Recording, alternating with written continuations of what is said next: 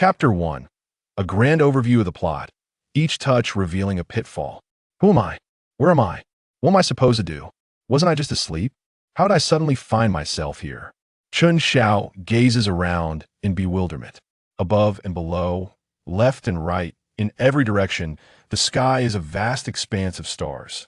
The starlight twinkles, seemingly within reach. Just as Chun Xiao is lost in thought, a dreamlike young girl appears before him. She appears to be around 16 or 17 years of age. Clad in a flowing white gown, with bright eyes and pearly teeth, her black hair billows like clouds. Chun Xiao is momentarily stunned. The beauty of this girl is truly extraordinary. Every frown and smile, every gesture embodies an innate elegance. Her delicate face bears no blemish or flaw. It seems as if she has been meticulously sculpted by the heavens, epitomizing perfection. Chun Xiao's fiancée, Lu Ruyan, is renowned as the most beautiful woman in Aurora City. Yet, in comparison to the girl before him, she pales into insignificance. At this moment, the girl gazes at Chun Xiao with her large, gleaming eyes, filled with urgency. Chun Xiao, the destined great villain has already targeted you. How shall we respond? Chun Xiao, taken aback, exclaims, "Wait, who are you?" The girl pauses for a moment, then scratches her head, feeling slightly embarrassed. "I forgot to introduce myself. My name is Dao, and my nickname is Yun Ranyan." Chun Xiao, utterly confounded, replies, "Dao, I haven't read much, don't deceive me." Yun Ranyan insists, "I'm not lying. I truly am Dao." Then she adds in a hushed tone, "I'm just an intern. Yes, I'm the daughter of the former Dao. After the previous Dao retired, I ascended to the position." Chun Xiao.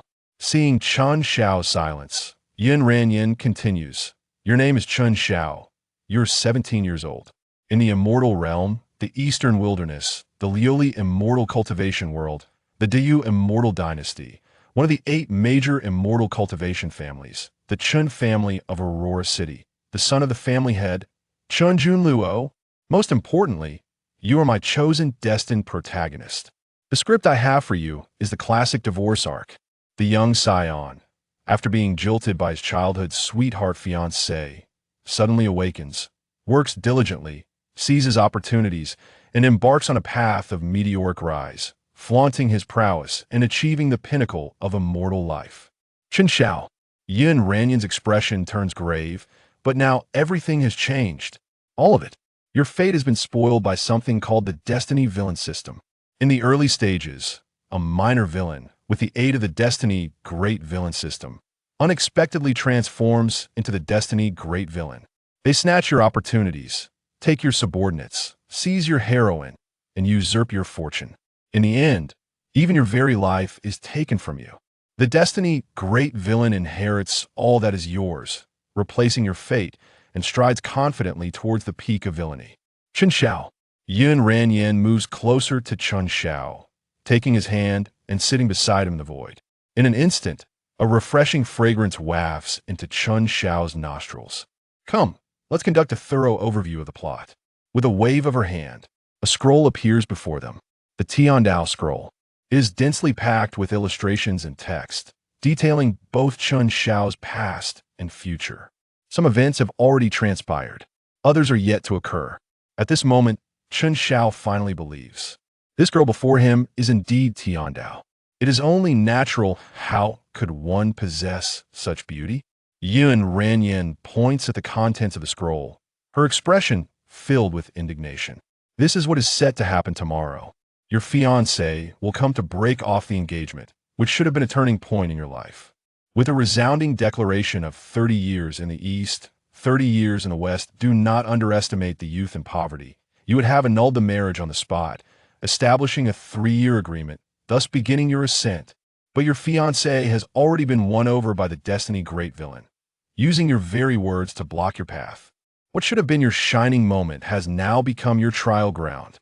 And here, 3 years from now, your ancestor Chun Fengyang will face tribulation and suffer a mishap, nearly perishing under the heavenly tribulation. You will act at that moment, shielding your ancestor from the final 3 heavenly tribulations, aiding him in his success. This is the inception of your family's rise, as well as another of your shining moments. But now, that wretched destiny villain system has ruined it all. Chun Fengyang will fail in his tribulation. The Chun family will face annihilation, and you will wander the world, enduring a fate as tragic as one can imagine. And here, this was supposed to be your opportunity. This person should have been your subordinate and heroine, has also been claimed by the destiny great villain. In the end, Yin Ranyin falls silent. It is indeed a tragic tale. While others conduct industrial or agricultural overviews to uncover treasures, her plot overview reveals nothing but pitfalls. Yin Ranyin's lips move for 2 full hours. At last, Chen Xiao finds a moment to interject. Are you really Tian Dao? Yin Ranyin nods emphatically. Chen Xiao, if Tian Dao is omnipotent, why not just call down a heavenly punishment to obliterate this so-called destiny great villain?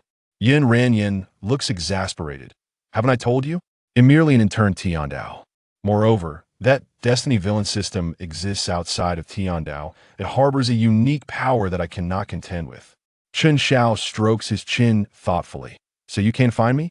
Yin Ranyin pats Chen Xiao's chest, her expression proud. If the villain has cheats, we shall have cheats too. I refuse to believe that our combination of Tian Dao and the destined protagonist's fortune cannot contend with that destiny great villain system. Now, tell me, what kind of cheat do you desire? Chen Xiao, any cheat will do. Yin Ranyin nods, any cheat. Chen Xiao gazes once more at the Tian Dao scroll before him, pondering earnestly.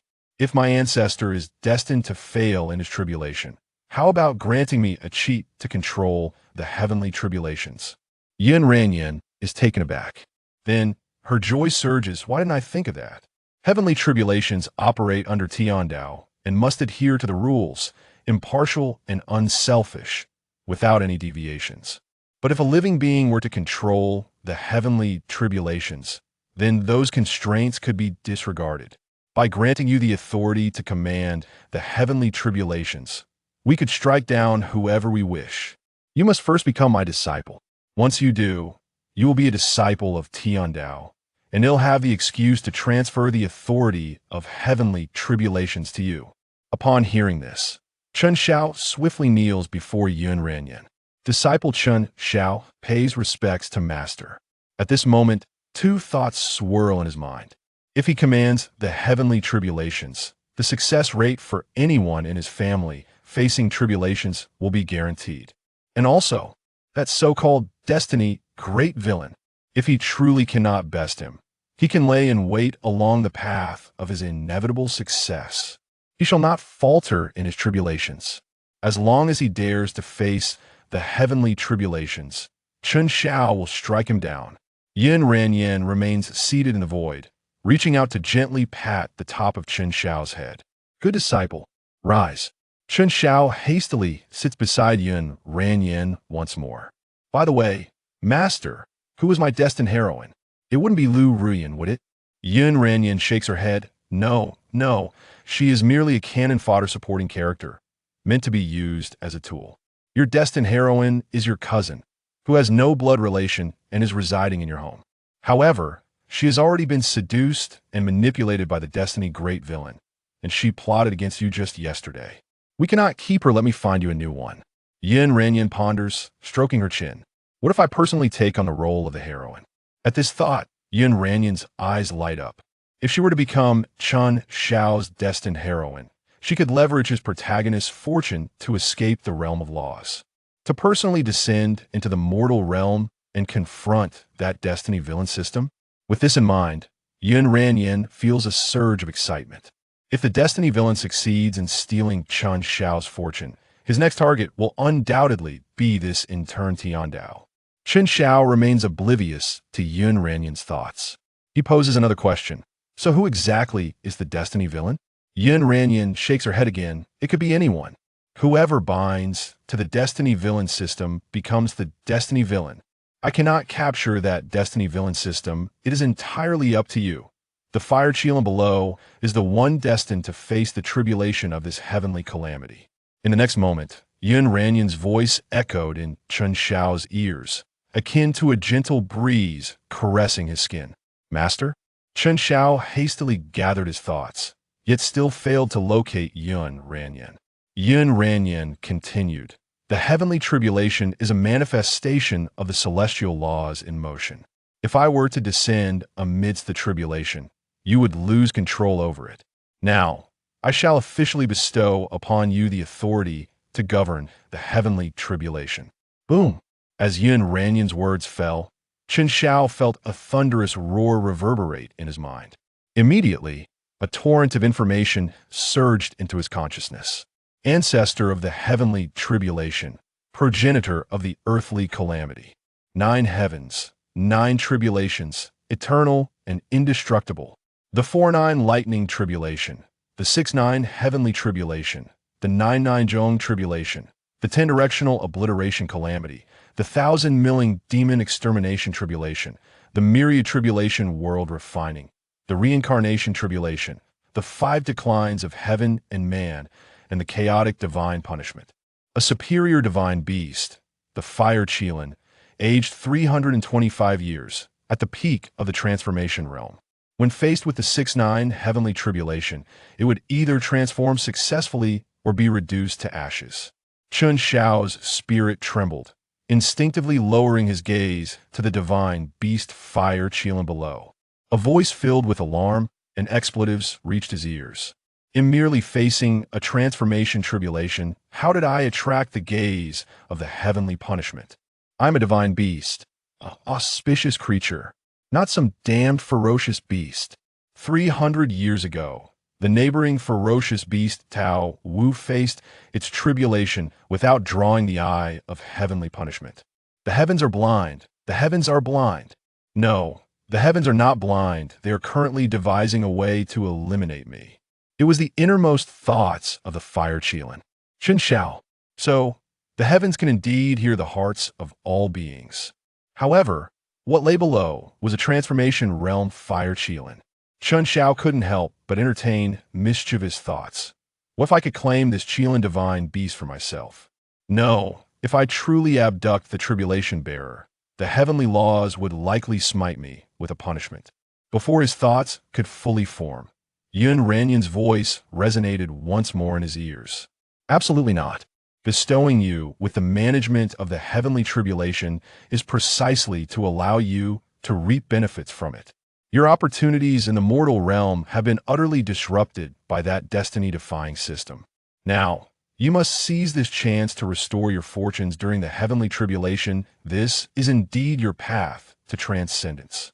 Besides this foolish Qilin, take a look around the area shrouded by the tribulation clouds. Collect any celestial materials or earthly treasures you find. Chen Xiao's eyes instantly sparkled. Ahem, but isn't that a bit inappropriate?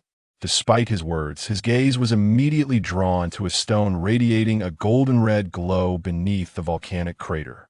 Though he did not recognize it, it was undoubtedly a treasure. First, let this fire Qilin overcome the transformation tribulation. With that thought, Chen Xiao focused his intent. Among the 9 heavenly tribulations, the weakest of the 4-9 lightning tribulation descended from the heavens, striking towards the fire Qilin below. The fire Qilin, trembling atop the volcanic crater, suddenly froze in its tracks. The 4-9 lightning tribulation? For a robust superior divine beast, the weakest 4-9 lightning tribulation posed no real threat. With a total of 36 lightning strikes across 4 rounds, it swiftly passed through. The fire Qilin, in a daze, successfully navigated the transformation tribulation. Vast celestial power surged towards it from all directions. In the blink of an eye, the once colossal beast, spanning 100 zhong, transformed into human form. A young man clad in golden red armor, exuding a valiant demeanor. Even after the transformation, the fire Qilin remained bewildered. What is happening? I thought, under the gaze of heavenly punishment, I would be reduced to ashes, forever lost. And this is the outcome? Ha ha!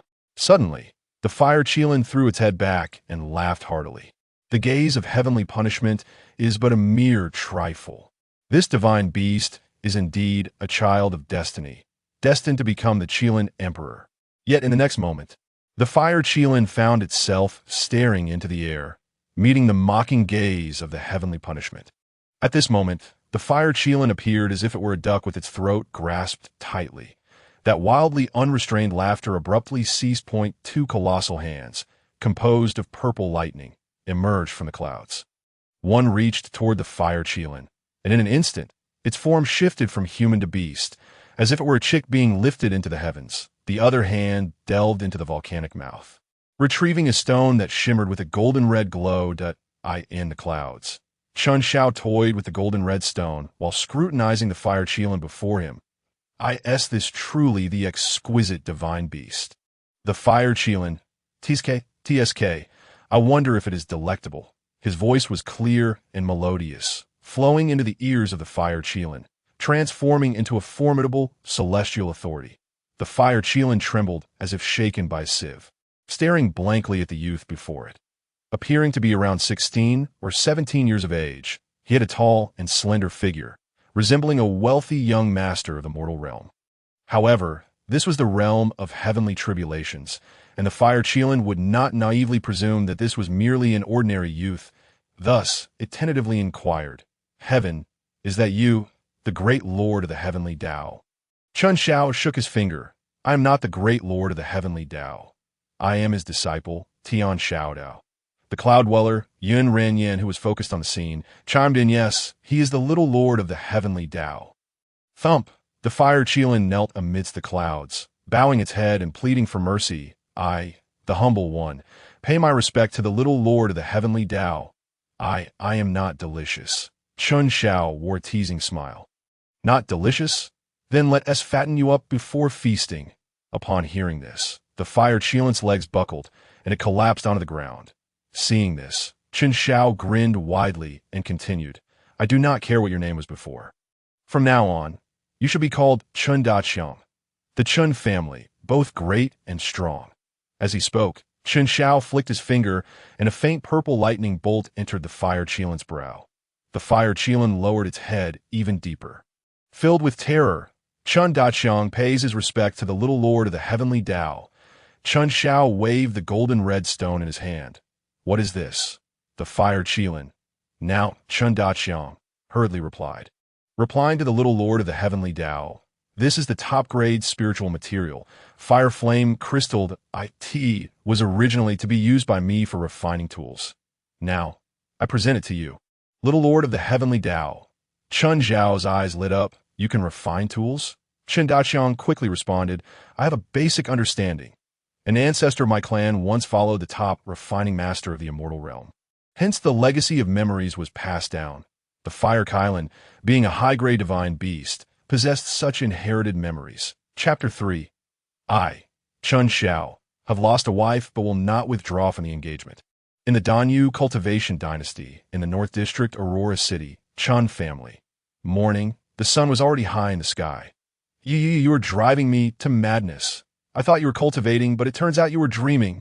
In Chun Zhao's room, Chan Junluo looked at his son on the bed, fuming. This son of his clearly gifted, yet he had no interest in cultivation, idling away his time aimlessly. Upon arriving, he had seen Chun Xiao sitting cross-legged with his eyes closed, seemingly in meditation. Just as he felt a sense of relief, he heard the faint sound of snoring. Upon entering, he realized that Chun Xiao wore a lewd smile, with a glimmer of drool at the corner of his mouth, clearly having dozed off while sitting.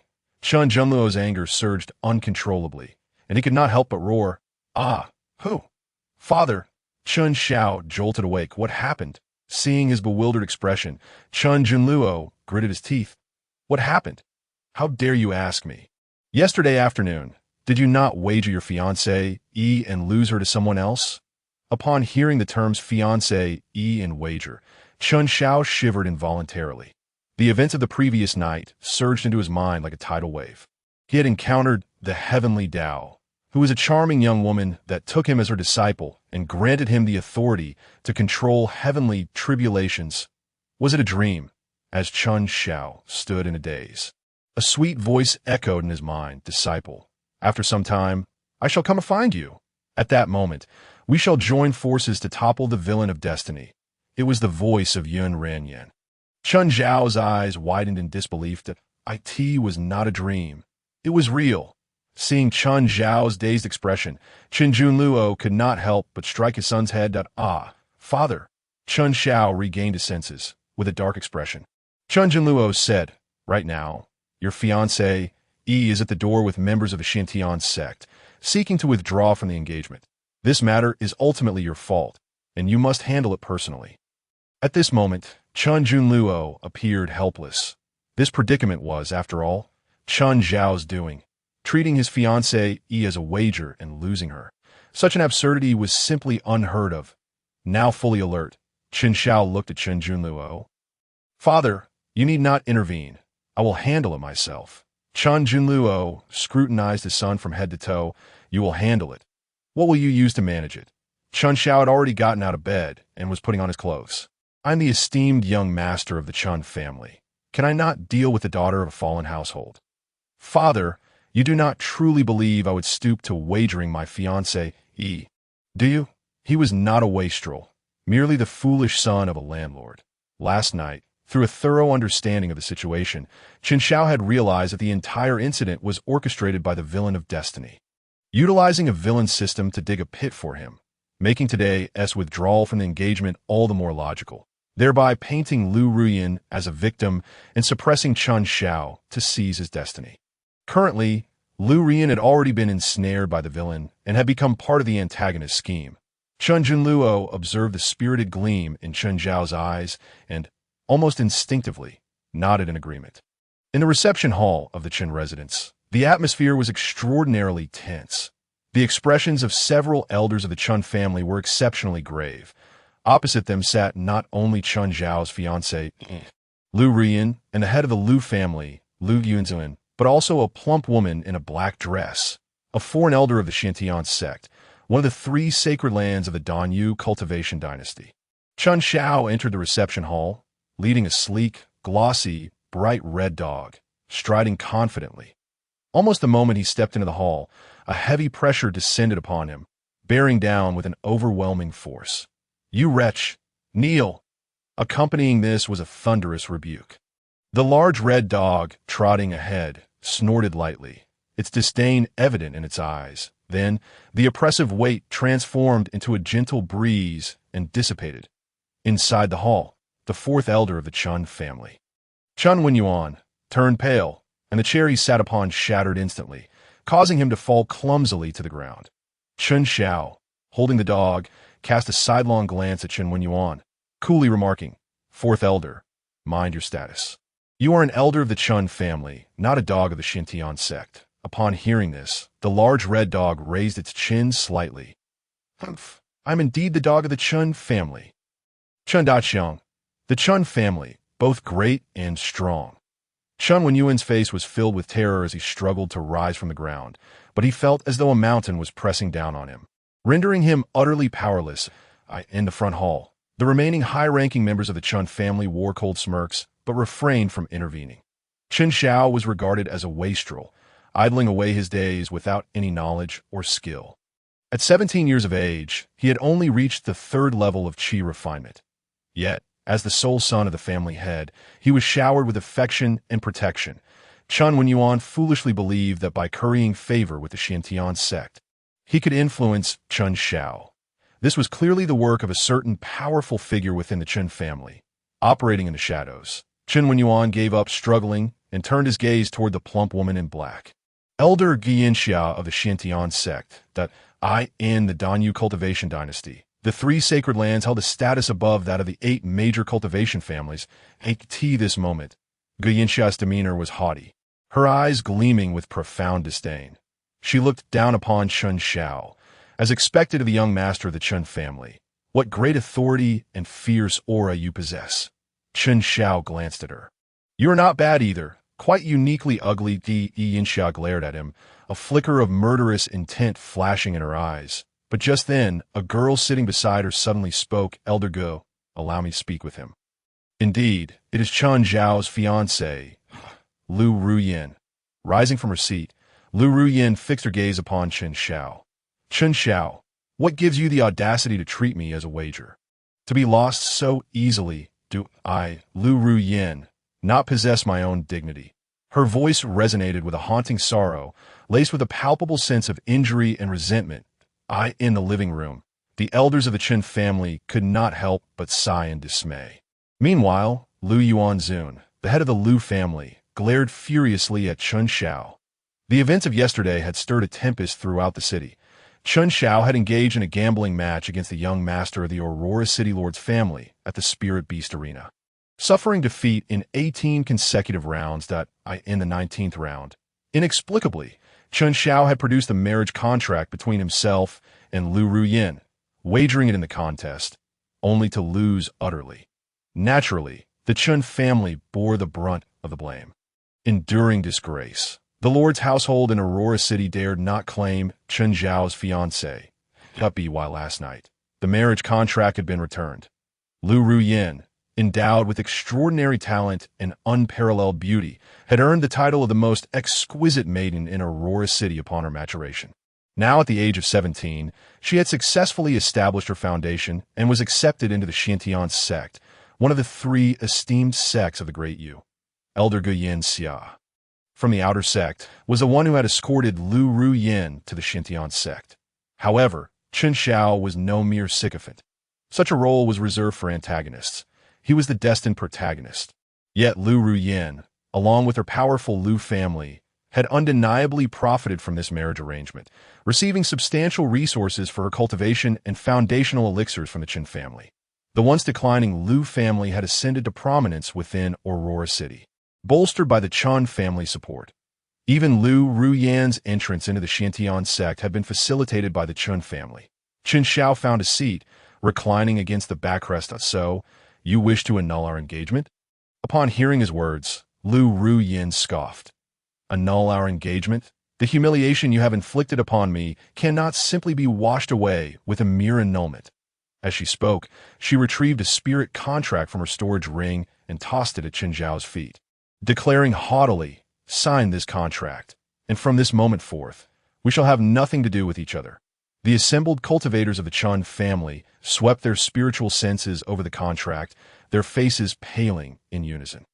The contents of the contract were not only a letter of annulment, but also demanded exorbitant compensation from the Chen family, amounting to over 1 million high-grade spirit stones. This was no trifling sum.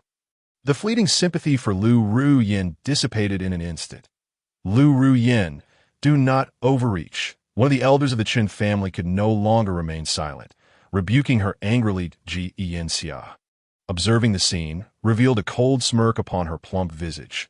Overreach? Who is truly overreaching here? A mere wastrel from the Chen family dares to insult a disciple of the Xintian sect. In that instant, a pressure emanating from the early stage of the transformation realm enveloped the Chen family's reception hall. The faces of the Chen family members flushed crimson, yet they found themselves at a loss for words. Guyin Xia represented not only a formidable transformation realm cultivator, but also the formidable Xintian sect. With Guyin Xia's backing, Lu Ruyin approached Chen Xiao, looking down upon him from her elevated position. The mockery and triumph in her eyes could no longer be concealed. "Young Master Chen, are you planning to cast off your humiliated fiancé, right here, or will you once again bellow about the passage of time, admonishing me not to underestimate the youth? Do you believe that your poverty justifies your actions? Does your lack of wealth entitle you to treat me as a wager, subjecting me to humiliation at will?" With each word Lu Ruyin uttered, the expressions of the Chen family members grew increasingly grim. Indeed, Chen Xiao bore responsibility for this situation. Lu Ruyin's confrontation with the Xintian sect was, in fact, entirely justified. The arrogance in Lu Ruyin's eyes grew more pronounced. She deprived Chen Xiao of any opportunity to speak, continuing, "Or do you wish to propose a 3-year pact? I shall grant you 3 years to cultivate diligently. After 3 years, you may come to the Xintian sect to challenge me to a duel to the death." Her words were akin to dragging Chen Xiao's face through the dirt. Throughout the Great Yu immortal cultivation dynasty, who did not know of Chen Xiao's aversion to cultivation? His cultivation at the 3rd level of qi refinement had been forcibly achieved through the use of medicinal pills by Chen Junluo. A 3-year pact? Even granting him 30 years, he would likely still not be able to touch the hem of Lu Ruyin's garment. Chen Xiao, seated in his chair, leisurely removed his shoes, and own need for 3 years. I can do it now. As he spoke, he rose to his feet and, with a sharp motion, brought his shoe down upon Lu Ruyan's face.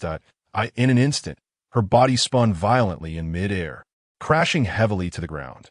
Chen Xiao stepped forward, planting his foot upon Lu Ruyan's face. Chen Xiao possessed only the loss of a wife, not the option of annulment. Chapter 4. The bone-eroding perfume of soul, dissolution, outrageous. Guyan Xia exclaimed in a fit of rage upon witnessing the scene. However, at that very moment, a searing heat surged through the air. A massive, crimson foot descended from above, crashing down upon Guyan Xia with tremendous force. Her corpulent form was instantly toppled to the ground, the pinnacle of the transformation realm. Guyan Xia's face drained of color. Yes, she attempted to summon her true essence. The overwhelming force from the foot scattered her energy. I am an elder of the Xintian sect. Do you, Chun family, dare to provoke me without fearing the sect's retribution? Her voice cracked in desperation, a sound akin to a broken gong. She represented the Xintian sect. As her words faded, a deep, resonant voice echoed. The Xintian sect. It is you who is being trampled upon. At this moment, all present were rendered speechless by the unexpected turn of events. Not only was the unidentified powerhouse who had subdued Guyan Xia present, but so was Chen Xiao. Lu Ruyan, a genuine foundational cultivator, had been struck down by Chen Zhao's shu, unable to mount any defense. And Chen Zhao's fluctuations of spiritual energy clearly indicated he was at the foundation establishment stage. When had he established his foundation, Lu Ruyan, beneath Chen Zhao's foot, felt a flicker of dread. Chen Xiao, I am an inner disciple of the Xintian sect. If you dare to harm me, the sect will, before she could finish. Her gaze fell upon Guyan Xia, who was similarly subdued. Instantly, she fell silent. Chen Xiao cast a glance at Lu Yuanzun, who was frozen in shock, trembling uncontrollably, before leaning closer to Lu Ruyan. It seems our esteemed Miss Lu is still unaware of the situation. You, Lu Ruyan, are merely a plaything that the Chun family has procured for me. Without the resources of the Chun family, what do you think you amount to be treated as a wager? That is your only worth. At this moment, Chen Xiao exuded an air of arrogance and malice. Walk the path of an antagonist, and leave no path for the antagonist to tread. Lu Ruyan struggled in vain, but Chen Zhao's foot bore down with the weight of 1,000 pounds, rendering her immobile. The confusion in Lu Ruyan's eyes deepened. This was not how it was supposed to be. Chen Xiao had always been an unlearned wastrel. When had he become so formidable? Moreover, how dared the Chun family provoke Elder Ge? Did they not fear the wrath of the Xintian sect? The sanctity of the immortal sex was not something that the cultivation families could afford to offend. Gazing at the bewildered Lu Ruyan, Chen Xiao remarked, You asked me how I could treat you as a wager. Did you not? As he spoke, Chen Xiao produced a recording stone from his hand. The stone shimmered, projecting an ethereal image into the AI. In that moment, all present were left dumbfounded, their expressions fraught with disbelief. Lu Yuanzun, the head of the Lu family, sank to the ground, his face as pale as a sheet. The image depicted Lu Ruyan, utterly nude, entwined with a man. While her features were unmistakably clear, the man's identity remained obscured. Yet, it was evident he was not Chen Xiao. Chen Xiao slightly lifted his foot, allowing Lu Ruyan to witness the scene. Her eyes widened in shock as she muttered, How could this be? How could this be? Chen Xiao sneered, Thus this young master has not sought you out for trouble, and yet you come forth to accuse me first. As he spoke, Chen Xiao gently flicked the shadow stone on his hand. A hum resonated as the image upon the projection stone soared into the heavens, casting its light over the skies of Aurora City. No. Lu Ruyan's face contorted with terror as she began to struggle frantically. Yet, Chen Xiao applied a slight pressure with his foot, forcing her back down. This image was an imprint Chen Xiao had taken from the tome of Heavenly Dao during last night's reconnaissance of the plot. Lu Ruyan was a crucial supporting female character in the early stages, intricately entwined with Chen Zhao's fate. Naturally, her affairs would be documented within the heavenly script. However, the fated antagonist entangled with her possessed a villainous system that fell outside the realm of the Heavenly Dao. Thus, the tome could not discern the true visage of the antagonist, at that very moment. All cultivators in Aurora City bore witness to a spectacle of springtime intimacy, with the protagonist being none other than the renowned beauty of Aurora City. Lu Rian. Instantly, the entire city erupted in chaos. It was only at this moment that everyone came to a startling realization. And oh wonder, the young master of the Chun family had wagered Lu Ruyan as a bet, losing her to the son of the city lord. The young lord of Aurora City, Yi Sun, stared blankly at the enormous projection, infuriated and exclaiming, "So that's it. I was wondering why Qin Xiao would be foolish enough to wager Lu Ruyan against me. He is tossing me a hot potato. Who wants this curse? I certainly do not." Meanwhile, a youth with a delicate and feminine aura was also gazing at the projection. "What is happening? System, what went wrong?" After a crackling sound of electricity, a cold mechanical voice responded, "It appears the host was seen by a passing expert while attempting to charm the supporting female. However, the plot has not deviated." The antagonist quickly inquired, "What about Qin Zhao's fate?" The system replied, "The host's interference with the plot has failed. The protagonist's fortune remains intact." The antagonist furrowed his brow tightly. The system continued, "The host need not worry. The protagonist's upcoming opportunity is the focus. Tomorrow, the protagonist will acquire his first opportunity, the innate anti-spirit pill, which will forge his immortal spiritual root. The host's task is to seize it when the protagonist obtains the innate anti-spirit pill. In doing so, the host can not only snatch the protagonist's fortune, but also utilize the innate anti-spirit pill to forge his own immortal spiritual root." The antagonist's eyes lit up. "All right, I'll prepare at once." In the Chun residence, Chun Jinluo also beheld the projection suspended in the air, his eyes igniting with an overwhelming murderous intent. However, what was the matter with Xiao's cultivation and that crimson foot? In the reception hall, Chun Xiao cast a glance at Lu Yuan, the head of the Lu family. "You have reviewed the compensation on this spirit contract. Therefore, I expect my Chun family to be compensated tenfold."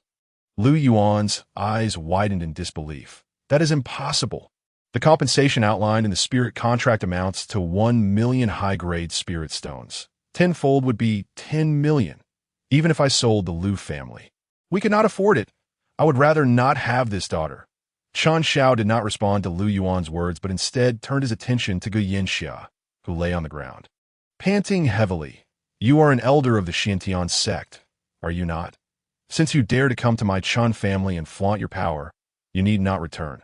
The crowd in the reception hall had yet to grasp the meaning behind Chun Zhao's words, with the enormous crimson foot, which had been resting on Gu Yinxia, suddenly exerted force that a sharp, piercing scream escaped Gu Yinxia's lips as her corpulent form was reduced to a mere puddle of flesh, just as her primordial spirit attempted to flee. An invisible maw captured it, swallowing it whole. Ji Yinxia, the elder of the Xintian sect, was dead. In the reception hall, everyone gasped in shock. The elder of the Xintian sect had perished just like that. Chun Xiao let out a sigh of relief. According to the tome of Heavenly Dao, 3 years hence, the Chun family will meet its demise, although the fated antagonist was pulling the strings behind the scenes. The Xintian sect was the primary force. Ji Yinxia was exceedingly vicious, showing no mercy even to infants still in their cradles within the Chun family.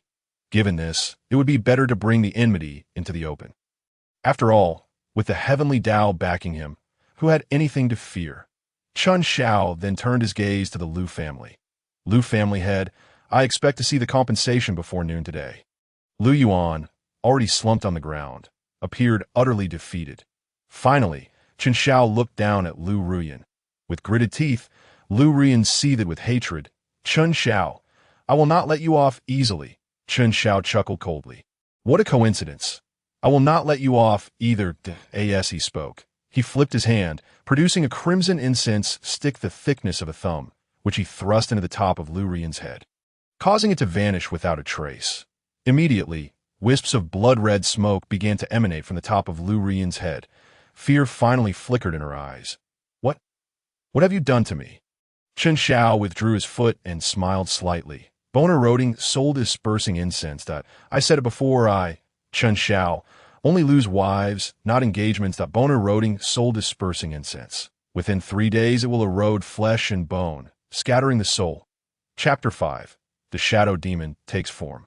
External embodiment. Upon hearing the words bone-eroding, soul-dispersing incense, the crowd in the reception hall collectively gasped in horror. Lu Rian's previously terrified eyes now reflected a glimmer of despair. Death itself is not terrifying. What is terrifying is the process of awaiting death. The Lu family fled the Chun residence in utter disarray. Chun Junluo, unable to contain himself, intercepted Chen Xiao, who was accompanied by a dog, and heading back to his room. He scrutinized his son from head to toe, a torrent of questions swirling in his mind, ultimately crystallizing into a single query. What on earth is going on? The sight of that powerful figure who had just crushed Gu Yinxia underfoot weighed heavily on Chun Junluo's mind. In a single night, Chun Xiao had ascended from the third level of qi refinement to the foundation establishment stage, effortlessly toppling Lu Ruyan with a mere shoe. Had Chen Xiao not actively revealed his cultivation, Chen Junluo would have been unable to discern his son's true capabilities, and that bone-eroding, soul-dispersing incense was an exceedingly rare treasure. All of this left Chen Junluo deeply concerned. Chun Xiao chuckled mysteriously. "Father, I have recently taken on a formidable master." After a brief pause, he added, "She will be visiting our Chun family soon." Chen Junluo was taken aback. "You have taken a master?" Chun Xiao nodded. "You will find out in due time." Chun Junluo finally exhaled a sigh of relief. If Chun Xiao did not provide him with a reasonable explanation today, he would be unable to find peace of mind. Chun Junluo feared that his son had been possessed by some ancient demon. Just then, the voice of Yun Ranyin echoed in Chun Xiao's mind. "Disciple, hurry to the heavenly tribulation." Chun Xiao quickly replied, "Father, I have matters to attend to. I must leave now." With that, he hurriedly departed. Chun Junluo was about to inquire further, but noticed his son heading toward his room, and a thought struck him. Could it be that he was not actually sleeping earlier, but rather receiving enlightenment in a dream? Upon returning to his room, Chun Xiao closed the door and sat cross-legged on the bed. He activated the Nine Heavens Thunder Decree, a cultivation method he currently practiced, which also granted him control over the heavenly tribulation. As the technique flowed through him, the sound of thunderous roars filled his ears. He had already entered the realm of the heavenly tribulation. Below him lay what appeared to be a vast, ancient battlefield, strewn with broken walls, shattered weapons, and eerie white bones. Beneath the dark clouds of tribulation stood a colossal ancient corpse. The ancient corpse belonged to a man, and though countless years had passed since his demise, his physique remained imposing, exuding a formidable aura of ferocity. Clad in ancient bronze armor, he tightly grasped a bronze spear in his hand. However, what drew the most attention was the azure sword embedded in his chest, the very source of the ancient corpse's demise. "Master," Chun Xiao tentatively called out. "I'm here," Yun Ranyin's voice responded. "That below is the opportunity your master has secured for you." Upon hearing this, Chun Xiao quickly looked down. The corpse and that sword. "Wait!" Suddenly, Chun Xiao's eyes brightened. The shadow beside the ancient corpse stood a pitch-black silhouette, mirroring the form of the ancient corpse. If one did not observe closely, it would be easily overlooked. Yun Ranyin's voice carried a hint of mirth. "Yes, that is indeed the shadow. The shadow of this corpse has absorbed the ferocity and resentment of the entire battlefield. Along with the murderous intent of that sword, in this present moment, a transformation is on the verge of manifestation. The shadow demon, nurtured within the ancient battlefield, has coalesced into an innate soul. However, this primordial essence is saturated with boundless resentment, slaughter, and malevolent energy. Upon its emergence, it will undoubtedly become an unparalleled harbinger of doom." Yun Ranyin continued, "Do you intend to take it as a subordinate, or refine it into an external incarnation?" Chun Xiao's eyes gleamed with intrigue. "Can it truly be refined into an external incarnation?" Yun Ranyin affirmed. "Indeed, the shadow demon has yet to fully take shape, and its intelligence is not yet developed. You can refine it into an external incarnation, and then subsequently undergo tribulation to attain form. I shall now impart the technique of external incarnation to you." As she spoke, a subtle yet powerful intent infiltrated Chun Xiao's mind. Yun Ranyin transmitted the method of refining an external incarnation to him, rather than actively assisting him in the process. This moment, Chun Xiao was enveloped in the heavenly tribulation, wielding the ability to command it while simultaneously receiving the endorsement of celestial laws. Even though he was not the true embodiment of the Heavenly Dao, he was a minor aspect of it. Thunder rumbled ominously as Chun Xiao approached the shadow demon amidst the cascading lightning. Following the technique imparted by Yun Ranyin, he directly refined the shadow demon into his external incarnation. In the next instant, a colossal and chaotic awareness surged from the shadow demon's innate soul into Chun Xiao's consciousness. In that fleeting moment, desires of confusion, slaughter, and destruction relentlessly assailed Chun Xiao's thoughts, seeking to assimilate him. Yet at this juncture, with his being intertwined with the heavenly tribulation and shielded by the Heavenly Dao, this invasive thought was shattered upon entering his consciousness. Chun Xiao couldn't help but marvel. If this entity had been refined by another, it surely would have been immediately assimilated, becoming a mere extension of the shadow demon. The shadow demon, now refined by Chun Xiao, became his external incarnation but remained merely a dark silhouette, not yet fully formed. Chun Xiao's true self returned to the heavenly tribulation. Soon after, the 4-9 lightning tribulation descended upon the shadow demon. Moments later, as the tribulation subsided, the dark silhouette dissipated, transforming into Chun Xiao's likeness. The nascent soul stage. It possessed innate talent. After the shadow demon's incarnation, it held only the cultivation of the nascent soul stage. While it may not rival the superior divine beasts like the fire Qilin, this shadow incarnation possessed an extraordinarily terrifying innate ability. Shadow transformation. It could meld into shadows, appearing and vanishing at will. Chun Xiao then turned his gaze to a nearby ancient corpse. Bury it, echoed Yun Ranyin's voice in his ears. After countless ages, everything here had long since decayed. Had it not been for the corpse's formidable strength and life, it would have long been reduced to mere dust. Chun Xiao nodded with a tinge of regret, digging a large pit beside the ancient corpse and interring it within. When Chun Xiao opened his eyes once more, he found himself back in his room. The shadow demon incarnation had also returned, morphing into a small dark shadow concealed in the shadows. This moment, Chun Xiao noticed a scroll suspended in his consciousness. It was the Heavenly Dao scroll he had glimpsed the previous night. In an instant, the scroll unfurled slowly. This contained the events yet to transpire, pertaining to the fated antagonist. Chun Xiao raised an eyebrow slightly. Originally, the fortuitous opportunity that belonged to him, the innate counter-spiritual elixir capable of forging immortal roots, was to follow a conventional course. The innate counter-spiritual elixir was obtained by Chun Xiao, allowing him to forge an immortal root. However, this narrative had already been divulged to the antagonist by the fated antagonist system. Consequently, the opportunity had been intercepted by the villain. Alongside it, Chun Xiao's original fortunes were also seized. So, you wish to usurp my opportunity? Then let me grant you ample chance. Chun Xiao's gaze flickered with mischief as he perused the contents of the Heavenly Dao Scroll. Chapter 6. Mildly harmful, utterly insulting. Chun Daqiang, come in. Chun Xiao called out toward the door. The fire Qilin, transformed into a red-haired canine, trotted in with its fluffy tail wagging merrily. You possess any poisons that are not particularly lethal, but are exceedingly insulting? Chun Xiao inquired, eyeing the obsequious Chun Daqiang. The bone-corroding soul fragrance previously used against Lu Ruyan had been sourced from Chun Daqiang, a superior divine beast of the transformation stage. The fire Qilin could command respect in the cultivation world. Over the past 3 centuries, it had amassed countless treasures. Chun Daqiang hurriedly opened his spatial pouch, rummaging through it before producing a small white porcelain vial, presenting it to Chun Xiao with a simpering expression. Heavenly Dao, little lord.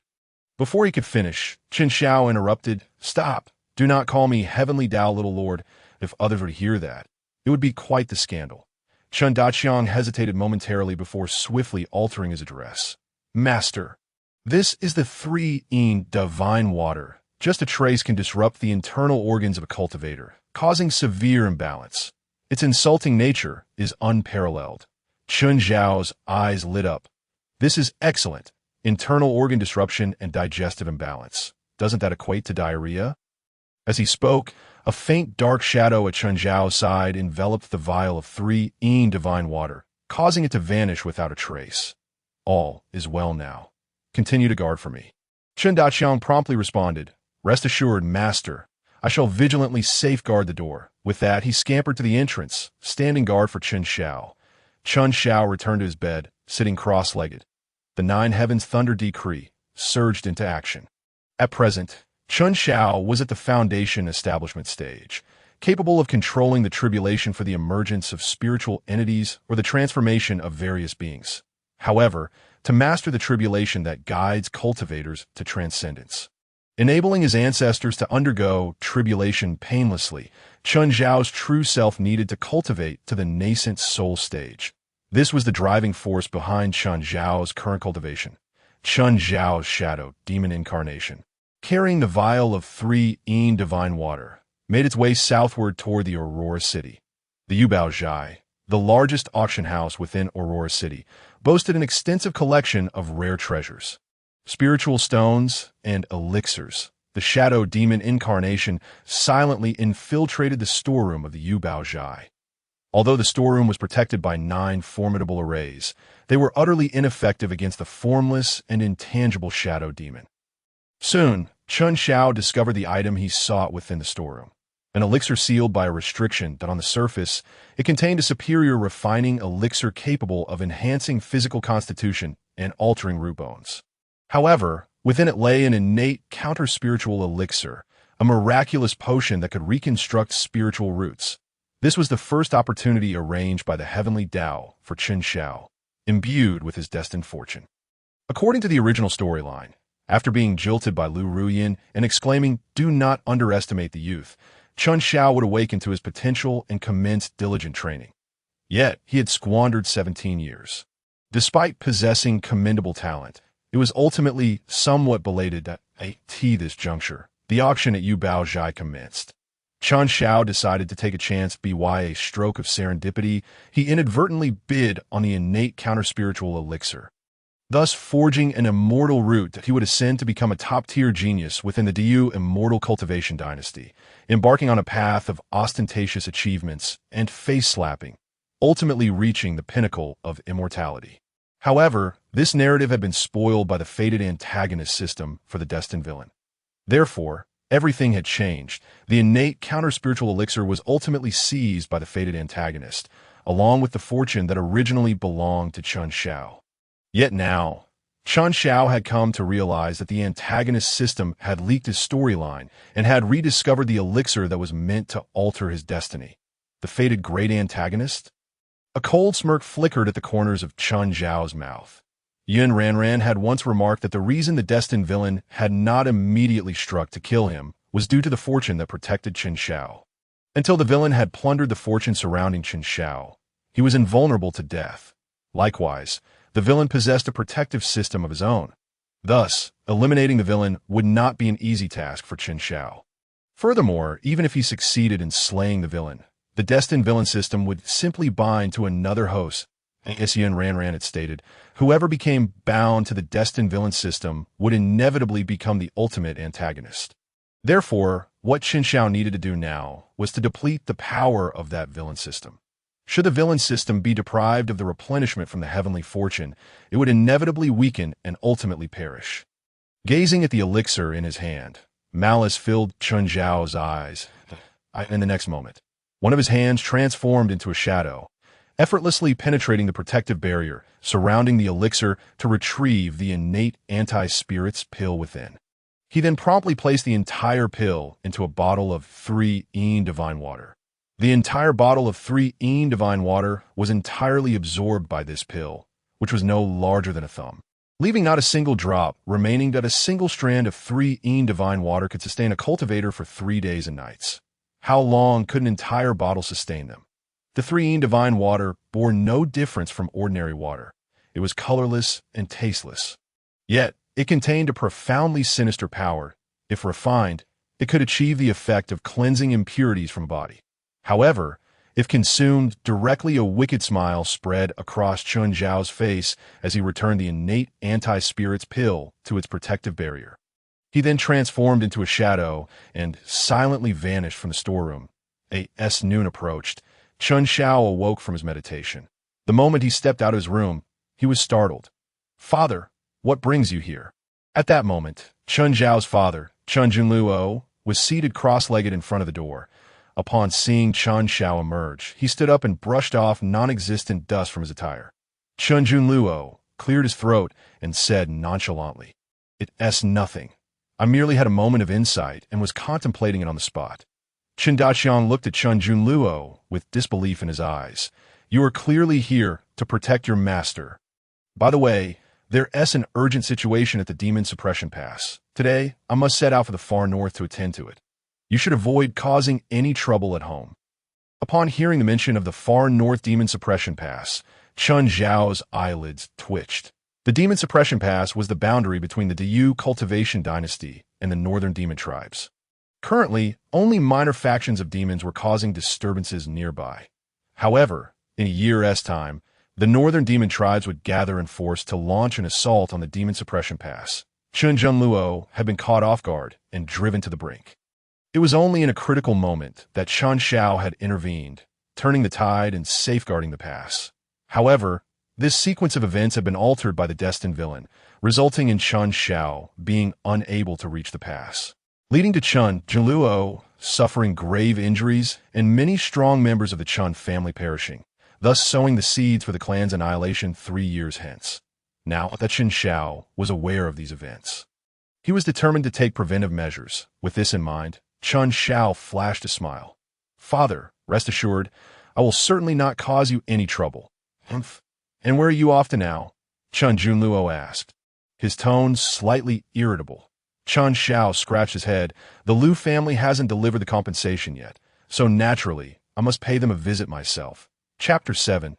My Deity, your status upon hearing Chun Zhao's words. Chun Luo nodded slightly.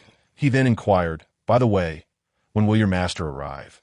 Chun Zhao was momentarily taken aback by Chun Junluo's question. Although Yin Ranran had mentioned she would come in a few days, she had not specified when. Just as Chun Zhao hesitated, Yin Ranran's melodious voice echoed in his mind, prompting him to quickly respond, "My master just sent word that she will arrive in 3 days." Chun Junluo seemed to exhale in relief and remarked, "That is good." Chun Junluo, accompanied by several strong members of the Chun family, quietly departed from Aurora City. Within the Chun family, numerous cultivators had gathered, preparing to accompany Chun Zhao to the Liu family. The territory of Aurora City, spanning 8,000 miles, belonged entirely to the Chun family. Any family or cultivation sect rooted in Aurora City was a vassal of the Chun family, and the Liu family was no exception. Now, the Liu family had dared to conspire with the Xintian sect against the Chun family. In the eyes of the Chun family's cultivators, the Liu family had already ceased to exist. As for the Xintian sect, the conflict between the two families had been brought to light. The Chun family stood on solid ground, and even if they sought justice, it would be the Chun family confronting the Xintian sect. At this moment, in the Liu family, the head of the family, Liu Qinzuan, was expressing his heartfelt gratitude to a delicate-looking young man. "Thank you, young Marquis, for resolving the bone-eroding soul incense predicament for my daughter." The effeminate young man seated at the head of the table was none other than Nan Gongqi, one of the 4 marquises of the Diyu cultivation dynasty and the son of the Tianyang Marquis. He was also the destined ultimate villain possessing the destined villain system. Nan Gongqi waved his hand, a gentle smile gracing his previously effeminate features. That it was but a small effort, hardly worth mentioning. Moreover, Lu Xian is someone I hold dear. How could I allow her to be bullied? Lu Xian stood beside Nan Gongqi, her gaze filled with affection for him. At that moment, the bone-eroding soul incense within Lu Xian had already been extracted. If my calculations are correct, Chun Zhao will undoubtedly come knocking soon. Xian, the humiliation you have suffered must be avenged. You must trample Chun Zhao beneath your feet. As he spoke, Nan Gongqi flipped his right hand, revealing a pill radiating a hazy glow.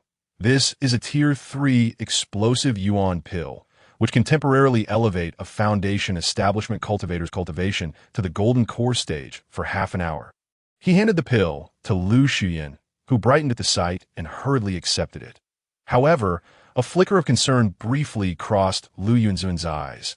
Although pills like the explosive yuan pill could provide a temporary boost in cultivation, they would inevitably harm one's foundation. Seemingly noticing Lu Yunzun's worries, Nan Gongqi reassured him, "Do not worry. My explosive yuan pill has no side effects. Xuyin can use this pill to gain insight into the golden core realm ahead of time. It is a product I exchanged from the system's marketplace, so it will not have any repercussions." I could see that moment. A servant from the Lu family rushed in, reporting urgently, "Head of the family, trouble. The cultivators from the Chun family have descended upon us and surrounded the Lu family." Lu Yuanzun's expression changed dramatically as he instinctively looked to Nan Gongqi. Nan Gongqi laughed heartily. "Rest assured, Lu family head. With me here, the Chun family will not stir up any trouble. Suyin, when Chun Xiao arrives, you must challenge him and ensure you trample him beneath your feet." Upon hearing this, Lu Xuyin swallowed the explosive yuan pill in one gulp. In the next instant, her true essence surged wildly, and her cultivation rapidly ascended from the foundation establishment stage to the golden core stage.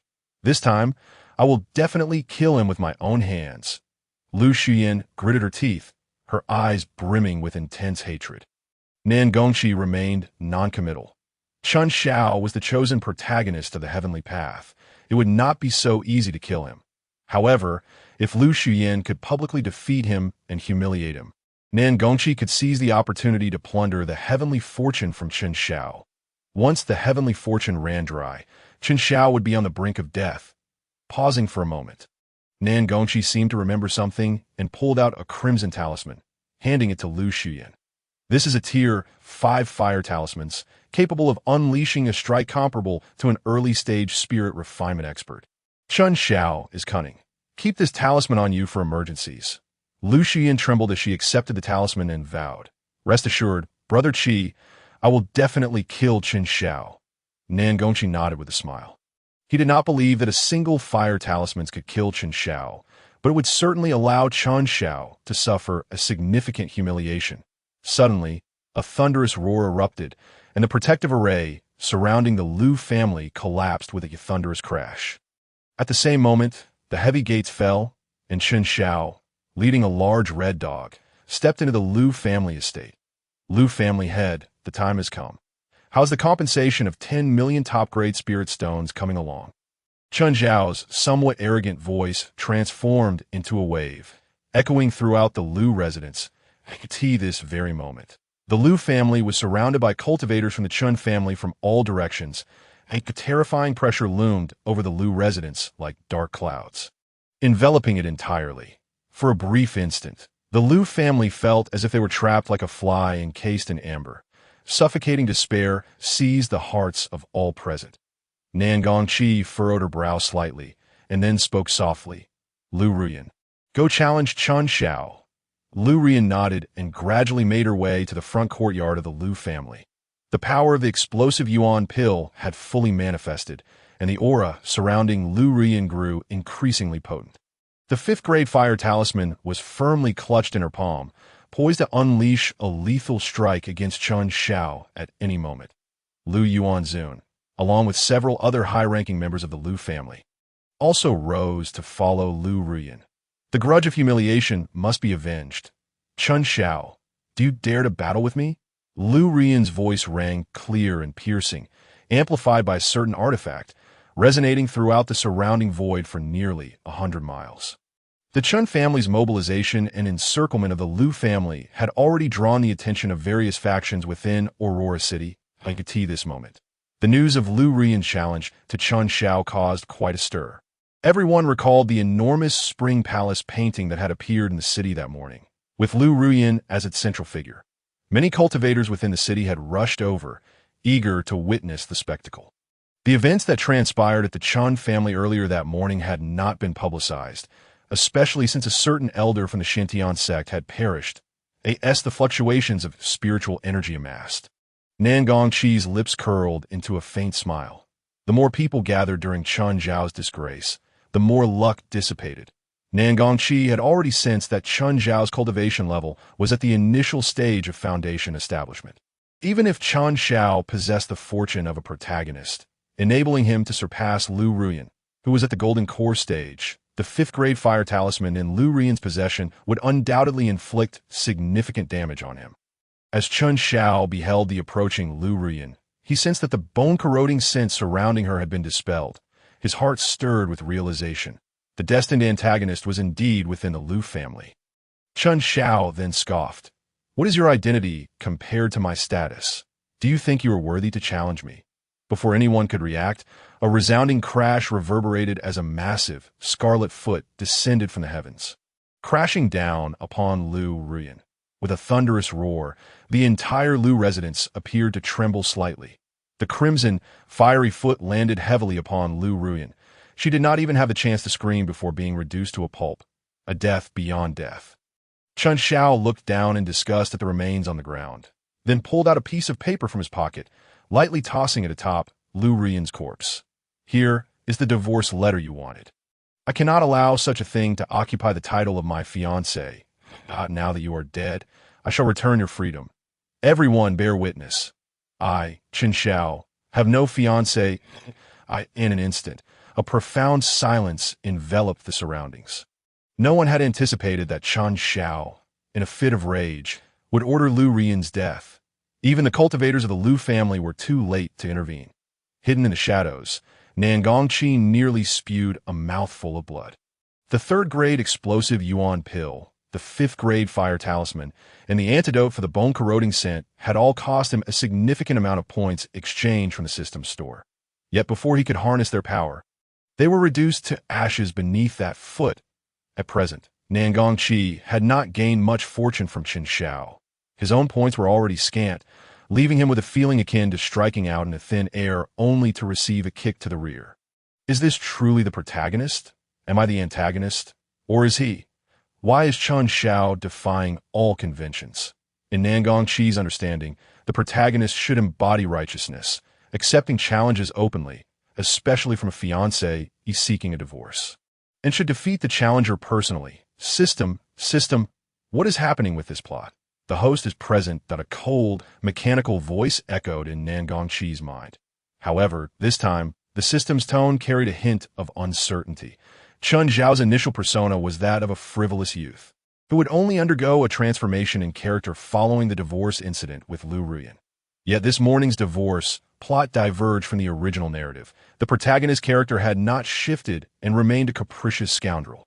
At this point, the system fell silent, clearly perplexed by the unfolding events. The plot had seemingly remained unchanged, all proceeding according to the original plan, yet this fated protagonist was not adhering to the script. The story appeared unaltered, yet had seemingly collapsed entirely. After a brief pause, the system spoke again. Now, the protagonist's fortune has grown ever stronger. The host must take action personally to suppress his arrogance and seize his heavenly luck. Nangongqi's eyes narrowed slightly as he silently observed Chen Xiao. Chen Xiao, leading a large red dog, looked at Lu Ruyan's lifeless body. He gently kicked a piece of flesh, revealing a bloody, severed hand. In that hand was a talisman, stained crimson yet radiating with scorching heat. TSK, challenging me with a fifth-grade fire talisman. The Lu family truly knows how to scheme. As Chen Xiao's words fell, all eyes were drawn to that severed hand.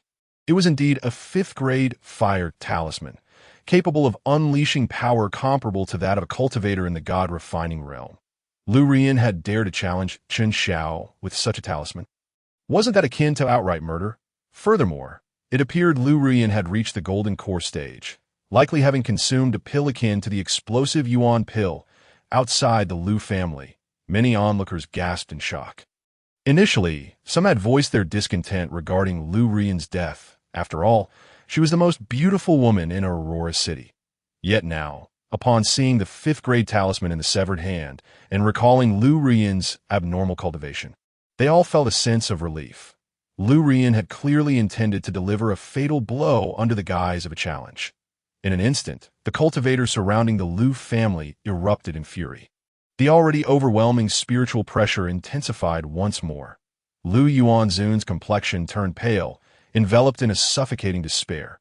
Lu family patriarch, Have you prepared the compensation of 10 million top-grade spirit stones?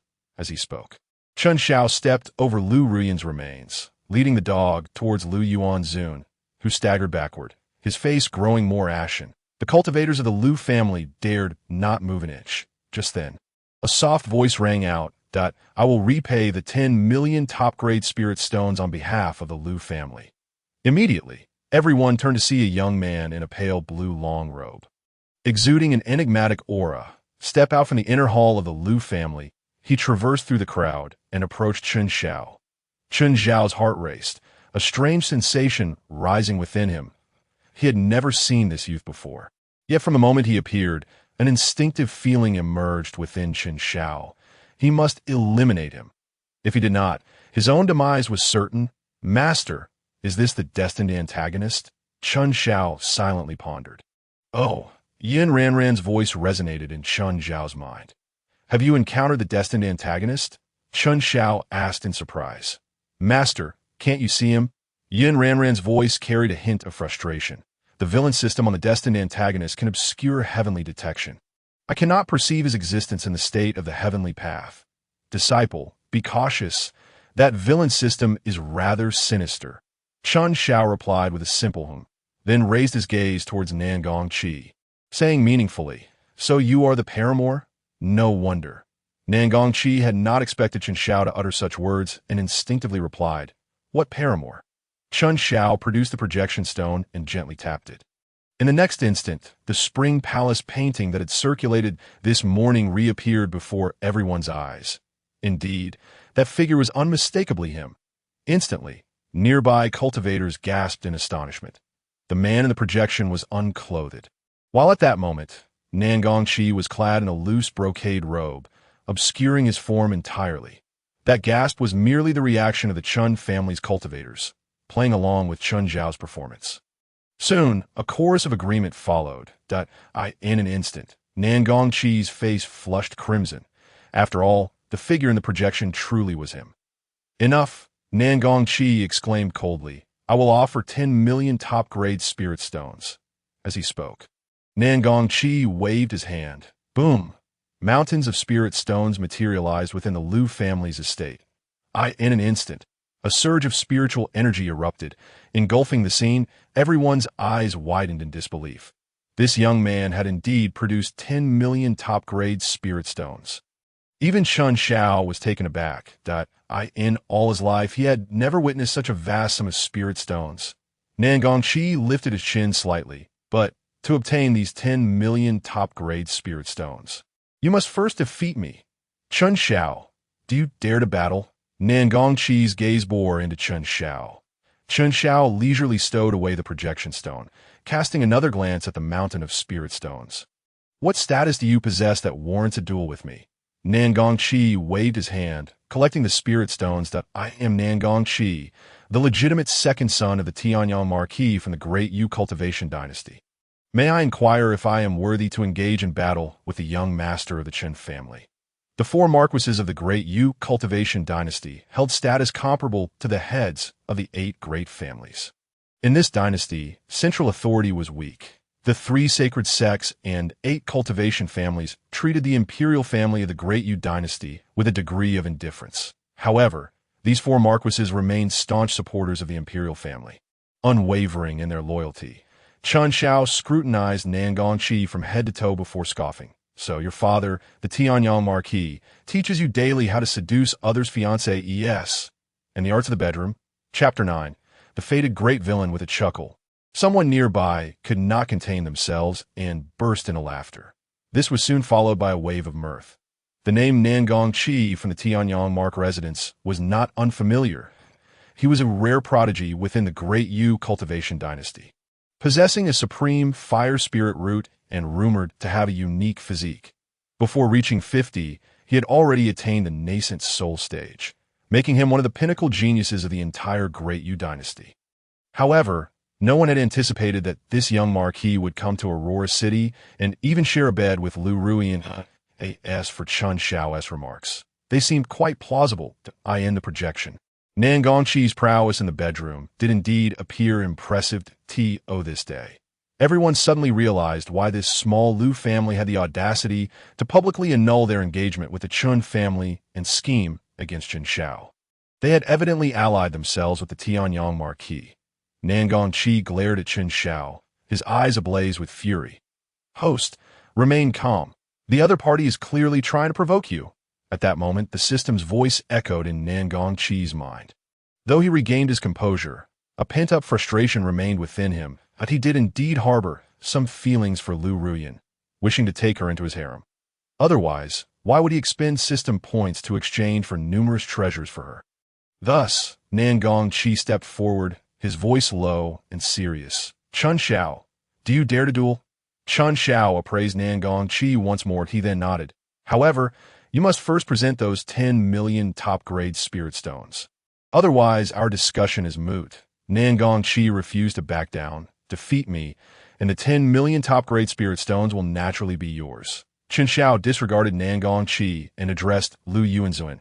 "If the Lu family cannot produce those 10 million top-grade spirit stones, I shall have to annex your family and send you to work in the mines to repay your debts." Nan Gongqi took a deep breath. "Chun Xiao, does the esteemed young master of the Chun family lack the courage to accept a challenge?" Chen Xiao scoffed. "To challenge me? Then bring forth the 10 million top-grade spirit stones, or our discussion is futile. I'm a busy man." Chen Xiao was not worried at all. He understood Nan Gongqi's intentions, to challenge him, suppress him, and seize the fortune of destiny that belonged to him. Therefore, Chen Xiao was unafraid that he would not present the 10 million top-grade spirit stones. However, to others, it seemed as though Chen Xiao was deliberately creating obstacles. Nan Gongqi was a celebrated genius of the great Yu cultivation dynasty, while Chen Xiao was merely a minor scion. Placing Chen Xiao and Nan Gongqi in the same context was an affront to Nan Gongqi's stature. Chen Xiao's arrogance was only permissible because they were in Aurora City, the Chun family's territory. If Nan Gongqi truly produced those 10 million top-grade spirit stones to challenge Chen Xiao, it would be a grave mistake. Yet in the next moment, a shocking turn of events unfolded. After a moment's contemplation, Nan Gongqi nodded. "Fine, I will give you those 10 million top-grade spirit stones." Defeating Chen Xiao and trampling him into the mud would allow him to seize the fortune of destiny from him. Furthermore, the system could unlock further capabilities that, in comparison, 10 million top-grade spirit stones were insignificant. In the next instant, Nan Gongqi waved his hand. With a clatter, spirit stones rained down from above. One by one, they piled up in the Lu family's courtyard, forming a colossal mountain of spirit stones. Everyone was left dumbfounded. They had not anticipated that Nan Gongqi would indeed use 10 million top-grade spirit stones to challenge Chen Xiao. "Ruyan is the one I cherish. If she dies at your hands today, this grudge must be avenged."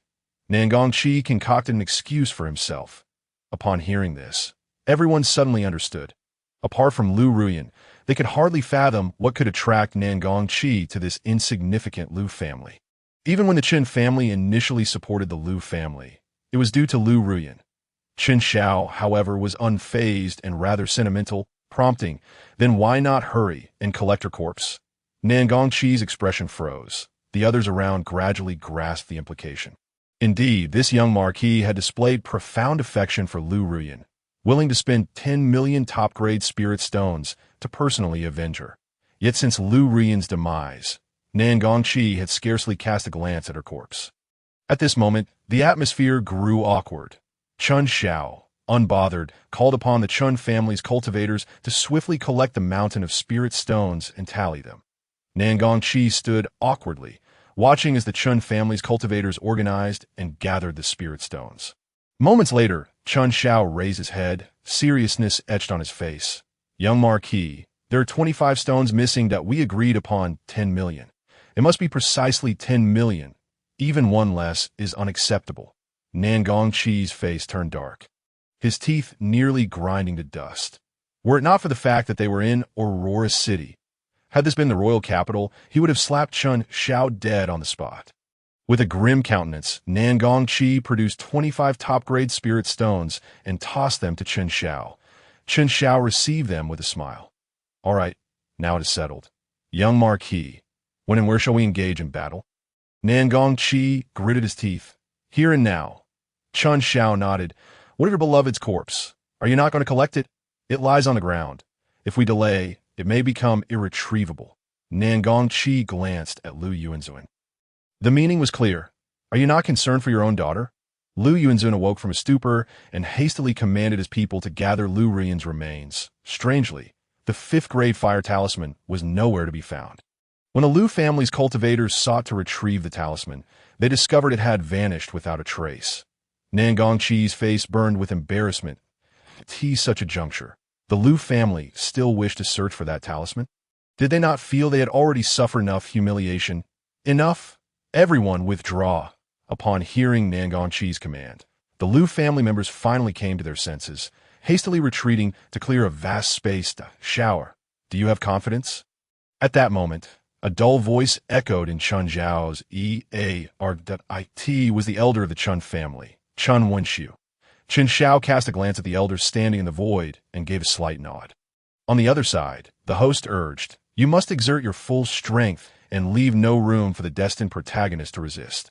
This time, we will suppress the protagonist's fortune, making it easier to seize more in the future.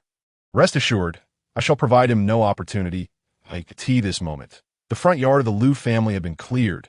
The cultivators of the Chun family wore tense expressions as they looked at their young master. Should anything go awry, they would undoubtedly do everything in their power to rescue Chun Xiao. Chun Xiao beckoned toward Nan Gongqi with a flick of his finger. Nan Gongqi's expression remained impassive. He suddenly swung his hand in the void. A wave of heat surged instantly to a fierce sword aura accompanied by a fire-colored dragon shadow, stretching 10 zhong long, clawed its way toward Chun Xiao, sword intent. Nan Gongqi had actually comprehended sword intent. Someone gasped in astonishment. In the realm of cultivation, those who grasped sword intent could rightfully be referred to as sword saints. Nan Gongqi was indeed a top genius of the Yu cultivation dynasty. In the face of this terrifying sword strike from Nan Gongqi, Chun Zhao's expression remained unchanged. He simply extended his hand and struck toward the fire-colored divine dragon before him. And one noticed that within the palm of Chun Xiao, a small shadow curled up, cradling a gleaming crystal stone at its center, an exquisite fire essence crystal. With a thunderous boom, the dragon-shaped sword light shattered. Nan Gongqi's flying sword was instantly sent hurtling back.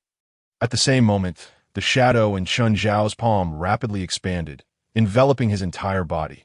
Chun Zhao's figure abruptly vanished. When he reappeared, he was already before Nan Gongqi.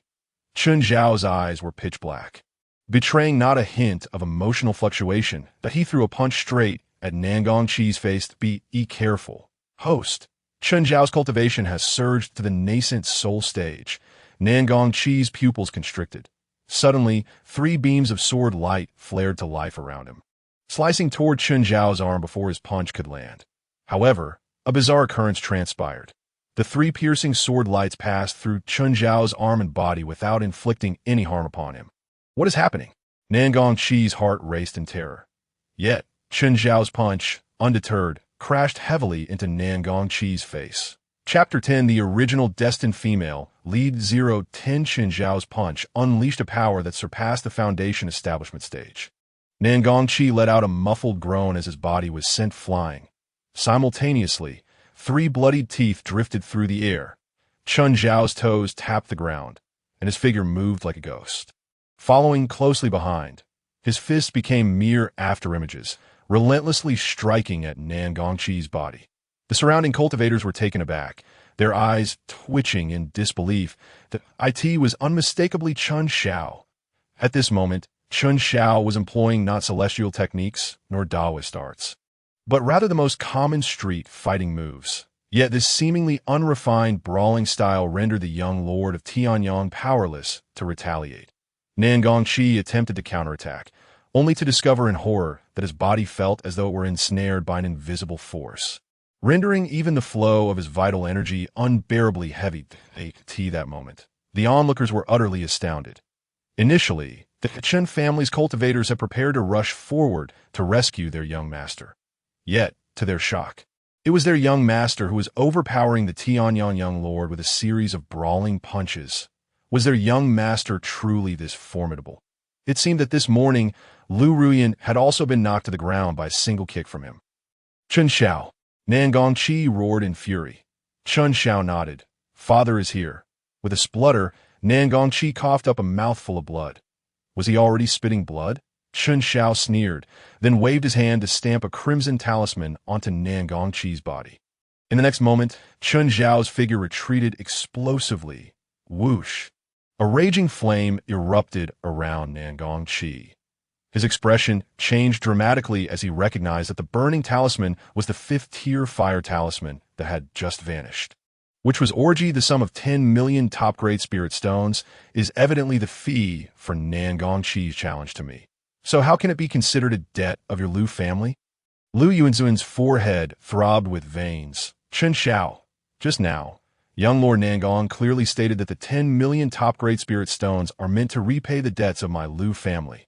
Chun Xiao ceased to speak further. Instead, he produced another recording stone. The scene within vividly depicted Nan Gongqi challenging Chun Xiao with 10 million top-grade spirit stones. Lu Yuanzun's body instantly went limp. Take it down, Chun Xiao waved his hand. In the next moment, a massive formation rose from the ground, enveloping the entire Lu family estate. The cultivators from the Chun family streamed in enough. Just then, a cold voice echoed from outside that a young maiden, clad in a flowing azure dress, approached gracefully, her beauty striking, her gaze fixed intently upon Chun Xiao. Chun Xiao, this ends here. This maiden was none other than Chun Xiao's originally destined partner, Xiao Yueqing. Chun Xiao's brow furrowed slightly. He had held a modicum of affection for Xiao Yueqing, but now she had already fallen under the sway of Nan Gongqi. Just yesterday, in a moment of impulsiveness, Chun Xiao had put forth his engagement as a wager, all orchestrated by Xiao Yueqing behind the scenes, leading to his humiliation and rendering him a laughingstock. Moreover, a significant portion of his heavenly fortune had been seized by the antagonist system at this moment. A hazy blue aura emanated from Xiao Yueqing's pupils as she gazed directly at Chun Xiao. Chapter 11. The great Luo sword cauldron. Meanwhile, the cultivators of the Chun family had ceased their actions.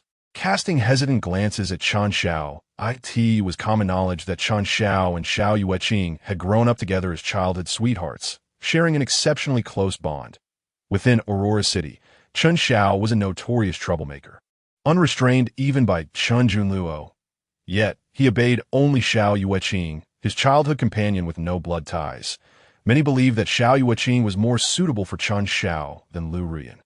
Upon seeing Xiao Yueqing step forward, Lu Yuanzuan's eyes gleamed with anticipation, waiting for Chun Xiao to yield. At this moment, Chun Xiao's spirit trembled slightly.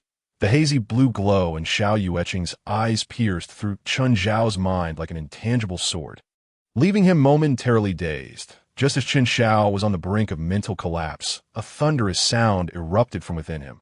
The 9 heavens thunder decree surged into action. Chun Xiao's gaze suddenly regained clarity. He furrowed his brow, a half-smile forming as he remarked, "So, you paid the 10 million top-grade spirit stones for the Lu family." As his words fell, the members of the Chun family released a collective sigh of relief. They had feared that their young master might change his mind and abandon the confrontation with the Lu family for the sake of a woman. Xiao Yueqing's expression shifted dramatically. She had never anticipated that Chun Xiao would break free from her mental control. Yet, before she could react, Chun Xiao stepped forward, seizing her collar.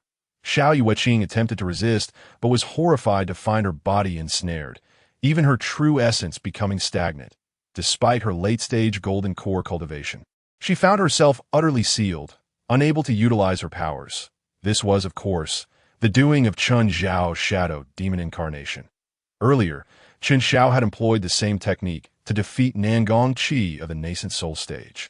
Xiao Yueqing, you were once an orphan. My Chun family has treated you well over the years. Sword artifacts, elixirs, cultivation techniques. Whatever you desired, my Chun family has endeavored to fulfill. Have we ever wronged you? Chun Xiao's voice grew stern. Yet, you have become a treacherous wolf. Xiao Yueqing, do not think I am unaware of your collusion with Nan Gongqi. Upon hearing Chun Xiao's straightforward accusation, Xiao Yueqing's face turned pale, the blue light in her eyes flared. Her gaze fixed on Chen Xiao, and in an instant he felt the surrounding scenery whirl rapidly. Illusions flickered before him. However, at that moment, the nine heavens' thunder decree surged with fervor. These illusions could not sway Chen Xiao in the slightest. He abruptly raised his hand, delivering a resounding slap to Xiao Yueqing's face. Her delicate, fair visage swelled rapidly, leaving her dazed. In an instant, all illusions vanished. Chen Xiao's gaze grew cold as he fixed his eyes on Xiao Yueqing's still glowing pupils, stating slowly, "So, you possess the innate spiritual eyes, do you? Someone, take her back and imprison her in the family dungeon." As his words echoed, everyone was taken aback once more. The Chen family's dungeon housed either evil cultivators or traitors. Currently, Chen Wenyuan, the fourth elder of the Chen family, was imprisoned there. Now, Chen Xiao intended to confine Xiao Yueqing as well. Yet, as the young master of the family, the cultivators of the Chen family dared not hesitate and promptly moved to restrain Xiao Yueqing. Panic set in for Xiao Yueqing. She could not comprehend why. After a night apart, Chen Xiao seemed to have transformed into a different person. Typically, even without using her spiritual eyes, Chen Xiao would comply with her every whim. With her spiritual eyes activated, he had been utterly defenseless. What had gone wrong? Chen Xiao. Xiao Yueqing's voice trembled. "You cannot treat me this way." The cultivators of the Chen family remained unmoved, producing binding spirit locks to restrain Xiao Yueqing. "Wait!" In the next moment, Chen Xiao suddenly spoke. Upon hearing his words, many revealed a knowing expression in their eyes. This young master of the Chen family ultimately could not bear to part with his childhood sweetheart. Xiao Yueqing felt a slight sense of relief, her eyes glimmering with triumph. "Hurry and release me." Chen Xiao waved his hand slightly, stating, "Her eyes are peculiar. Cover them." In that instant, despair enveloped Xiao Yueqing. She regretted her decision to intervene on Nangongqi's behalf to protect the Lu family. But now, it was too late for regrets. The cultivators of the Chen family acted swiftly, sealing Xiao Yueqing's spiritual eyes with a binding technique, taking her back to the Chen family estate. Lu Yuanzuan and the other cultivators of the Lu family watched in despair. Today marked the downfall of the Lu family. The entire clan had been uprooted by the Chen family. Over 300 cultivators from the Lu family, regardless of age or gender, had their power sealed and were sent to the mines outside Aurora City to toil. Those still outside were also being hunted down by the Chen family. Damn it, why did it turn out like this? Why can't I defeat Chen Xiao?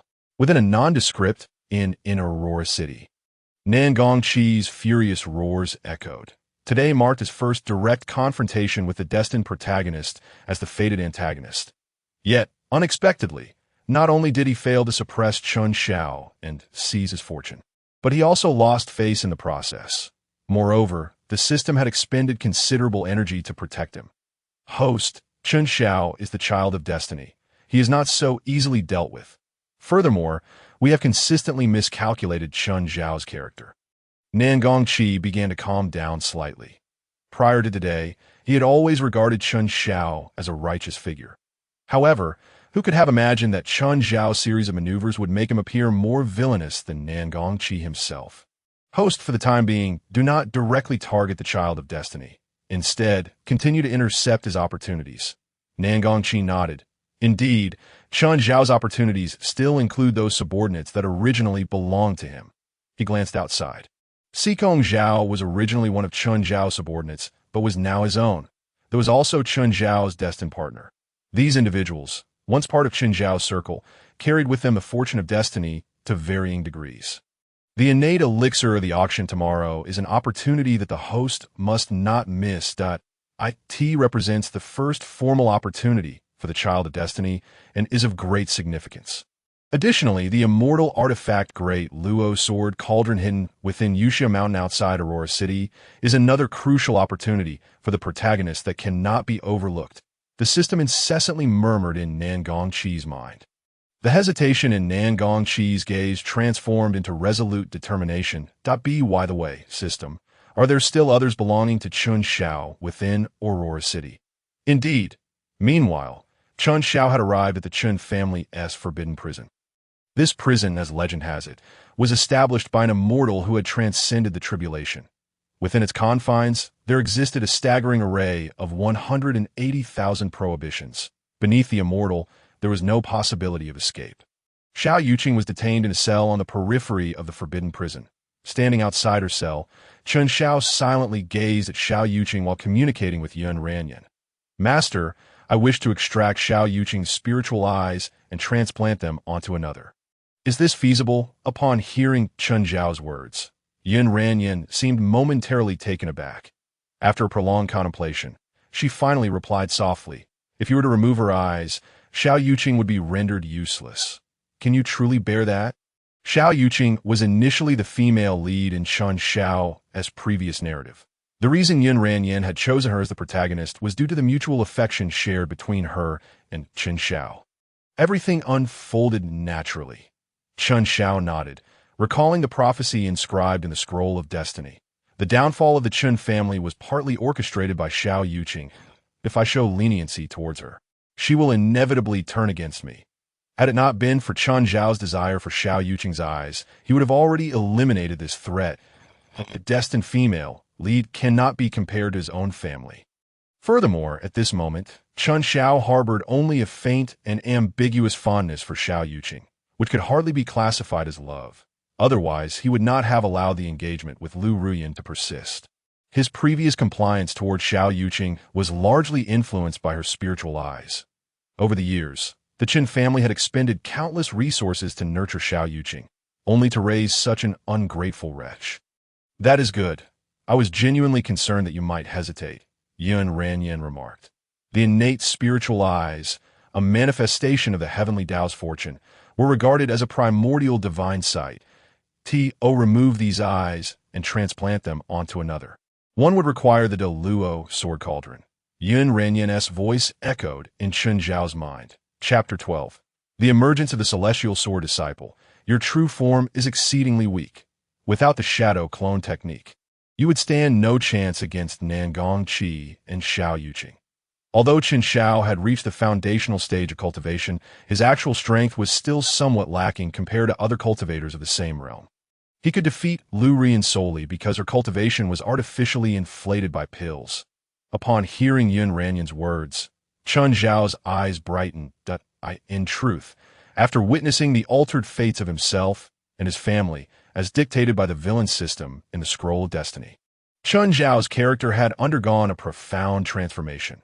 Once lazy and averse to hardship, he now longed to ascend to the nascent soul stage immediately, to confront the tribulations of the immortal realm and assist his ancestor in successfully transcending. You should first approach the tribulation to seize an opportunity. Yun Ranyan's voice resonated once more. Upon hearing this, Chen Xiao hurriedly exited the forbidden prison and dashed back to his room. Subsequently, the Nine Heavens Thunder Decree roared to life. Chen Xiao found himself atop the tribulation. Below the tribulation lay an immense canyon, at the center of which stood a towering refining furnace, flames raging within that a pale blue sword was slowly coalescing its sharpness. Clearly, it was this celestial sword that was undergoing tribulation, a 9-grade celestial sword. Chen Xiao discerned the sword's information with a mere glance. Celestial artifacts are categorized into 9 grades, with the first being the strongest and the 9th the weakest. Beyond the 9 grades, there are also superlative artifacts that in the realm of cultivation. The emergence of any celestial artifact, even the weakest of the 9 grades, would inevitably attract tribulation. The individual below, Gu Yan, was the foremost master of weapon refinement in the Great Yu's cultivation dynasty. And this was his first crafted celestial sword. Yun Ranyan's voice echoed in Chen Zhao's ears, tinged with frustration. Jiu Yan was originally arranged to be your subordinate, a dedicated master craftsman. However, he has now been turned by the major antagonist, becoming a minion of the Tianyang Marquis.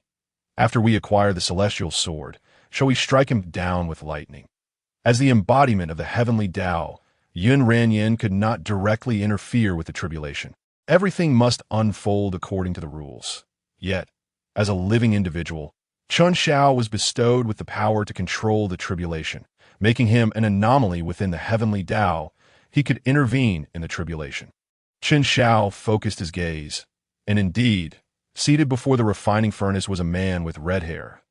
He was currently forming hand seals, embedding various refinement spells into the already shaped celestial sword. Chen Xiao shook his head. Why must we kill him? Would it not be better to let him continue crafting for us? Yun Ranyin was momentarily stunned. Chen Xiao chuckled during his first attempt at crafting a celestial sword. It is only natural for him to make mistakes that lead to failure. He must try multiple times, right? Yun Ranyin's eyes sparkled with realization. Disciple, your mind is truly sharp. This is a means to transform him into your exclusive master craftsman. Just then, a surge of thought descended from the void, manifesting as a secret technique that flowed into Chen Xiao's consciousness. That moment, Chen Xiao stood atop the tribulation, in a state akin to the Heavenly Dao. Anything imparted to him by Yun Ranyin could be understood and mastered instantaneously, though this was limited to use atop the tribulation. It is done. By the refining furnace, Guyan exhaled deeply, gradually raising his head. Above, the dark clouds churned, and the tribulation clouds roared. Jiu Yin slowly stood, murmuring, "The ancients do not deceive me. I in the realm of cultivation. Crafting a celestial artifact would indeed invite tribulation." The final step in the emergence of the celestial sword was to invoke the thunder fire for tempering. At this moment, Gu Yan's eyes brimmed with confidence. The Tianyang Marquis treated me with sincerity, gifting me celestial-grade materials, misty snow stone. Today, I shall repay him with this celestial sword. In the next instant, Gu Yin formed hand seals. The celestial sword within the refining furnace emitted a thunderous sword cry, conjuring a misty sword shadow that soared upwards. Boom! Simultaneously, the tribulation descended. The 6-9 tribulation. Upon recognizing the tribulation, Gu Yin laughed. The 6-9 tribulation was as expected. If one could not withstand even the 6-9 tribulation, then this sword would not deserve to be called a celestial sword. Within the 6-9 tribulation, there existed the heart demon tribulation, heart demon illusion. Arise! Above the tribulation clouds, Chen Xiao flicked his finger that a barely perceptible ripple instantly enveloped the valley below. This moment, Gu Yan's gaze was fixated on the celestial sword battling the heavenly lightning above, unaware that he had already succumbed to an illusion. What is happening? Suddenly, Gu Yan's expression shifted dramatically. He was horrified to discover that the celestial sword amidst the lightning bore grotesque cracks upon its surface. Bang! In an instant, the celestial sword shattered amidst the lightning, scattering into countless specks of light. That it failed? Gu Yan stood as if struck by lightning, remaining in a stupor for a long time, his spirit somewhat shattered. No, I did not fail. I was merely a step away from the final procedure. If the thunderfire tempering of the sword had succeeded, I would have been the first master craftsman to forge a celestial sword in the realm of cultivation. Suddenly, Gu Yan lifted his head, determination rekindling in his eyes. I, Gu Yan, shall forge a true celestial artifact in this lifetime. Amidst the tribulation clouds, Chen Xiao gazed lovingly at the celestial sword in his hand. The sword measured 3 feet in length, exuding a misty radiance. It appeared as though a layer of fine mist enveloped its blade. Since that is the case, I shall name you Mistlight. Immediately, taking advantage of his current state in sync with the tribulation, Chen Xiao directly refined the celestial sword Mistlight and absorbed it into his being. Master, is there another opportunity like this? Chen Xiao rubbed his hands, gazing at an unknown expanse of void. There, Yun Ranyin reclined with her legs crossed, seemingly chewing on a blade of grass. Upon hearing his words, she calculated with her fingers. There is one more, a celestial emperor from the celestial realm, who has been reincarnated into the realm of cultivation with memories intact. He is currently scouring for spiritual herbs to concoct the chaos reversal elixir, aiming to forge a chaos spiritual root for himself. Upon hearing this, Chen Xiao's eyes sparkled with excitement. Chaos spiritual root? Chen Xiao possesses a mutated thunder root. Although it is not lacking in quality, it does not rank among the elite. In fact, it falls short compared to Nangong Qi's exquisite fire root by a significant margin. Yun Ranyin nodded, acknowledging that the reincarnation of the immortal emperor is indeed a formidable antagonist. While he may not be a fated villain, he remains a significant adversary in your future, once his chaotic anti-spirit pill emerges. I shall ensure you are informed in advance that T present. Your utmost priority is cultivation. Invoke the heart demon tribulation. Transform your essence into a heart demon and invade the consciousness of the tribulation bearer. Engage in combat with the tribulation bearer. Practical experience is the swiftest means of advancement. By embodying the heart demon, you become indestructible, with countless opportunities for trial and error. Yet, each occasion represents a battle of life and death. Chun Xiao nodded solemnly. Shortly thereafter, he materialized above another tribulation. Chapter 13, Auction Item. Animated image of the young Lord Tianyang running bare. The tribulation clouds had already dissipated. Ji Yuyan stood beside the refining furnace for an extended period, ultimately sighing with a bitter expression. Master Gu, you have performed admirably, remarked the young Lord Tianyang, placing a reassuring hand on Gu Yan's shoulder. The young lord, appearing youthful, donned a gold and crimson brocade robe. At this moment, he gazed at Gu Yan, his eyes radiating fervor. As Gu Yan refined the artifact, the young lord observed intently, witnessing the entire process. The immortal sword soared into the heavens, defying the forces of nature, only to be shattered by the tribulation. Such an achievement is unparalleled within the realm of cultivation. The young Lord Tianyang consoled Gu Yan. There is no need for concern, Master Gu. The crafting of immortal artifacts is exceedingly challenging. You have excelled. A glimmer of determination shone in Gu Yan's eyes. The immortal sword has taken shape. Only the final step remains. It was during the refinement with the tribulation's thunderfire that I faltered. I believe I have discerned the root of the issue. Upon hearing this, the young lord's heart stirred slightly. If given another chance, can you succeed, Master? Gu Yan nodded earnestly. I have identified the problem. If granted another opportunity, I shall undoubtedly forge an immortal artifact. The young lord nodded in agreement. Excellent. Come with me to my residence. I possess a piece of celestial-grade material, the celestial erosion iron. Gu Yan's eyes brightened. Celestial erosion iron? Truly? The young lord smiled without reply. The celestial erosion iron, along with the previously mentioned misty snow stone, had been entrusted to him by the young lord's second son. Nangong Q.IT was precisely due to the misty snow stone that Gu Yan had aligned himself with the young lord. The young lord's intentions were simple. Gu Yan is the foremost artifact refiner of the Diyu dynasty. Even if he could not successfully craft an immortal artifact, he could still forge other exquisite flying swords and treasures.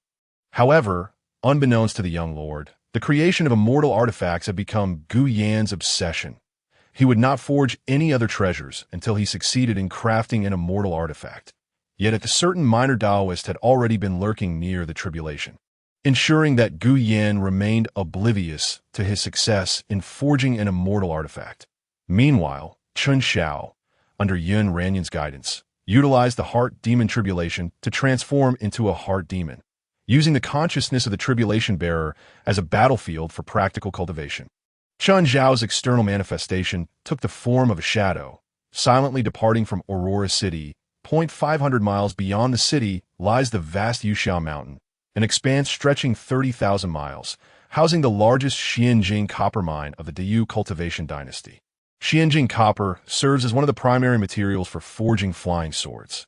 This mine is jointly controlled by the three major cultivation families of the Diyu dynasty: the Chun family of Aurora City, the Liu family of Moon City, and the Shui family of Ice Blue City. The cultivators of the Liu family were dispatched here to work as miners. Chun Xiao's shadowy manifestation had silently penetrated 300 miles beneath Yuxiao Mountain, where a natural cavern awaited.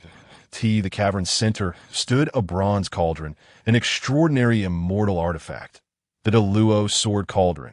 However, at this moment, this extraordinary artifact remained dormant, yet to emerge, according to the original plot.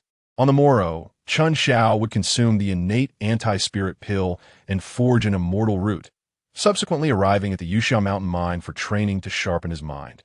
The innate anti-spirit pill had actually been left behind by the owner of the Deluo Sword Cauldron. By forging an immortal root from the innate anti-spirit root, one could tame this extraordinary artifact.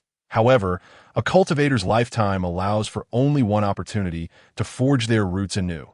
Fortunately, Yin Ranyin had already prepared an even more extraordinary chaotic route for Qin Shao.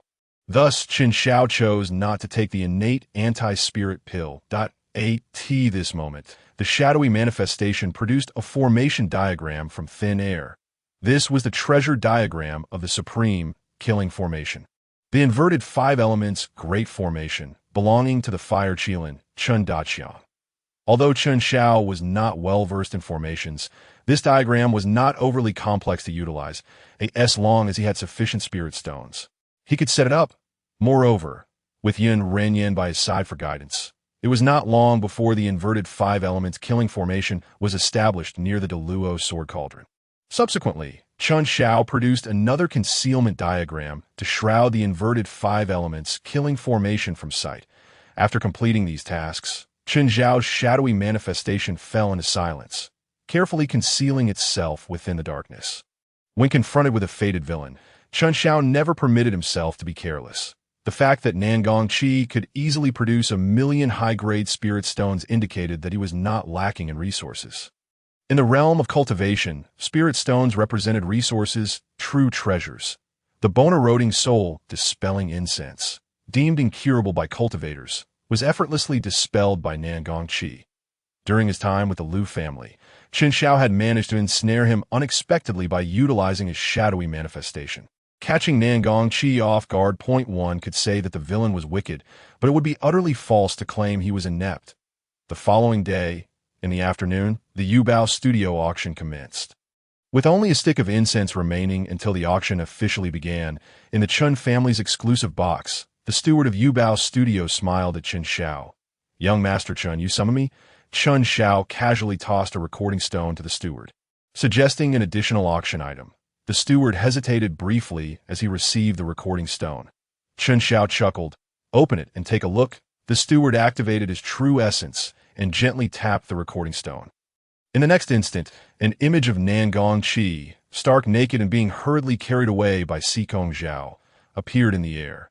The steward's eyes instantly lit up, grinning as he tucked this item away. "This will sell for a handsome price."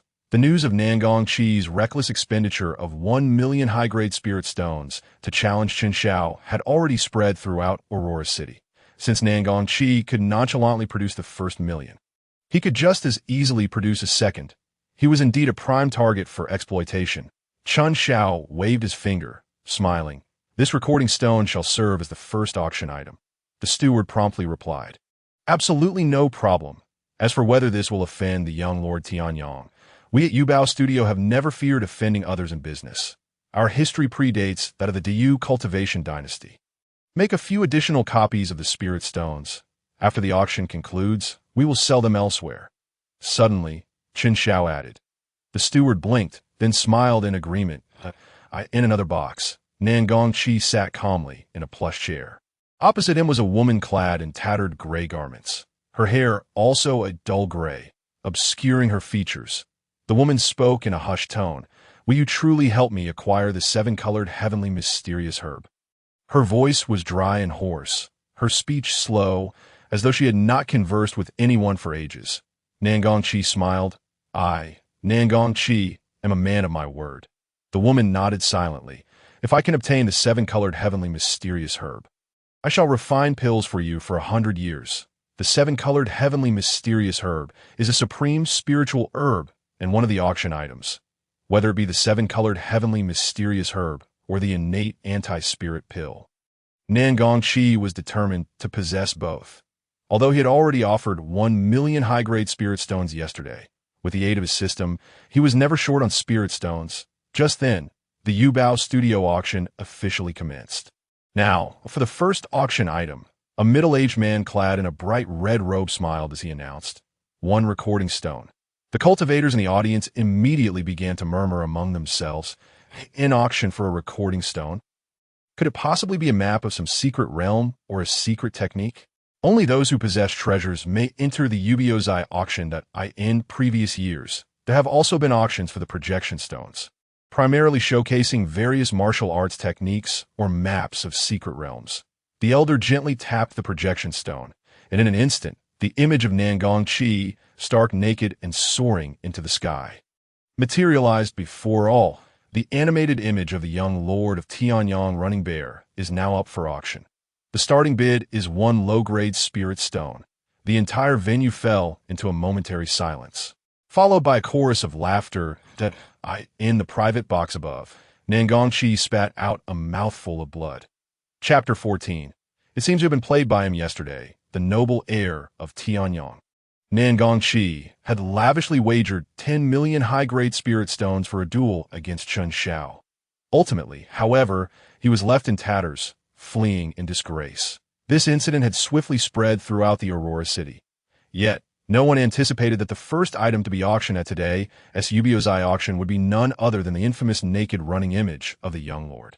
Instantaneously, the previously tense and solemn atmosphere of the auction transformed into a lively uproar. The animated image of the young lord of Tianyang Running Bear. What a treasure! I bid 2 low-grade spirit stones. Someone immediately placed a bid, their tone dripping with mockery. 3 low-grade spirit stones. 4. I bid 6 low-grade spirit stones. The bidding escalated, with voices clamoring in the auction hall. Undoubtedly, the majority relished in the misfortune of the young lord. For in Aurora City, no one cared for the dignity of the Tianyang Marquis. Within the private box, Nangong Chi's lips were stained with blood, his expression dark and brooding. His gaze turned fierce as it fixed upon the direction of Chun Xiao. This must be the work of Chun Xiao. The woman in gray glanced disdainfully at the projection stone on the auction stage. Are you not going to buy that projection stone back? Nangong Chi pursed his lips and scoffed coldly. No need, it is merely a child's play. How could I be so easily deceived? The woman in gray nodded slightly and fell silent. Meanwhile, the competition in the auction intensified. The price of the projection stone had soared to 1 high-grade spirit stone. This was the naked running image of the young lord of Tianyang. Once acquired, it could be displayed at Nanfeng Pavilion as a signature piece. Surely bringing in considerable business. 3 high-grade spirit stones. It could even be auctioned in the royal capital. Our young lord of Tianyang is a peerless genius with a supreme fire spirit root. I can only imagine the noble ladies of the royal capital clamoring to purchase it. 10 high-grade spirit stones. Gradually, the bidding grew increasingly fervent. The woman in gray looked back at Nangong Chi, whose gaze had turned vacant, beads of cold sweat forming on his brow. 1 million high-grade spirit stones.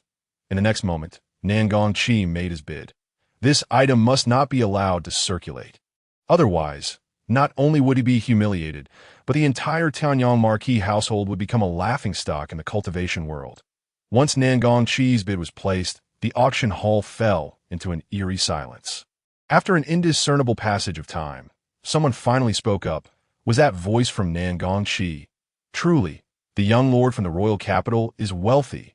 Just yesterday, he offered 10 million high-grade spirit stones to honor young Master Chun. And today he lavishly bids 1 million high-grade spirit stones to purchase his own naked running image. Do all cultivators from the royal capital possess such wealth? Laughter erupted once more, since this is the young lord of Tianyang's naked running image. How could a mere 1 million high-grade spirit stones suffice? 1 million high-grade spirit stones, plus 1 low-grade spirit stone. A new bidder joined in. 1 million high-grade spirit stones, plus 2 low-grade spirit stones. 1 million high-grade spirit stones, 3 low-grade spirit stones. The bidding became increasingly competitive, with those participating being the young scions who usually associated closely with Chun Xiao. They proclaimed their determination to win. Yet their increments were merely 1 low-grade spirit stone at a time, trivial and humiliating. 2 million high-grade spirit stones. Nangong Chi's expression remained stoic. 2 million high-grade spirit stones, plus 1 low-grade spirit stone. More bidders followed suit, still adding only 1 low-grade spirit stone at a time. 3 million, 4 million, 5 million. As they watched Nangong Chi escalate the bids, the woman in gray felt a surge of apprehension. It was clear that this was a trap set by Chun Xiao, but was it truly worth 5 million high-grade spirit stones? When Nangong Chi shouted 5 million high-grade spirit stones, no one dared to raise their bid further. He let out a long breath, understanding the woman's concern, and shook his head slightly. Spirit stones are merely numbers to me. Rest assured, I will certainly assist you in acquiring the seven-colored heavenly mysterious herb this time. The woman in gray did not respond. Soon, a servant from Ubiozai brought the projection stone to Nangongqi's box. After paying the spirit stones, he shattered the projection stone in his hand. I do not wish to see this item anywhere else. Nangongqi's voice was cold as he addressed the servant. The servant, with a wry smile, replied, I fear that may not be possible. As the servant finished speaking, the auctioneer's voice rang out once more. The next item up for bid is the ultra-clear version of the young lord of Tianyong's naked running image, starting at 1 low-grade spirit stone. Immediately, another projection appeared, showcasing the image of Nangongqi fleeing in his nakedness. Yet this one was drastically different from the previous. The angle, movements, and poses were unique, and the clarity was striking. The IT not only captured Nangongqi's face in exquisite detail, but also revealed certain key aspects in vivid prominence. My goodness, it truly is the ultra-clear version. Even the young lord's hair is distinctly visible. The auction hall erupted into chaos. N01 had anticipated a second image to exist. Chen Xiao from the Chun family proved to be exceptionally ruthless. A new wave of bidding commenced in the Chun family S-box. Chen Xiao reclined casually, stroking his chin and murmuring, to send it to Nanfeng Pavilion and the royal capital. What a splendid idea. Luckily, I prepared several copies in advance. This is the naked running image of a destined great villain. Just auctioning one will not suffice. I intend to have it all. Nangongqi's complexion flushed with rage, his eyes nearly igniting with fury, his fists clenched, cracking audibly. The woman in gray observed him with astonishment, saying, It seems you have been played by him. I know. Nangongqi snapped, his voice chilling, laden with murderous intent. 5 million high-grade spirit stones. With a voice that sent shivers down spines, he declared his bid, harboring no intention to conceal his malice. Once I seize Chen Zhao's luck, I will ensure he and the entire Chun family meet a gruesome fate. In truth, the host could first deal with the Chun family. Should the Chun family fall, he could still seize the protagonist as fortune. Nangongqi paused, then nodded. However, I must first acquire the innate anti-spirit elixir and that extraordinary artifact. The great Luo sword cauldron. How many spirit stones remain? The system's voice echoed in Nangongqi's mind. The novice gift pack contains a total of 10 billion high-grade spirit stones, accounting for previous expenditures. You currently possess 9,800 million high-grade spirit stones. Nangongqi nodded, slightly. 9,800 million high-grade spirit stones. Even if he were to spend recklessly, it would be enough to obliterate the Chun family. Before long, the servant presented the second projection stone to the box. Nangongqi paid another 5 million high-grade spirit stones, then expressionlessly shattered the stone once more. Is there a third one? He inquired coldly. The servant cautiously responded, No, there are none left. Nangongqi waved his hand dismissively. Next, we present the third item for auction, a sealed ancient elixir. According to the appraisers at Ubiozai, this is a high-grade refining elixir. It can strengthen the physique and consolidate the foundational essence, making it ideal for cultivators with unstable roots. The starting bid is 3,000 high-grade spirit stones. Host, this is it. On the surface, it is a high-grade refining elixir. But in reality, it is the celestial-grade elixir-innate anti-spirit elixir. Consuming it will forge a celestial spirit root. This is a chance meant for the protagonist, and if the host seizes this elixir, the protagonist's fortune shall be yours. Chapter 15. The Villain. Did I dig my own pit? In the exclusive box of the Chun family, Chen Xiao sat upright, his gaze fixed intently on the stage where the pill, which he had enhanced with potent ingredients, lay. Master, if I do not participate in the bidding for this pill, will the villain not seize my fortune? Chen Xiao silently communicated with Yun Ranjan in his mind. In the original storyline, Chen Xiao had only placed a single bid and successfully acquired this pill. Within Aurora City, no one dared to oppose Chen Xiao. However, this part of the plot had been altered by the villain system. Holding the script, Nangongqi seized a moment just as Chen Xiao was about to obtain the innate anti-spirits pill. Leveraging his overwhelming financial power to forcibly snatch the pill from Chen Xiao's grasp, at the same time, The villain system took the opportunity to plunder Chen Zhao's fortune. Chen Zhao did not know much about Nangong Qi, but he was certain of one thing. This person was exceedingly wealthy. From yesterday until now, Chen Zhao had swindled 2 million high-grade spirit stones from him. 2 million high-grade spirit stones was no small sum for the Chen family. Yet, Nangong Qi did not even blink as he readily produced the amount in this auction house. Anything that Nangong Qi had set his sights on, Chen Zhao would undoubtedly be unable to compete with. Yes, as long as you do not take action, the villain system will not seize your fortune. Yin Ranjan's sweet voice echoed in Chen Zhao's ears. That pill was an opportunity arranged by your master. However, if you yourself do not wish to pursue it, then the villain system will have no chance to take your fortune away. The crux of the villain system's plundering of Chen Zhao's fortune lay in the word snatch. By seizing Chen Zhao's opportunities, it further appropriated his fortune. But if Chen Zhao remained passive and allowed all opportunities to be taken by the villain, then he himself would be unable to grow.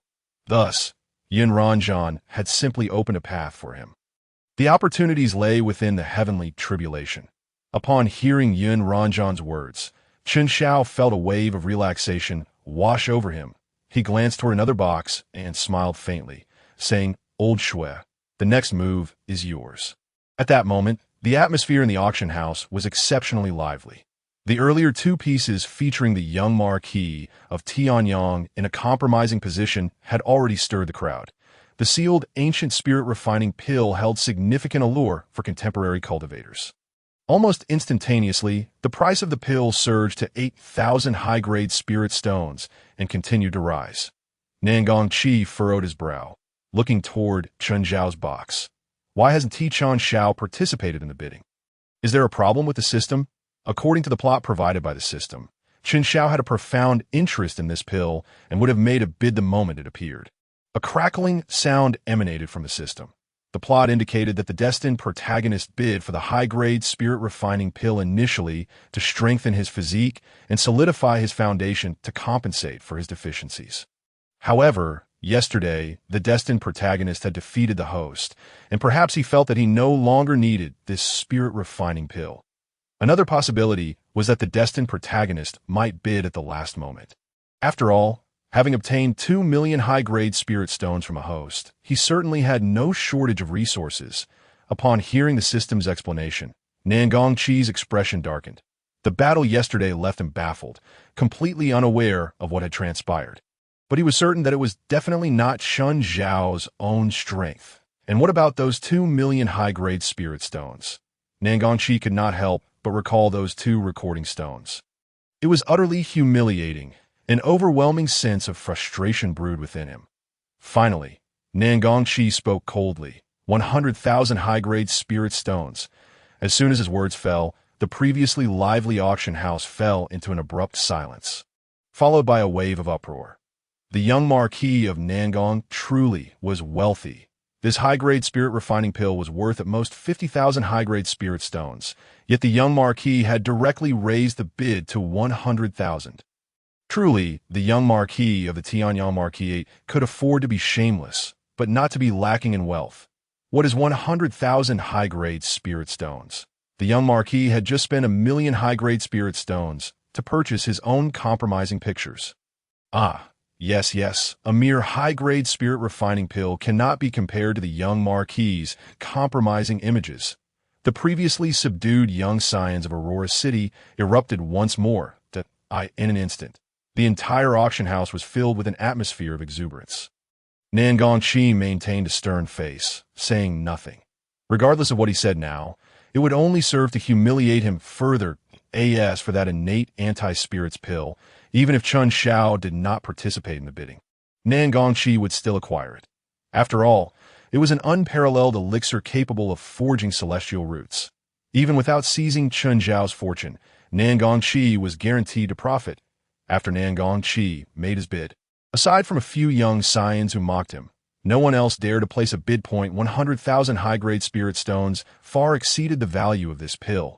The woman in gray within the box cast her gaze toward the pill sealed within the restrictions on the auction stage. That is not a spirit-refining pill. Her voice was steady, tinged with certainty that, you know what that pill is. Nangongqi responded with a non-committal his eyes shifting toward Chen Zhao's box. 100,000 high-grade spirit stones.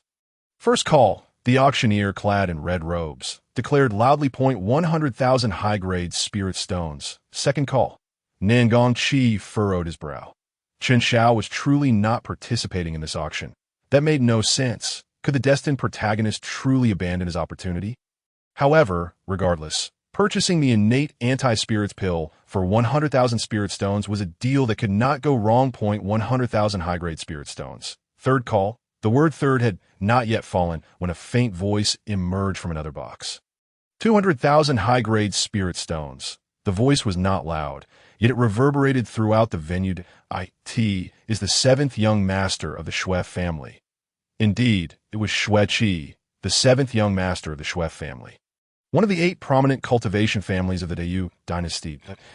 This moment, Chen Zhao sat on a soft cushion, a cunning smile gracing his face. Shui had naturally been summoned by him. Although it was an enhanced, innate anti-spirits pill, Nangongqi would still need to part with a substantial sum. The Shui family, based in Ice Blue City, was known as the wealthiest family in the Dao dynasty, possessing 81 large-scale spirit stone mines, far surpassing the other 7 families in terms of financial power. Moreover, Shui was renowned as the most extravagant scion of the Dao dynasty, spending spirit stones as if they were mere dirt. With Shui present, Nangongqi could forget about acquiring it at a low price. System, what on earth is happening? Where did Shui come from? At this moment, a large question mark slowly materialized on Nangongqi's forehead. The system's plot had not mentioned the existence of Shui. After a long silence, the system finally spoke. The host may spend 300 points to re-evaluate the plot. Currently, the host possesses 1,037 points. Will you proceed with the re-evaluation? Nangongqi gritted his teeth. Yes. With a crackling sound of electricity, the system's voice gradually resonated. Yesterday, the destined protagonist defeated the host and obtained 10 million high-grade spirit stones. Subsequently, the destined protagonist invited friends, including Shui, the 7th young master of the Shui family from Ice Blue City, and Lu Zhe, the 3rd young master of the Lu family from Moon City, to Aurora City to celebrate. Nangongqi thought to himself. He was about to vomit blood again. This pit I dug for myself. 210,000 high-grade spirit stones. Nangongqi called out with a dark expression. Yet he refrained from bidding too high, fearing others would see through his desperate need for the pill. Shui's voice was calm. Popper, 310,000 high-grade spirit stones. As the 2 individuals continued to escalate their bids, the price of the elixir swiftly surpassed 1 million high-grade spirit stones. The other attendees in the auction hall finally recognized that something was amiss. Previously, Nangongqi had spent 10 million high-grade spirit stones, a price that had cost him his dignity. Now, what he was vying for against Shui Yunqi was likely a precious treasure. Moments later, many cultivators in the hall also joined the bidding. The price of the elixir, now infused with extraordinary enhancements, began to soar rapidly. Within the private box, Chen Zhao wore a contented expression as he observed the competitive bidding unfold. The more participants there were, the higher the price of the elixir would rise. Ultimately, this elixir would undoubtedly end up in Nangongqi's possession, for he was the wealthiest among them. In the end, just as Chen Zhao had anticipated, the enhanced innate anti-spirit elixir was secured by Nangongqi for a staggering price of 100 million high-grade spirit stones. Upon the announcement of such a figure, an eerie silence enveloped the entire Yu Baozhai auction hall. Sitting upright, Nangongqi glared disdainfully at Shui Yunqi's box, coldly remarking, "You pauper." Stunned, Shui Yunqi mumbled reluctantly, "Fine, I concede that you are wealthy," before relinquishing his bid. Everyone was aware of Nangongqi's affluence, yet none had expected him to possess such vast resources. In less than 2 days, he had produced a staggering total of 120 million high-grade spirit stones. What kind of treasure could an elixir worth over 100 million high-grade spirit stones possibly be? At that moment, many cultivators cast envious glances towards Nangongqi's box, their eyes glimmering with greed. The elixir, valued at over 100 million high-grade spirit stones, was personally delivered to Nangongqi by the manager of Yu Baozhai. Only upon holding the elixir in his hands did Nangongqi finally feel a sense of relief. This was the innate anti-spirit elixir, a legendary concoction capable of forging celestial roots that to him. Even 10 billion would be worth the investment. Although he had failed to seize the heavenly fortune from Chen Xiao, there would be ample opportunity for that in the future. However, there was only one such innate anti-spirit elixir. According to the system's hints, this innate anti-spirit elixir bore intricate connections to the superb celestial artifact.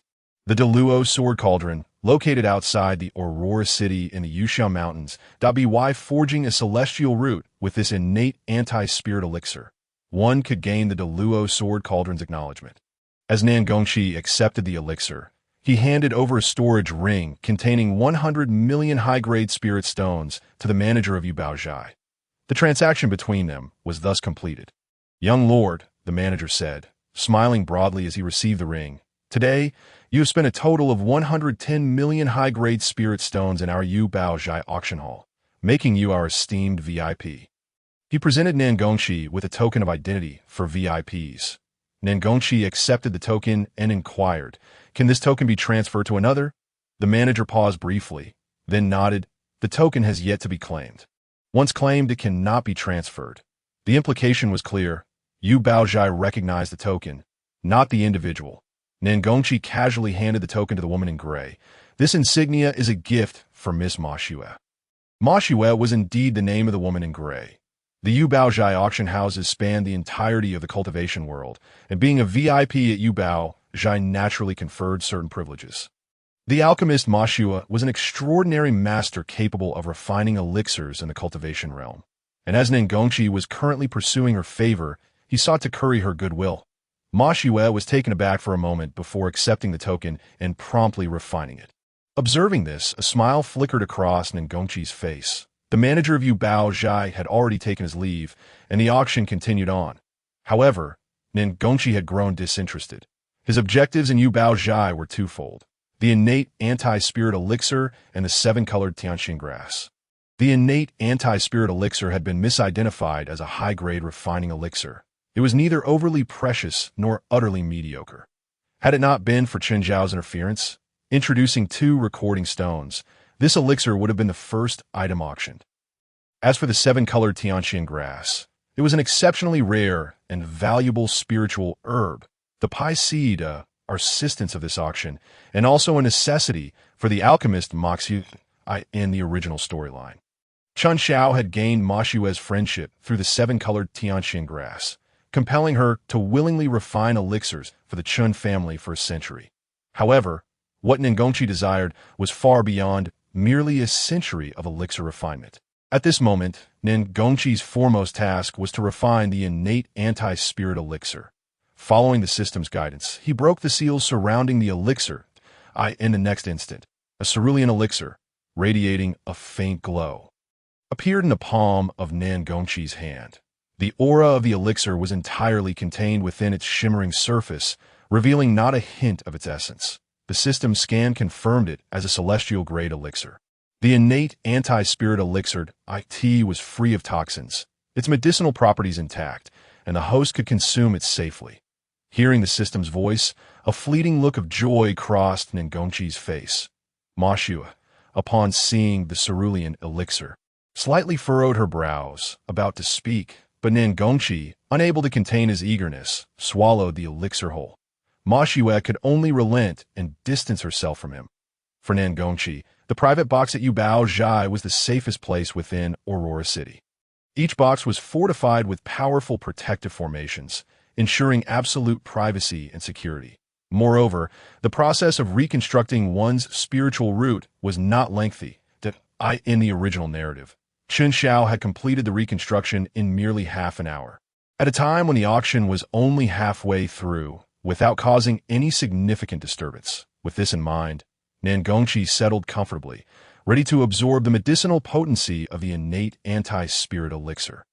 In an instant, a chilling current surged throughout his body. Simultaneously, Chen Zhao's gaze remained fixed on Nangongqi's box. "Master, the modifications I made to that elixir won't be detected by that system, will they?" At this moment, Chen Xiao felt a twinge of anxiety. Yun Ranyan's voice brimmed with confidence. Do not worry, my apprentice. I am the embodiment of the heavenly path, with my assistance to conceal your actions.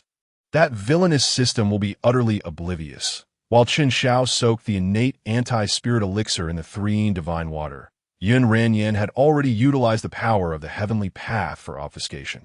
At this stage, the villainous system had not yet acquired substantial heavenly fortune. Many of its functionalities remained locked, preventing it from detecting the heavenly methods. Upon hearing Yun Ranyan's reassurance, Qin Shao finally exhaled in relief. A mere drop of three divine water could have a cultivator writhing for 3 days. One could only imagine the duration of his plight. One heavenly path and one minor path simultaneously emitted a sinister chuckle. The auction proceeded uninterrupted until suddenly a most peculiar sound emanated from Nan Gongqi's box, reverberating throughout the auction hall. In an instant, all eyes turned towards that box. Then, boom, boom, boom. The sound of thunderous rumbling echoed continuously from a box, accompanied by a faint odor. Then came a series of puff sounds. What was that noise? Many attendees, pinching their noses, gawked in astonishment. That flatulence. No, that can't be. There's a watery sound. Could it be inside the box? Nan Gongqi's expression was one of disbelief. His chair had disintegrated into splinters. He first collapsed to the ground, then was propelled upwards by the violent force of the eruption. At that moment, he lay sprawled on the ground, utterly shocked, resembling a tiny fountain. His body and the floor were drenched in a murky yellow liquid. Ma Xue seemed to have anticipated this, having already erected her protective barrier and moved aside. Otherwise, how could such a calamity transpire? Nan Gongqi's face turned pale, his lips quivering as he spoke. His stomach emitted another strange sound, and a stream of murky yellow liquid erupted from him, akin to streaks of yellow sword energy shooting towards the ceiling. He attempted to suppress it, but at that moment, he could do nothing but expel. The system chimed in. System scan complete. The medicinal power of the innate anti-spirit elixir is currently reconstructing the host's spiritual root. In just half an hour, the host's exceptional fire spiritual root will be reconstituted into a water attribute, celestial spiritual root. The host shows no signs of poisoning. A water attribute, celestial spiritual root. How can a celestial spiritual root possess attributes? Upon hearing the system's words, Nan Gongqi let out a piercing scream. A celestial spiritual root should be attributeless or possess all attributes. Yet now, Nan Gongqi's celestial spiritual root is singularly water attribute. His original spiritual root was an exceptional fire attribute. The techniques and powers he cultivated were all centered around fire.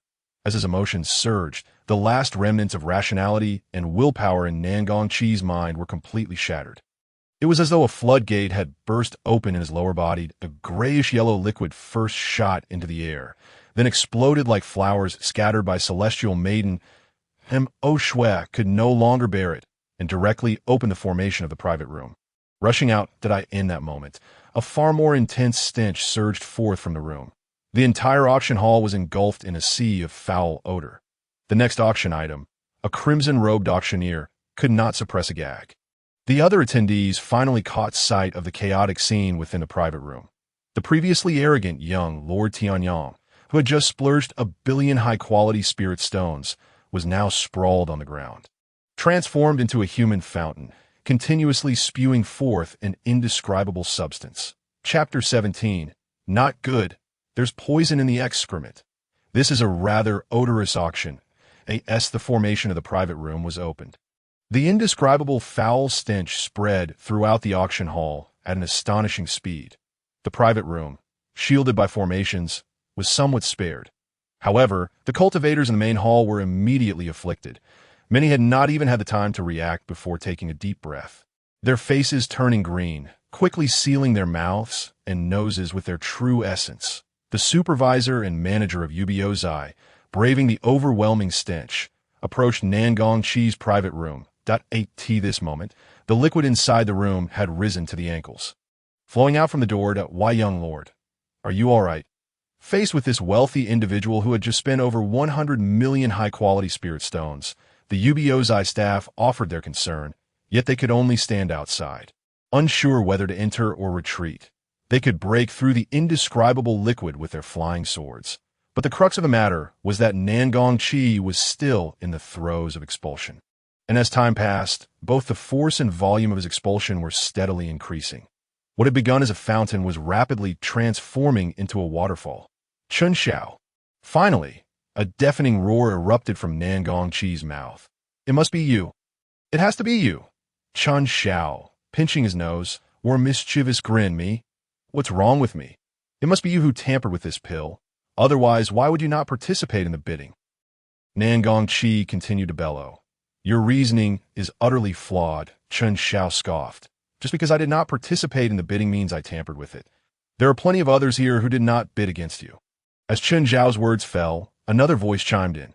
Yes, I also did not participate in the bidding. Why don't you accuse me of tampering? The voice, slick and oily, belonged to Lu Zhe, the third young master of the Yueching Lu family.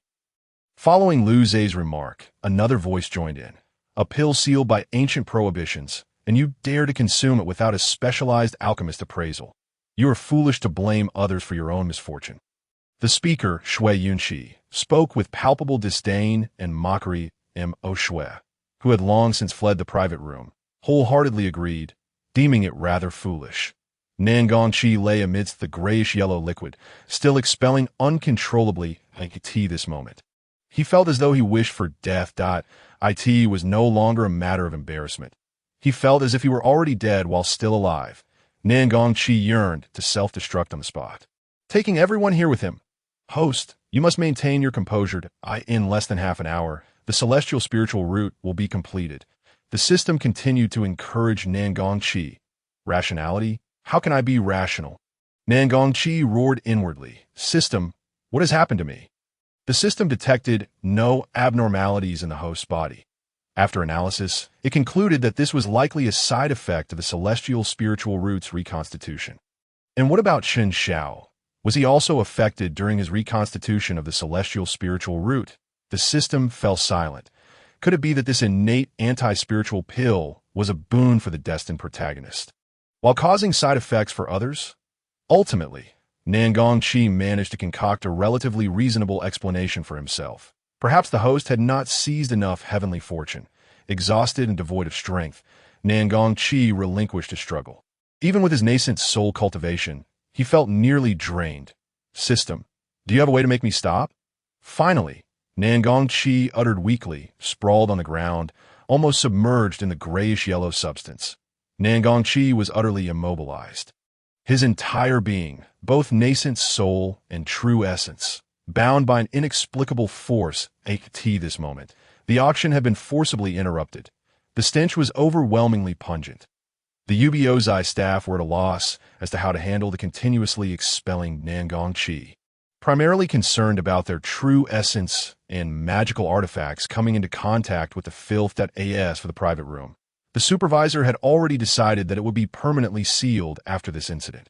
Meanwhile, the onlookers had already taken out their recording stones, capturing the entire scene in its entirety. The system analyzed that once the host completed the reconstitution of the celestial spiritual route, the expulsion would cease.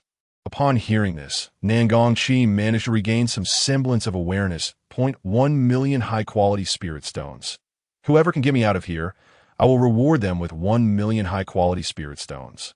Upon hearing this, the previously disdainful crowd, who had been covering their mouths and noses, suddenly had their eyes light up. With a generous reward, there would surely be brave souls willing to take on the filthy task. Immediately, someone stepped forward. I'll do it. Though all those present at the Ubiozai auction were of notable status among cultivators, 1 million high-quality spirit stones were no trivial matter. A burly cultivator at the late stage of Golden Core leaped forward to the door of the private room. He quickly activated a dozen defensive talismans on himself in an instant. The glowing talismans enveloped his body. Then the Golden Core cultivator sealed his mouth and nose with true essence before flying into the room. However, shortly after entering, a scream erupted from within. Not good. There's poison in the excrement. Soon after, the crowd witnessed the cultivator, who had originally been flying in, tumble headfirst into the private room, scrambling out on all fours. Retching uncontrollably on the ground, it's just so foul. The defensive talismans on the cultivator's body, along with his flying sword, were entirely the atmosphere turned chaotic, devoid of any semblance of decorum. As Nan Gongqi swept through the venue with a low arc, the cultivators, who had previously held their noses while observing the auction, were suddenly thrown into disarray. Shui gazed at Nan Gongqi's departing figure and sighed softly. Ah, my seven-colored heavenly mystic grass. It seems I must seek alternative means that in Chapter 18, the alchemist Shui. The lower half of Nan Gongqi resembled a colossal fountain. Wherever he went, he left behind a trail of the viscous, grayish-yellow liquid, accompanied by a noxious stench that erupted as he dashed out of the auction house. The esteemed guests in the private boxes fared somewhat better, but the cultivators in the main hall were utterly doomed. Many were caught off guard by this deluge from the heavens, instantly drenched from head to toe. In an instant, the entire auction hall was engulfed in pandemonium. The air was filled with foul odors, screams, and curses. Even those who employed spells or cleansing talismans to rid themselves of the filth found the lingering stench to be an inescapable shadow. More despairing was the realization that the grayish-yellow liquid that fell from above appeared to be toxic, possessing a remarkably corrosive quality. Numerous cultivators suffered damage to their hair, skin, and robes to varying degrees. As the source of the contamination departed, the staff of Ubiozai began to clean up the venue. However, Nan Gongqi's private box remained untouched, as the stench and multitude of items within were too overwhelming. The manager of Ubiozai decided to abandon the entire box, opting instead to remove it from the auction house and incinerate it entirely. The auction itself had been irrevocably concluded. After such an incident, no one could maintain their composure and continue bidding as if nothing had occurred. One thing was certain: the reputation of the young lord of the Tianyang Marquisate, Nan Gongqi, had been irreparably damaged, and the term stink would likely haunt him for a long time to come. Not to mention, many who were unaffected and relished the spectacle had already captured the scene with their recording stones. Outside in the city of Aurora, Nan Gongqi continued his flight, leaving a trail of grayish-yellow rain in his wake. Zhu Tiansong, the chief manager of Ubiozai, personally arrived at Chen Zhao's box, carrying 10 million high-grade spirit stones. Inside, Chen Xiao, Lu Zhe, and Shui Yunqi were reveling in the spectacle outside, their laughter echoing around them. Upon witnessing this, Zhu Tiansong's face broke into a broad smile. The auction had been forced to conclude prematurely due to Nan Gongqi's antics. Yet, owing to the prior connection between Chen Xiao and Shui Yunqi, Ubiozai still emerged unscathed.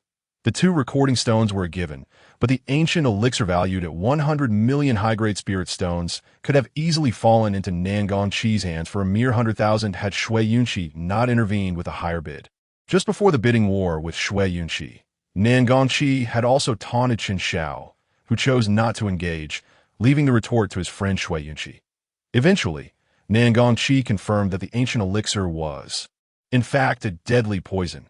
Ubiozai had indeed profited from this turn of events, considering they were victims of Nan Gongqi's reckless consumption of elixirs, which transformed him into a human fountain, wreaking havoc. That it was common knowledge that elixirs sealed in ancient times could easily undergo qualitative changes over the years and required thorough appraisal before consumption. It was not Ubiozai's fault that Nan Gongqi had brought this upon himself. Young Master Chen, here are the 10 million high-grade spirit stones from the auction, Zhu Tiansong said, presenting a storage ring with both hands. Typically, Ubiozai charged a commission of 10% for items consigned for auction. However, the 2 recording stones had been added last minute and were not officially registered. Furthermore, Zhu Tiansong's visit was intended to foster goodwill with Chen Xiao. Chen Xiao pushed the storage ring back and replied, "Senior, I desire the 7-colored heavenly mystic grass. Consider these spirit stones as payment for it."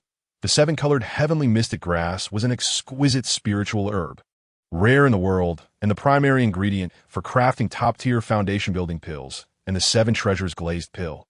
Originally, Chen Xiao had come seeking this herb and intended to acquire it for 10 million high-grade spirit stones. Thus, repurchasing it for the same amount would not deviate from the original narrative. Zhu Tiansong paused for a moment before insisting, "The 7-colored heavenly mystic grass is of little consequence. I shall gift it to young Master Chen." As he spoke, he promptly transmitted a message to instruct a steward to deliver the herb.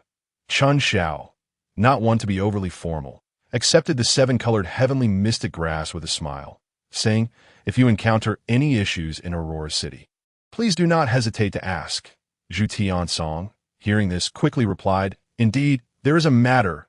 We at Ubiozai intend to open a branch in Aurora City." Yet as he spoke, he seemed hesitant.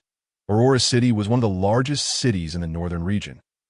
With the inner city's abundant spiritual energy and exceptional feng shui already claimed by various factions, the cost of establishing another branch in the inner city was exorbitant.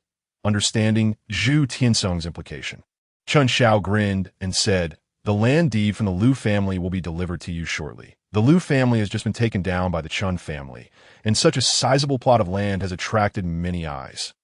Since Zhu Tiansong had broached the subject, Chun Xiao was more than willing to offer this favor, that Ubiozai's business spanned the entire cultivation world, and cultivating a relationship with them would yield benefits. "Thank you, young Master Chun. Ubiozai will purchase it at market price," Zhu Tiansong declared. Before he could finish, Chun Xiao waved his hand dismissively, saying, "A mere piece of land, take it as you please." Zhu Tiansong understood Chun Xiao's intent, and the two exchanged hearty laughter. After some friendly banter, Zhu Tiansong left the box, satisfied. Shui Yunqi and Lu Zhe exchanged glances, both filled with curiosity. At this moment, they were nearly certain that Chun Xiao had summoned them for reasons beyond mere celebration. Just as they were about to inquire, the formation in the box shifted, as if someone were knocking at the door. Chun Xiao gestured for silence, placing the seven-colored heavenly mystic grass in the most prominent position before activating the formation. A woman with long gray hair and dressed in gray entered, her face obscured. Oshue immediately spotted the seven-colored heavenly mystic grass and paused, momentarily taken aback. Chun Xiao's eyes lit up at the sight of Oshue. He rose and bowed respectfully. "Junior Chun Xiao, it is an honor to meet Senior Oshue." Upon hearing Chun Xiao's words, Lu Zhe and Shui Yunqi leaped from their seats in astonishment. But Oshue? The alchemist Oshue. They gazed in disbelief at the woman in gray. Oshue was an extraordinary figure capable of crafting elixirs in the cultivation world, and was one of the allies arranged for Chun Xiao by Yun Ranran. In the original narrative, Chun Xiao had befriended Oshue through the seven-colored heavenly mystic grass, securing her as an alchemist for the Chun family for a century, during which the family flourished with her assistance. However, in this altered tale, Nangong Shi had sought out Oshue first and had acquired the seven-colored heavenly mystic grass at this auction to present to her Oshue, being a figure cultivated by the heavenly path for Chun Xiao, naturally possessed a share of heavenly luck, which the antagonist system had seized upon at that moment. Oshue observed the trio's reaction and felt a tinge of surprise. She had come to Aurora City in pursuit of the seven-colored heavenly mystic grass and had disguised herself to remain inconspicuous, adopting this drab appearance. Yet, she had unexpectedly been found by Nangong Qi, and now even Chun Xiao, this young scion, recognized her. She instinctively touched her face, for the first time doubting her disguise.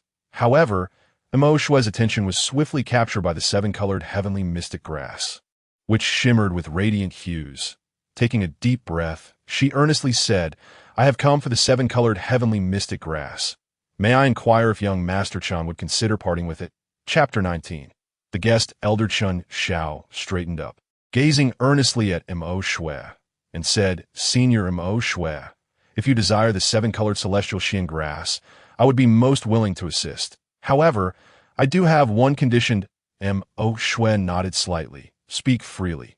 Chun Xiao continued, "If you could become a guest elder of the Qin family, not only would I procure the seven-colored celestial Xian grass for you, but I would also seek out even more precious spiritual herbs and plants on your behalf." Oshue was momentarily taken aback. Originally, she had intended to refine pills for the Chun family for a century as a form of repayment. She had not anticipated that Chun Xiao would propose such a request. To become a guest elder was tantamount to joining the Chun family. Although it would still require her to refine pills for them, she would also enjoy the family support. After a brief contemplation, Oshue nodded. "That is acceptable.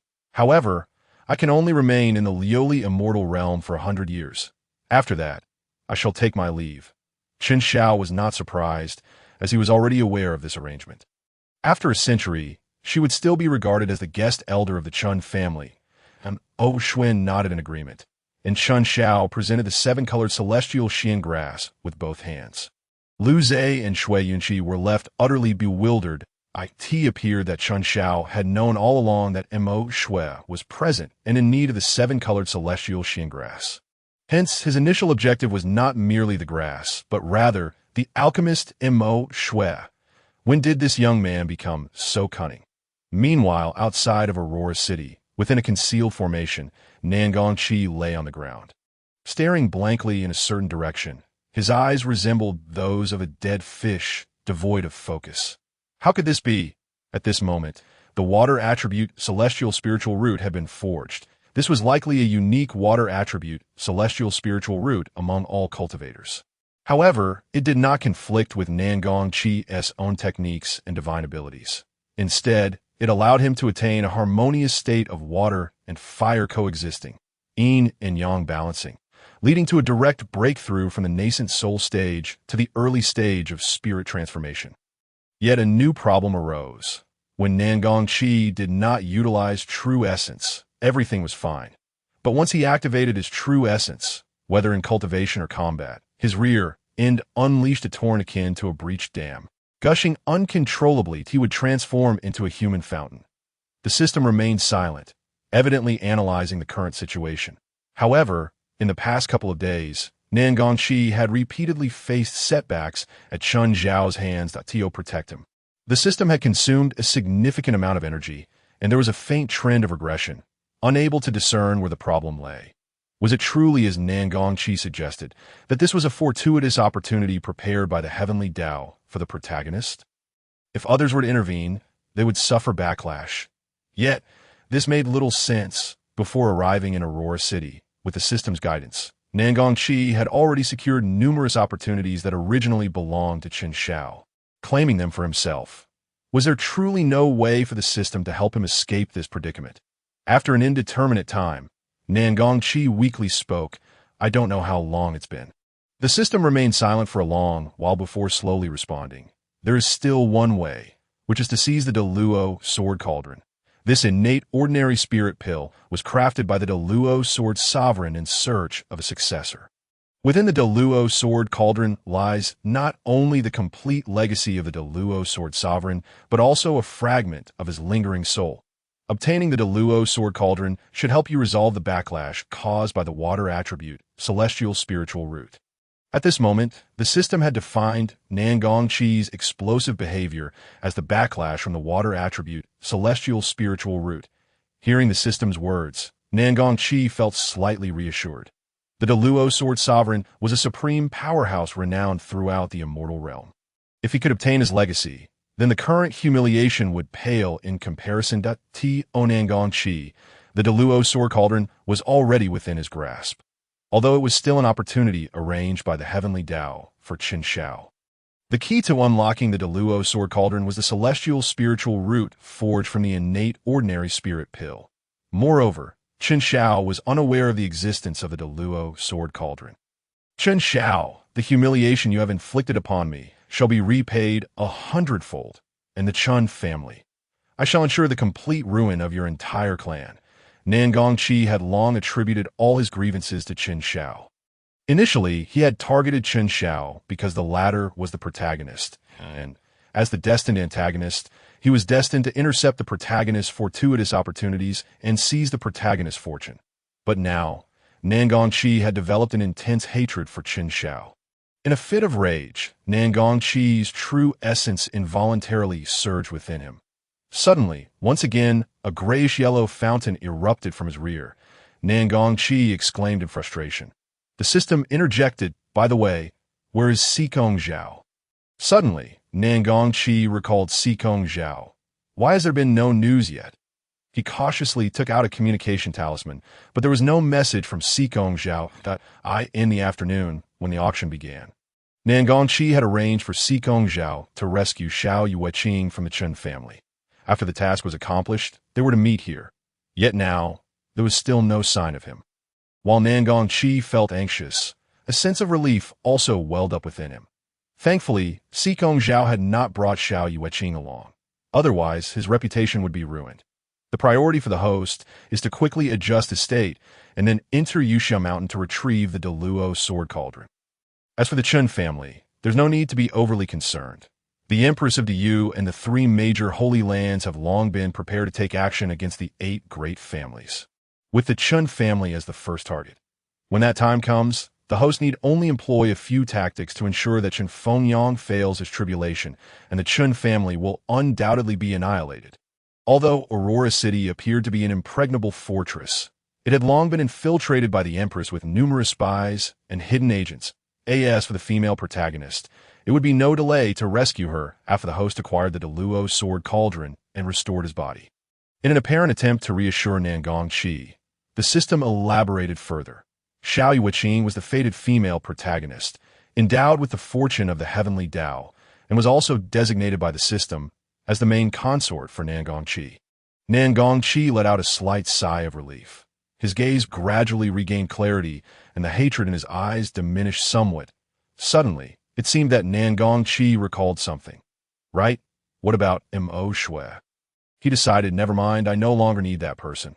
The system fell silent, and Mo Shui was the only one who had witnessed Nangong Qi's entire embarrassing ordeal. I could see this moment. Nangong Qi likely lacked even the courage to stand before her. After regaining his composure for quite some time, Nangong Qi finally mustered the strength to rise, cleanse himself of the grime, and change into a fresh set of clothes. He then exited the concealed formation. Stumbling towards the direction of Yuxia Mountain, tea present, Nangong Qi dared not to fly on his sword, fearing he might transform into a human fountain once more. Just then, the system's voice echoed once more in Nangong Qi's mind. Chun Xiao returned to the Chun family accompanied by Lu Zhe, Shui Yunqi, and the still gray Mo Shui. Along the way, many were discussing the recent events, astonished that someone had been flying through the sky while simultaneously being pulled along, traversing nearly half of Aurora City and almost causing a rain of filth to fall upon it. Numerous individuals had clearly seen that the person was none other than the young lord of the Tianyang Marquis House, Nangong Qi. Soon after, the events of the auction at the Yubao studio spread throughout the city. Consequently, this young lord of the Tianyang Marquis House became the focal point of Aurora City, within the Chun family. Elder, I have brought a guest elder for our family. You must come and greet her. As soon as Chun Xiao entered the main gate, he shouted loudly. Chun Junluo had departed, and Chen Fengyang was in closed-door cultivation. Presently, the highest authority within the Chun family was the elder Chen Wenxiu. While studying alchemical texts in his study, Elder Chen Wenxiu was momentarily startled by Chun Xiao's clamorous voice. A guest elder? A guest elder holds a high status within the family and enjoys the family's support. Given the Chun family's standing in the cultivation world, not just anyone is qualified to become a guest elder. Ordinary cultivators, unless they are immensely powerful beings at the spirit transformation stage, would not qualify. That in nearly a century, the Chun family has not had a guest elder. Remembering that the family head had mentioned that Xiao had taken on a master, Chun Wenxiu hastily set aside the alchemical texts and made his way to the front hall. This is when Elder Chun Wenxiu beheld the inconspicuous woman in gray, who appeared unremarkable beside Chen Xiao. He was taken aback that, is this truly Chun Zhao's master? Chen Xiao chuckled. This is the alchemist Mo Shui, who is now our guest elder of the Chun family. Alchemist Mo Shui. Upon hearing Chun Zhao's words, even with Chun Wenxiu's composure, he could not help but raise his tone. His eyes widened in shock as he gazed at Mo Shui. Chen Wenxiu was acutely aware of the significance of the title Dancian Mo Shui. Such an extraordinary individual becoming a guest elder of the Chun family. To be a guest elder of the Chen family is tantamount to joining the Chun clan. Not even the great Yu Xiuxin dynasty or the 3 sacred sects could claim the privilege of having a Dancian join their ranks. Mo Shui nodded slightly, acknowledging that she had indeed met her fellow Taoist. Subsequently, she gracefully brushed her sleeve, shedding her disguise. Before them stood a stunning woman clad in a dark green silk dress, her hair flowing like clouds, and her beauty unparalleled. Chapter 20. I don't eat beef. It truly is Dancian Mo Shui. She was every bit as radiant as the legendary figure described in tales. Chen Wenxiu felt as though he had been struck by a colossal pie, his senses swirling in disbelief. Given Dancian Mo Shui's stature within the cultivation realm, even the ancestral figure of the Chen family, Chen Fengyang, would treat her with utmost reverence. Now, she had become a guest elder of the Chen family. Even if Mo Shui were to do nothing at all within the Chen household, the mere knowledge of her status would elevate the Chen family's standing in the cultivation world by several tiers. Such is the influence of a Dancian. Noticing Chen Wenxiu lost in thought, Chen Xiao prompted, "Elder, you should hurry and arrange a pill room for Elder Mo Shui." Chen Wenxiu finally snapped back to reality, hastily exclaiming, "A pill room? Yes, yes, yes. Fellow Taoist, please follow me." Mo Shui cast a glance at Chen Xiao, a hint of satisfaction gleaming in her cool eyes, before departing with Chen Wenxiu. "Master, you are simply incredible." Yun Ranyan's voice chimed in Chen Zhao's ear. "I initially thought you were merely using that sand-in divine water to deal with the fated villain, but it turns out your ultimate goal was Mo Shui. With Nangong Qi's financial power, Chen Xiao could not compete for the seven-colored celestial Xian grass. However, by utilizing the sand-in divine water to taint the innate counter-spirit pill, he not only caused Nangong Qi to publicly disgrace himself, but also weakened the villain system. This action successfully halted the auction, allowing him to seize the seven-colored celestial Xian grass directly from Zhu Tianzong. In doing so, he further solidified Mo Shui's ties to the Chen family." Chen Xiao grinned. "You should consider whose disciple I am." Yun Ranyan chuckled, "Indeed. You are the disciple of the Heavenly Dao. In 2 days, I shall personally visit Aurora City, and together we shall vanquish the great villain." Lu Zhe and Shui Yunqi joined Chen Zhao's side. Lu Zhe stared at Chen Xiao, bewildered. "So, you just brought the esteemed Dancian back to the Chen family like that?" Shui Yunqi added, "You didn't tea-summon us just for a celebration, did you?" Chen Xiao laughed heartily, draping an arm over both their shoulders. "Of course it's for a celebration. Didn't you notice I've already established my foundation? As for the Dancian elder, it's all luck, pure luck. Dancian Mo Shui was arranged by the Heavenly Dao as my support. If she were in place I couldn't see or reach, how could I allow the villain to snatch her away? If Nangong Qi truly sought to pursue Mo Shui elsewhere, on my current stage, I would be powerless to intervene, that I would merely have to wait for her to refine the immortal pill during the heavenly tribulation before I could benefit from it. Let us go, let us go. I have successfully established my foundation and earned 2 million high-grade spirit stones. We should go celebrate." As he spoke, Chen Xiao pulled the two away from the Chen family estate. Chen Daxiang followed closely behind, taking small steps to keep pace with the trio. As for Mo Shui's matters, Chen Wenxiu would handle them appropriately. Although Chen Xiao was the young master of the Chen family, he was still a junior and need not concern himself with such affairs. Suddenly, Lu Zhe inquired, "By the way, how did you provoke Nangong Qi?" Nangong Qi was the son of the Tianyang Marquis, a genius of the royal capital, while Chen Xiao, a dandy from the northern territories, seemed worlds apart. Chen Xiao shrugged. He came looking for trouble himself. Nangong Qi was a minor antagonist in the early stages. According to the typical narrative, when Chen Xiao left Aurora City for training, he would clash with Nangong Qi over a treasure, subsequently igniting a conflict between the Chen family and the Tianyang Marquis' residence. By that time, Chen Xiao would have matured, and after a fierce battle, he would step on the face of this royal capital genius, making a name for himself within the great Yuxiuxian dynasty. However, now that Nangong Qi had been selected and bound by the villain system, he was already aware of these developments and took the initiative to seek out Chen Xiao in Aurora City. The treasure that would spark their conflict had also been taken by Nangong Qi in advance. Upon hearing Chen Zhao's words, Shui Yunqi's elegant brows furrowed slightly. Could it be that the one from the royal capital intends to take action against our cultivation families? Chen Xiao regarded the two, nodding slightly. Shui Yunqi and Lu Zhe exchanged glances, each recognizing the gravity reflected in the other's eyes. Iron Bull beef noodles. In no time, the trio arrived at a modest noodle shop. Lu Zhe, upon seeing it, couldn't help but express his surprise. The Iron Bull was a first-tier spirit beast exclusive to cultivators, renowned for its deliciously chewy meat and rich spiritual energy, making it one of the most common edible spirit beasts in the cultivation world. Yes, indeed. Iron bowl beef noodles. Boss, 3 bowls of beef noodles without scallions. Chun Xiao called out to the shop owner as he entered. The establishment was small, and at that moment, there were no other patrons present. The owner, a short man with dark skin, slightly changed his expression upon seeing Chun Xiao and his companions and promptly greeted them with enthusiasm. Welcome, young masters. Your iron bull beef noodles will be ready shortly. No scallions, you say?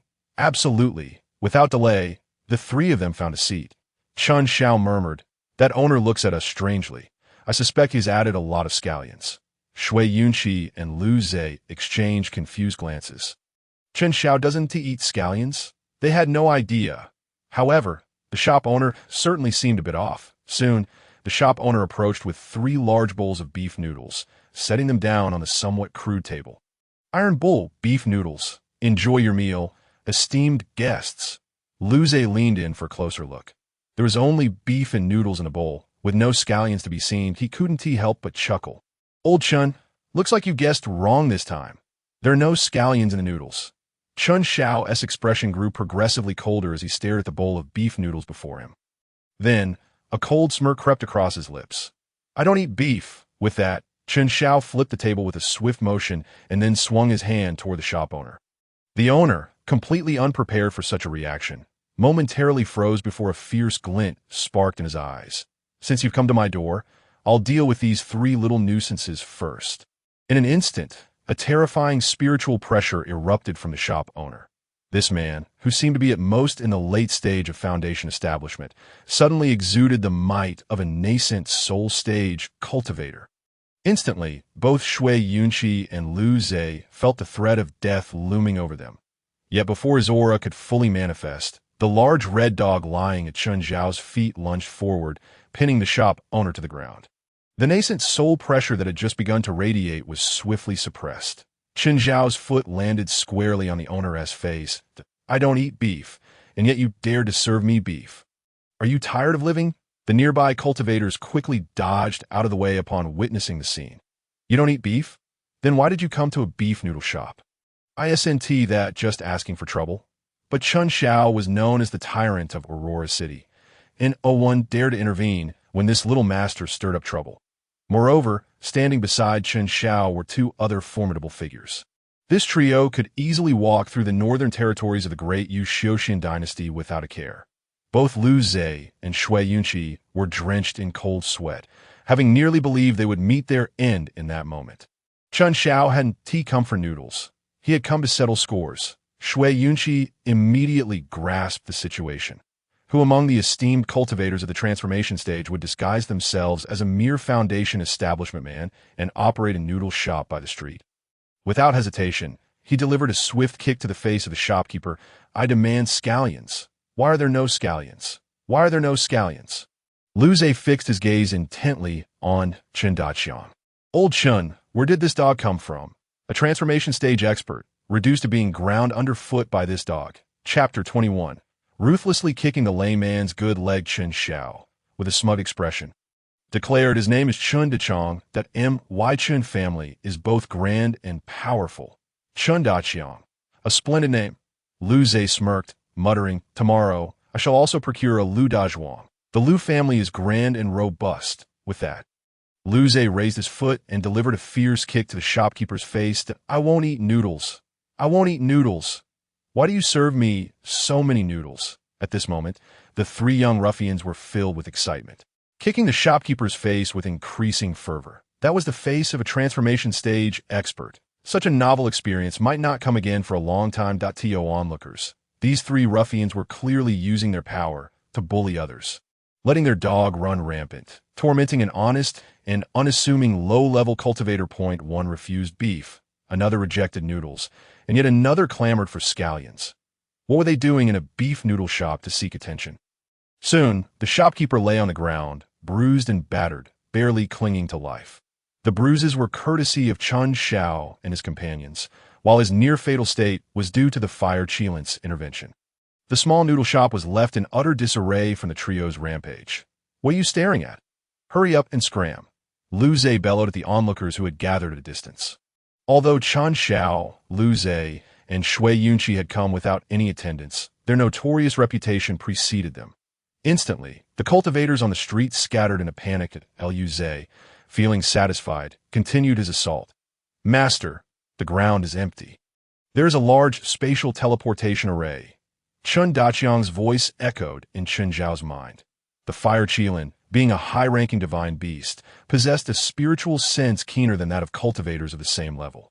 It had quickly identified the critical area beneath the noodle shop. The large spatial teleportation array could transport up to 10,000 people at once, according to the scrolls of Heavenly Law, whether in the normal narrative or a revised one. On the day Chun Fengyang faced his tribulation, the Chun family would be besieged by numerous unidentified cultivators. This noodle shop was one of the first places those unknown cultivators appeared. Chen Zhao's expression turned grim at "It's ruined." Yes, master. The fire Qilin transformed into a streak of flame and vanished beneath the ground. Destroying the teleportation array was the best course of action, as for tampering with it. Today, Chen Xiao intended to seize the opportunity to eliminate all hidden threats within the city, while the other party remained unprepared. Once all hidden threats were eradicated, even a fool would hesitate to utilize the city's teleportation array. Aside from the teleportation array hidden beneath, there was nothing of note in this noodle shop. After the fire Qilin destroyed the teleportation array, it completely buried the vast space below before resurfacing. Once all was accomplished, Chen Xiao and his companions departed from the noodle shop, with the fire Qilin, Chun Daqiang, carrying the unconscious shopkeeper in its mouth. After all, this was a transformation stage expert, and it would be wasteful to disregard him. However, just as the three exited the noodle shop, an elderly man clad in coarse garments, with a hunchback and a limp, blocked Chen Zhao's path. He first glanced at the shopkeeper being carried by the large red dog, and then spoke meaningfully to Chen Xiao. Young friend, one should spare a life when possible. Otherwise, calamity may ensue. The old man's voice was hoarse yet resonated powerfully, echoing in the ears of the trio. Seeing the limping elder, Chen Xiao paused momentarily before breaking into a smile. Old man, why don't you enlighten us on who here is truly a calamity to whom? The elder raised an eyebrow, choosing not to waste further words. With a swift motion, he raised his hand, and a grayish sword light descended upon Chen Xiao. Woof, woof, woof. At that instant, the dog barked, accompanied by an overwhelming aura that made the surrounding air unbearably hot. The gray sword light was obliterated in an instant by a burst of flames. Divine Beast. The coarse-clad elder's expression changed dramatically as he realized how the transformation stage shopkeeper had been subdued by Chen Xiao. A divine beast was at his side. The old man's reaction was swift. His good leg kicked off the ground, propelling him backward, while his hands formed seals, conjuring a hazy black mist around him. The silhouette of a massive black python writhed within the mist. Divine manifestation. In the next moment, the python's manifestation lunged from the black mist, aiming to bite down on Chen Xiao. Yet by this time, the fire Qilin had discarded the shopkeeper and positioned itself before Chen Xiao. It opened its mouth wide and swallowed the divine manifestation whole. This was a high-ranking divine beast, but a divine beast dog. The limping elder's eyes were filled with astonishment and anger, tinged with confusion. As a late-stage transformation cultivator, he had seen much in his time, but he could not fathom the nature of this dog-like divine beast. Its oppressive aura rivaled that of a high-ranking divine beast. Yet it was a dog, a divine beast dog. He had never heard of such a creature, or was this a mutated new breed? In that fleeting moment of distraction, Chen Daqiang pounced into the black mist. Boom! With a resounding explosion, the gray mist dissipated, and the limping elder found himself pinned to the ground beneath the massive red dog. In that instant, Chen Daqiang seemed to possess immense strength. Despite the elder's frantic struggles, he was powerless to escape. Terror filled the elder's eyes. A high-ranking divine beast at the peak of the transformation stage. How could such a being exist in Aurora City? Even a tribulation stage old monster would stand no chance against this divine beast. You came seeking me, yet I did not pursue you, Chen Xiao remarked, a cruel smile creeping across his face. This limping elder was an inner sect elder of the Zeningo. Including the shopkeeper, they were all affiliated with the sect. In the altered narrative, when Chun Fengyang failed his tribulation and perished, the limping elder had seized the opportunity to strike, killing 5 transformation stage elders from the Chun family, effectively breaking their backbone. Although these events had yet to transpire, during the initial groundwork of the narrative, Chun Xiao had come to harbor a deep-seated hatred for this limping elder. He had initially thought it would be difficult to find this cripple, yet he had unexpectedly come to him. Since that was the case, Chun Xiao would not hold back. Regardless of the circumstances, he would strike first. Without delay, Chun Xiao dashed forward and delivered a fierce kick to the elder's good leg. At that moment, the fire Qilin's power surged. Thoroughly suppressing the elder's true essence, he struggled and howled, but he was utterly unable to break free. Liu Zhe observed the scene with a chuckle. A cripple? One leg is lame. How can that be considered a true cripple? Only when both legs are lame can one be deemed a genuine cripple. As he spoke, Liu Zhe retrieved an oversized wolf-tooth club from a storage ring, measuring over a foot long and a foot thick. Old Chun, step aside, he swung the club, aiming for the elder's good leg. Upon seeing this, Chun Xiao was taken aback and quickly sidestepped. Bang! Crack! The wolf-tooth club struck the elder's good leg with tremendous force, eliciting a blood-curdling scream. The elder's good leg was now grotesquely deformed from the impact. Liu Zhe, seeing this, burst into gleeful laughter. Though he was merely a foundation establishment cultivator, the wolf-tooth club in his hand was a top-tier magical artifact. At that moment, the elder's cultivation was suppressed by the fire Qilin, rendering his true essence inoperable. And no matter how strong his physique, he could not withstand the crushing blow of a top-tier magical artifact. Old Liu, let me have a go too. Upon witnessing the scene, Shui Yunqi seized the Wolf Fang club from Liu Zhe and struck once more at the leg of the cripple. Bang! With that blow, the cripple's good leg was utterly shattered. The wails of the cripple echoed continuously, reverberating through the desolate street, lingering for ages. The cultivators who had been driven from this street shuddered upon hearing the sounds, unable to suppress a chill. Who could it be that had incurred the wrath of those 3 formidable beings? Thankfully, they had fled swiftly. Otherwise, they too would have faced dire consequences. Chapter 22. The Mutated Supreme Divine Beast. The eternal Hellfire Phoenix, the cripple's good leg, lay in ruin, now sprawled on the ground, frothing at the mouth. Old Chun, who on earth is this person? Shui Yunqi inquired, casting a glance at the cripple with a countenance fluctuating between gloom and brightness. The noodle shop owner was merely a cultivator at the initial stage of the transformation phase, yet this suddenly appeared cripple was a genuine late-stage transformation phase cultivator, i.e. in the realm of cultivation.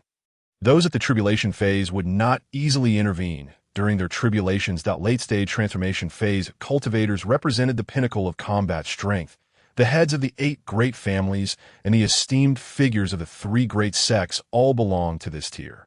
Chun Xiao delivered a kick to the cripple's face, sneering, "This is Wei Jiao, an elder of the Xintian sect. He's been lurking in my Aurora City, waiting to create chaos when my ancestor undergoes his tribulation." Upon hearing Chun Xiao's words, Wei Jiao's heart sank. That it was indeed no coincidence. The Xintian sect's machinations within Aurora City had likely been exposed. Noticing Wei Jiao's reaction, Chun Xiao gestured to Qin Daqian, who then stepped on Wei Jiao's face, rendering him unconscious. Liu Zhe's reflexes were somewhat delayed, but he soon grasped the situation. So, this was the sacred land of the immortal sects, planning to take action against our cultivation families?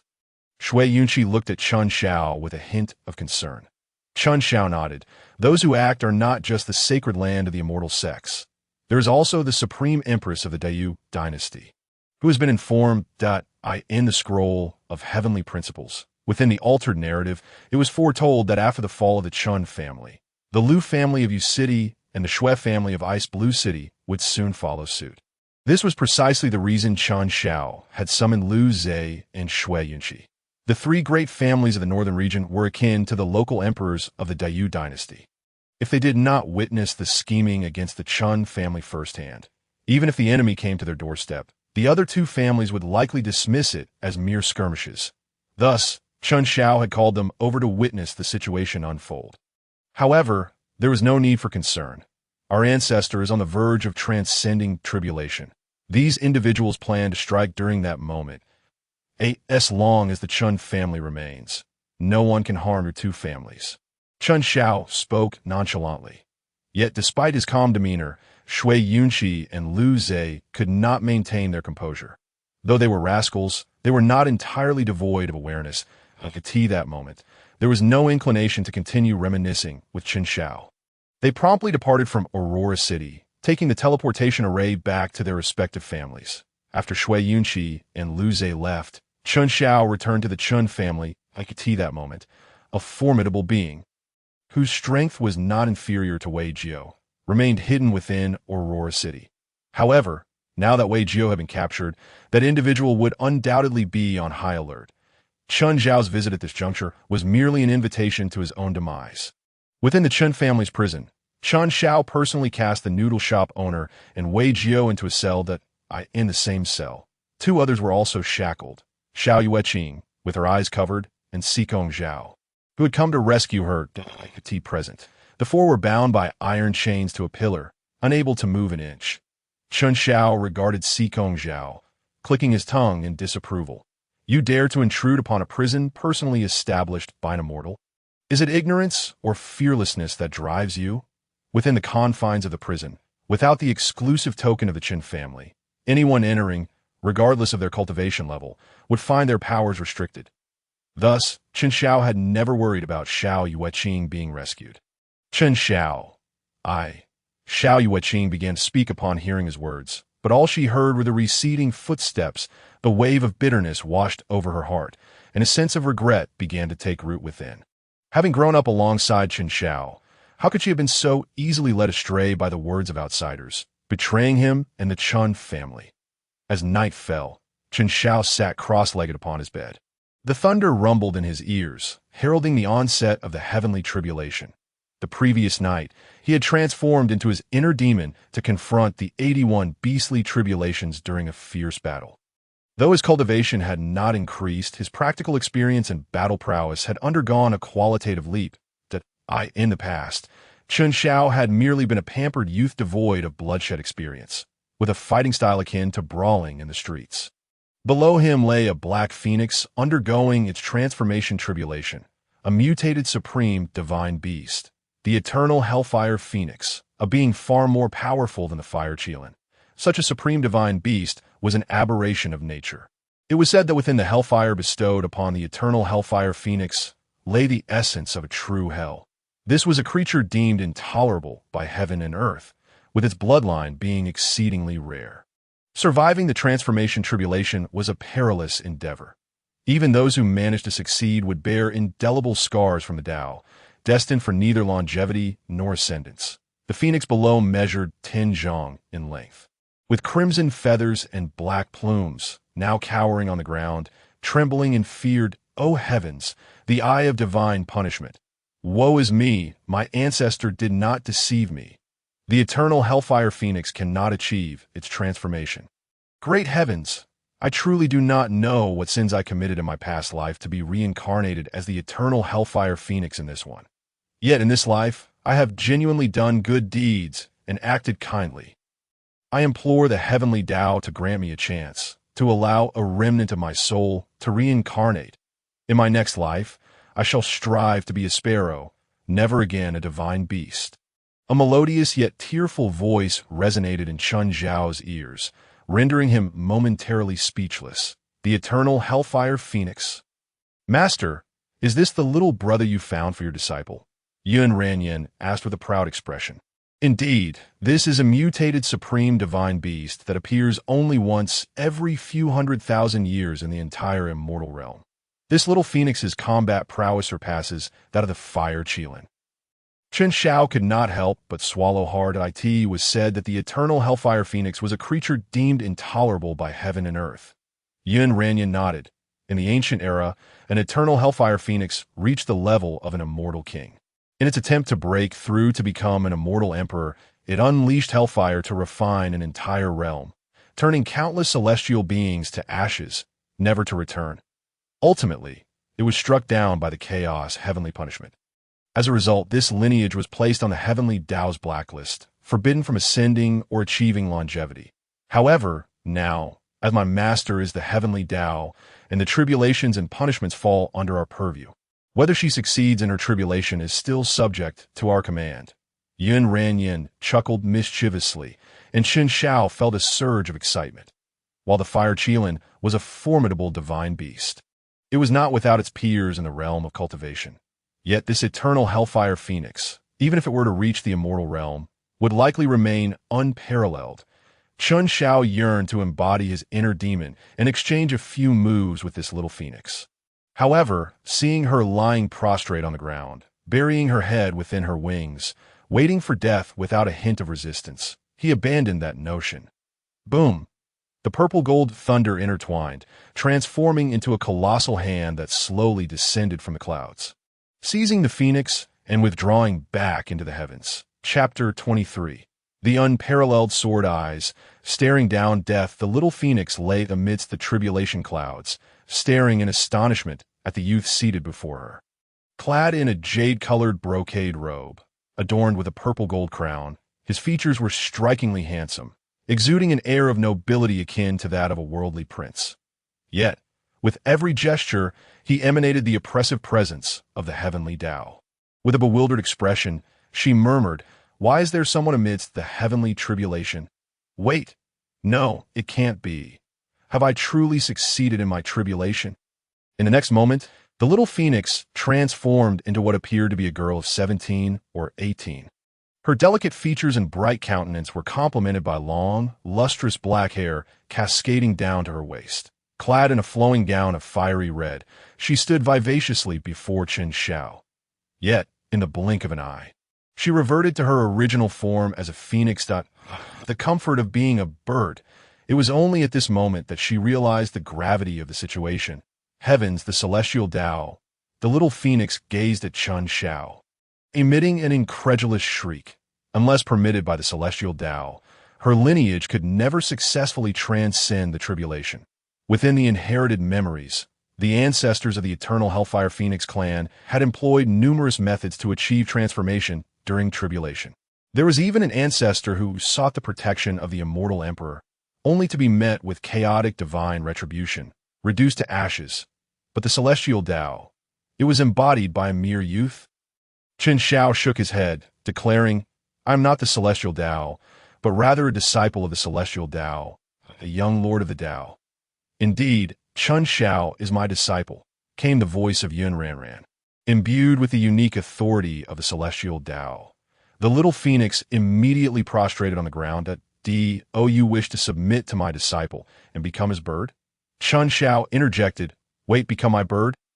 That sounds rather peculiar." The little phoenix's eyes sparkled with excitement.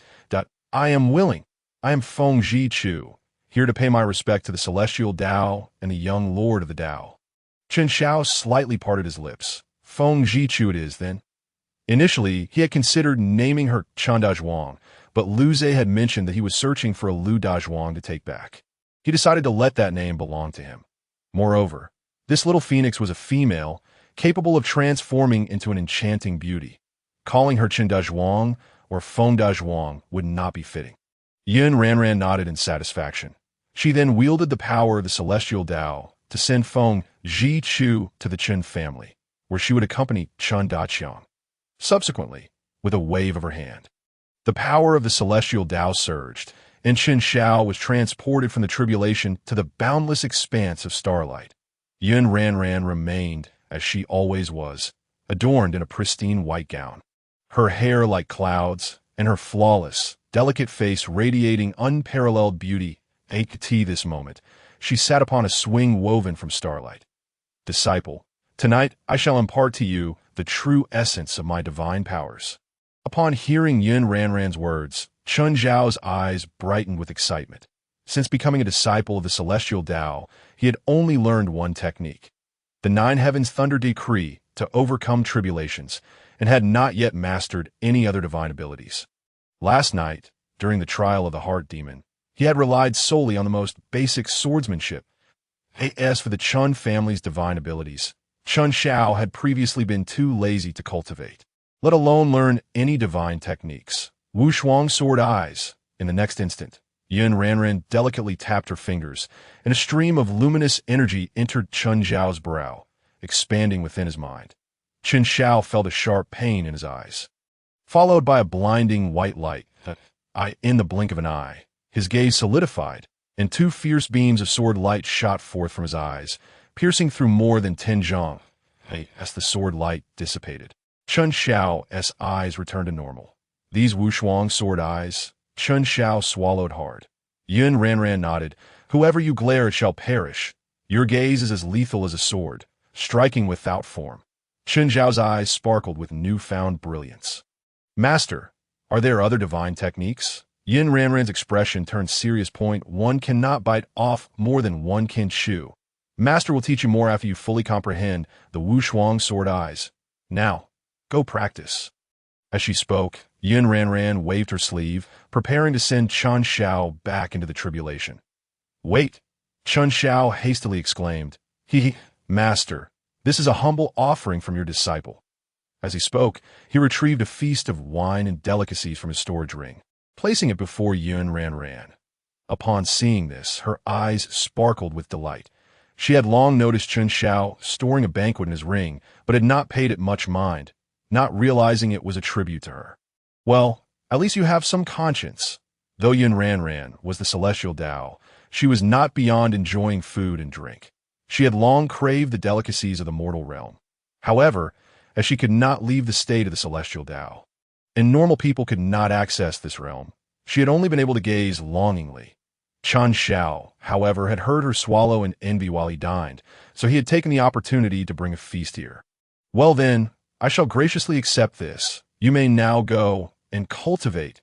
With a wave of her hand, Yun Ranran sent Chun Xiao away, only to then approach the table and savor the divine delicacies from the realm of cultivation.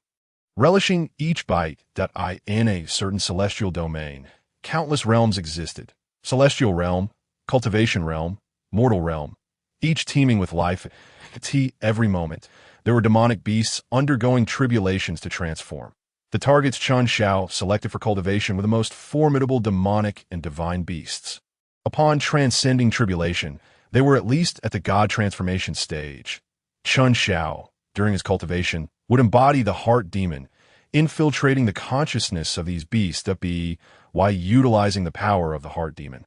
He would suppress their cultivation to match his own level, engaging them in battle. For the demonic beasts undergoing tribulation, this was an exceptionally perilous heart demon trial, a true battle of life and death. Hence, they unleashed their utmost strength, often surpassing their limits.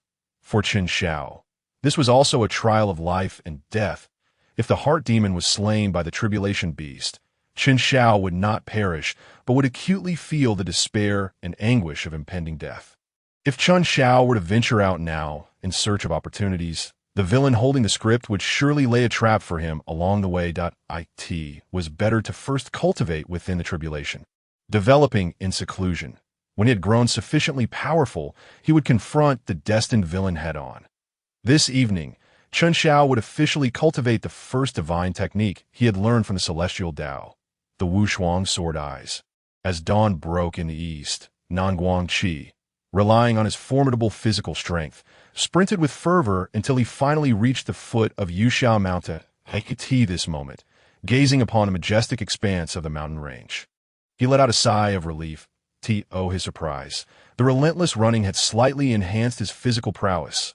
The transcendent grade immortal artifact, the Deluo sword cauldron, lay beneath this very mountain. Nanguang Qi's eyes sparkled with fervor, though a hint of hesitation lingered in his voice. System, there won't be any issues this time, will there? Upon scanning the area, the system confirmed that no living beings were present near the Deluo sword cauldron. The key to unlocking the cauldron was the host's celestial spirit root. Without the celestial spirit root, even the destined protagonist could not access the Deluo sword cauldron. Moreover, the destined protagonist would not even find this place. Excellent! Nanguang Qi swiftly applied a soil escape talisman to himself. In the next moment, a grayish-yellow water column erupted from his rear, and he vanished into the mountain. Chapter 24. Is there a ghost? Guided by the system, Nanguang Qi quickly descended to the deepest depths beneath Yuxiao Mountain, where he discovered the Luo sword cauldron. After changing into a new set of clothes, he stood before the cauldron, holding a luminous night pearl, and spoke solemnly. The glow of the night pearl illuminated the imposing cauldron before him. The Luo sword cauldron stood approximately 6 zhang in height, its surface a rich bronze hue. It possessed a body, 2 ears, and 3 legs, embodying the profound truth of Tao gives rise to 1. 1 gives rise to 2. 2 gives rise to 3, and 3 gives rise to all things. At this moment, the cauldron appeared lifeless, indistinguishable from the surrounding stones, buried 300 li deep underground and surrounded by a natural barrier. It was no wonder it had gone unnoticed for so long. Nanguang Qi stood before the cauldron, murmuring, "If it weren't for the system's prompt, even if this cauldron were placed before me, I wouldn't recognize it." Presently, the Luo sword cauldron looked utterly ordinary, devoid of any remarkable features. "System, what should I do next?" Nanguang Qi inhaled deeply and inquired. The host need only circulate their true essence to refine it. Nanguang Qi nodded, then placed his hand upon one of the legs of the tripod. With a thunderous roar, an instant later, the true essence within him surged violently. At the same moment, a grayish-yellow fountain erupted from behind him. Nanguang Qi, system, do not panic, host. As long as you successfully refine the Luo sword tripod and obtain the inheritance of the Luo sword sovereign, you can resolve the backlash from your spiritual roots. The voice of the system echoed within Nanguang Qi's mind, striving to alleviate his embarrassment. Clenching his jaw, Nanguang Qi accelerated the flow of true essence within him, desperately attempting to awaken his water attribute, celestial spiritual root. As his true essence coursed, the stream behind him swelled larger. Before long, Nanguang Qi transformed once again into a colossal humanoid sprinkler. However, this time, he was oblivious, fully focused on refining the Luo sword tripod before him. As the true essence surged into it, the Luo sword tripod began to tremble slightly. A faint azure glow enveloped its massive body, as if a slumbering behemoth was slowly awakening to in the shadows, where light could not reach. Chen Zhao's shadowy incarnation observed with arms crossed. Chen Zhao was not surprised that Nanguang Qi had reached the transformation realm. In the altered narrative, Nanguang Qi had attained this stage by virtue of that innate counter-spiritual elixir. Chen Zhao had merely added a touch of enhancement to the elixir without compromising its fundamental properties. Otherwise, the malevolent system, which even the Heavenly Dao feared, would certainly have taken notice. Although the master had said that he could not eliminate the antagonist before the energy of the malevolent system was depleted. Even if he couldn't kill him, he must ensure that the malevolent system suffered a significant setback. Chen Zhao's shadowy incarnation possessed late-stage nascent soul cultivation. However, prior to this, with Chen Zhao's limited abilities, he could not fully control this body or unleash its maximum potential. The shadowy demon had just taken form when Chen Zhao refined it. Its memories were a blank slate, aside from its innate divine abilities. It had no experiences or memories to offer Chen Zhao. Yet, in the past couple of days, Chen Zhao had been honing his skills amidst the tribulations, transforming himself into a late-stage nascent soul shadowy demon to battle the tribulation beasts. Through countless trials, he had learned to master this body and uncovered more capabilities. More importantly, the shadowy demon could also wield the unparalleled sword eye. It was time. Chen Zhao's eyes shimmered with brilliance. With a flick of his hand, a spirit stone appeared in his palm. In the next moment, he crushed the spirit stone. With a violent rumble, the concealed inverted 5 elements killing array revealed itself. Instantly, 5 beams of light, blue, red, white, black, and yellow, shot upwards, intertwining and colliding in midair. Chaotic and tumultuous, they transformed into a colossal 5-colored whirlwind, engulfing Nanguang Qi within. This is bad. Nanguang Qi's complexion changed drastically. He had already established a preliminary connection with the Luo sword tripod and was in the critical phase of unsealing it. Yet he could never have anticipated that a killing array would suddenly manifest here. Nevertheless, Nanguang Qi reacted swiftly. The moment the inverted 5 elements killing array appeared, a large seal materialized above his head. Golden light cascaded down from the seal, protecting Nangong Chi's body. System, what is happening now? Nangong Chi's voice trembled. How many times has this been? Since arriving in Aurora City, apart from the first instance when he used Xiao Yuqing to scheme against Chen Xiao, causing him to lose his fiancée, to another, and extracting a bit of fortune from Chen Xiao. Unexpected events had occurred repeatedly. Upon system inspection, within a radius of 10 miles, no living beings were present in this formation. Before the system could finish speaking, Nangong Chi interrupted, "No living beings. What could that be? Could it be a ghost?" In the darkness, Chen Xiao emerged, holding a celestial sword, stepping forward one step at a time. His form was shrouded in mist, obscuring his exact appearance and cultivation level. Life fluctuations. Not a living soul. Not a living soul. The system's voice echoed wildly, clearly able to perceive Chen Xiao's shadowy incarnation. Yet at this moment, the shadowy demon was merely a silhouette. It was not life, nor did it bear the aura of a living being. No life fluctuations. Could it truly be a ghost? My cultivation has already reached the transformation realm, and I am protected by celestial spiritual roots. What specter would dare approach me? Nangong Chi's expression grew increasingly sinister.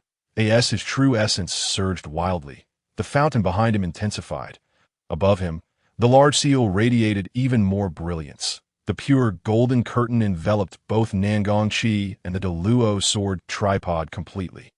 This was undoubtedly a top-tier defensive treasure. The IT was also the very treasure that would later become the source of enmity between Chen Xiao and Nangong Chi. However, for now, it had been preemptively claimed by Nangong Chi. Creak, creak. The air was filled with a series of grating sounds that made one's teeth ache. The destructive force of the inverted five elements killing array collided with the golden seal, the void.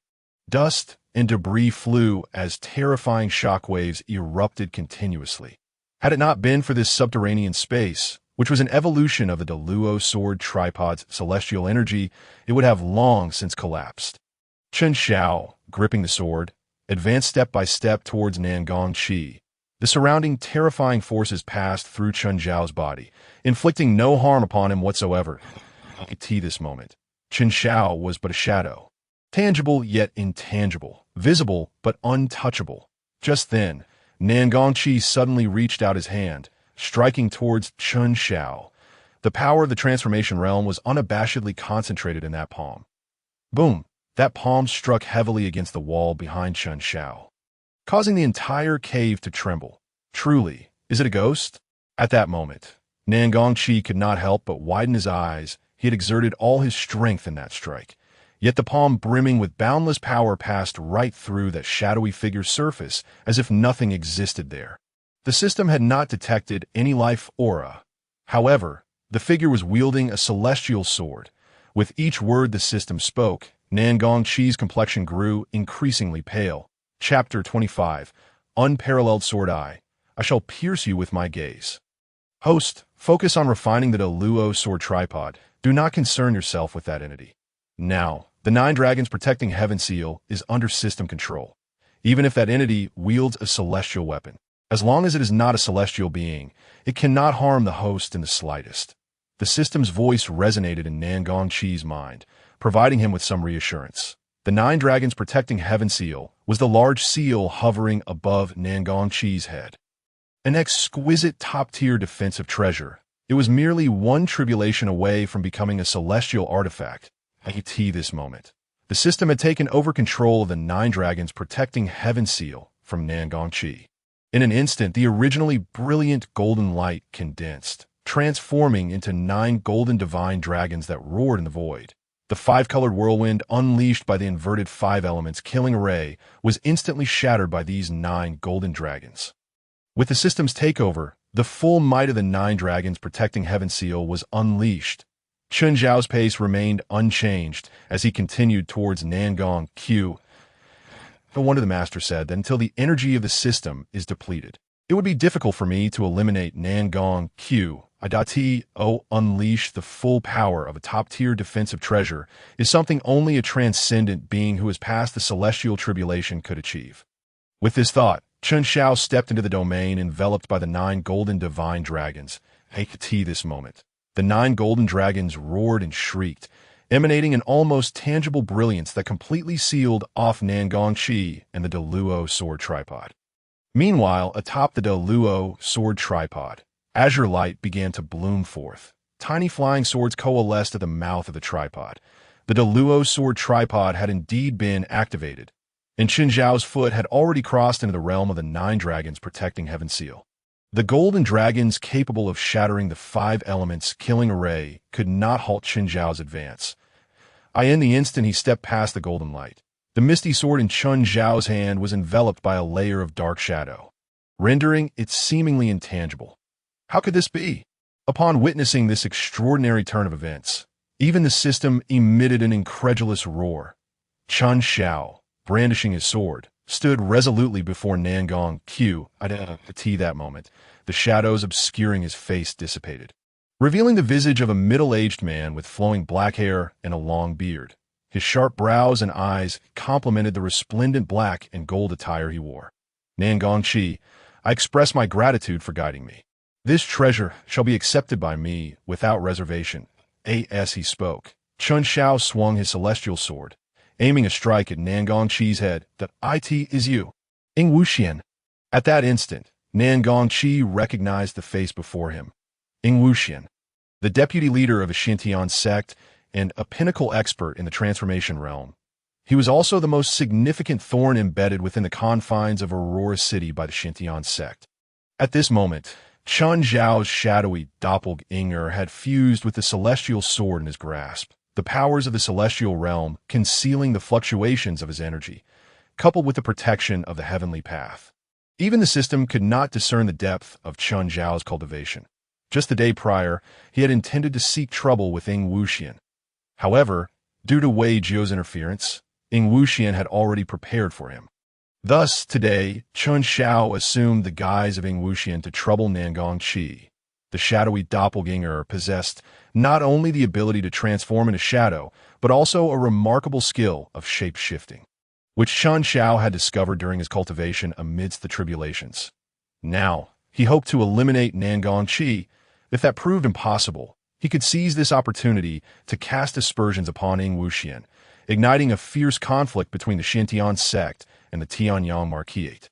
The sword of mist and light erupted with a dazzling brilliance as it descended upon Nangongqi's head. Yet at that very moment, the 9 dragons' guardian seal, which had been hovering above Nangongqi, plummeted downwards to intercept the celestial sword. Boom! The 9 dragons' guardian seal was instantaneously jolted, propelled backward by the immense force of the impact. A palpable ripple emanated from the point of collision, radiating outward in all directions before the terrifying backlash could reach him. Qin Zhao transformed into a shadow, remaining utterly stilled. In quick succession, a second strike was unleashed. Nangongqi's eyes widened in alarm. He was mere moments away from refining the supreme-grade sword cauldron. If granted just 3 more breaths, this extraordinary celestial artifact would rightfully belong to him, Nangongqi. Yet, Qin Zhao's sword was already upon him, forcing Nangongqi to retreat hastily. Qin Zhao sheathed his sword, pinching his nose in disdain. Nangongqi, do you still recall the agreement between your Xintian sect and my Tianyang Marquisate? With gritted teeth, Nangongqi retorted, Ing Wuxian, do you remember our pact? Qin Zhao scoffed. Pact? Certainly. Hand over this supreme-grade celestial artifact, and our agreement shall continue. Qin Zhao was well aware of their pact to form an alliance against the 3 great families of the Northern Territory. However, at this moment, the supreme-grade artifact lay tantalizingly close. Should the true Ing Wuxian appear, he might act even more unscrupulously. As Qin Zhao's words fell, he wasted no time and struck again with his celestial sword. Host, just 3 breaths. Place your hand upon the supreme-grade sword cauldron, and after 3 breaths, the system will assist you in refining it. At that juncture, the system intervened once more, aiming to aid Nangongqi in refining the sword cauldron. Nangongqi's expression tightened as the 9 dragons' guardian seal flew to his side, blocking Qin Zhao's strike. Simultaneously, a radiant sword light burst forth from above Nangongqi's head, accompanied by an immense sword intent that surged towards Qin Zhao. This sword intent could harm shadows. In an instant, Chun Xiao made his judgment, positioning his sword to intercept the brilliant sword light, which resembled a celestial path, halting Nan Gongqi's assault. Seizing this opportunity, Nan Gongqi surged toward the supreme-grade sword cauldron. 3 breaths. Only 3 breaths. Just as Nan Gongqi's hand reached for the sword cauldron, a humming sound reverberated. 2 invisible parallel sword lights sliced through the air, aiming straight for the hand that sought the cauldron. What is this? Was the first thought that flashed through Nan Gongqi's mind. So fast was the second. The 2 sword lights were alarmingly swift, leaving him no time to react. At that critical moment, a golden divine dragon erupted from the 9 dragons' guardian seal, narrowly intercepting the 2 sword lights. Nan Gongqi's hand trembled, but before he could exhale a sigh of relief, the sensation of dread resurfaced. Humming. Once more, 2 parallel sword lights cleaved through the air, this time targeting Nan Gongqi's head. Boom! A second golden dragon arrived, shielding him from the 2 sword lights. What on earth is this? At this moment, beads of cold sweat trickled down Nan Gongqi's forehead. He dared not linger near the sword cauldron any longer and swiftly darted deeper into the shadows. The previous 4 sword lights had instilled a palpable sense of death's threat within him. The speed of a 9 dragons' guardian seal was far inferior to that of the mysterious sword lights. Planning to flee, Chun Xiao chuckled coldly, his form transforming into a shadow as he pursued Nan Gongqi. Simultaneously, his unparalleled sword eyes blazed, glaring intently at Nan Gongqi. In that instant, the supreme-grade sword cauldron began to tremble violently. A torrent of sharp sword energy erupted from within, signaling the awakening of the dormant artifact. Chapter 26. I bait with a supreme-grade celestial artifact. Inviting heroes from all walks of life, the dormant supreme-grade sword cauldron had been fully activated by Nan Gongqi. It teetered on the brink of explosion, unleashing a chilling sword energy that surged forth like a tsunami from the cauldron, merging with the surrounding mountains and stones. The Xianjing copper mine within Yuxiao Mountain served as the primary material for forging flying swords, and it had formed due to the presence of the supreme-grade sword cauldron. At this moment, the entire mineral vein of Yuxiao Mountain began to tremble violently. Countless veins of Xianjing copper were ignited by the sword energy from the sword cauldron, converging towards this location, ultimately coalescing into a colossal crystal blue sword that pierced through the mountains. In that instant, the surging sword energy erupted like a volcanic explosion, shooting skyward along the blade of the crystal blue sword. Nan Gongqi stood in stunned silence, his mind buzzing.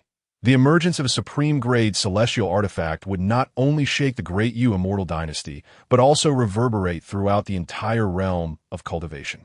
Even the celestial realm would feel the impact, summoning immortals to descend. At that point, it would be nearly impossible for Nan Gongqi to obtain this celestial artifact. Just 3 breaths. If given just 3 more breaths, the supreme-grade sword cauldron would become his ultimate treasure. Yet, that fleeting 3 breaths had transformed into an insurmountable chasm. Ing Wuxian. Nan Gongqi seethed internally. I will not let you escape unscathed. He promptly executed the earth escape technique, propelling himself downward in a torrent of water, racing towards the ground. This moment, the entire subterranean space was suffused with the chilling sword energy. If he did not flee now, he would face certain death. Meanwhile, Chun Zhao's figure had completely melded into the darkness, vanishing without a trace. Here, the sword energy seemed to possess a life of its own, gradually forming a crystal blue 7-tiered tower that enveloped the supreme-grade sword cauldron within. Surrounding the 7-tiered tower, 7 layers of sword domains expanded outward, encompassing a radius of 30 miles. I could see this moment, centered around Yuxiao Mountain. All living beings within a 3,000-mile radius sensed the immense disturbance. Countless cultivators either soared through the skies on their swords or summoned magical artifacts to investigate. In Aurora City, the Chun family, Qin Xiao, stood by the window, gazing towards the eastern horizon. I bait with a supreme-grade celestial artifact. Inviting heroes from all walks of life. I hope you shall not disappoint me. Clenching his fists, his eyes gleamed with madness. Let chaos ensue. That would be for the best. The Great Yu immortal dynasty. in conjunction with the three major sacred grounds, sought to annihilate the Chun family. Thus, Qin Shao would dare to upend the entire dynasty.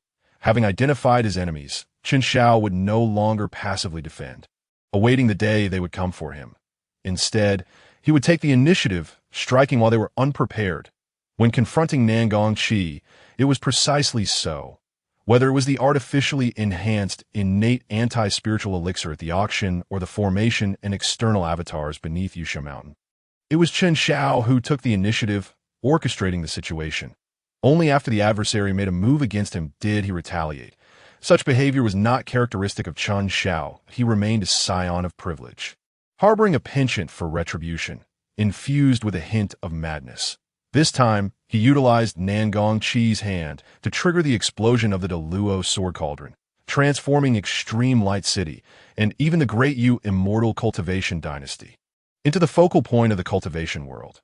His true target was the individual seated in the royal capital. Whether it be Nangong Qi or Xintian sect, any act against the Chun family inevitably bore the imprint of that person. In the altered narrative, the downfall of the Chun family was merely instigated by Nangong Qi, the destined antagonist, who caused Qin Fengyang to fail in his tribulation. The true obliteration of the Chun family was at the hands of the three great sacred places and the Great Yu imperial family, the latter being the greatest beneficiary. The old fellow, Ing Wuxian, finally deemed it necessary to emerge. Suddenly, a faint smile graced the corners of Chun Zhao's lips. He then vanished from sight, returning to his tribulation to continue his cultivation. Why can you be called Feng Ji Chu while I am merely addressed as Chun De Chong? The fire Qilin, transformed into a dog, inquired of the eternally fiery phoenix, who had taken the appearance of a sparrow. The little phoenix flapped its wings and alighted lightly upon the head of the fire Qilin, expressing its vexation. Chun De Chong, the Qin family is both large and strong. This is a name bestowed upon you by the young master of the Heavenly Dao himself. And you're not pleased. Had I known, I would have refrained from revealing my name to the young master of the Heavenly Dao, and I could have been called Qin de Zhuang instead. The Qin family is both large and robust. The fire Qilin retorted, and do not call me old second. Address me as the illustrious second miss. The fire Qilin retracted its head, for it dared not act impudently before the eternally fiery phoenix. Not to mention their strength, the little phoenix's bloodline was inherently superior to that of the fire Qilin. Here it comes. Suddenly, the little phoenix took flight. Remember to suppress your cultivation to the initial stage of transformation. Just incapacitate them. Do not kill. The fire Qilin shook its large head and transformed into the likeness of Nangong Qi, charging towards the approaching figure. Spray water. Do not forget to spray water. The little phoenix also took on human form, appearing as an elderly man clad in a dark robe, with a sinister expression. The fire Qilin silently rolled its eyes, reluctantly beginning to spray water. Of course, it was not truly mimicking Nangong Qi. Rather, it employed a minor spell to obscure the truth. Ing Wuxian, come and accept your fate. The fire Qilin's visage contorted in rage as it charged towards Ing Wuxian. Simultaneously, a thought reminiscent of sword intent erupted from its head. Ing Wuxian, crouched low and cautiously approaching Yusha Mountain to investigate the commotion, was the vice master of Xintian sect. Although he ostensibly engaged in seclusion, he was secretly stationed in Extreme Light City on a mission. Thus, at this moment, he dared not appear openly. Upon seeing Nangong Qi's arrival, Ing Wuxian was initially taken aback, his face twitching in disbelief. He had certainly heard of Nangong Qi's recent misfortunes, particularly the embarrassment he suffered at the Yubao studio auction the previous day, soaring through the skies of Extreme Light City while it rained. Now, Nangong Qi had become a walking joke. Witnessing the grotesque visage of Nangong Qi, who was spraying water as he charged towards him, Ing Wuxian felt a wave of dread wash over him. Not come any closer. Ing Wuxian was not intimidated by Nangong Qi's sword, considering him merely a cultivator at the initial stage of transformation. However, the sight of Nangong Qi flying and spraying water was indeed rather terrifying. The physical damage was negligible, but the psychological impact was maximized. After evading Nangong Qi's strike, Ing Wuxian bellowed in anger, Nangong family's young lord. How have I offended you? Why the immediate assault upon our meeting? How have you offended me? Are you truly so oblivious? The fire Qilin, masquerading as Nangong Qi, retorted. Ing Wuxian was not well acquainted with Nangong Qi. Their encounters have been limited. Suddenly, the fire Qilin, with malicious intent, redirected the spray behind him toward the front, transforming it into a grayish-yellow water sword that struck at Ing Wuxian once more. Ing Wuxian was left in utter dismay. He retreated rapidly, hastily dodging to the side. Clearly, he had no desire to engage in a full-blown conflict with this young prodigy of an ally's family. Often, misunderstandings could be resolved if both parties could sit down calmly to discuss matters. Just as Ing Wuxian avoided the attack, an immense force surged from behind, propelling him forward. Then, the grayish-yellow water sword struck heavily against Ing Wuxian's face, shattering his protective true essence, drenching him in its foulness. Ing Wuxian stood stunned for a moment before erupting into an enraged roar. Nangong Qi, I will slay you.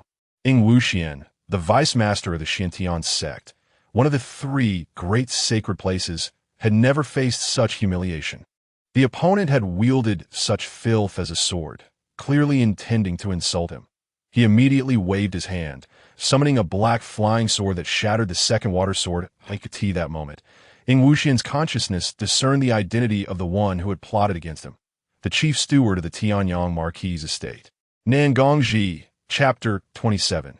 Killing with a borrowed blade at this juncture. Nangong Jingong Qi were relentlessly closing in on Ing Wuxian, especially Nangong Qi, who utilized the foulness he spewed as a weapon, transforming it into a myriad of water swords that relentlessly struck Ing Wuxian. The lethality was minimal, but the humiliation was at its peak. Ing Wuxian was thoroughly provoked, and one could maintain their composure after being drenched in such a stench. Moreover, the 2 divine beasts were silently employing a spell to confuse the mind, causing Ing Wuxian's eyes to turn bloodshot, filled with a desire to rend Nangong Qi to pieces that are a rather rudimentary tactic of sowing discord, yet it proved effective. Ing Wuxian became increasingly frenzied in his assault. However, at this moment, nearby cultivators were captivated by the colossal blue sword atop Yuxiao Mountain, paying little heed to the battle unfolding here. Second miss.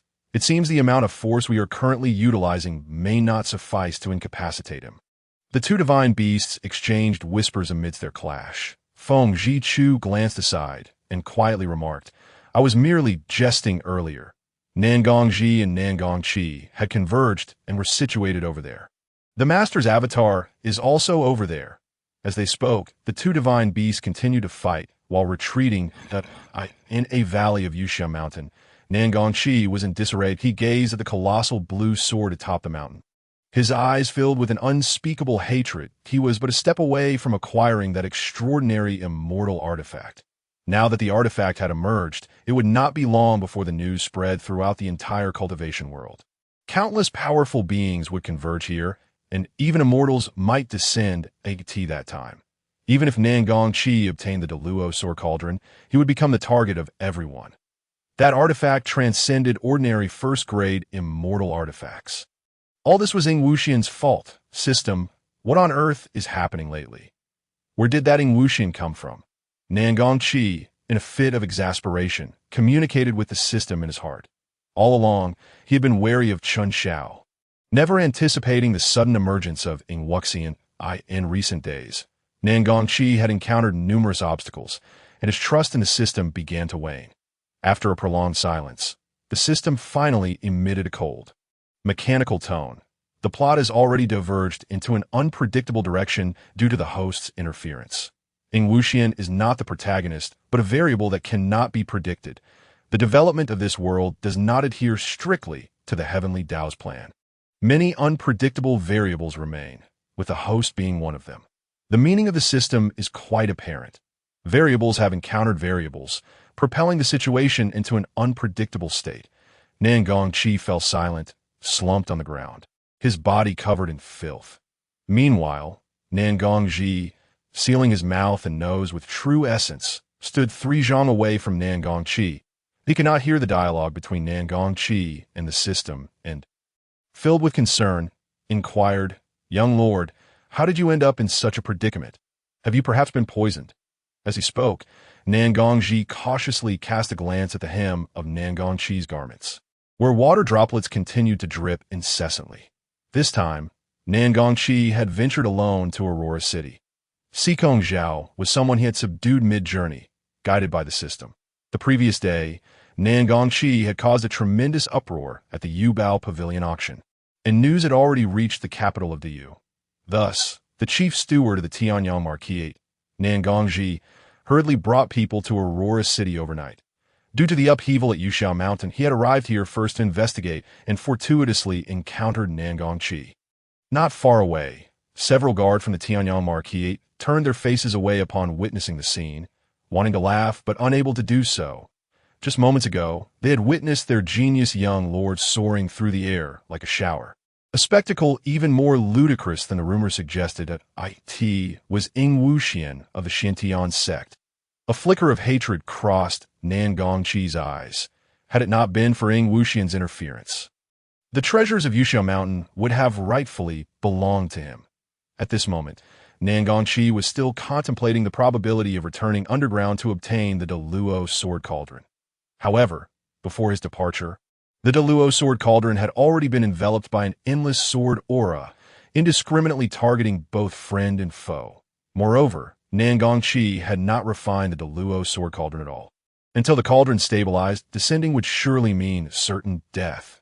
Nangongqi's expression froze. Did the young lord know what lay below?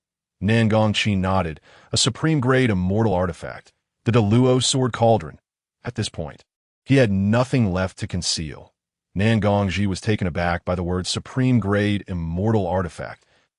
He was about to ask when suddenly, a sword cry erupted from the void and a streak of jet-black sword light shot forth, aiming directly at Nangongqi. This is bad. Nangongqi reacted swiftly, swinging his hand as a flame-colored sword light cleaved towards the black sword light. Ing Wuxian, upon seeing Ing Wuxian flash past him, Nangongqi felt his scalp tingle. The hatred that had etched itself into his bones could no longer be suppressed. With a roar, he stood up and charged towards Ing Wuxian. Nangongqi was about to follow suit when he suddenly saw a gray-yellow water column rushing towards him.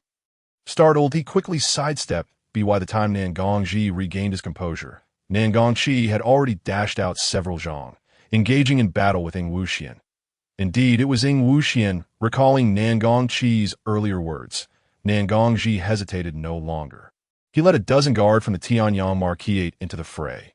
Ing Wuxian, upon seeing this, deflected Nangongqi's flying sword with a single sword strike and turned to flee beyond the valley.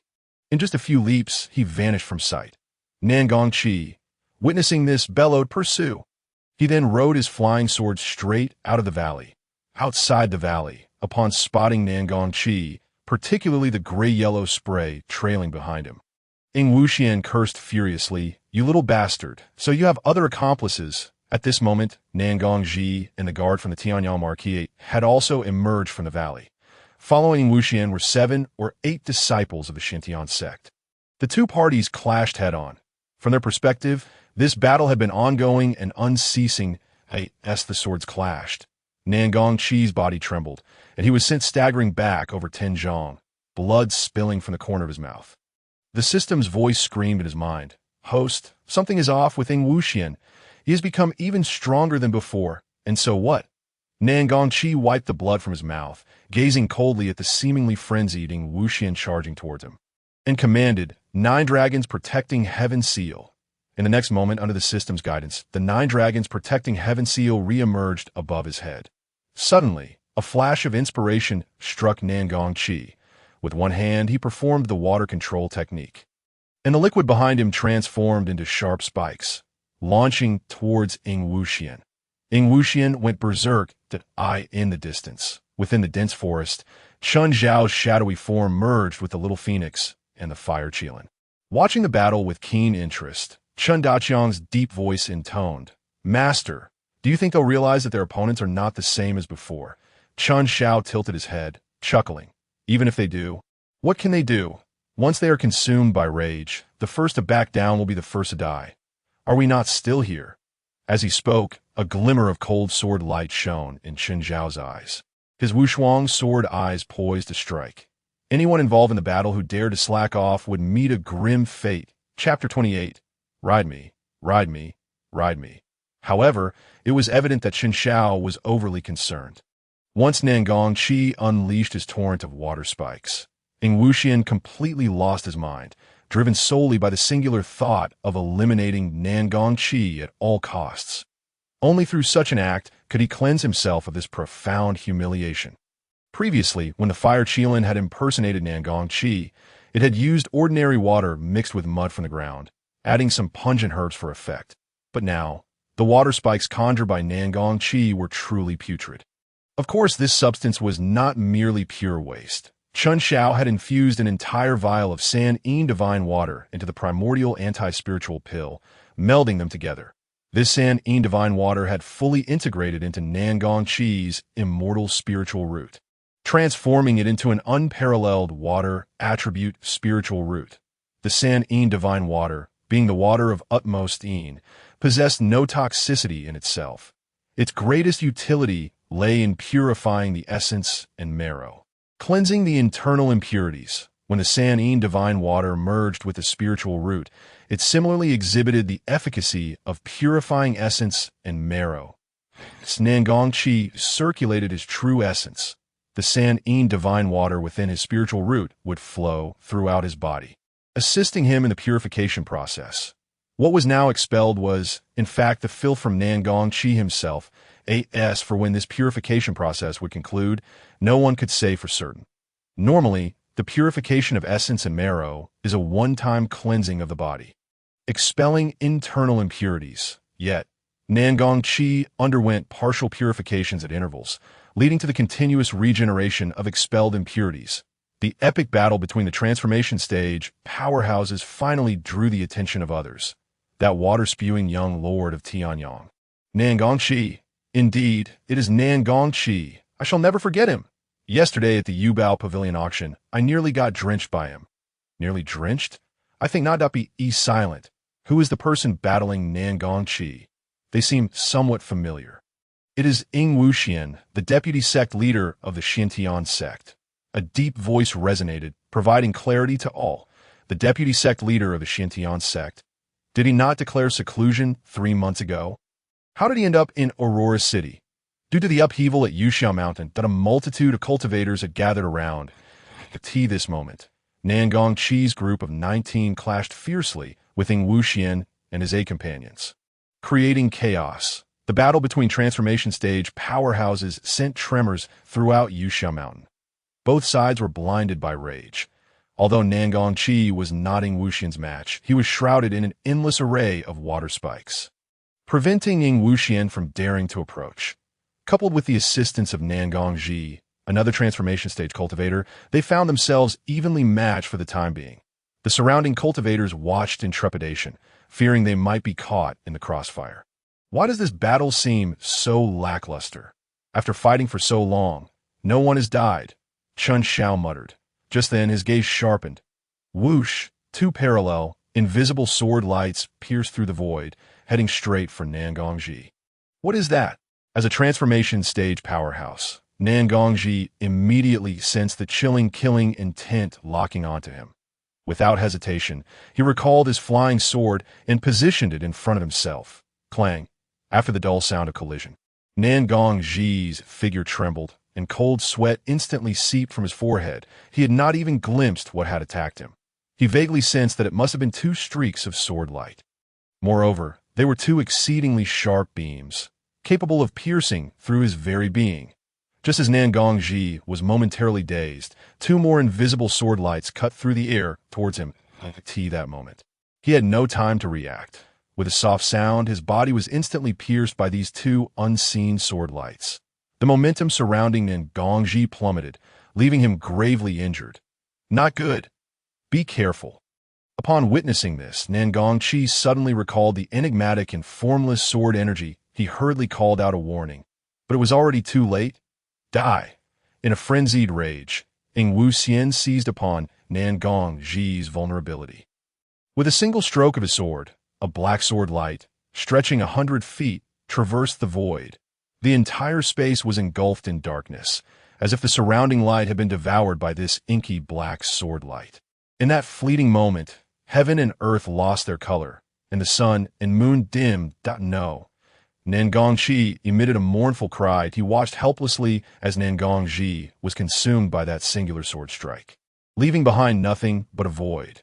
Ing Wuxian was momentarily taken aback that he had not anticipated that Nangongji would offer no resistance and perish directly beneath his sword. Humph! If he is to die, then so be it. With a clenched jaw, Ing Wuxian charged once more towards Nangongji. Without Nangongji and the others were no match for him. The black sword light, manifesting as a gigantic shadow in the air, bore down with an endless sharpness, directly cleaving through Nangongji's defenses. With a thunderous crash, it struck heavily against the Nine Dragons' guardian seal. The force of the impact shattered Ing Wuxian's black sword shadow, sending him staggering back several dozen steps in midair. Meanwhile, Nangongji's body crashed to the ground. Had it not been for the Nine Dragons' guardian seal unleashing its full power onto the system's command, Ing Wuxian's strike would surely have been enough to slay Nangongji, a top-tier defensive treasure. Ing Wuxian was initially startled, but then a glimmer of greed flickered in his eyes. Without hesitation, he leaped forward, propelled by the black sword light, breaking through the obstacles that lay before him, heading straight for Nangongji. Little Marquis, run. The guards of the Tianyang Marquis Manor changed their expressions drastically. They fearlessly positioned themselves in front of Nangongji, desperately trying to fend off Ing Wuxian. Rising from the ground, Nangongji shot a venomous glare at Ing Wuxian before turning to flee. Suddenly, a silver-long shuttle appeared beneath his feet. In the next moment, Nangongji transformed into a streak of silver light, leaving a trail of water splashes as he vanished from sight. A top-tier flying treasure, the chasing cloud shuttle, pursue. Ing Wuxian's heart jolted. He realized that Nangongji possessed not one, but two top-tier treasures. Both were rare life-saving artifacts. Given that animosity had already been established, it would be best to eliminate him entirely and seize the treasures. With this thought, Ing Wuxian raised his black sword light and set off in pursuit of the spot where Nangongji had disappeared. In but a fleeting moment, Nangongji had perished, Nangongji had fled, and Ing Wuxian was in hot pursuit. The guards of the Tianyang Marquis Manor exchanged glances with the disciples of the Shantian sect. Kill! Avenge the chief steward! Suddenly, that deep, resonant voice echoed once more. The guards of the Tianyang Marquis Manor launched themselves again at the Shantian sect's disciples, and chaos erupted anew. Chen Xiao gazed at the direction in which Nangongji had departed. Murmuring, "No wonder Master said that with the system's protection, I cannot kill Nangongji, a top-tier defensive treasure and a top-tier flying treasure. Under the system's manipulation, their powers are unleashed to the fullest. At present, my abilities indeed cannot harm him. Master, let me carry you to chase him. I am fast." Chen Zhuang transformed back into his true form, the fire Qilin, looking at Chen Xiao with a hopeful expression. "Ride me, ride me, ride me, my speed surpasses his." Feng Zhichu, still in her youthful form, blinked her big, shiny eyes with eager anticipation. "Both of you, do not cause trouble if I truly ride two divine beasts through the streets. We would no longer need to chase after Nangongji and Ing Wuxian. With the presence of these two divine beasts, Chen Xiao would instantly become the target of all." In the next moment, Chen Zhao's figure flickered, transforming into a shadow that vanished from the scene. Chapter 29. The emergence of the celestial artifact. Storms arise under the system's command, the top-tier flying treasure. The chasing cloud shuttle reached an unparalleled speed that it transformed into a silver thread, disappearing into the vast sky. Though Ing Wuxian was also swift, he ultimately could not catch up to Nangongji's trail. Standing amidst the mountains, he gazed at the direction Nangongji had vanished, his expression darkening. This moment, Ing Wuxian had regained his composure. Yet he still could not fathom why Nangongji had chosen to attack him. With the chief steward of the Tianyang Marquis Manor, Nangongji, now dead at his hands, a grudge had been forged. Nangongji was a formidable mid-stage transformation realm expert. The Tianyang Marquis would not let this matter rest. Now, the Chun family was of little concern. Ing Wuxian raised his gaze towards the main peak of Yuxiao Mountain. There, a colossal azure sword soared into the sky, pointing directly towards the heavens. The chilling and icy sword energy gradually evolved into a sword domain, enveloping the main peak of Yuxiao Mountain. At this moment, hundreds of cultivators surrounded the giant sword, yet they could not even approach the nascent sword domain. A celestial artifact, that giant sword, even if not a celestial artifact, is closely related to one. Ing Wuxian's eyes glimmered. Meanwhile, Chen Xiao was also looking in the direction Nan Gongqi had fled, unable to suppress his admiration. The destined great antagonist? I think it would be more fitting to call him the great antagonist of escape. Such an ability to flee is truly beyond my capacity to contend with. With the top-tier flying treasure, the chasing cloud shuttle, coupled with the top-tier defensive treasure, the Nine Dragons Guardian Seal, these two artifacts, under the system's enhancement, exhibited their powers to the fullest. It was akin to a rabbit donning a turtle shell, able to evade and defend. However, if I cannot kill Nan Gongqi, can I not deal with Ing Wuxian? In the next instant, Chen Xiao suddenly struck. The celestial sword mist transformed into a vast, white river of sword light, slicing directly toward Ing Wuxian. The surging sword light roiled as if a heavenly river descended from the skies, intent on cleaving this realm asunder. Ing Wuxian's expression changed drastically. His flying sword slipped from his grasp, unleashing a black sword light, stretching 100 feet to counter the white river of sword light. Yet at that very moment, Ing Wuxian's expression shifted again. Behind him, two piercing auras of killing intent had already locked onto his back. Whoosh! Two invisible sword lights tore through the air, striking heavily upon Ing Wuxian's body. In a state of panic, Ing Wuxian hurriedly activated the defensive artifact upon him. But in the previous moment, all his attention had been focused on the sword river ahead, leaving him no time to react. With a soft sound, the two sword lights simultaneously pierced through Ing Wuxian's body. Blood trickled from the corner of his mouth. In a daze, he recalled the earlier encounter with Nan Gongqi. It seemed that before Nan Gongqi's death, he too had fallen victim to some form of treachery. That is it. Ing Wuxian instantly grasped the situation. Someone had been scheming in the shadows, causing him to confront Nan Gongqi. The Nan Gongqi he had first encountered and Nan Gongqi were not the real individuals. Ing Wuxian let out an enraged roar. The black sword light surged, momentarily blocking the terrifying sword strike before him. Ing Wuxian was a peak transformation realm expert, a full realm above Chen Zhao's shadow transformation. And after deflecting that sword strike, he did not linger, but turned to flee. From beginning to end, he had never seen who was truly attacking him. That was what made it most terrifying. Especially those two invisible sword lights, utterly unpreventable. Yet before Ing Wuxian could dash 10 paces, he was suddenly struck by a wave of searing heat rushing towards him. Fire Qilin!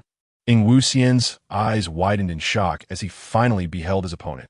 A Fire Qilin, comparable to a peak transformation realm expert, stood directly before him. Even at the pinnacle of his power, Ing Wuxian is no match for such a divine beast of elevated status. Moreover, he has already sustained severe injuries.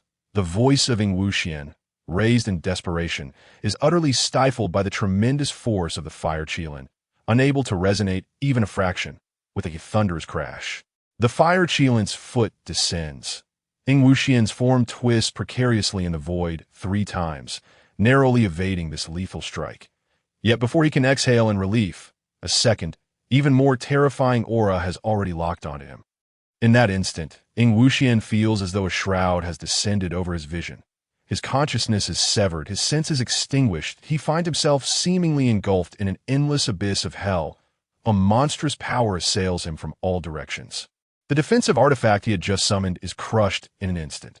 Following this, Ing Wuxian is plunged into a void of oblivion. Let us go. At this moment, Chen Xiao notices someone approaching. He promptly calls to the 2 divine beasts and transforms into a shadow. Vanishing from sight, Chen Daqiang morphs back into a red-haired dog, seizing the unconscious Ing Wuxian from the ground and darting towards Chen Zhao's direction. Feng Zhichu transforms into a small black and red sparrow, comfortably nesting atop Chen Daqiang's head. Moments later, 7 blood-soaked disciples from the Xiantian sect arrive at the scene. The several guards from the Tianyang Marquis Manor have been utterly slaughtered by them. These 7 individuals are elite disciples of the Xiantian sect, far beyond the capabilities of mere guards from the Tianyang Marquis Manor. Here lie traces of battle, evidence of fire element spells, and the scars of the Vice Master's blade. Should we continue the pursuit? The 7 are uncertain at this juncture. They have lost track of both Ying Wuxian and Nangong Qiu, and no need to chase. The Vice Master is a peak-stage nascent soul expert. Within the confines of this Aurora City, unless Chun Fengyang personally intervenes, no one can contend with the Vice Master. Let us first report the situation here to the sect leader. The massive sword that suddenly erupted from the mountainside is no trifling matter. It is likely the emergence of a divine artifact. Resolutely, the 7 make up their minds. They had come to Aurora City alongside Ying Wuxian to deal with the Chun family. Yet, given the current circumstances, they can no longer afford to think of the Chun family. If this is truly a divine artifact, the Xintian sect must seize the opportunity. Chun Xiao, accompanied by the 2 divine beasts, stealthily returns to the Chun family. Casting Ying Wuxian into the forbidden prison, he chuckles. In just a few short days, I have captured 4 nascent soul experts. A glimmer of pride flashes in Chun Zhao's eyes as he gazes at the 4 nascent soul experts within the prison. Among them, the owner of the beef noodle shop is in the early stages of the nascent soul realm, while Wei Jiao is in the later stages at AS for Xikong Zhao and Ying Wuxian. They are at the pinnacle of the later stages. If he can bring these 4 under his command, the strength of the Chun family will undoubtedly ascend to new heights, especially Ying Wuxian. Once subdued, he could be sent back to the Xiantian sect as an insider. Subduing them should not be overly difficult. The 2 divine beasts possess numerous enslavement techniques within their intellects. Simultaneously, the atmosphere within the Chun family grows increasingly tense. The main peak of Yusha Mountain is a mere 500 miles from Aurora City, practically at the doorstep of the Chun family. Instantly, the 5 nascent soul elders of the Chun family break through the void. Heading towards the main peak of Yusha Mountain to assess the situation, they gaze upon the enormous sword that has risen from the ground and is now gradually floating above the main peak of Yusha Mountain. The expression on the face of the eldest elder, Chan Wenxiu, darkens considerably. This moment, the entire main peak of Yusha Mountain is enveloped in a domain formed by 99 layers of sword energy, preventing even him from approaching by an inch. Suddenly, a grand will emanates from that crystal blue giant sword, transforming into ripples that swiftly spread outward, centered on the main peak of Yusha Mountain, within a radius of 3,000 miles. All cultivators of the nascent soul stage and above sense this vigorous yet chilling sword intent. In an instant, the area surrounding Yusha Mountain erupts in a frenzy. A supreme divine artifact. The supreme divine artifact. The great Luo sword cauldron. Chun Wenxiu's face pales, and he begins to tremble that if an ordinary divine artifact were to emerge, even if it caused a significant stir, the Chun family would still rise to contest it. However, a supreme divine artifact should not exist within the realm of cultivation. In the cultivation world, if a cultivator were to quietly take possession of such an artifact, it would be an unparalleled opportunity for them. Conversely, it would bring about catastrophic misfortune, rendering them a target for all 1,000 miles away from Yusha Mountain. Nangong Qi's expression darkens to the utmost degree. Why has the great Luo sword cauldron chosen to reveal its existence? Host, the master of the great Luo sword cauldron, the great Luo sword sovereign, has not perished. He still retains a remnant of his soul hidden within the cauldron. This behavior indicates that the great Luo sword sovereign is seeking a successor to vie for a chance at rebirth. Host still has an opportunity to reclaim the great Luo sword cauldron. Chapter 30. My son Chun Xiao, possessor of celestial emperor's bearing, in the Yu cultivation dynasty, the royal capital, the imperial city. The empress of Diyu, Yao Qi, clad in a snow-white imperial robe, sits regally upon the dragon throne. This moment, her cold and ethereal gaze is fixed intently on the northern horizon, a supreme divine artifact. The great Luo sword cauldron? The empress's brow furrows deeply, her eyes filled with agitation. How could this item possibly appear within the territory of my Yu dynasty? In the next instant, the Empress rises and takes a step forward. Vanishing from the palace, simultaneously, the three sacred sects of the Yu cultivation dynasty, Xintian sect, Stardust Sea Pavilion, and Sanqing Sword sect, directly seal their mountain gates. The three sect leaders remain silent for a long while before reluctantly heading towards the northern Yusha mountain. The 8 great cultivation clans, apart from the Chen family, have recalled all their disciples from outside, prohibiting any from approaching Yusha mountain. A supreme divine artifact could incite a battle among the immortals. Such an item should not exist in the cultivation world, nor should it be an opportunity for cultivators. Nevertheless, news of the great Luo sword cauldron's emergence spreads with astonishing speed throughout the entire Yu cultivation dynasty and beyond. Reaching the entirety of the Lioli cultivation world, countless cultivators make their way towards Yusha Mountain. The realm of cultivation has never lacked for reckless adventurers. They are not disciples of great clans. Lacking extraordinary resources and innate talents, they can only fight against the heavens for their survival, seizing opportunities from the jaws of danger, knowingly engaging in the impossible WY noon. Tens of thousands of cultivators have gathered around Yusha Mountain, including formidable figures at the Tribulation Transcendent stage. Though they possess no confidence in facing the heavenly tribulations, obtaining the great Luo sword cauldron may offer them a glimmer of hope. At this moment, many have begun attempting to breach the 99 layers of sword domain, yet all have been repelled. Within the Chun family, the atmosphere is more tense than ever. Chun Junluo has returned from the extreme North Demon Suppression Pass. Yiguan, the city lord of Aurora City, along with the various power holders from within, have gathered at the Chun family estate. Over 20 individuals pace anxiously in the main hall of the Chun family. What should we do?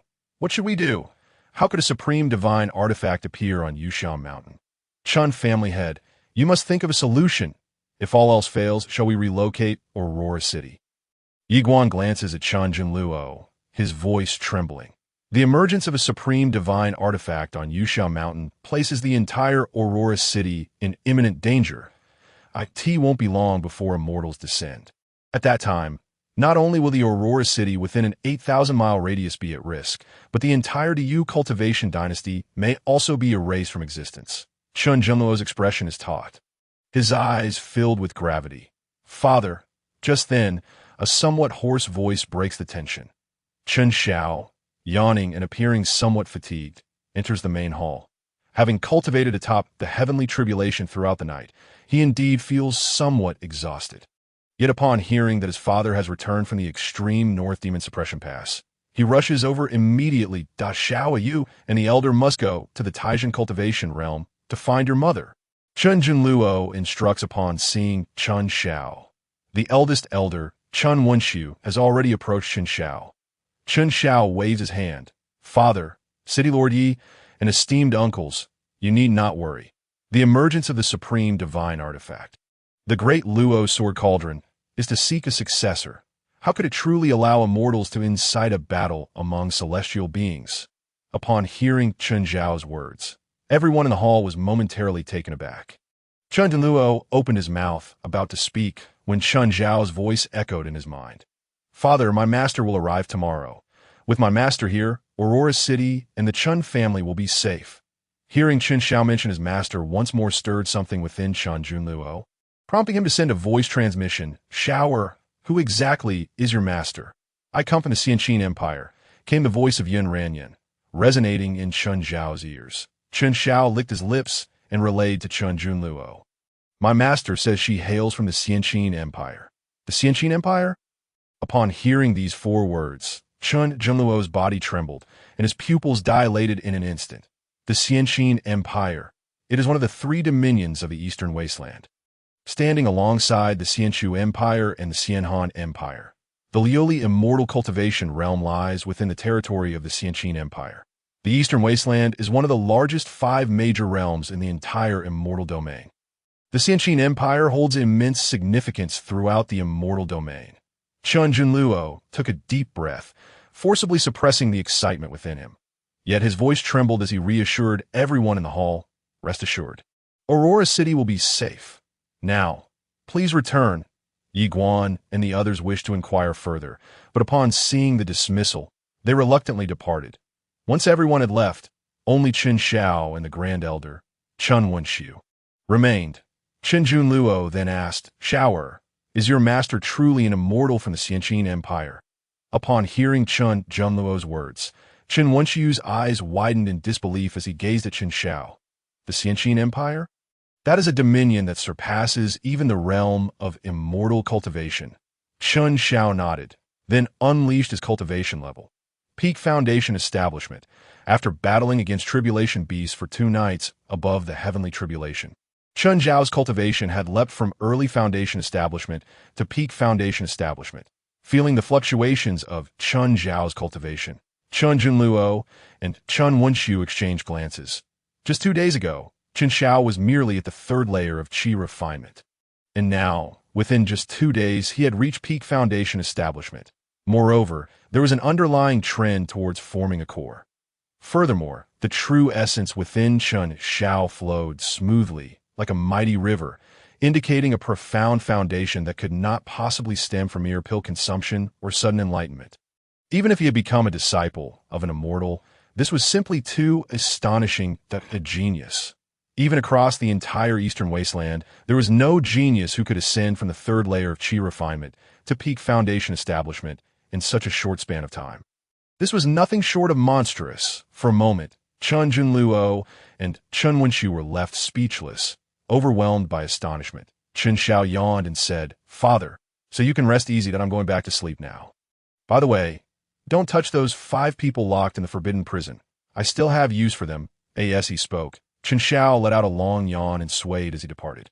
In the hall, only Chun Junluo and Chun Wenxiu remained, staring wide-eyed at each other.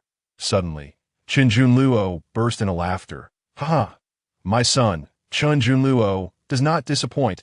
A prodigal indeed, but certainly not a waste. My son, Qin Shao, possesses the bearing of an immortal emperor. Suddenly, he recalled Chun Zhao's words before leaving. By the way, who else is locked in the forbidden prison? Chun Wenxiu blinked. Previously, a new arrival, Xiao Yueqing. Should we go take a look? Qin Junluo nodded. Let's go. To the forbidden prison. Chapter 31. The Empress ascends the mountains driven by curiosity. Chun Junluo and Chun Wenxiu made their way to the family's forbidden prison, eager to discover whom Chun Shao had imprisoned.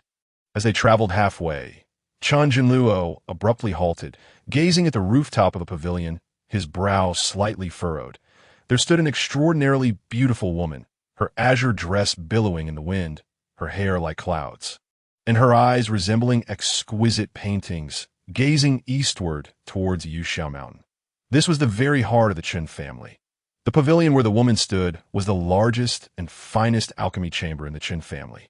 Qin Junluo felt a sense of familiarity with the woman, yet he could not place her. He thus quietly inquired of Chun Wenxiu, Grand Elder, who is this woman? Chun Wenxiu paused, tapping his head, and replied with a smile. This is our family's newly appointed guest elder, the alchemy immortal Mo Shui. Chun Junluo's eyes widened in disbelief. The alchemy immortal Mo Shui. A guest elder? Chun Wenxiu nodded, his eyes sparkling with delight as he said. It was Shaoer who invited her. Chun Junluo, bewildered, asked Shaoer, does the Qin family have another Shaoer? Chun Wenxiu clarified, it is your son. Qin shouted at tea that moment. Mo Shui noticed the arrival of Chun Junluo and Chun Wenxiu. After a brief contemplation, she gracefully descended and offered a slight bow. Greetings, Patriarch Chun. Only then did Chun Junluo truly confirm that the woman before him was indeed the legendary alchemy, immortal Mo Shui. He hurriedly returned the greeting. Greetings to you, friend. His heart, however, was in a state of shock. What on earth had that rascal Qin Shao done? He had left the family just yesterday morning and returned today. How was it that, after just 1 day, everything seemed to have changed? His son had leaped from the 3rd layer of Qi refinement to early Foundation Establishment, then to Peak Foundation Establishment. Furthermore, the legendary alchemy, immortal Mo Shui, who could concoct elixirs in the realm of immortal cultivation, had been brought back by his son to serve as a guest elder for the family. Moreover, it appeared that several significant individuals were now imprisoned in the family's forbidden prison. Had he truly been away from the family for just 1 day, rather than a year or even a decade? Why did it suddenly feel like the Chun family had become unrecognizable? Even the legendary alchemy immortal Mo Shui had become a guest elder of the family.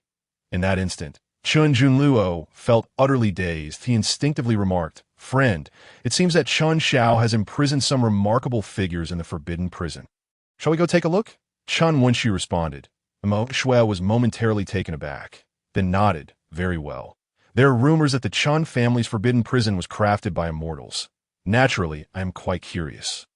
I also wish to see whom Chun Xiao has locked away." Without further concern for the commotion at Yusha Mountain, Mo Shui followed Chun Junluo and Chun Wenshu towards the direction of the forbidden prison. Noticing Mo Shui's calm demeanor, Chun Junluo couldn't help but ask, "Friend, are you not worried about the emergence of the super-great immortal artifact?" Mo Shui's voice was gentle and untroubled. The emergence of a super-great immortal artifact creates quite a stir. Primarily in search of a successor, if immortals dare to clash here, it would be sheer folly. Chun Junluo and Chun Wenshu exchanged glances, struck by how closely her words mirrored Chen Zhao's. They promptly fell silent. Soon, the three arrived at the forbidden prison. On the surface, it appeared to be a rather ordinary prison. However, deep within the forbidden prison lay a peculiar force that could suppress the cultivation of immortal practitioners. Any practitioner below the level of an immortal, upon stepping foot here, would find their powers diminished to that of an ordinary person. Those locked within the cells of the forbidden prison could never escape. Most intriguingly, this force seemed to possess a form of intelligence, capable of distinguishing between friend and foe. Thus, the Chun family's forbidden prison had never required defenses. Throughout history, the Chun family had not imprisoned many individuals. Most had willingly walked into their own traps. Mo Shui, following Chun Junluo and Chun Wenshu into the forbidden prison, did not experience any suppression. Shortly, the three arrived at the cell where Xiao Yueqing was previously held. The 5 individuals within the cell were shackled in iron chains, seemingly in a state of unconsciousness. Xikong Zhao, Ying Wuxian. In that instant, both Chun Junluo and Chun Wenshu's pupils trembled. Even Mo Shui couldn't help but raise an eyebrow. Ying Wuxian and Xikong Zhao, 2 peak experts at the Transformation God Realm. In terms of status and cultivation, they stood atop the pyramid of the Great Yu Immortal Cultivation Dynasty. Yet now, they had become prisoners of the Chun family. The other 3, aside from the blindfolded Xiao Yueqing, included 2 more Transformation God Realm experts, one at the initial stage and another at the late stage. In the later stages of the Transformation Realm, those who have reached its pinnacle are as elusive as a dragoness tail, rarely seen. Yet now, within the confines of the Chun family's forbidden prison, 3 such individuals are incarcerated simultaneously. Among them, 2 are at the very peak of the Transformation Realm. One is the vice-sect leader of the Xintian sect, a sacred ground of the Immortal Gates, and the other is the foremost sword cultivator of the Dayu Immortal Dynasty. Chun Junluo gently prodded Chun Wenshu's arm and timidly inquired, "Elder, please tell me honestly, how long have I been away from the family? Why has everything changed upon my return?" Chun Wenshu, equally bewildered, replied, "It's only been a day." But then a sudden realization struck him. "Master, how should we deal with these individuals? Ying Wuxian, Xikong Zhao, and another named Wei Jiao. Their identities are of utmost significance, and any misstep could bring trouble to the Chun family." Chun Junluo sneered. "How to deal with them? Did Xiao say he found them for a reason? Do you believe Xiao captured them somewhere else?" A wave of unease washed over Chun Junluo, and his countenance darkened. Xikong Zhao had accompanied Nangong Qi to Aurora City and was repelled by their ancestor's avatar. But where did Ying Wuxian, Wei Jiao, and the 3rd individual come from? The Qin family had received no word whatsoever, especially concerning Ying Wuxian, who had announced a retreat 3 months prior to break through to the tribulation stage. Yet now, here he was in Aurora City. "If our ancestor fails in the tribulation," Chun Wenshu murmured. Chun Junluo inhaled deeply and coldly stated, "Let us go," as if we saw nothing. Suddenly his tone lightened. "Truly, my son is remarkable, for powerful figures from the Transformation Realm have become Xiao's captives. Ha ha ha." In an instant, Chun Junluo's mood soared. My son has truly excelled. As a father, I walk with pride. Chun Wenshu could only manage a bitter smile. Shui did not rush to depart. She regarded Xiao Yueqin with contemplative eyes. A flicker of thought crossed Chun Wenshu's mind, and he tentatively spoke, fellow Taoist. Shui turned to him with utmost seriousness, saying, "When you kill that woman, leave one of her eyes for me." Chun Wenshu. Boom! Just as the three exited the forbidden prison, a thunderous roar erupted from outside the city. A white figure wielding a golden seal appeared, emanating a radiant, multicolored brilliance that shook the peak of Yusha Mountain. It was the Empress of Dayou, Yao Qi. What is she doing? In that instant, the peak of Yusha Mountain erupted with a deafening roar, trembling fiercely along with the 99 layers of the sword domain. While the mountain itself began to crack ominously, the powerful emblem of the Dayou immortal dynasty was in the process of moving mountains.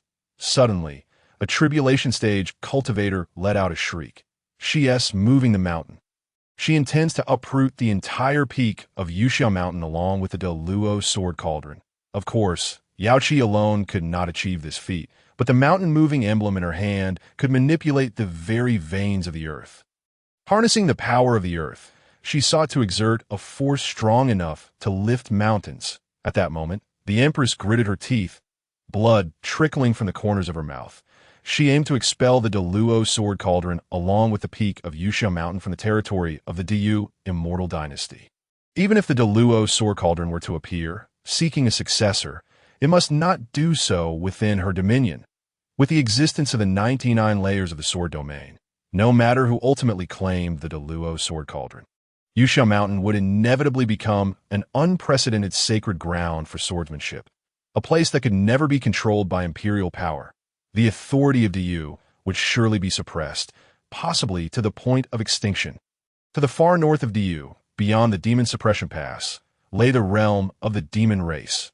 She aimed to cast the Deluo sword cauldron to the demons. Boom! Amidst the astonished gazes of onlookers, the mighty mountain trembled violently, as if to rise from the earth. However, the Deluo sword cauldron was ultimately a supreme artifact. How could a mere ruler of the cultivation world hope to shake it? Even with the power of the earth, it was insufficient. Just a fraction more. The blood at the corner of the Empress's mouth became more pronounced, her complexion turning pale, and in that critical moment, three towering figures descended from the sky, standing beside the Empress. Boom! Three streams of immense true essence surged into the mountain-moving emblem. Instantly, the peak of Yusha Mountain began to rise slowly from the ground. It working, the Empress's eyes sparkled with hope. Suddenly, above the heavens, a mass of emerald green clouds coalesced. A massive furry paw emerged from within the clouds, forming a green imprint that struck down towards the Empress. Chapter 32. Sacrifice for the Calamity. Seeking Chun Fengyang's life, the Northern Demon Emperor.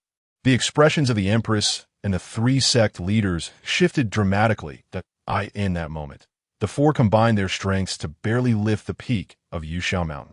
The Deluo sword cauldron, which lay buried underground, barely revealed a glimpse of its icy surface. Yet at this most critical juncture, the Demon Emperor, who resided in the north, made his move.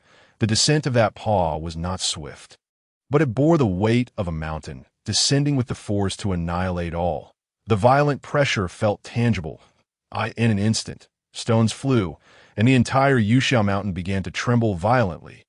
Crack! The mountain-moving emblem hovering above the Empress's head groaned under the strain.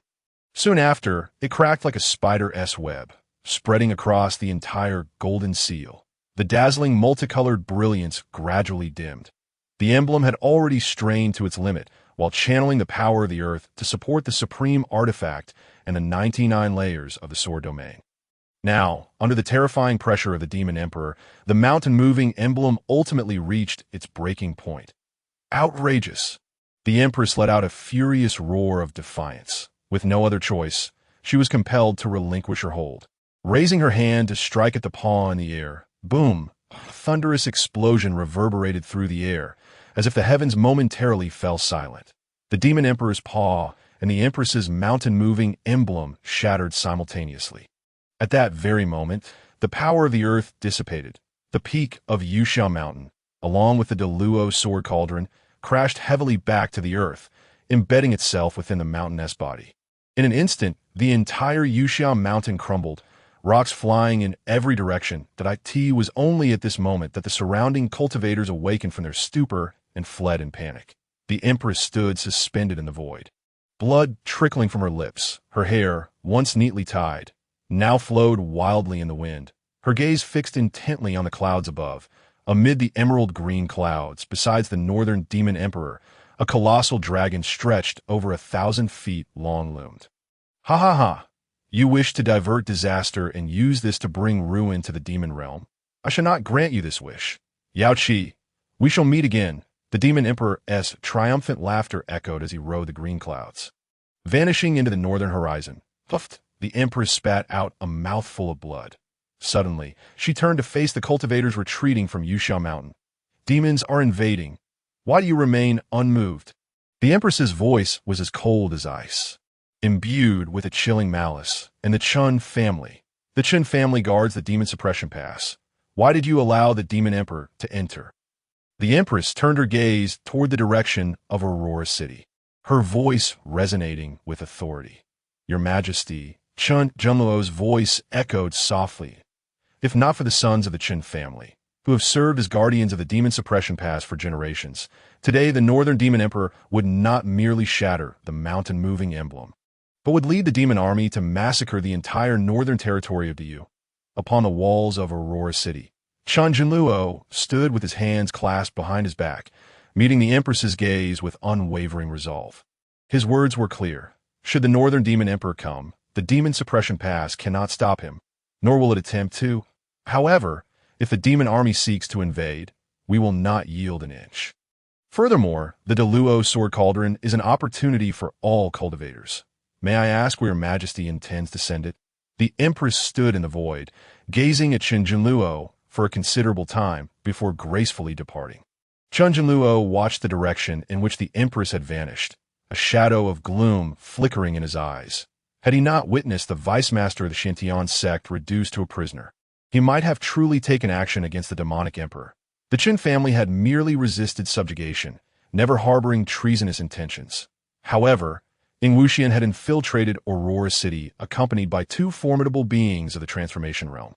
At any other time, this might have been inconsequential, but it happened to coincide with the imminent tribulation of their ancestral elder.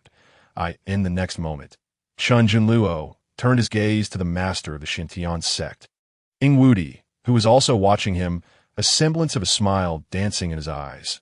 Subsequently, he departed alongside the other two masters as Junluo observed their receding figures. A slow smile crept upon his lips. Laugh all you want. One day, you shall weep. Chun Junluo understood the nature of Ing Wudi's amusement that it was merely the placement of a few spies within Aurora City. Yet he was unaware that the most significant of these spies, Ing Wuxian, had already been dealt with by Chan Xiaodas for Wei Jiao and the matter concerning the Tainyo beef noodle house. All affairs within Aurora City were under Ing Wuxian's complete authority, thus remaining unreported to the Xintian sect. Presently, the emergence of the Daluo sword cauldron had captured everyone's attention, all eyes fixated upon this extraordinary celestial artifact in the grand palace of Diyu, within the Empress's study. Empress Yao Qi sat upon the dragon throne, her expression cold and silent. Beside her sat the masters of the three sacred sects and the four great lords of Diyu. The Empress, with her remarkable vision, had enacted sweeping reforms since ascending the throne. The three sacred sects had long since submitted to her rule, with their masters appointed as the three national advisors of the Diyu dynasty. Your Majesty need not fret. Ing Wudi spoke, his voice deep and resolute. Regardless of who obtains the Daluo sword cauldron, it shall ultimately fall into the hands of an immortal. This matter presents an opportunity for our Diyu dynasty to soar into the heavens. The Empress regarded Ing Wudi, signaling him to elaborate. Seize the Daluo sword cauldron. Aurora City is the key. If we conquer Aurora City, we can use it as leverage to actively seek collaboration with the immortals. Before their descent, no one can rashly enter Yuxiao Mountain. Ing Wudi's words were firm and unwavering. If the immortals wish to gain an advantage and acquire the Daluo sword cauldron, They must cooperate with the Diyu dynasty. At that time, even if Yuxiao Mountain were transformed into a sacred ground of swordsmanship, it would still belong to the Diyu dynasty. The empress pressed her lips together, her gaze flickering with contemplation. After a moment, she raised her head, then let it be as you say. However, to claim Aurora City, the Chun family must be eliminated. Yet the Chun family wields immense power in the northern realm, guarding the demon suppression pass for many years. Impervious even to imperial authority, to eradicate the Chun family before the immortals arrive will not be an easy feat all this time. The empress had been waiting for the moment when Qin Fengyang would fail his tribulation and perish. Only with Chun Fengyang's death would the royal family dare to act against the Chun family. But Chun Fengyang on the brink of calamity would not strike easily. But should he take action, it would undoubtedly be a desperate exchange, perhaps even a one for many. Your Majesty. Just then, Duke Tianyang, Nangong Su, stepped forward, declaring, once Qin Fengyang is dead, the Chun family will pose no threat. I have a method to bring forth Chun Fengyang's tribulation prematurely. All eyes in the study turned to Duke Tianyang. I have confirmed that Qin Fengyang has not left Aurora City. He remains within the Chun family. Should another tribulation survivor undergo their trial near the Qin family, it will inevitably provoke Chun Fengyang's tribulation. Upon hearing Duke Tianyang's words, everyone inhaled sharply. When the tribulation descends, if a second tribulation stage cultivator intrudes, regardless of whether their own tribulation has arrived, it will trigger both simultaneously. At that moment, the dual tribulations would amplify the destructive power exponentially. Yet to sacrifice the life of a tribulation stage cultivator in exchange for Chun Fengyang's life, even those burdened with deep-seated enmity would hesitate to do so. To perish beneath the tribulation is to be utterly annihilated, leaving not even a trace of ash. Across the entire celestial realm, no one would willingly trade their life, their path to immortality, for another's. Noticing the Empress's brow furrow, Duke Tianyang could not help but smile bitterly that a tribulation stage cultivator is indeed unfeasible. But what of a loose immortal? Loose immortals, having their physical form destroyed during tribulation, escape with their consciousness and cultivate anew. Theoretically, a loose immortal does not fail their tribulation, but merely has yet to succeed. Thus, every century, the tribulation will descend anew, growing increasingly potent until it ultimately slays the loose immortal. The tribulations faced by loose immortals are akin to those of tribulation stage cultivators, capable of inciting an early arrival of tribulations for others. However, in the realm of cultivation, the number of loose immortals is exceedingly rare. Escaping with one's consciousness under the tribulation is far more arduous than succeeding in the tribulation itself. Years ago, the ancestor of the Nangong clan, Nangong Yuan, did not perish beneath the tribulation but transformed into a loose immortal. Now, the third loose immortal tribulation is imminent, and he harbors no confidence in overcoming this trial. To use his own life as a catalyst for Chun Fengyang's demise is a decision made by the ancestor. Chapter 33. The chaotic rebirth elixir emerges. The chaotic heavenly punishment descends as Chun Shao opened his eyes. He was startled to find two enlarged faces hovering before him. He jumped up in surprise. Father, Grand Elder, what are you doing? Rubbing his eyes, he noted that it was already afternoon, the sun yet to set. Chen Junluo cleared his throat and casually broached the topic. What do you intend to do with those individuals in the prison? Chun Zhao's cultivation speed had been astonishingly rapid, in just 2 days. He had ascended from the third layer of qi refinement to the pinnacle of foundation establishment. Even if Chun Shao claimed to have taken a celestial as his master, Chun Junluo remained apprehensive, fearing he might have fallen victim to possession. A father knows his son's character well.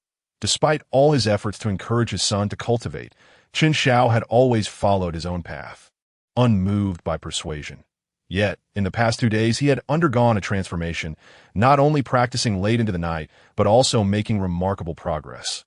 More importantly, Chun Shao had personally captured 3 transformation realm experts. At this moment, Chen Junluo was certain that aside from Sikong Zhao, whom he had delivered to them, the remaining 3 individuals in the prison had been brought back by Chen Shao himself. Thus, while Chen Shao was asleep, Chen Junluo had cautiously examined him alongside Chen Wenxiu and Mo Shui, confirming that Chen Zhao's soul was stable, his aura normal, and there were no anomalies. Only then did he breathe a sigh of relief. Chen Xiao scratched his head. I will handle it shortly. Just then, Mo Shui suddenly interjected. When you kill Xiao Yuqing, leave one of her eyes for me. Chen Xiao nodded, all right, regardless of how Xiao Yuqing was in the past. The moment she chose to ally with Nan Gongqi and conspire against Qin Xiao and the Chun family, she became a dead woman in Qin Zhao's eyes. Qin Junluo was not surprised to hear that Qin Xiao intended to kill Xiao Yuqing. After all, it was Chen Xiao who had personally ordered her to be thrown into the forbidden prison. The four powerful beings in the divine transformation realm were said to have been dealt with by Chen Xiao. But in truth, they were handed over to two divine beasts. Both of these beasts possessed inherited memories and were well-versed in countless methods, including the art of enslavement. However, no matter how sophisticated the enslavement technique, it would always leave a trace of flaw, easily detectable by others. Yet, with the assistance of the Taoist power above the heavenly tribulation, Chen Xiao erased the traces left by the enslavement before releasing Ying Wuxian. Wei Jiao, at the late stage of the divine transformation realm, and Wei Shi, the owner of the Iron Bull Noodle Shop, were both captured by Chen Xiao in plain sight. However, the capture of Ying Wuxian was known only to Chen Junluo, Chen Wenxiu, and Mo Shui. Naturally, Chen Junluo and Chen Wenxiu would not disclose this information to AS for Mo Shui. Upon leaving the forbidden prison of the Chen family, she made a heavenly oath on the spot, vowing not to reveal anything she had witnessed within. After resolving all these matters, Chen Xiao returned to the heavenly tribulation to continue his cultivation. And one was aware that recently, the frequency of the heart demon tribulations during the transformation of demonic beasts had surged dramatically. Disciple, cease your cultivation. When Chen Xiao was about to transform into a heart demon and delve into the consciousness of a demonic beast, he was halted by Yun Ranyan. Your chaos anti-spiritual pill has arrived. Chaos anti-spiritual pill. Upon hearing these 5 words, Chen Zhao's eyes suddenly sparkled. He flashed to the location where Yun Ranyan was, which was also the realm of the Tao. The chaos anti-spiritual pill could reconstruct one's spiritual roots, forging the legendary strongest spiritual root, the chaos spiritual root. Indeed, Yun Ranyan nodded. Once your spiritual roots are reforged into the chaos spiritual roots, you will naturally break through to the golden core stage. At that point, you will be able to control the century-long tribulation of the scattered immortals. During the foundation establishment stage, Qin Xiao controlled the tribulations of demonic beast transformations and the emergence of spiritual entities. In the golden core stage, he would command the life and death tribulation faced by scattered immortals once every 100 years. Upon reaching the nascent soul stage, Qin Xiao would be able to control the ascension tribulation of cultivators. By then, Chan Fingyang's heavenly tribulation could be faced with closed eyes. Master will send you there, but you must remember, that person is the reincarnation of an immortal emperor. The reason for his reincarnation is that he discovered the method and divine materials to refine the chaos anti-spiritual pill, intending to reconstruct his chaos spiritual root. Therefore, it would be best not to use the heart demon tribulation against him. Upon hearing this, Chen Zhao's eagerness was instantly doused with a cold splash of water. But I really want to have a duel with the reincarnated immortal emperor, Chen Xiao murmured softly.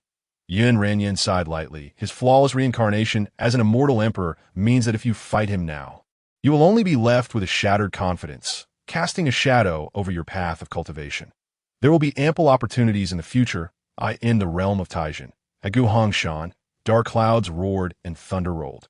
A young man clad in white robes stood beside a cauldron taller than himself, gazing up at the sky. The chaos anti-spiritual pill, truly a divine object that defies the heavens. It had just been forged, and the heavenly punishment was already drawn to its scent. However, this cauldron of mine is a first-grade immortal artifact. A mere pill tribulation cannot breach the defenses of a first-grade immortal artifact. Upon witnessing the descent of the heavenly tribulation, the young man in white remained unfazed, even sporting a faint smile. Above the heavenly tribulation, Qin Xiao was slightly displeased. A first-grade immortal artifact. Why not an extraordinary grade immortal artifact? Do you think extraordinary grade immortal artifacts are as common as cabbages? Yun Ranyan replied. However, Yang Tian does indeed possess an extraordinary grade immortal artifact, but it resides with his immortal emperor's self. Yang Tian, upon hearing Yun Ranyan utter the name of the young man below, Chun Zhao's eyes narrowed. This can't possibly be the Taijin cultivation world, can it? Yun Ranyan confirmed with a simple saying, indeed, this is the Taijin cultivation world, and the Yang Tian below is the very person you have in mind. Yang Tian, a disciple of the Qingyun sect, the foremost immortal sect in the Taijin cultivation world, had reached the late stage of the divine transformation realm at the tender age of 18. Hailed as the #1 genius in the cultivation world at that moment, Chun Zhao's expression soured considerably. He never anticipated that Yang Tian was the reincarnation of an immortal emperor. Chun Zhao's mother, Yi Fengyan, was the eldest daughter of the head of the Yi family, the foremost cultivation family in the Taijin cultivation world. This journey away from the Chun family back to the Taijin realm was to confront the Qingyun sect. The Yi family and the Qingyun sect were mortal enemies, engaged in a bitter feud that had raged for 3,000 years, both sides bloodied and unyielding. With Yang Tian being a reincarnated immortal emperor, the Yi family would undoubtedly be unable to contend with the Qingyun sect. And Wondermaster said that they would eventually clash. Chun Xiao took a deep breath. The reincarnation of an immortal emperor. Is it to forge the chaos spiritual root? I see. Chun Xiao licked his lips. Boom. In the next moment, the tribulation clouds suddenly turned purple. Strikes of purple lightning crackled within the clouds. Boom. In an instant, the purple lightning poured down like a torrential rain. What the hell? Chaos, heavenly punishment. Yang Tian screamed, abandoning his cauldron and elixir, turning to flee. Chun Xiao practiced the 9 heavens thunder decree, mastering 9 major heavenly tribulations. The 4-9 thunder tribulation, the 6-9 heavenly tribulation, the 9-9 heavy tribulation, the 10 directions annihilation tribulation, the 1,000 crushed demonic tribulation, the 10,000 tribulation refinement of the world, the reincarnation great tribulation, the human divine 5 declines, and the chaos heavenly punishment. The chaos heavenly punishment was the mightiest among these 9 major tribulations, symbolizing destruction. The fact that the chaos anti-spiritual pill would attract the chaos heavenly punishment was utterly unexpected. 8,000 miles away, Yang Tian's eyes were vacant, his heart filled with lingering fear, had it not been for a teleportation talisman on him. Serving as a life-saving trump card, he would have undoubtedly perished alongside the heavenly tribulation. At this moment, his heart ached with blood. After enduring countless hardships to reincarnate into the cultivation world and gathering the divine materials to forge the chaos anti-spiritual pill, he never anticipated that at the moment of its completion, it would invoke the chaos heavenly punishment. That chaos anti-spiritual pill had consumed over 60% of his treasure from his time as an immortal emperor. Once the chaos heavenly punishment descended, everything turned to naught. Forget about a first-grade immortal artifact. Even a congenital treasure would be reduced to dust. Indeed, it was wise not to recklessly tamper with legendary items. Damn it, the chaos heavenly punishment. Why am I so unlucky? It was only at this moment that Yang Tian's heart continued to tremble. However, he still retained some materials. If the chaos anti-spiritual pill was off-limits, then he would forge a congenital anti-spiritual pill to create an immortal spiritual root. Damn it, my first-grade immortal artifact cauldron. Blood trickled from the corner of Yang Tian's mouth. The primordial spirit imprint within the immortal artifact cauldron had been utterly destroyed. At Guhangshan, beneath the cover of the chaos heavenly punishment, a massive hand woven from purple lightning reached down from the clouds, seizing the first-grade immortal artifact cauldron along with the chaos anti-spiritual pill within, while conveniently erasing the primordial spirit imprint within the cauldron. Chapter 34. Chaos Spiritual Root, Golden Core Completion. Shin Xiao, carrying the cauldron, returned to the Dao realm with a spring in his step. Yun Ranyan stared in astonishment. Disciple, how did you manage to bring back his cauldron too? Chun Xiao placed the cauldron in the void and wiped non-existent sweat from his brow. He chuckled. After all, it is a first-grade immortal artifact cauldron. I couldn't just let it be destroyed. Yun Ranyan scratched her head. Well, that's true, A first-grade immortal artifact cauldron indeed cannot withstand the chaos heavenly punishment. Disciple, you weren't actually hoping to strike Yang Tian down as well, were you? Chun Xiao nodded. It's a pity he ran away too quickly that a teleportation talisman instantly moved Yang Tian 8,000 miles away. Yang Tian is not a tribulation passer. Once he escaped the range of the heavenly tribulation, Chun Xiao was powerless to act. Yun Renyan patted Chun Xiao's shoulder. There'll be plenty of opportunities in the future. When he undergoes tribulation to become an immortal, won't he be at your mercy then? Oh right, Chun Xiao slapped his palm. If I truly cannot defeat him, then I shall ambush him on the path he must take to succeed. I refuse to believe he will never undergo tribulation to become an immortal. In a moment of mutual gaze, one embodying the heavenly principle and the other a lesser path, both bore sinister smiles upon their faces that, my disciple, I shall impart unto you another profound sword technique. Once you have reforged your chaotic spiritual root and ascended to the golden core stage, you may begin your cultivation. As these words were spoken, Yun Renyan lightly tapped her finger on Chun Xiao's forehead. In an instant, an immensely profound thought surged into Chun Xiao's sea of consciousness, intertwining seamlessly with his memories. Now, you shall cultivate here while your master ventures to the mortal realm, that I shall seek you out on the morrow. As she spoke, Yun Renyan's form gradually faded away, ultimately vanishing from sight. Chun Xiao hastily gathered his thoughts, dispelling any distractions, and sat cross-legged in the void, practicing amidst the realm of heavenly principles. Here, he need not worry about the spiritual energy of heaven and earth. The energy within Chun Xiao remained perpetually abundant. Most importantly, as a disciple of the heavenly principle, in this realm, Chun Xiao was akin to a lesser embodiment of the celestial way, that he could comprehend and grasp any technique or divine ability in an instant. With a flick of his hand, a purplish pill materialized in his grasp. The chaotic rebirth pill, an extraordinary elixir capable of transforming one's spiritual root into a chaotic one. Without hesitation, Chun Xiao swallowed the pill whole. Boom! A tremendous roar resonated within Chun Xiao's body. His mutated thunder spiritual root was enveloped by waves of purple energy, akin to a colossal hammer relentlessly forging his spiritual root. Gradually, a purplish glow emerged upon the surface of Chun Xiao's body, forming a cocoon of light that encased him entirely. In the next moment, the forces of the heavenly principle surged violently into Chun Xiao's being. Empowered by this celestial force, his spiritual root began to be reforged at an astonishing pace. Merely half an hour later, the cocoon of purple light shattered, and Chun Xiao's eyes flew open, a spark of joy igniting within them. Success! Chun Xiao exclaimed, as a surge of elation coursed through him. In the next heartbeat, the Nine Heavens Thunderbolt Sutra roared to life within him. Endless true essence flowed through his meridians like rivers converging into the sea, gathering in his dantian. Crack, crack, cracks of surging thunder began to intertwine, and drastic changes unfolded within Chun Xiao's dantian, a small dark that appeared at its core, gradually expanding until, at last, a purple golden core manifested within. Surrounding the golden core were 9 bolts of thunder, signifying the 9 great tribulations beneath the heavenly principle.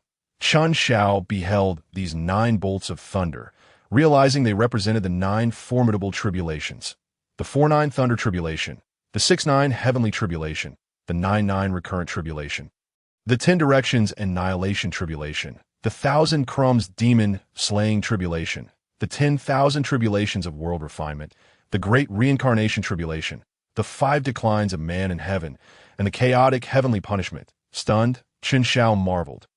The tribulations have become my divine abilities? I can now summon the power of these 9 tribulations without merging with them. At his current cultivation of the early golden core stage, he could only wield the weakest of the 4-9 thunder tribulations. Yet it sufficed. After meticulously studying the 9 great tribulations encircling his golden core, Chun Xiao concluded that the 4-9 thunder tribulation was also a heavenly tribulation. The mere thought of harnessing the heavenly tribulation to combat foes sent waves of excitement coursing through him. Before my master parted, she imparted a profound sword technique unto me. With that thought, Chun Zhao's mind shifted, and he attempted to invoke the profound sword technique. Buzz! In the next instant, a resonant hum filled his mind. Advance, warriors of battle, array before me. 9 shimmering golden characters materialized within his consciousness. The sword technique, wielding the power of truth. Chun Zhao swallowed hard, his resolve firm. I must seek out a tribulation beast to practice this sword technique. In the next moment, his form vanished from the realm of heavenly principles. Boom! Beneath the heavenly tribulation, a beast, resembling a lion but clad in scales and measuring 100 feet in length, stood atop a mountain peak. Its pale blue eyes fixated intently on the gathering storm clouds. This was a lower-tier divine beast, the azure-eyed Sinian. In the past 2 days, Chun Zhao had challenged this lower-tier divine beast 3 times. Yet, even when suppressing the beast's cultivation to match his own level, he still found himself outmatched. Regardless of battle experience or mastery of divine techniques, Chun Zhao's true form could not contend with these terrifying beasts that had lived for centuries or millennia. The primary reason lay in Chun Zhao's limited repertoire of divine techniques. He primarily relied on basic swordsmanship to engage in combat with the divine beasts. This had resulted in an exceptionally solid foundation in his skills. Now, he prepared for his 4th challenge against the lower-tier divine beast.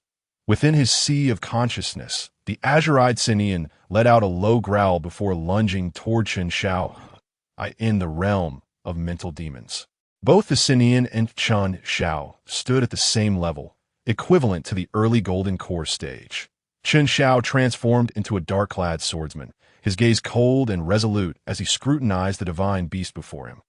Previously, he had battled the lower-tier divine beast for 300 rounds with basic swordsmanship, ultimately suffering defeat.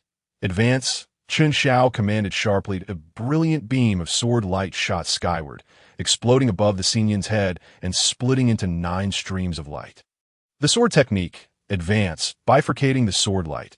Each resulting beam retained the same potency as the original strike. With his early Golden Core cultivation, Chun Zhao could manifest 9 streams of sword light, akin to 9 versions of himself attacking simultaneously.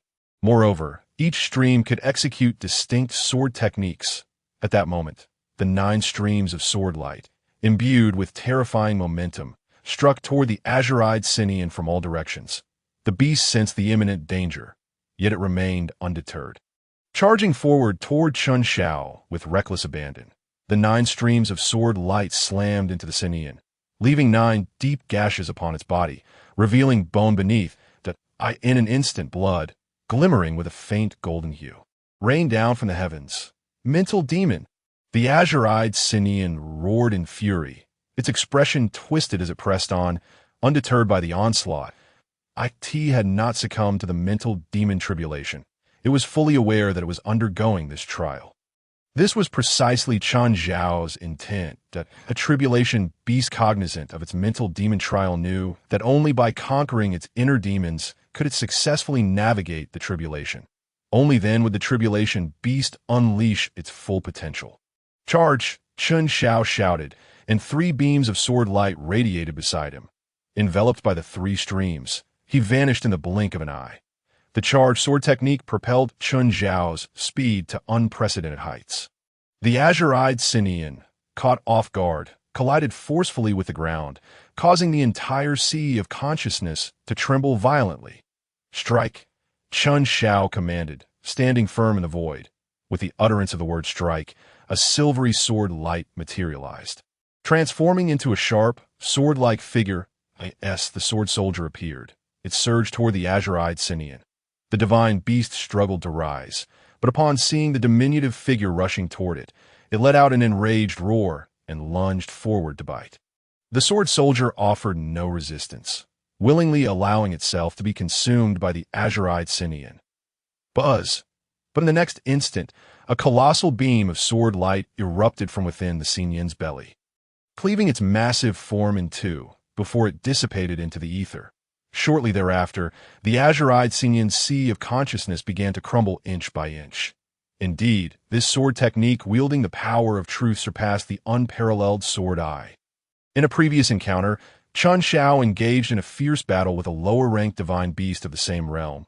relying on his unparalleled sword eye. The clash lasted 300 rounds, culminating in his defeat.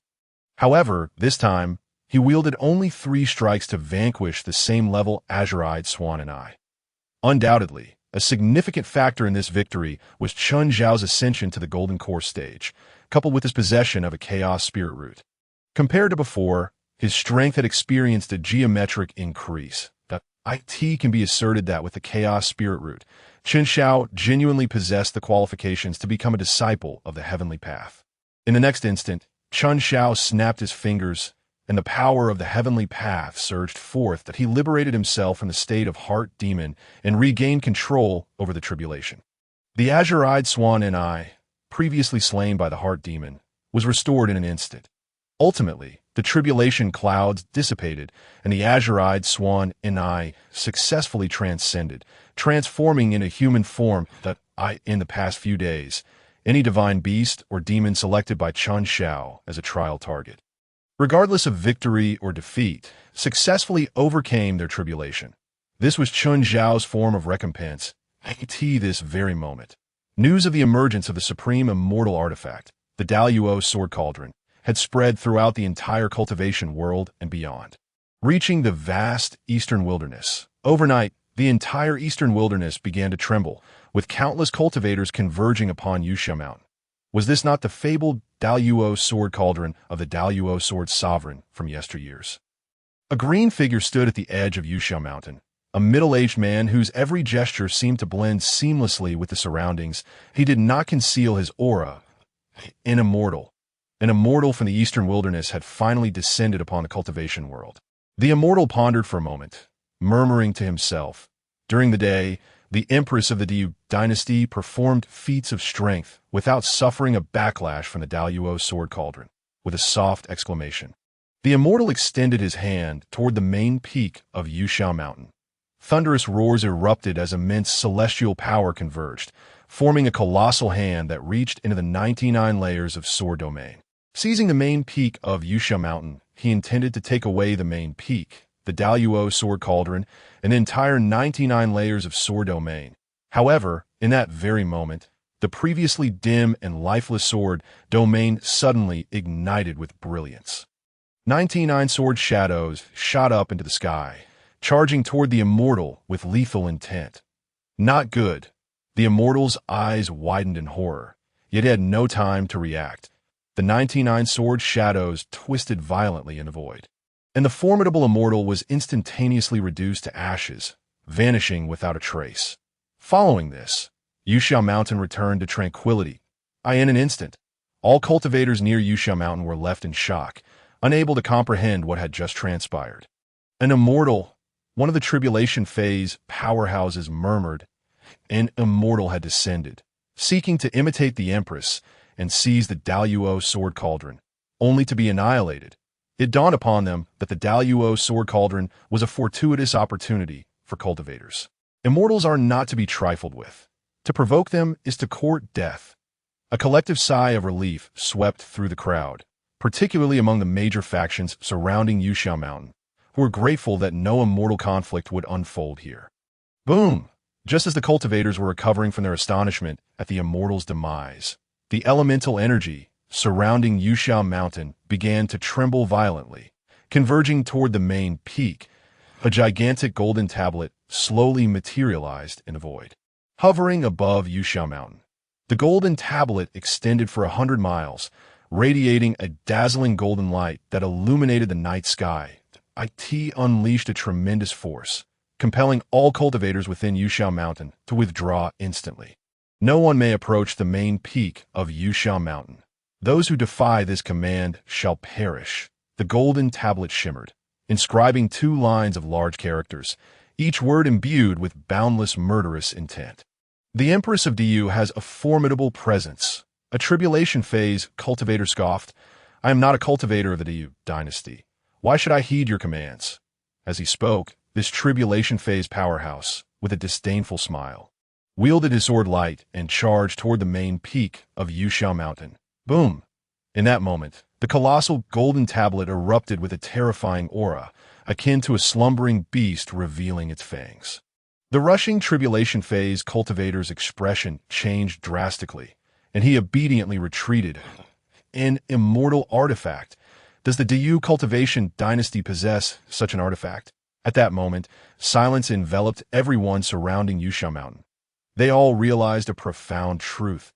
The royal family of the Diyu dynasty had likely allied with some immortal force from the eastern wilderness. At this moment, the golden tablet had not descended upon Yusha Mountain, but instead formed a barrier in midair, blocking the path for others attempting to reach the main peak. This night was destined to be sleepless. At the foot of Yusha Mountain, Ancestor, Nangong Chi, gazed at the elder before him, his eyes betraying an unmistakable sorrow. This elder was none other than Nangong family's founding ancestor, Nangong Yuan. This moment, Nangong Chi's heart was filled with deep resentment. He could have defied fate and assisted his ancestor in overcoming this tribulation. If only he could suppress Chen Xiao and seize enough of the heavenly path's fortune from him. He could exchange it for treasures in the system's shop to help Nangong Yuan reconstruct his body and break free from the scattered immortal form. This time, there would be no need for Nangong Yuan to sacrifice himself. Sensing Nangong Chi's emotions, Nangong Yuan gently patted his shoulder and smiled. To have escaped even a fragment of my primordial spirit from the heavenly tribulation and become a scattered immortal is already defying heaven's designs. To clear obstacles for the family and for His Majesty is a worthy death. My life will not have been in vain. Come, let us send Qin Fengyang on his way. Nangong Chi bit his lip and then communicated with the system. Is there any way to preserve a fragment of my ancestor's soul? Yes, but it requires 3,000 points. Nangong Chi replied, he currently possesses fewer than 500 points. However, if the host can defeat Qin Xiao openly and honorably in front of everyone, the system can grant an extra 5,000 points. Nangong Chi was taken aback. Is that true? If the host fails, your current points will be reset to 0. Understood. Without a moment's hesitation, Nangong Chi agreed. Ancestor, please wait a moment. Nangong Chi hurriedly called out to Nangong Yuan. Early the next morning, Qin Xiao was awakened by a voice filled with excitement. Shower, your master has arrived. Hurry to the front hall. The voice of Chen Junluo resonated with immense joy as it reached Qin Xiao's ears. Qin Xiao yawned and proceeded to wash up. Moments later, he arrived at the front hall of the Qin family. Master, in the reception room, several individuals were present, yet Yun Ranyan was conspicuously absent.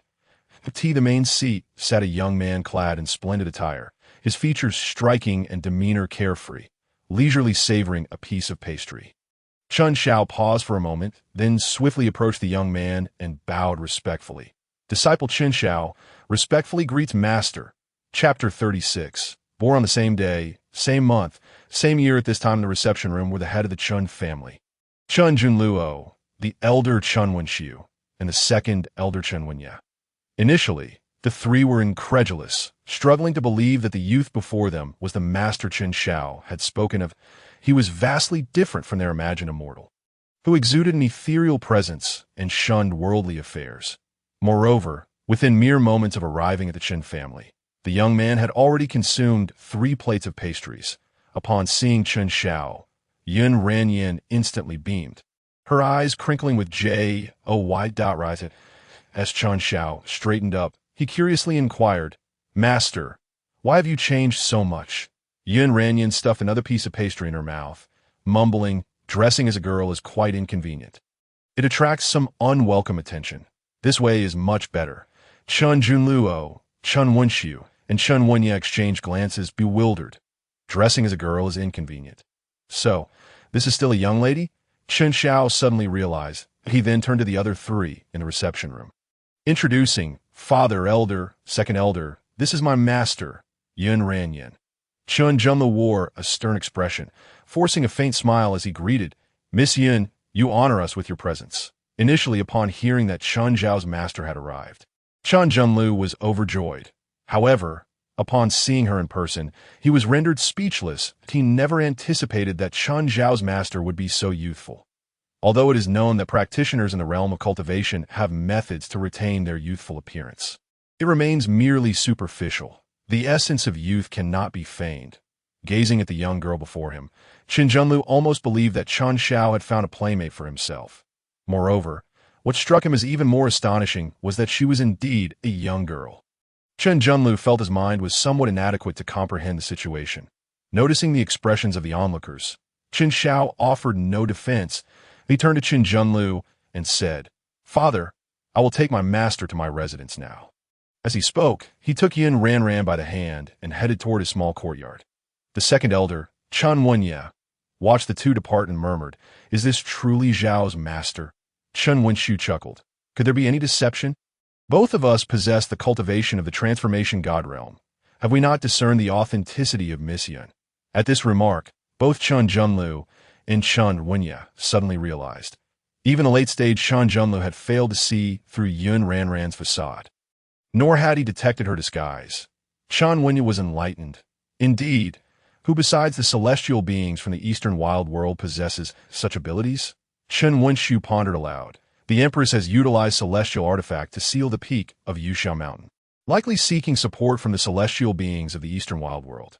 The next step should be to target our Chun family and seize Aurora City. Yet she could never fathom that our Chun family also has its own backing. Instantly, the three in the reception hall exchanged knowing smiles. "Your father seems to harbor doubts about my identity as your master," Yun Ranran remarked within Chun Zhao's courtyard, having finished the last piece of pastry. She licked her lips, still savoring the flavor. Chun Xiao, standing beside her with a smile, replied, "It's no wonder. You appear so youthful that anyone would find it hard to believe." Yun Ranran countered, "But I truly am the same age as you." Chun Zhao's eyes widened in disbelief as he looked at Yun Ranran. "We're the same age." Yun Ranran nodded. "We were born on the same day, in the same month, and at the same hour. Thus, I chose you to be the protagonist of the Heavenly Dao." Noticing the confusion in Qin Zhao's eyes, Yun Ranran explained, "Originally, the Heavenly Dao was merely a concept, formless and intangible, impartial and objective, governing the workings of all things in the world. However, due to unforeseen circumstances, the Heavenly Dao took on human form, which is my father. 17 years ago, after he and a being of creation gave birth to me, he ventured to another realm, and I succeeded him as the new Heavenly Dao, albeit a provisional one for now." A spark of realization flickered in Chun Zhao's mind. Could the manifestation of the Heavenly Dao be attributed to the villain system? Yun Ranran confirmed. "Indeed, but it's not just the villain system. Systems have proliferated across various worlds. These systems disrupt the balance of heaven and earth and interfere with the operations of the Heavenly Dao. Ordinary individuals must exert great effort to achieve their accomplishments, yet with the assistance of these systems, one can simply sign in or complete trivial tasks to attain success. Take you, for instance. As the chosen protagonist of the Heavenly Dao, your rapid advancement in cultivation over these past few days is due to your relentless efforts during the heavenly tribulation." Chun Xiao recalled the harrowing experiences of being torn apart and devoured by the beast during the tribulation and nodded in agreement. Yun Ranran continued, "If the Heavenly Dao does not manifest, it will inevitably be consumed by the systems, leading to the ruin of the entire world.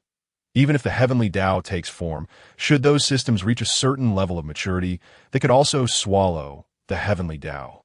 Chun Zhao's expression shifted. "So, the system possesses the capability to threaten the Heavenly Dao."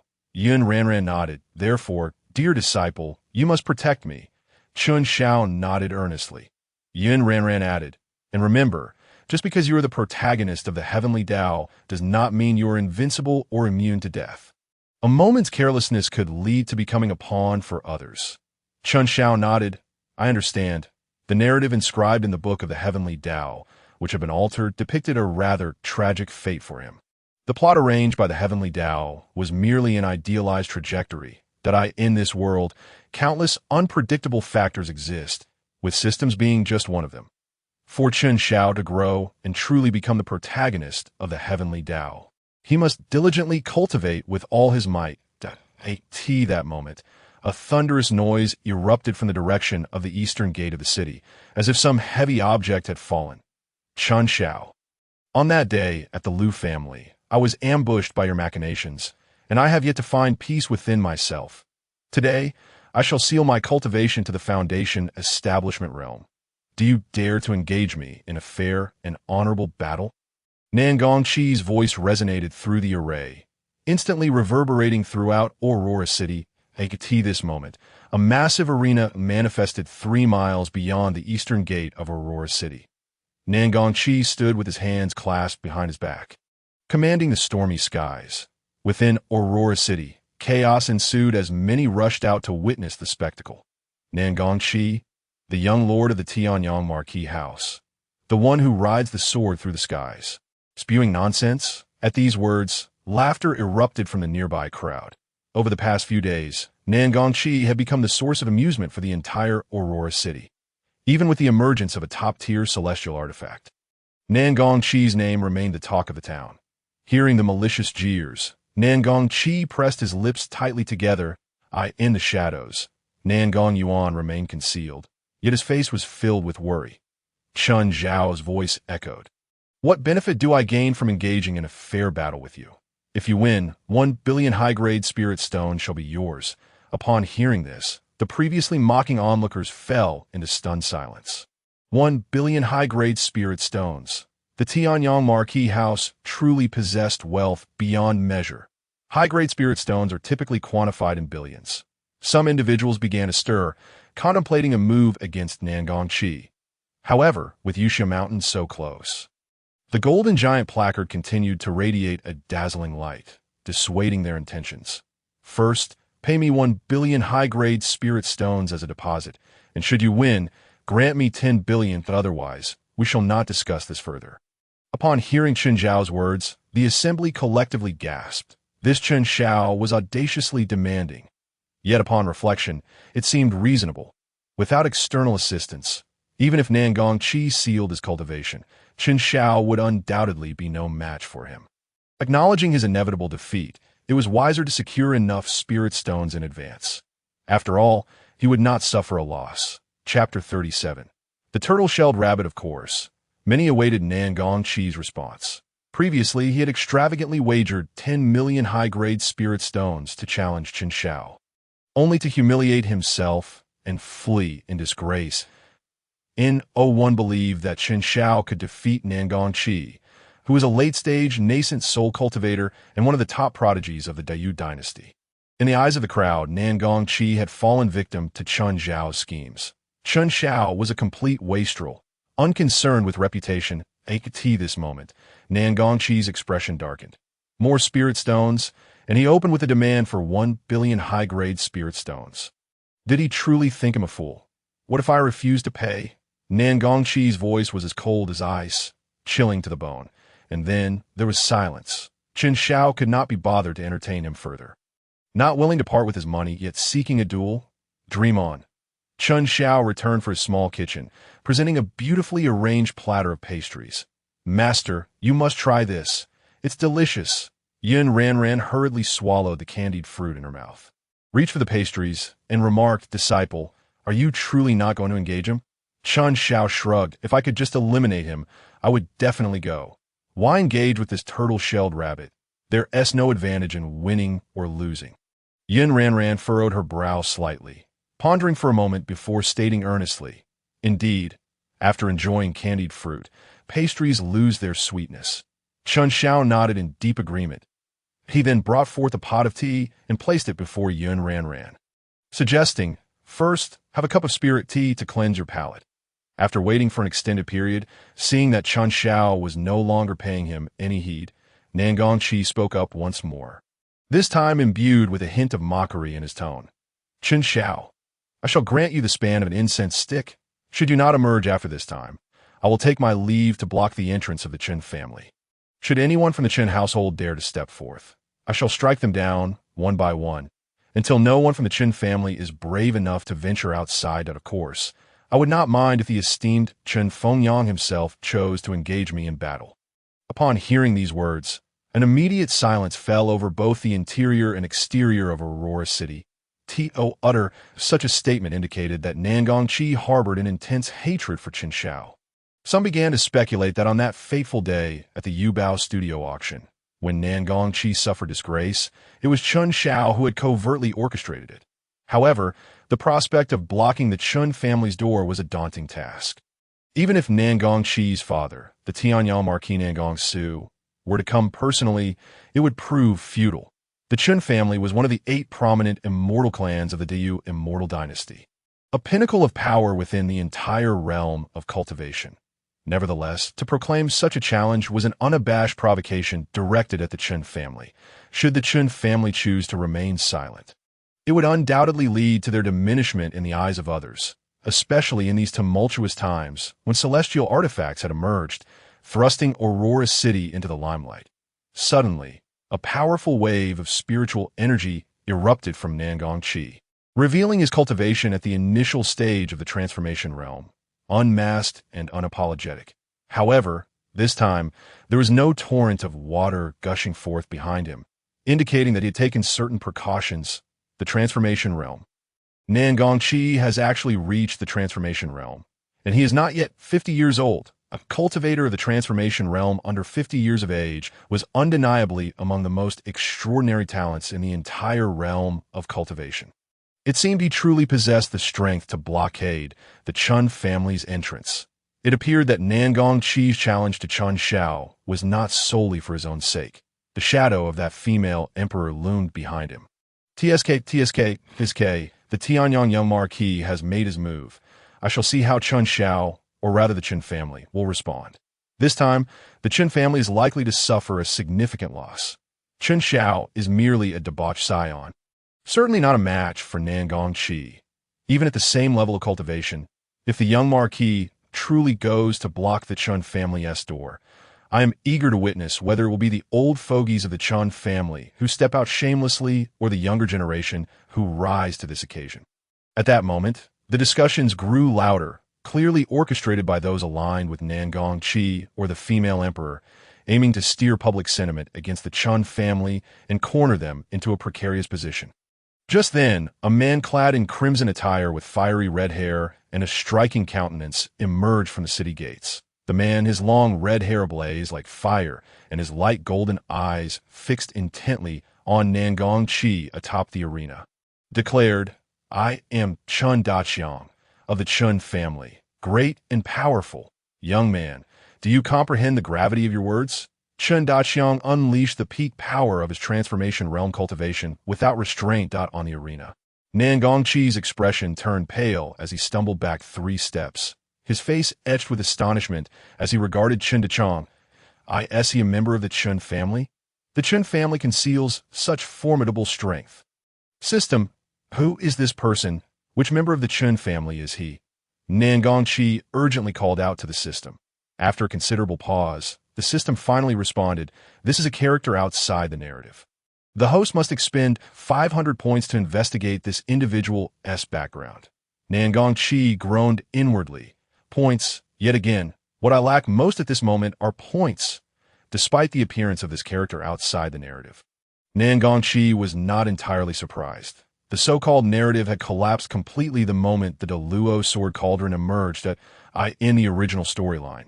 Chun Shao had quietly taken the Deluo sword cauldron, drawing no attention whatsoever. Nangong Chi shared this sentiment. But now, with the emergence of the Deluo sword cauldron, the original trajectory of events had been utterly disrupted. The system required ample points and energy to reorganize the so-called narrative. As Nangong Chi pondered this, Chun Daqiang suddenly smiled. However, young Nangong, I have no intention of stepping on you. Rather, I am here to confront your backing. Without granting Nangong Chi a moment to contemplate, Chun Daqiang hurled a punch toward a shadowy corner.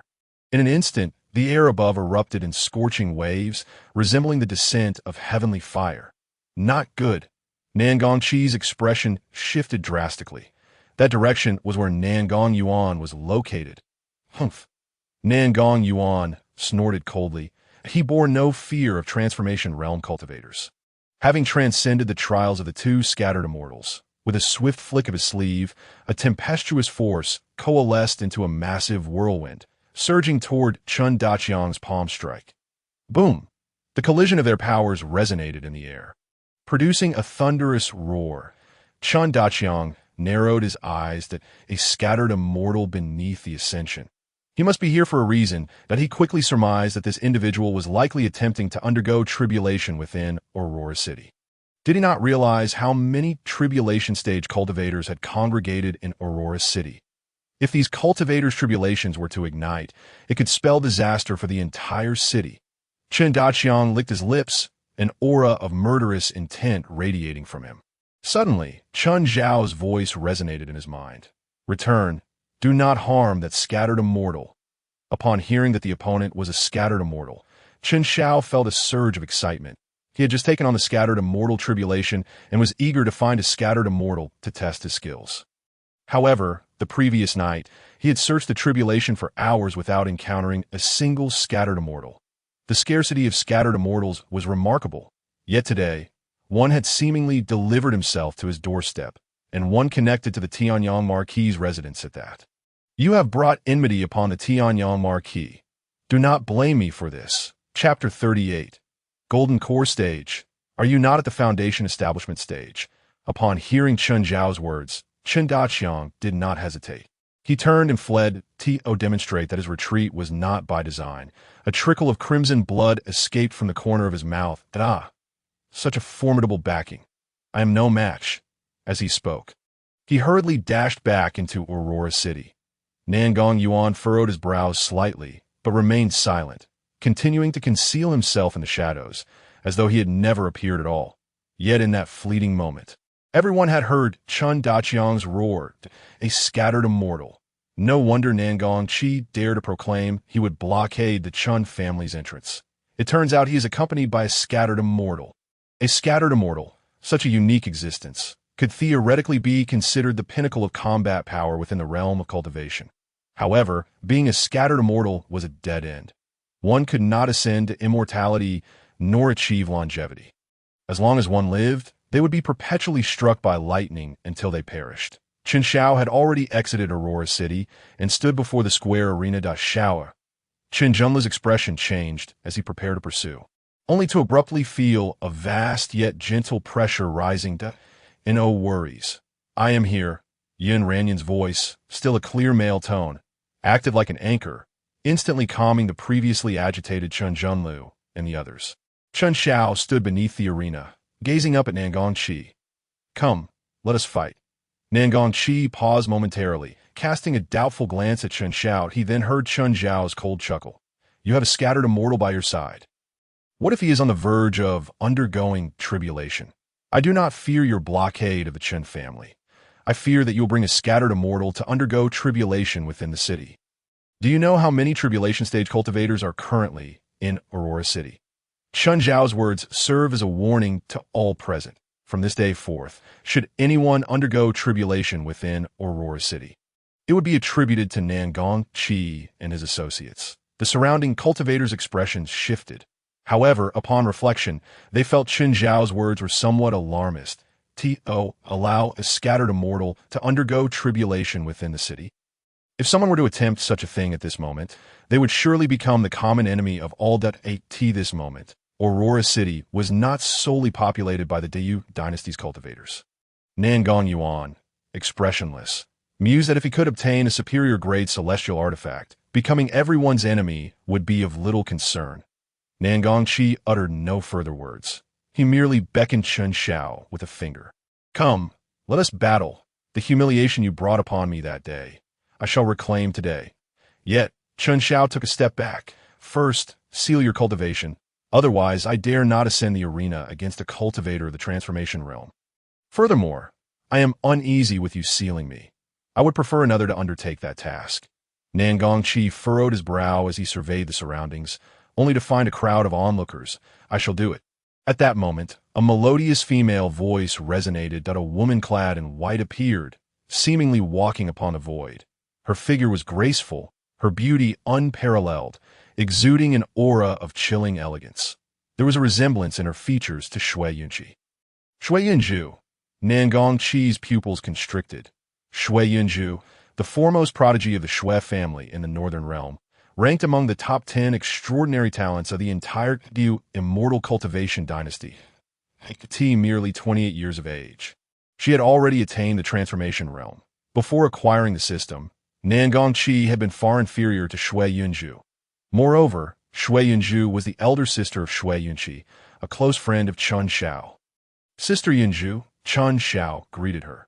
Shui Yunju nodded slightly before turning her attention to Nangong Qi.M. Why Shui family possesses 8 sealing techniques capable of suppressing the cultivation of an immortal practitioner for a duration of 2 hours.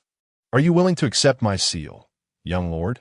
Nangong Qi raised his chin slightly, declaring boldly, why would I hesitate? To preserve his family's ancestor, Nangong Qi was prepared to pay any price, regardless of the cost. He aimed to defeat Chun Xiao in full view of the crowd and secure the 5,000 points from the system reward. Naturally, Nangong Qi had faith in Shui Yunju's integrity, but he addressed her. I kindly ask you, Miss Shui, to seal my cultivation to the foundation establishment stage. Chun Xiao opened his mouth. Wait a moment, a flicker of disdain crossed Nangong Qi's gaze as he ignored him. Shui Yunju had already begun her incantation as she formed hand seals. A brilliant radiance enveloped her, illuminating the surroundings. In an instant, the 8 seals, open, rest, life, injury, halt, scene, death, and shock, unfurled, casting their resplendent light upon Nangong Q. In no time. His cultivation plummeted from the transformation realm to the foundation establishment stage. Shui Yunju nodded. It is done. She then turned to Chun Xiao. What were you about to say? Chun Xiao shrugged. It's nothing. As he spoke, he leaped onto the arena. A wicked smile curled at the corner of Nangong Qi's lips. Chun Xiao, you finally have the courage to face me. Chun Xiao frowned. Did no one tell you that your smile is rather off-putting? You resemble a notorious villain. Nangong Qi retorted. Less talk. Let the battle commence. I could see that moment. His eyes sparkled with fervent combat intent. Finally, the day had arrived for a fair and just battle with Chun Xiao. To call me a villain? Perhaps I truly am one. Buzz. At that moment, the arena beneath them suddenly radiated with a kaleidoscope of colors. The void above the arena was sealed, creating an isolated realm of its own. This arena was a genuine celestial artifact, the Tianwu Arena. Once the battle commenced, it would be shrouded by an immortal-level formation. Unless a victor was determined, the formation would remain intact, preventing any external interference. It could be said that within the Tianwu Arena, everything was fair and just, impervious to any outside influence. Otherwise, one would face the backlash of the Tianwu Arena. Chun Xiao sighed, and then released his cultivation. He unveiled his golden core stage power without reservation. Nangong Qi was taken aback. Golden core? Were you not at the foundation establishment stage? He recalled that during the last battle at the Liu family, Chun Xiao had been at the foundation establishment stage. Just a couple of days had passed, and he had already broken through. Chun Xiao shrugged. Do you think I cannot cultivate? On the city walls, Chun Junluo, Chun Wenxiu, and others exchanged bewildered glances. Wait, he was at the foundation establishment stage just yesterday. How did he become a golden core today? What kind of master has he found? Meanwhile, the cultivators within Aurora City were left speechless. Golden core. In our memory, Chun Xiao has always been at the 3rd layer of Qi refinement. That was due to Chun Junluo forcibly imparting knowledge to him when he was 8. When did he become a golden core? Why was no one informed? On the arena, Chun Xiao raised his hands, expressing a hint of exasperation. I intended to tell you earlier, but you didn't allow me the opportunity. Nangong Qi quickly regained his composure. Regarding Chun Xiao with a cold smirk, what are the golden core? You are merely a useless golden core. He ceased his chatter, invoking his sword technique that a streak of azure sword light, imbued with overwhelming sword intent, surged toward Chun Xiao. Even at the foundation establishment stage, Nangong Qi possessed the strength to slay ordinary golden core practitioners. This was the mark of a genius. Chun Xiao narrowed his eyes slightly. Activating the Xingzi sword technique. In the next moment, 3 sword lights flared around him, and he vanished from sight. When he reappeared, he was already behind Nangong Qi. I shall see what you have concealed that obstructs the flow. As he spoke, Chun Xiao raised his hand, executing the Xingzi sword technique once more. The brilliant sword light sliced through the void, offering Nangong Qi scarcely any chance to react. The blade struck against his lower back. Whoosh! In an instant, a golden divine dragon emerged from Nangong Qi's lower back, shielding him from the blow. Chun Xiao blinked, his eyes widening in disbelief. The Nine Dragons Guardian Seal? You've concealed the Nine Dragons Guardian Seal. Where? Upon hearing Chun Zhao's words, the surrounding cultivators erupted in astonishment. What is happening? The Nine Dragons Guardian Seal. That is a legendary top-tier defensive celestial artifact. Nangong Qi has concealed a supreme celestial artifact within. It was no wonder he had not been drenched in water, to be precise. The water he expelled had been absorbed by the Nine Dragons Guardian Seal. However, what had just transpired? Did anyone witness Chun Zhao's movements? Such incredible speed. My consciousness could barely keep up. Nangong Qi's face turned a deep shade of crimson. Die for me. With Chun Zhao exposing his secret, Nangong Qi was nearly driven to madness. He had no time to ponder how Chun Zhao knew of the Nine Dragons Guardian Seal's existence, nor to contemplate how Chun Zhao had moved so swiftly he unleashed his flying sword, which erupted in a flurry of brilliance that a torrent of sword light surged forth, dense and overwhelming, as if a roaring river were rushing toward Chun Zhao. In an instant, countless sword rivers converged, akin to 100 rivers flowing into the sea. The entire arena transformed into a vast ocean of swords. Chun Zhao continued to activate the Xingzi sword technique, propelling himself into the air.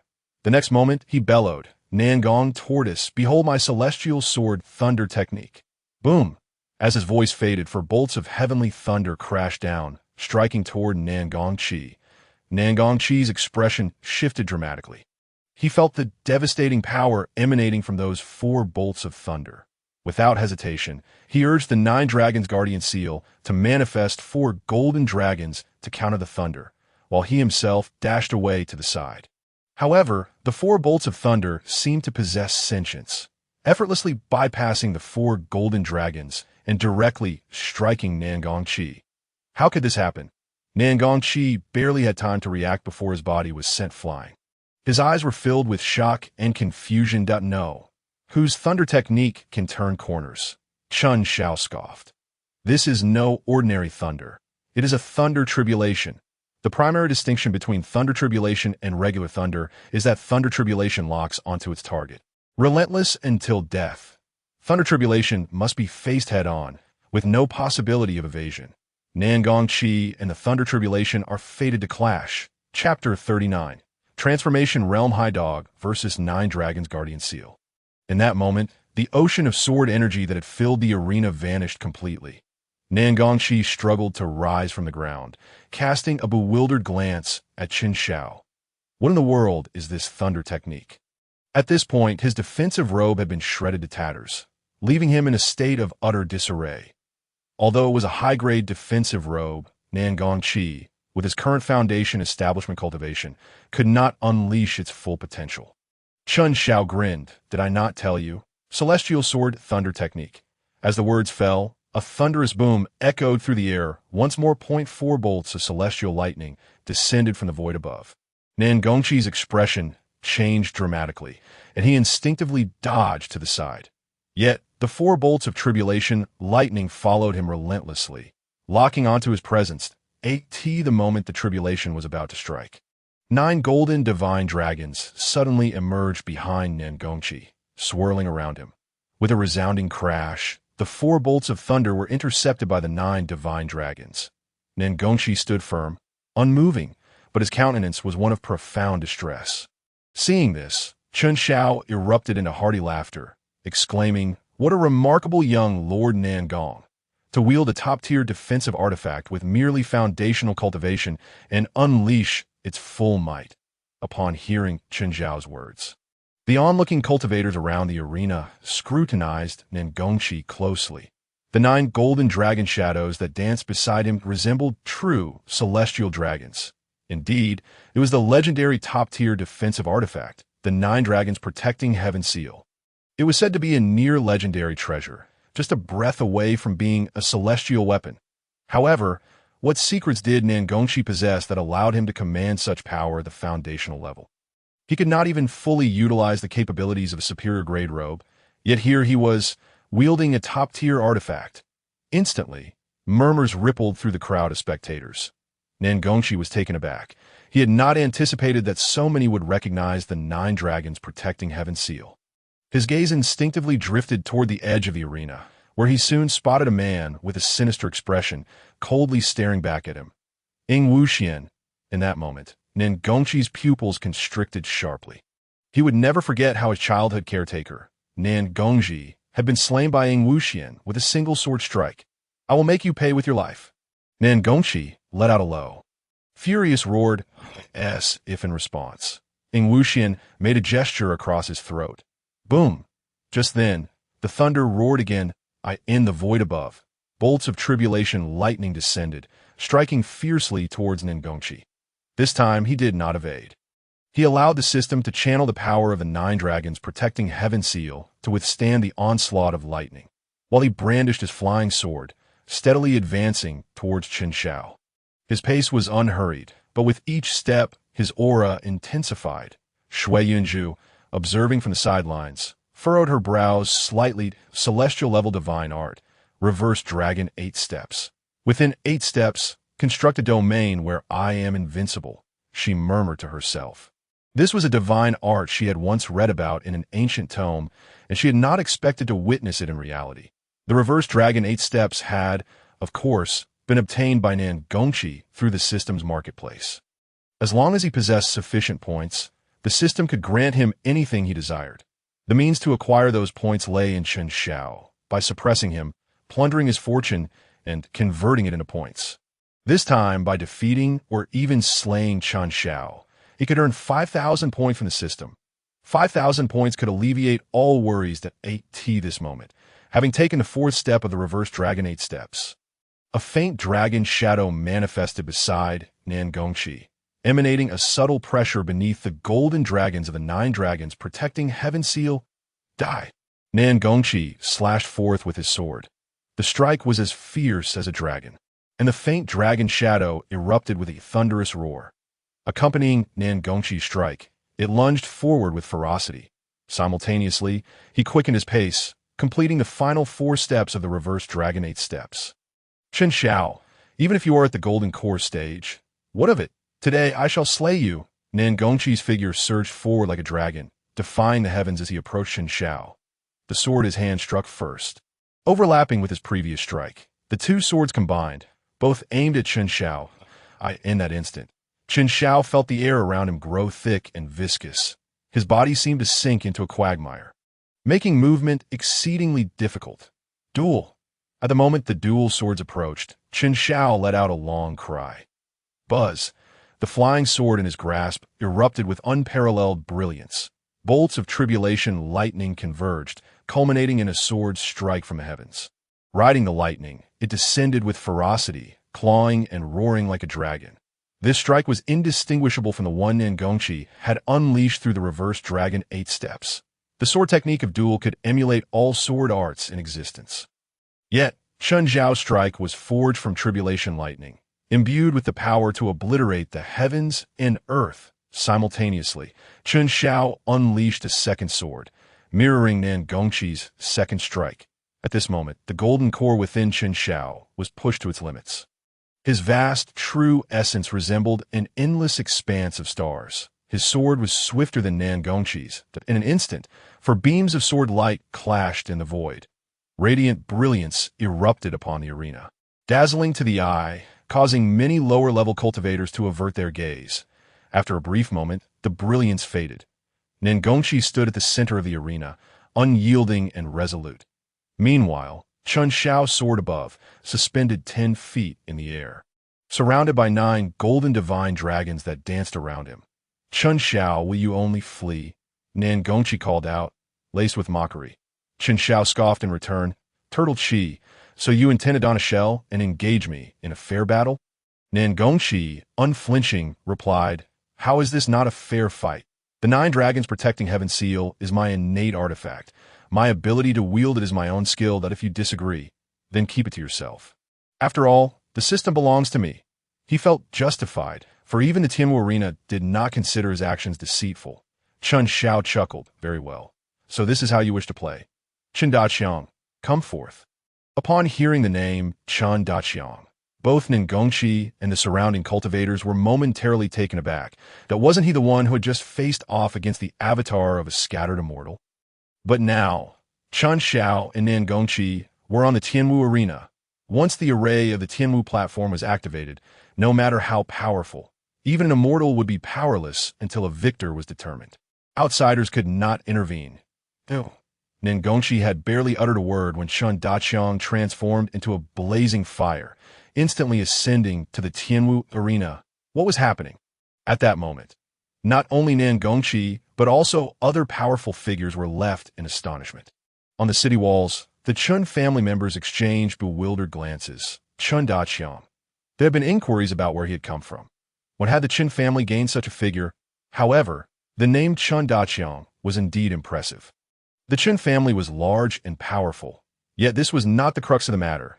How had Chun Daqiang ascended to the Tianwu arena? Chun Daqiang approached Chun Zhao's side and whispered, "Master, I have arrived." In the next instant, flames flickered and Chun Daqiang transformed into a large red-haired dog. "Isn't this the dog that Xiao has been leading around these past few days?" Chun Wenxiu exclaimed in shock. So this is a high-level divine beast. It turned out that Chun Daqiang was Zhao's pet. Chun Xiao raised his chin slightly, saying, "What a coincidence, you possess a top-tier defensive artifact, and I have a divine beast. My true identity is that of a beastmaster. This is my companion." The surrounding crowd murmured in understanding. So that's it. A beastmaster. No wonder the Qin family was so at ease allowing Chun Xiao to ascend the Tianwu arena. They had arranged for him a high-level divine beast. This was indeed the Chun Daqiang who had withstood the scattered immortal. However, it seemed there was no issue, as Nin Gongqi had been the one to bring forth the top-tier defensive artifact first. Chun Xiao, as a beastmaster, was merely summoning his battle companion. But a dog, and a peak divine beast at that. Did such spirit beasts even exist in the realm of cultivation? Daqiang, go! Bite him, Chun Xiao commanded. With a roar, Chun Daqiang's body ignited in crimson flames, exuding searing heat as it lunged towards Nin Gongqi. Chapter 40.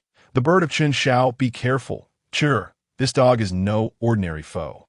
Do not underestimate it. The voice of Nangong Yuan echoed in Nangongqi's ears. Moments ago, he had exchanged blows with Chun Daqiang. His vitality was still in turmoil, and he had yet to recover. At this moment, Nangongqi could scarcely muster a response. He felt as though a blazing inferno flashed before his eyes. As if an enormous mountain were crashing towards him, the sweet taste surged in his throat, and his body was sent hurtling backward, colliding heavily against the barrier of the Tiangong arena, then sliding down its luminous surface, bit by bit. How could this be happening? Nangongqi's eyes widened, terror etched in their depths. Had it not been for the protection offered by the 9 dragons guarding Heaven's seal, he would have been shattered to pieces by that blow. Yet Chun Daqiang's true form was that of a high-ranking divine beast. The Fire Qilin, whose power was utterly terrifying. Although he could not temporarily breach the 9 dragons guarding Heaven's seal's defenses, the recoil from the impact was sufficient to grievously wound Nangongqi. His heart trembled. Even when facing the immortal, Yi Wuxian, he had never felt such a crushing pressure. The oppressive weight of death, caution, host. The power of this divine beast exceeds the threshold of the transforming spirit realm. Divine beast. This creature is actually a divine beast. Nangongqi's complexion paled. How could a divine beast become a cultivator's spirit beast? However, before he could fully process this thought, Chun Daqiang's assault descended once more. Once again, it was a simple pounce and stomp. That ferocious force bore down upon him like a mountain, instilling a suffocating sense of despair. Under the system's guidance, the 9 dragons guarding Heaven's seal erupted with all its might. 9 golden dragon shadows nearly materialized, frantically resisting Chun Daqiang's onslaught. Chun Daqiang's strikes resembled a tempest, and Nangongqi's mental faculties could hardly keep pace with his movements. He could only remain frozen in place, passively enduring the blows beneath the system's protection. At that moment, Nangongqi felt akin to a small vessel amidst a raging storm, on the verge of capsizing at any moment. System. Immortal sword. Eliminate Chun Xiao. Suddenly, Nangongqi roared within his heart. Indeed, he possessed an immortal sword. It was originally Chun Zhao's fortune, which Nangongqi had claimed ahead of time under the system's guidance. This immortal sword had become one of Nangongqi's trump cards. Even during his confrontation with Yi Wuxian, he had not revealed it. But now, Faced with the terrifying divine beast, he had no choice but to unveil it. He would wield the immortal sword to compel this divine beast to return and protect Qin Shao. The system remained silent, yet the immortal sword had already been drawn. A blinding light radiated in the void, imbued with overwhelming killing intent as it cleaved towards Qin Shao. The immortal sword. Outside the arena, among the onlooking cultivators, some recognized its significance immediately, and no one could have anticipated that Nangong Qi possessed an immortal sword. Moreover, judging by the stance of this strike, it seemed to manifest the true might of the immortal sword. How did he achieve this? While enduring blows, activating top-tier defensive artifacts, he could still wield the immortal sword. Is Nangong Qi a monster? Had it not been for the Tiangong arena, I would have thought there was another soul within him. On the city walls, the Chun family's members also changed countenance. However, upon seeing Yun Ranyan's calm demeanor, they regained their composure. The Fire Cheelant's expression shifted slightly upon seeing the immortal sword. Then, it swiped a paw at Nangong Qi's face. A golden dragon shadow intercepted the blow, yet the terrifying force still sent Nangong Qi flying. Qin Shao hovered in the air, facing the incoming sword strike without flinching, just as the immortal sword approached. A red figure appeared abruptly, blocking Qin Shao. This was a girl who appeared to be around 17 or 18, with exquisite features, skin fair as snow, and hair flowing like clouds. Her slender form was draped in a flowing red dress that danced in the wind. To everyone's astonishment, she extended a delicate, pale hand and firmly caught the ferocious sword strike. How could you appear on the Tiangong arena? At that moment, Nangong Yuan could no longer remain composed. He leaped forward, intending to rush into the arena, only to be halted by the barrier outside. Feng Zhichu flicked her wrist, sending the immortal sword hurtling towards Nangong Qi. Thud! The sound echoed as the 9 dragons guarding Heaven Seal's defenses were instantly pierced by the sharp blade. Nangong Qi's eyes widened in disbelief. His body crumpled to the ground. Had it not been for the 9 dragons guarding Heaven Seal absorbing 90% of the sword's power, he would have been slain by that strike. Feng Zhichu glanced at Nangong Yuan, a sweet smile gracing her lips. Because I am young Master Chen Zhao's bird, as she spoke. A flash of fire enveloped her, and everyone watched in astonishment as the beautiful girl transformed into a small sparrow. No larger than a fist, with a mix of black and red plumage. She flapped her tiny wings and cautiously alighted on Chen Zhao's shoulder. Chen Zhao extended his hand, lightly tapping the little sparrow's head. As a beast master, it is only reasonable for me to have a bird with me. Feng Zhichu tilted her head, nuzzling against Chen Zhao's finger, her voice brimming with excitement. Exactly. All around them, onlookers were left speechless, one-handedly catching an immortal sword. With a mere flick, she could breach the 9 dragons guarding Heaven Seal's defenses. This truly just a bird. Meanwhile, the barrier of the Tiangong arena began to slowly dissipate, clearly indicating that the arena recognized Chen Shao as the victor. Nangong Qi's face turned ashen. He raised his head and met the murderous intent in Chen Zhao's eyes, causing his heart to leap in fright. System, cloud-piercing shuttle, whoosh! In the next moment, a beam of light emanated from Nangong Qi, causing him to vanish from his spot. What was that? It seemed like a top-tier flying artifact. No, how could Nangong Qi possess such treasures? Countless cultivators turned their gazes toward the direction of Nangong Qi's departure, their eyes glinting with greed. Nangong Qi not only possessed top-tier artifacts, but also countless spirit stones. Instantly, some began to silently leave the Aurora City, pursuing the direction in which Nangong Qi had fled.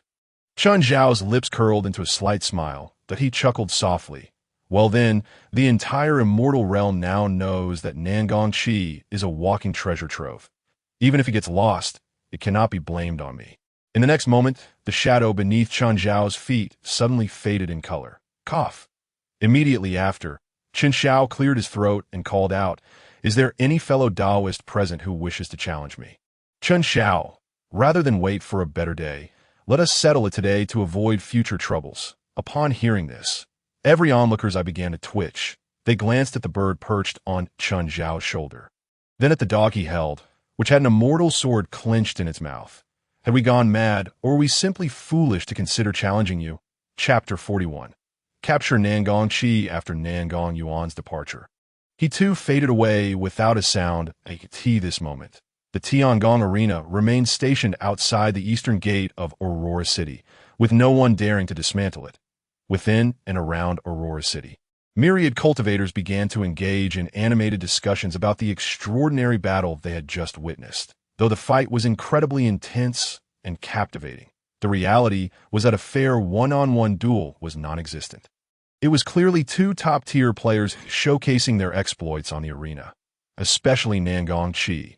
His cultivation was sealed to the foundation establishment stage by the 8 gates of sealing the gods. Yet he could simultaneously activate a top-tier defensive artifact and wield an immortal sword, unleashing their full potential. Was this truly the capability of a cultivator? Anyone who witnessed that battle would undoubtedly find it hard to believe. Let alone the fact that, in the end, despite being gravely injured, Nangong Qi was able to activate a top-tier flying artifact to escape. Nangong Qi certainly harbored a great secret. As for Chun Xiao, he had effortlessly summoned 2 peak transforming spirit realm spirit beasts, one of which had barehandedly intercepted an immortal sword. With a counterstrike, it pierced through the defenses of the top-tier artifact. Chun family, Chen Junluo and the Grand Elder, along with others, arrived at the small courtyard of Chun Xiao. At a glance, Chen Junluo spotted Chun Daqiang basking in the sun on the ground. Overcome with emotion, he hurried forward, saying, "Predecessor, I have already arranged a room for you." Chun Daqiang raised his eyes to Chen Junluo and replied in a deep voice, "Ah, it is the young master, and no need for that. I am merely the master's dog, and it is my duty to guard the master." He chuckled, adding, "To serve as a watchdog for the Heavenly Dao and its disciples is a privilege that countless beings yearn for. You 2-legged creatures shall not covet this Qilan's position as a guardian." Chun Junluo and Chun Wenshu exchanged glances, astonished. A dignified spirit beast at the peak of the transformation realm so willingly deigned to act as a dog. Even though Chun Xiao had subdued him, such treatment seemed excessive. "Very well, you may refrain from entering for now. The 2 masters have other matters to attend to inside." Chun Junluo, enlightened, bowed respectfully to Chen Daqiang. "In that case, we shall take our leave." It was only then that the members of the Chun family came to the realization that Chun Daqiang must be the gift bestowed upon Chun Xiao by his master. "In Chun Xiao's small courtyard, you have worked hard, my disciple. Splendid job." Yun Renyan pressed Chun Xiao into a chair, smiling as she kneaded his shoulders. Chun Xiao's body stiffened momentarily, and he hesitantly said, "Master, this seems inappropriate." Yin Renyan chuckled softly before taking a seat opposite him. That moment, Nangong Qi's celestial sword lay on the table before them. Yin Renyan picked up the sword and sensed it briefly. It seemed the system had fallen into slumber. Suddenly, her eyes sparkled with excitement. "I shall go capture Nangong Qi at once." Chun Zhao's shadowy doppelganger had long since followed Nangong Qi on the Tianwu arena. Chun Xiao had revealed Chun Daqiang and Feng Zhichu. These 2 divine beasts were not Chen Zhao's trump cards, but rather a display of strength to intimidate others. His true ace in the hole was a shadowy doppelganger, a natural-born schemer best suited for lurking in the shadows and stirring up tempests. North of Aurora City, in a realm spanning 8,000 miles, the power of the cloud-piercing shuttle suddenly vanished. Nangong Qi plummeted from midair, crashing violently to the ground. The cloud-piercing shuttle fell beside him. Fortunately, he had not flown too high. Otherwise, this fall could have been fatal. At this moment, less than 2 hours had passed, and Nangong Qi remained at the foundation establishment stage of cultivation. System. Nangong Qi's face turned as pale as paper as he internally called out to the system, but there was no response. Only then did he suddenly recall the warning given before this battle. If he failed in challenging Chen Xiao, the system would fall into slumber. Blood trickled from the corner of his mouth, and his eyes were bloodshot. The method to reawaken the system should be linked to the fortunes of the Heavenly Dao. Fortunately, he remembered what the system had told him regarding the so-called narrative. As long as he continued to seize Chun Zhao's opportunities and snatch the Heavenly Dao's fortunes, he could reawaken the system. Chun Xiao, Chun Xiao, Chun Xiao, he muttered repeatedly under his breath. Why are you calling for your father? At that moment, a voice akin to a demon echoed in Nan Gongqi's ears. His face changed dramatically as he looked up to see Chun Zhao's face, filled with malicious intent, staring back at him. An involuntary shiver ran down his spine. He wanted to retaliate, but at that moment, he was severely injured and only possessed the cultivation of the Foundation establishment stage. Not only was he unable to fight back, even moving proved to be a challenge. What struck fear in Nan Gongqi was the fact that Chun Zhao's aura was that of the late nascent soul stage. What on earth was happening? Chun Zhao laughed ominously. Rest assured, I will make good use of your identity to exact a fierce revenge on the Xintian sect. As he spoke, Chun Zhao's appearance underwent a dramatic transformation. Morphing into another Nan Gongqi, Nan Gongqi stared blankly at the doppelganger of himself, a horrifying thought suddenly arising in his mind. It wasn't Ing Wuxian. It was you. The one beneath Yusha Mountain yesterday was you. With a spurt of blood, his emotions surged. Chun Zhao produced a silence talisman and cast it upon Nan Gongqi before sealing him within a Qinquan bag, though his senses were not obscured. At that moment, the sound of rushing air filled the space as nearly 100 cultivators arrived, surrounding the transformed Chun Zhao, now posing as Nan Gongqi. Kill and seize the treasures. No need for pleasantries. A shout erupted from the crowd. Dozens of sword lights descended from the sky, hurtling directly towards Chun Zhao. A group of cowardly rats can only bully the few with their numbers. Chun Zhao laughed heartily. With a wave of his hand, the sword that belonged to Nan Gongqi appeared in his grasp.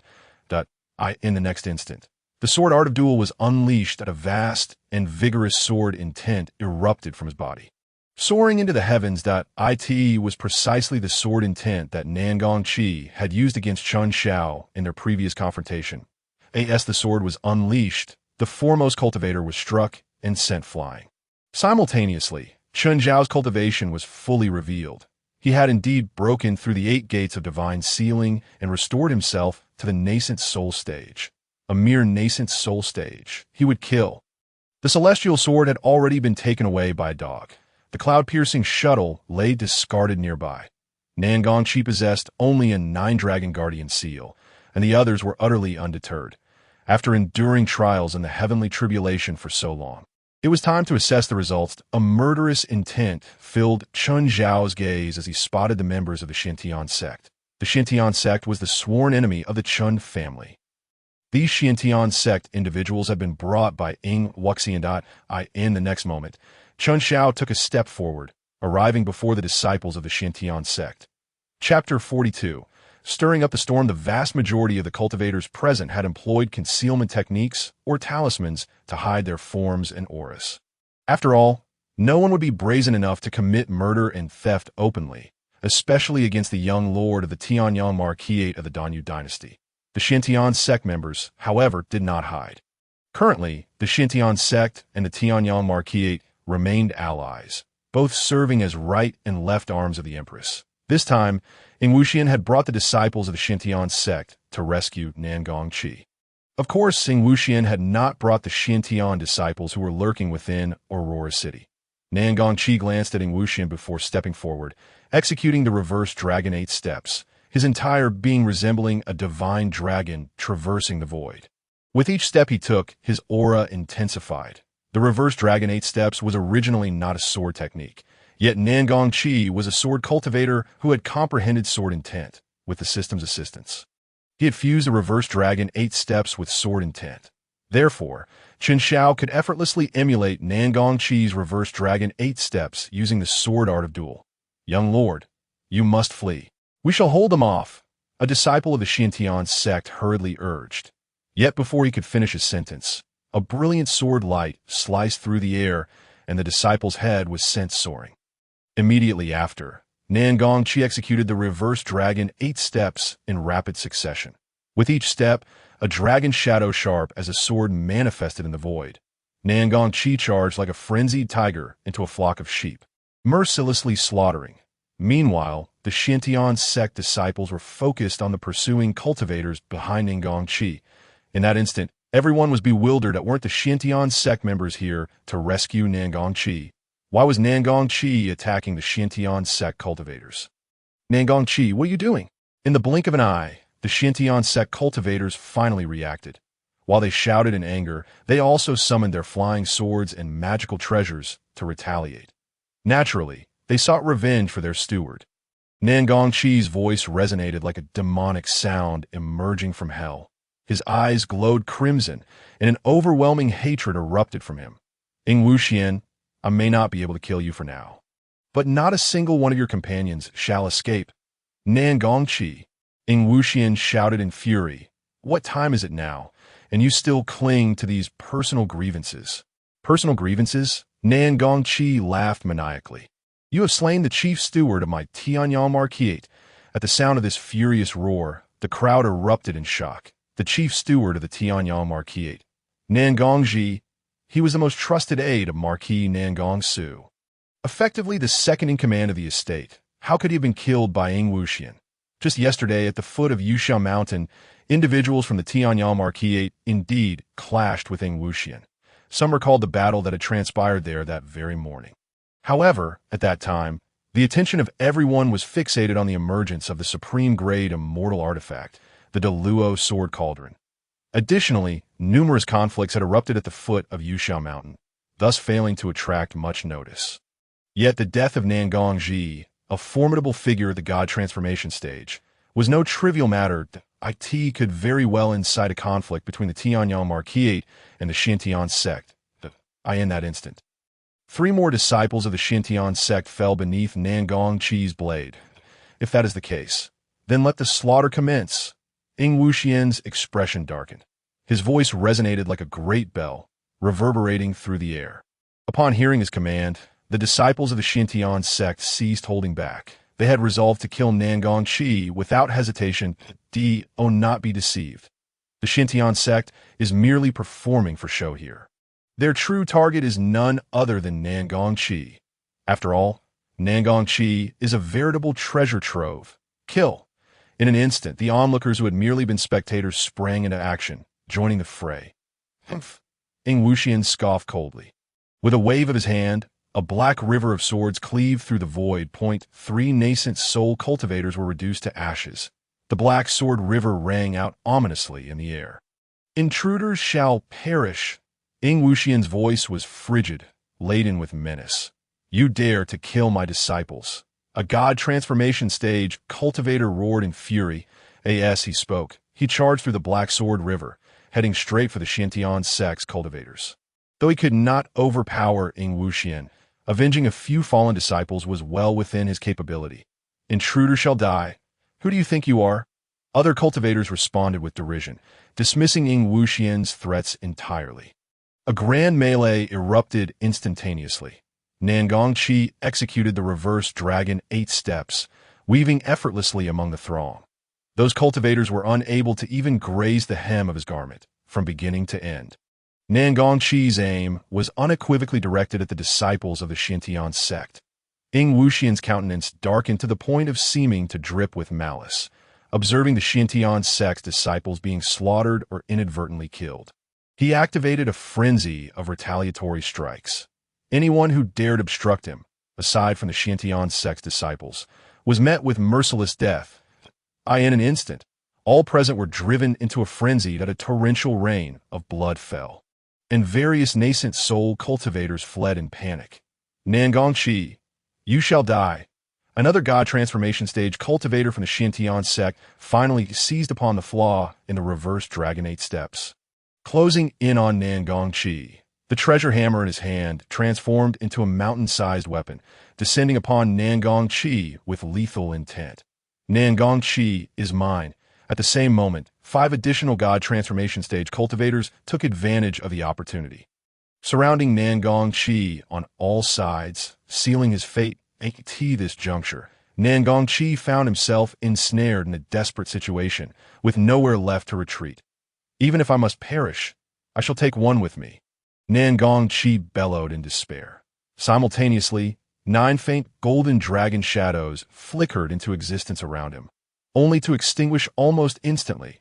It appeared that Nangong Chi could no longer summon the 9 dragons' guardian seal. Now was indeed the optimal moment to eliminate him. Concurrently, over a dozen nascent soul cultivators charged forth. Who dares harm my junior? Just then, a thunderous clap resounded, and overwhelming pressure descended from above. Bang! A dull thud echoed as 3 god transformation stage cultivators were sent reeling. Blood spewing from their mouths. Scatter! The disciples encircling Nangong Chi were taken aback. Nangong Yuan had finally arrived. Seizing the fleeting opportunity, Nangong Chi swiftly extricated himself from the fray. Ancestor! His voice brimmed with the exhilaration of survival. Quickly slay Ying Wuxian. He is the one who killed my chief steward. Furthermore, had it not been for Ying Wuxian's interference, I would have already claimed the Deluo sword cauldron.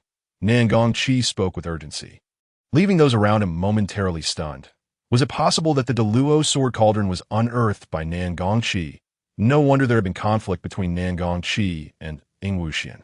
Ying Wuxian thought, I shall bear the blame for slaying Nangong Ji, but what of preventing you from claiming the Deluo sword cauldron? Nonetheless, it seemed all of this was orchestrated by the Master of Masters. Although Ying Wuxian was subjugated by Chen Daqiang, he remained oblivious to many matters at this moment. Ying Wuxian was following Chen Daqiang's orders to besiege Nangong Chi. However, he was entirely unaware of the other plans. All of you withdraw. I can treat today's events as if they never occurred. Nangong Yuan stood poised in the void, his voice frigid. Simultaneously, a tempestuous surge of true essence cascaded down, enveloping Nangong Chi. Chapter 43. Boundless storms at my command, Nangong Yuan. Just then, Ying Wuxian suddenly spoke. Today, my Xintian sacred sect has come to rescue Nangong Chi. But he countered fiercely. What then shall we do about the countless disciples of my sacred ground that you have slain? The Xintian sect, despite aligning itself with the Empress, remained one of the 3 great sacred sects of the Danyu immortal dynasty, a force not to be trifled with if today this matter were to be brushed aside merely due to Nangong Yuan's words. The Xintian sect would find it impossible to raise its head in the immortal realm thereafter. It is Nangong Yuan. 300 years ago, the Tianyang Marquis is said to have perished beneath the heavenly tribulation. Yet, who would have thought he survived, his primordial spirit intact, and became a scattered immortal? Many gazed at Nangong Yuan, a flicker of trepidation flashing in their eyes. The intimidation of a scattered immortal was indeed formidable. Just as the atmosphere, which had initially relaxed, grew tense once more, someone suddenly murmured, the Deluo sword cauldron emerged due to Nangong Chi's influence. Were it not for Ying Wuxian, Nangong Chi would have claimed the Deluo sword cauldron. Upon this revelation, the scene fell silent. Nangong Yuan furrowed his brow, casting an irritable glance at Nangong Chi. Such a significant matter had been kept under wraps by Nangong Chi until now, only to be revealed in front of so many. Was this not merely seeking trouble? Nangong Yuan felt an unsettling sense that something was amiss, yet he could not pinpoint what it was in that moment. The gazes of all present toward Nangong Chi transformed from greed to resolute determination. With Nangong Chi's foundation-building cultivation, he could wield a top-tier defensive artifact, thereby unleashing the full might of an immortal weapon. Perhaps he truly held the means to acquire the supreme-grade immortal artifact. The Deluo sword cauldron, a mere scattered immortal, you say? With so many of us, should we fear a single scattered immortal? Kill Nangong Yuan, seize Nangong Chi, and obtain the supreme-grade immortal artifact. Kill. Suddenly, a voice, somewhat androgynous and deliberately roughened, bellowed. Then, it was unclear who struck first, but instantaneously, all the cultivators present charged towards Nangong Yuan, that if they were to slay Nangong Yuan, then the already weakened Nangong Chi would be theirs for the taking. As for whether the goose would be boiled or roasted, they would first bring it down. In a heartbeat, a deluge of flying swords and artifacts, resplendent and myriad in color, descended like a storm, obscuring the heavens at this juncture. The number of cultivators who had rushed to the scene had surpassed 500 and continued to swell. Nangong Yuan's expression shifted dramatically. Clenching his hand, a green long spear materialized within his grasp.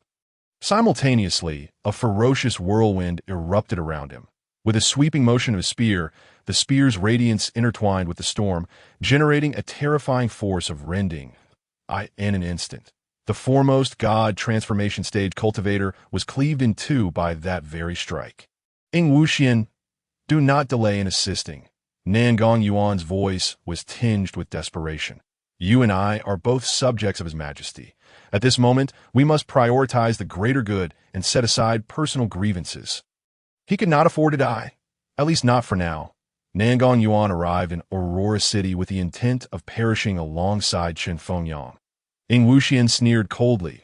He retreated several miles back to the Tianyang Marquis Mansion, the very place that instigated this personal vendetta.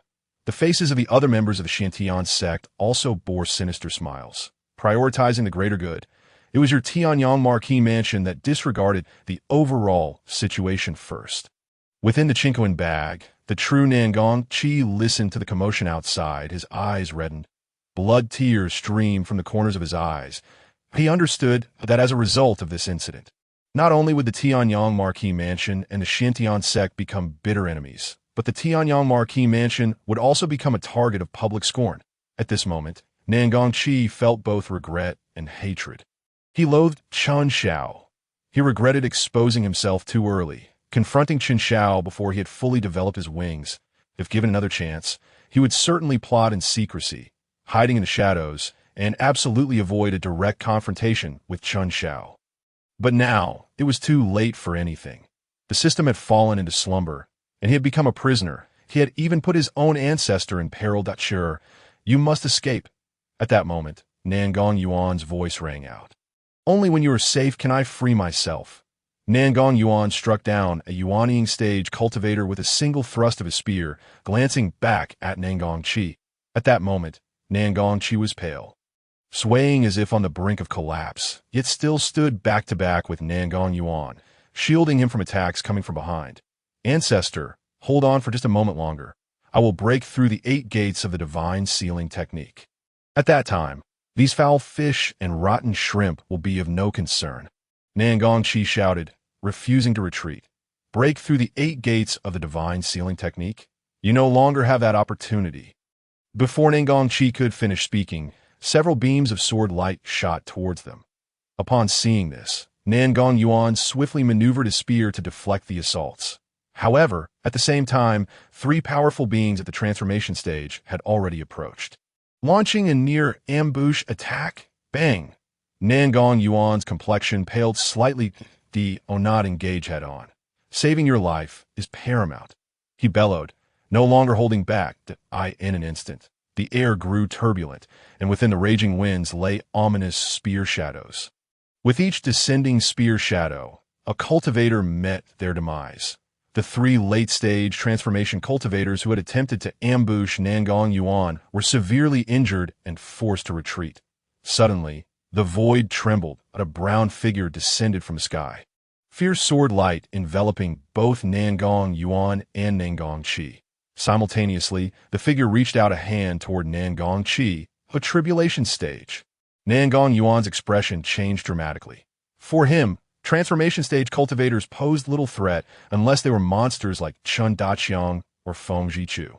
However, a tribulation stage cultivator already possessed the strength to threaten an immortal. Typically, tribulation stage cultivators refrain from intervening to avoid damaging their physical bodies and jeopardizing their tribulations. But now, capturing Nangong Qi would present an opportunity to acquire a supreme immortal artifact. With such an artifact, what tribulation could they fear?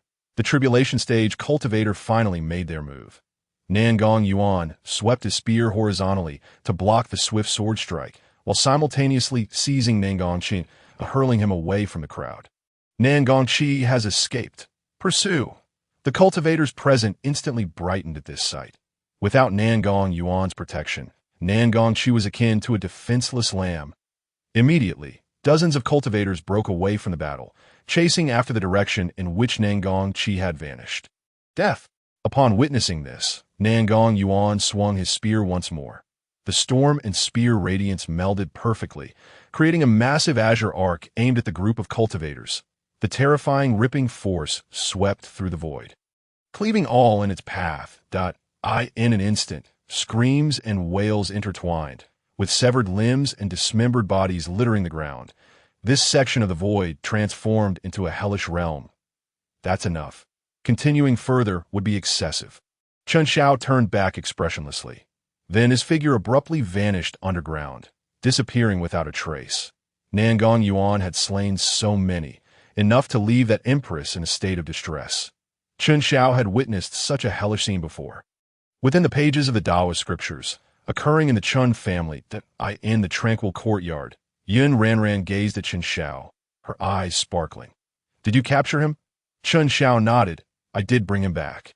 But master, I can't shake the feeling that something is amiss. Therefore, I have temporarily placed Nangong Qi in the forbidden prison. Once Nangong Yuan has transcended the immortal tribulation, we shall deal with Nangong Qi." Previously, that system was vibrant and could assist Nangong Qi in manipulating immortal artifacts. Now, it has suddenly fallen into slumber. In any case, it's better to be cautious. Chapter 44. If you don't believe me, feel for yourself. Yin Ranran looked at Chen Xiao, her expression puzzled. Chen Xiao explained, "It's too easy.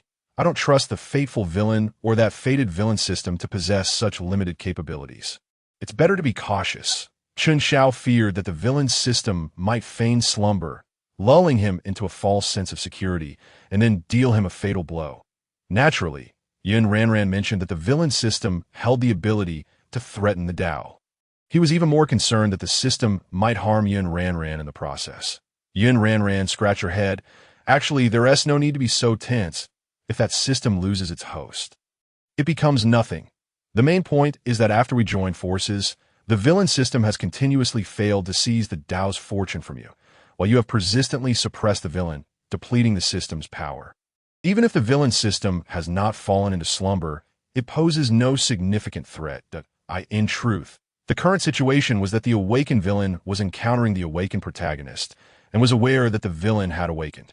Thus, every time Nangong Qi set an ambush in the narrative, preparing to plot against Chen Xiao, he was essentially falling into Chen Xiao's trap. In other words, Chen Xiao had anticipated Nangong Qi's anticipations.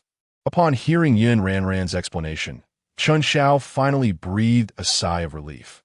Yet he still refrained from taking action against Nangong Qi, opting instead to confine him within the Chen family's forbidden prison, assigning Feng Zhichu to guard him personally 8,000 miles north of Aurora City. A once pristine landscape of green mountains and clear waters was now stained crimson with blood. The ground was littered with severed limbs and the corpses of cultivators. The members of the Tianyang Marquis mansion had already arrived and joined the fray. This bloody battle had been ongoing for nearly half an hour. Nangong Yuan's long hair was disheveled, and his azure spear had turned blood red. His gaze was filled with an overwhelming murderous intent, akin to a towering mountain standing resolutely upon the earth. In an instant, the wind surged, and the spear fell. The tribulation stage cultivator's eyes widened in horror as he fixated on Nangong Yuan. That spear had shattered his yuanying. At this moment, the bloodthirsty cultivators finally experienced fear. This was the power of a scattered immortal, below the immortals, above the tribulation. Nangong Qi has already escaped. Continuing to fight here is meaningless. Retreat. The surviving cultivators were filled with the desire to flee. They cast one last glance at Nangong Yuan, committing his visage to memory before turning to depart. The Great Yu Dynasty, Tianyang Marquis Mansion. This grudge has been firmly established. Holding his spear, Nangong Yuan silently permitted their departure. Old Marquis. It was only after the last person had fled that the cultivators of the Tianyang Marquis Mansion relaxed, gathering around Nangong Yuan. Their faces were etched with concern at this moment. Nangong Yuan's complexion was ashen, blood trickling from the corners of his mouth. He had single-handedly battled against hundreds of cultivators, among whom were formidable tribulation stage experts. Even for a scattered immortal, he had reached his limits. Nangong Yuan wiped the blood from his lips and spoke in a low voice. "Remember, the Xintian sect cannot be trusted." The cultivators of the Tianyang Marquis Mansion shuddered in unison, then silently nodded. By this time, the members of the Xintian sect had already retreated. They had neither taken the opportunity to kick a man while he was down nor offered assistance, adopting a stance of indifference. The Chen family is already aware of my presence. They will likely move Chen Fengyang ahead of time. I cannot afford to wait any longer. As he spoke, Nangong Yuan entrusted his long spear to a companion nearby. Without waiting for others to utter a word, he transformed into a fleeting shadow, swiftly heading towards the direction of Aurora City. The cultivators of the Tianyang Marquise wore expressions of sorrow as they collectively bowed in the direction from which Nangong Yuan had departed. At that moment, Nangong Yuan found himself amidst calamity. He was desperately suppressing and sealing his own aura, which was the only reason the heavenly tribulation had not yet descended upon him. However, once he could no longer contain himself or chose to release his aura, the tribulation would inevitably arrive, and one could have anticipated that a loose immortal would possess such audacity to undergo tribulation within the city of cultivators. Moreover, within this city, there are not just one, but multiple powerful beings in the tribulation stage. Even if the Chan clan had considered this possibility, Chan Fengyang was currently in seclusion. To transfer him would require time to awaken him. Thus, when the tribulation clouds began to gather over the Chin clan, everyone was caught off guard until that very moment. Those cultivators who had just battled Nangong Yuan were still en route. However, Nangong Yuan's identity had already spread rapidly through certain channels of the Chin clan. In that instant, everyone was aware that the loose immortal undergoing tribulation within Aurora City was none other than the ancestral figure of the Tianyang Marquise, Nangong Qi. Thunder rumbled, intertwining and echoing ominously. Heavenly tribulation, not far from the Chun clan, within an elegant tea house, a tribulation stage cultivator's face turned ashen. What audacity, truly, what audacity, to dare undergo tribulation here, Tianyang Marquise. I shall remember you. As he spoke, this tribulation stage cultivator immediately summoned his sword light and fled frantically from the tribulation. Yet, in the next moment, his form abruptly crashed to the ground.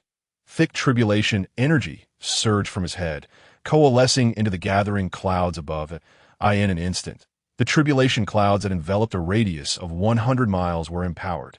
Expanding to 300 miles, the tribulation stage cultivator sat pale and limp on the ground. He was merely at the early stage of tribulation, far from being prepared for the impending heavenly trial. Boom! In the next moment, the sound of muffled thunder echoed again. Within a radius of 300 miles, 3 tribulation stage cultivators were present. The immense tribulation clouds quickly engulfed an area of 1,000 miles. A significant portion of Aurora City was now shrouded in the shadow of the heavenly tribulation. Further away, tribulation stage cultivators had already begun to flee in a frenzy the moment Nangong Yuan's tribulation clouds gathered. Ultimately, this loose immortal-esque tribulation affected 7 tribulation stage cultivators. The vast clouds of tribulation had now enveloped an area of 3,000 miles. At this moment, the Chun clan was engulfed in a profound silence. No one had expected that Nangong Yuan would be so reckless as to undergo tribulation within Aurora City. Moreover, the site of the tribulation was right before the gates of the Chun clan. Did he wish to perish alongside his ancestor, or was he intent on dragging the entire Chun clan and Aurora City down with him? Chun Junluo's body trembled. Quickly, escort the younger generation away from the Chun clan. Elders, come with me to protect the ancestor. Ancestor Qin Fengyang is the pillar of the Chun clan. The Empress does not dare to act against the Chun clan precisely because of his presence. Now, the long-dead Nangong Yuan has suddenly revived as a loose immortal and chosen to undergo tribulation at the Chun clan's doorstep, clearly aiming for Chun Fengyang's life. If Chun Fengyang dies, the Chun clan will surely cease to exist.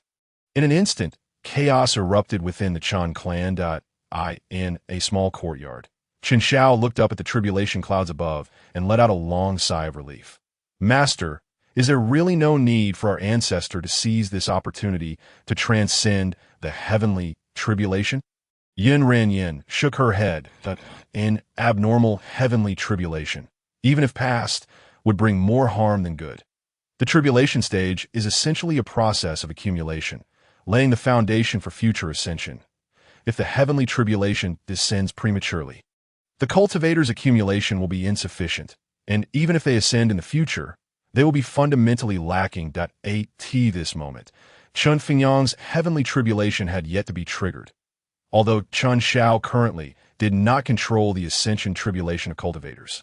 Yin Renyin was present. The Heavenly Dao was here. A mere loose immortal could not conspire against Chun Fengyang. Chun Shao suddenly understood. Then he leapt and stood atop the tribulation clouds. Following closely, Yin Renyin appeared by his side. Master, Chun Shao was taken aback. How did you? Yin Renyin chuckled. I am now immortal, a true living being, which allows me to manifest amidst the heavenly tribulation that if you don't believe me. Feel for yourself. As she spoke, she took Qin Zhao's hand and pressed it against her cheek. Chapter 45. The arrival of divine punishment. At this moment, Yin Renyin had reverted to her youthful appearance.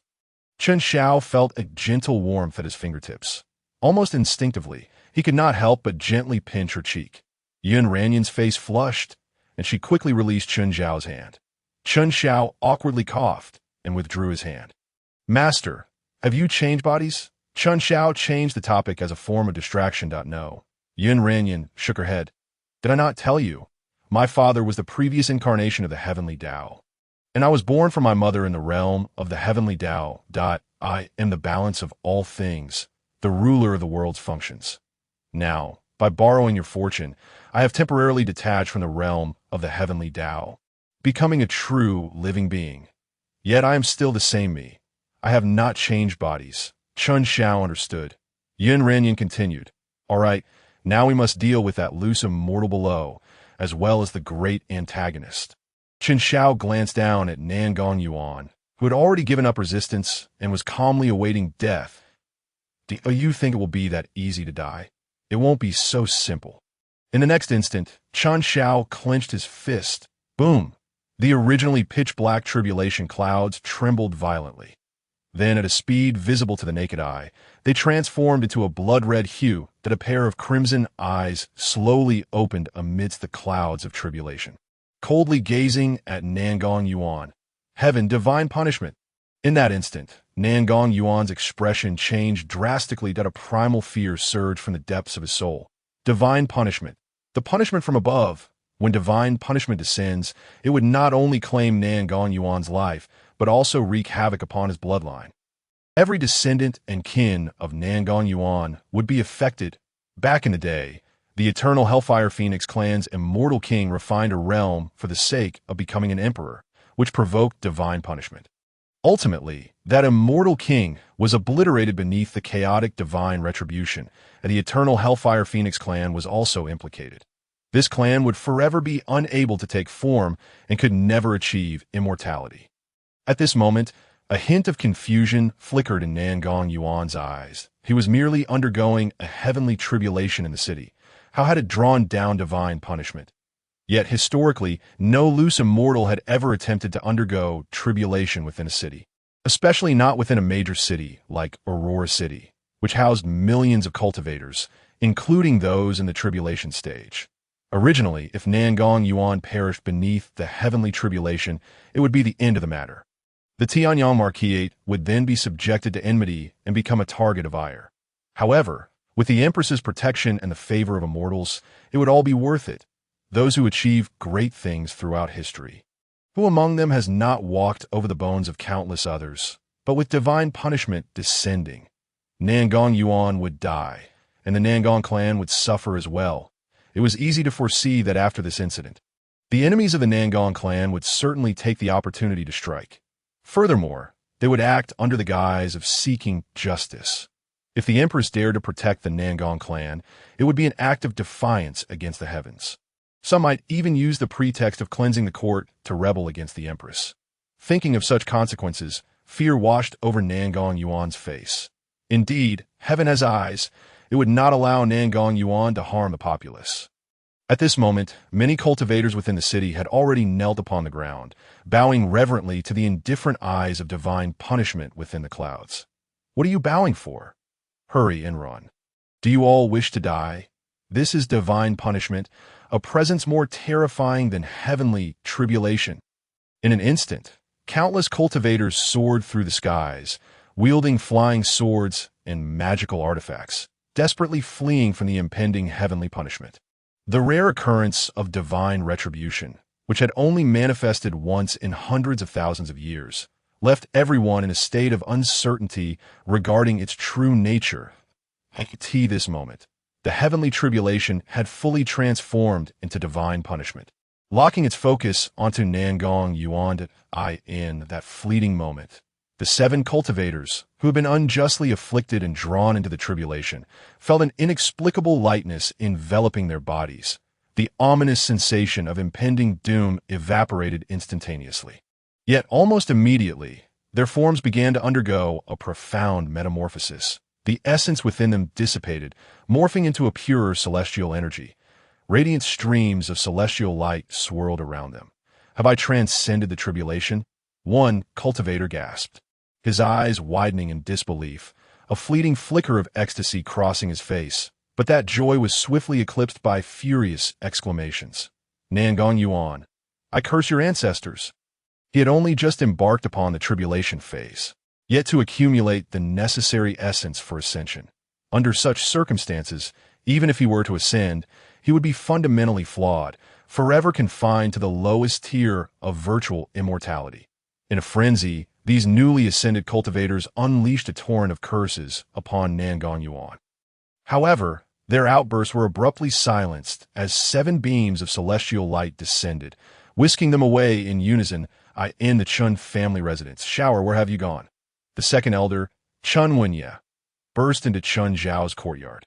He rummaged through the entire courtyard and every room, yet Chun Zhao's figure eluded him. His anxiety was palpable. Chun Daqiang crouched at the entrance, casting his gaze upward at the eye of divine punishment hovering ominously in the sky. He then turned to the increasingly frantic Chun. I say, second uncle, do you not find that I in the heavens quite familiar? Yet, such matters were not ones Chun Daqiang would speak of lightly. Second uncle, the master has already departed with the eldest master. Noticing Chun Wenye's mounting despair, Chun Daqiang couldn't help but offer a gentle reminder. Chun Wenye gasped, and in an instant his entire demeanor relaxed. Relief washed over him. He has left. That is good. That is good. As long as Shower is here, the Chun family shall not perish. With that, he staggered toward the place where Chun Fengyang was in seclusion. As the tribulation descended, they still held a glimmer of hope. However, the divine punishment brought despair not only to Nangong Yuan, but also to the Chun family.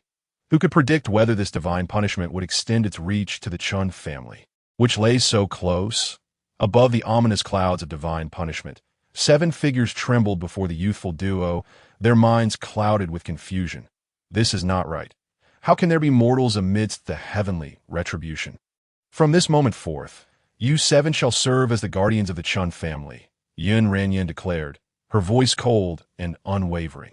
The 7 stared wide-eyed, stammering, to the Tao of heaven. Indeed, Yun Ranyan affirmed. With a collective thud, the 7 virtual immortals knelt before Yun Ranyan and Chun Shao, paying their respects with utmost reverence. In that instant, they recognized the other youth. Chun Shao. The eye of divine punishment they had just witnessed was unmistakably Chun Zhao's gaze. So, Chun Shao presides over the heavenly punishment. What on earth is happening? What is the true nature of the Chun family? Chun Shao had no time to entertain the 7.8 this moment. The divine punishment locked onto Nangong Yuan, an overwhelming pressure rendering him immobile. Indeed, that system had not fallen into slumber. It still held its trump card. Qin Shao turned his gaze toward the family's forbidden prison. Within the forbidden prison, Nangong Qi was engaged in dialogue with the system. You feign sleep, deliberately allowing me to be captured by Chun Shao. Indeed, I suspect the protagonist has awakened to the narrative, which is why he always anticipates your moves. This time, I seized the opportunity to approach Chun Shao and investigate the situation. The system had refrained from informing the host beforehand, fearing that any hint might alert Chun Shao during his capture. Rest assured, the Chun family's forbidden prison cannot confine us. I still possess a sliver of energy, sufficient to deal with Chun Shao. Once his vigilance wanes, I can strike a fatal blow. The system's voice brimmed with confidence. Yet, this place did not seem to be the Chun family's forbidden prison. Had they ascended to the heavens? Nangong Qi surveyed his surroundings. After a moment of confusion, a chilling dread enveloped him. Chapter 46. The disassembly of the system all around them, crimson clouds billowed ominously. Thunder roared incessantly. System, Nangong Chi called out internally. But at that moment, his mind was void of sound, unable to perceive the system's voice. In Chen Zhao's grasp lay a luminous orb, above the divine punishment. The power of the Tao of heaven surged, its previously weakened system now rendered incapable of stirring chaos. Yun Renyan approached. Yes, this is the system. Disciple, you are simply remarkable. You captured a living system with your very first strike. Chen Xiao paused. A living system. Yet I sense no life force emanating from it. Yun Renyan playfully tapped Chen Zhao's forehead. Do not be so pedantic. It is merely a metaphor. Chen Xiao grinned. So, what should we do with this system? Shall we destroy it outright? The system emitted a faint glow, striving to establish contact with the outside world. However, they were above the divine punishment, where the swirling crimson thunder sealed off all space and time. It turned out that the Tao of heaven had taken form and had found the destined protagonist. Ultimately, the system had no choice but to concede. It finally understood where it had faltered. The Tao of heaven had intervened personally. The system had inadvertently divulged the script to the destined antagonist, only for the Tao of heaven to pass that very script onto Chen Xiao. In other words, they had fallen into a trap of their own making. Suddenly, the system erupted with blinding light, activating its self-destruct sequence. But in the next moment, Yun Renyan extended a delicate finger, gently halting the self-destruction process from afar. After all this effort to capture you, how could I allow you to self-destruct? Yun Renyan stepped closer, beckoning once more. The orb-sized system, akin to a sphere of light, disintegrated in an instant, transforming into a myriad of luminous specks that enveloped both Chen Xiao and Yun Renyan, creating a breathtaking spectacle. Though these specks appeared chaotic, they were intricately connected by finer threads, moving in a fixed trajectory. Yun Renyan tilted her head back, scrutinizing the core of the system through the luminous specks. The system's structure was indeed complex. Though it was not alive, it came perilously close to resembling life itself. She pondered who might have conceived such a creation. Suddenly, Yun Renyan reached out, extracting an exceptionally radiant speck from the myriad. This is the system's storage space, a staggering 98 billion high-grade spirit stones. 98 billion high-grade spirit stones? Upon hearing that figure, Chen Xiao was taken aback, realizing that while Nangong Chi was wealthy, he had not anticipated such immense riches. 98 billion high-grade spirit stones. Even if the entire Chen family were sold off, they would not amass such wealth. This was truly an astronomical fortune. Yun Renyan casually tossed the storage space to Chen Xiao, then resumed her examination of the other luminous specks. Chen Xiao received the storage space and briefly inspected it. The high-grade spirit stones were densely packed, forming a towering mountain that moment, as Chen Xiao merged with the divine punishment. He too perceived the staggering quantity of these spirit stones, 98,867,322 high-grade spirit stones. I'm rich! I'm rich! Chen Xiao exclaimed joyfully as he secured the system's storage space. Noticing his excitement, Yun Renyan quickly cautioned, Disciple, you must extract the contents within. Otherwise, when a new system arrives, it will swiftly seize this system space. Chen Zhao's expression shifted at her words. There are other systems? Yun Renyan nodded. Systems are proliferating, scouring the world for hosts. This current antagonist system is merely a novice. A wave of powerful antagonist systems is approaching. Tell me, disciple, are you afraid? Chen Xiao shook his head. With my master by my side, what is there to fear? After a moment's pause, he added, Rest assured, master, I shall protect you. As he spoke, he hurriedly took out all the spirit stones from the system space and stuffed them into the first-grade immortal artifact, Great Wilderness Furnace, which he had obtained from Yang Tian. Fortunately, he had seized this treasure from Yang Tian with the help of the chaotic heavenly punishment last time. Otherwise, Chen Xiao would have had nothing capable of accommodating such a multitude of spirit stones. At this moment, Chen Xiao finally became aware of certain matters. For instance, the Heavenly Dao cultivates the destined protagonists, probably to counter these invading systems. The system binds itself to the antagonist to deal with the protagonists chosen by the Heavenly Dao, thus clearing the obstacles to invasion. Upon hearing this, Yun Ranyan's beautiful eyes instantly curved into crescents. Very well. Let us, master and disciple, join forces to capture these systems and discover their weaknesses. As she spoke, Yun Ranyan waved her delicate hand, and the myriad of light spots instantly converged into a small talisman, which then entered Chun Zhao's brow. Chun Zhao felt a tremor in his heart. It seemed as though his soul had undergone some transformation. Yet it also felt as if nothing had changed. Master, he couldn't help but glance curiously at Yun Ranyan. The system's consciousness has been refined by me. Based on the system's vulnerabilities, I have created a small divine ability to pass on to you. It allows you to hear the conversations between the system and its host. Chun Zhao's eyes widened in astonishment. Hear the dialogues between the system and its host. Yun Ranyan explained, the system can shield itself from the Heavenly Dao. Often, I cannot sense the presence of the system.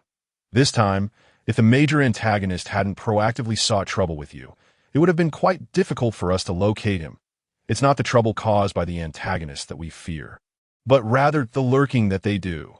The system requires to siphon your fortune in order to upgrade. Hence, the host selected by the system will inevitably appear near you or those related to your fortune. Chun Zhao understood. When he was at the Liu family, he could immediately deduce that Nangong Qi was the fated antagonist bound by the system, because Nangong Qi had shown a strong hostility towards him even before making an appearance. This gave Chun Zhao the illusion that either he or Nangong Qi must perish. However, if he were to encounter a more cunning antagonist, it would not be so simple to uncover them.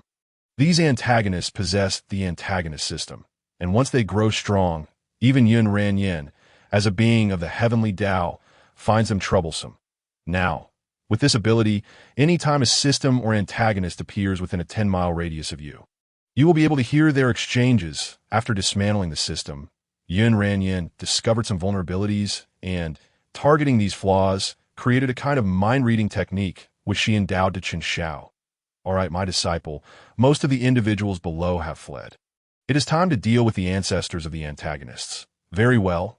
Chun Zhao quickly gathered his focus, preparing to wield the heavenly punishment. Previously, he had deliberately slowed the speed of the heavenly punishment's formation, only keeping Nangong Yuan in place, while allowing the other cultivators within the range of the heavenly punishment to flee.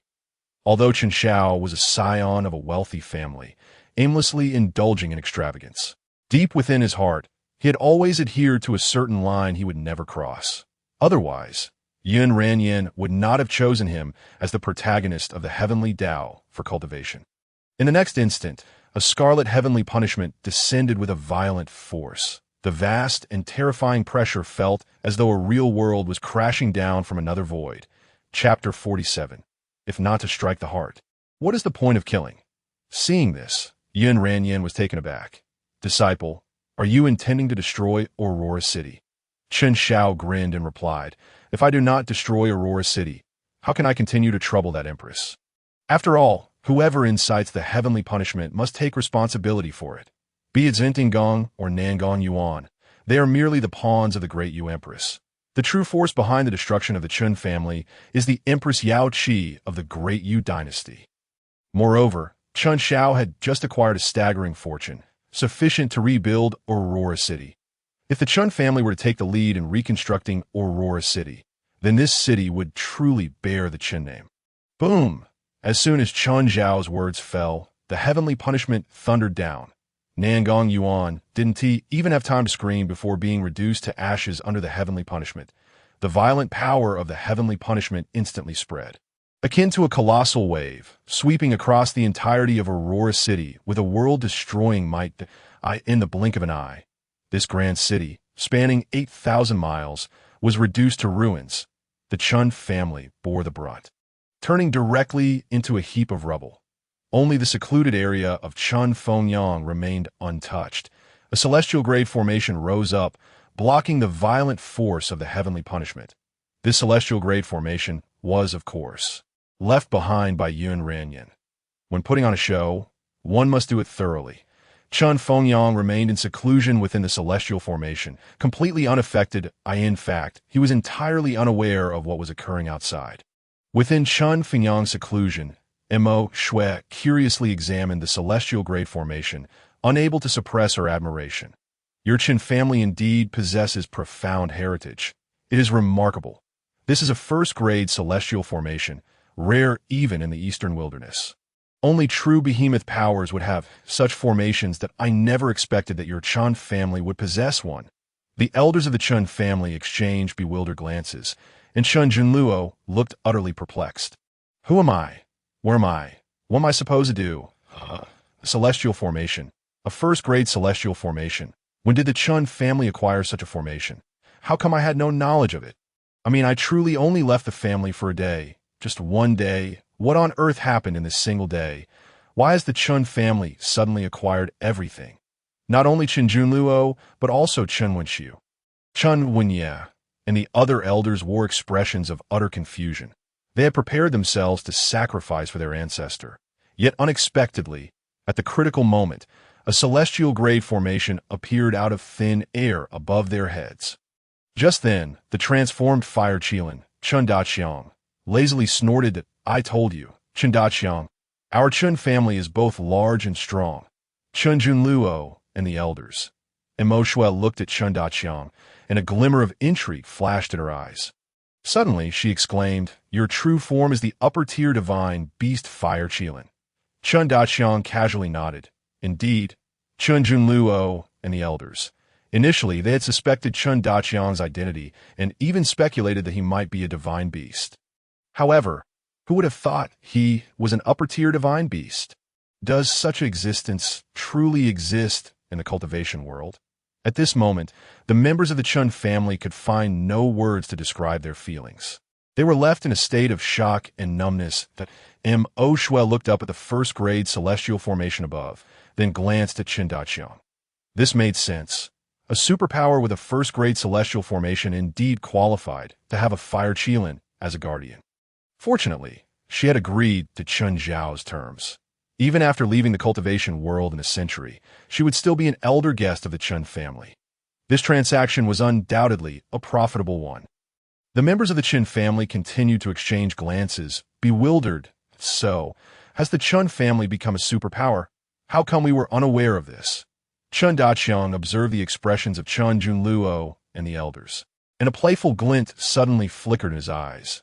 Gentlemen, have you seen that little red bird perched on the tree over there? The group looked up in confusion. Indeed, on the branch of a nearby tree. A small sparrow with black and red plumage was curiously looking around. That one is a super-quality divine beast.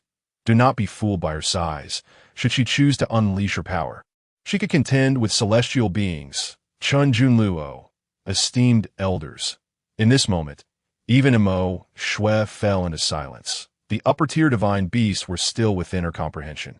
Yet a transcendental divine beast that willingly transformed into a mere sparrow was beyond her understanding.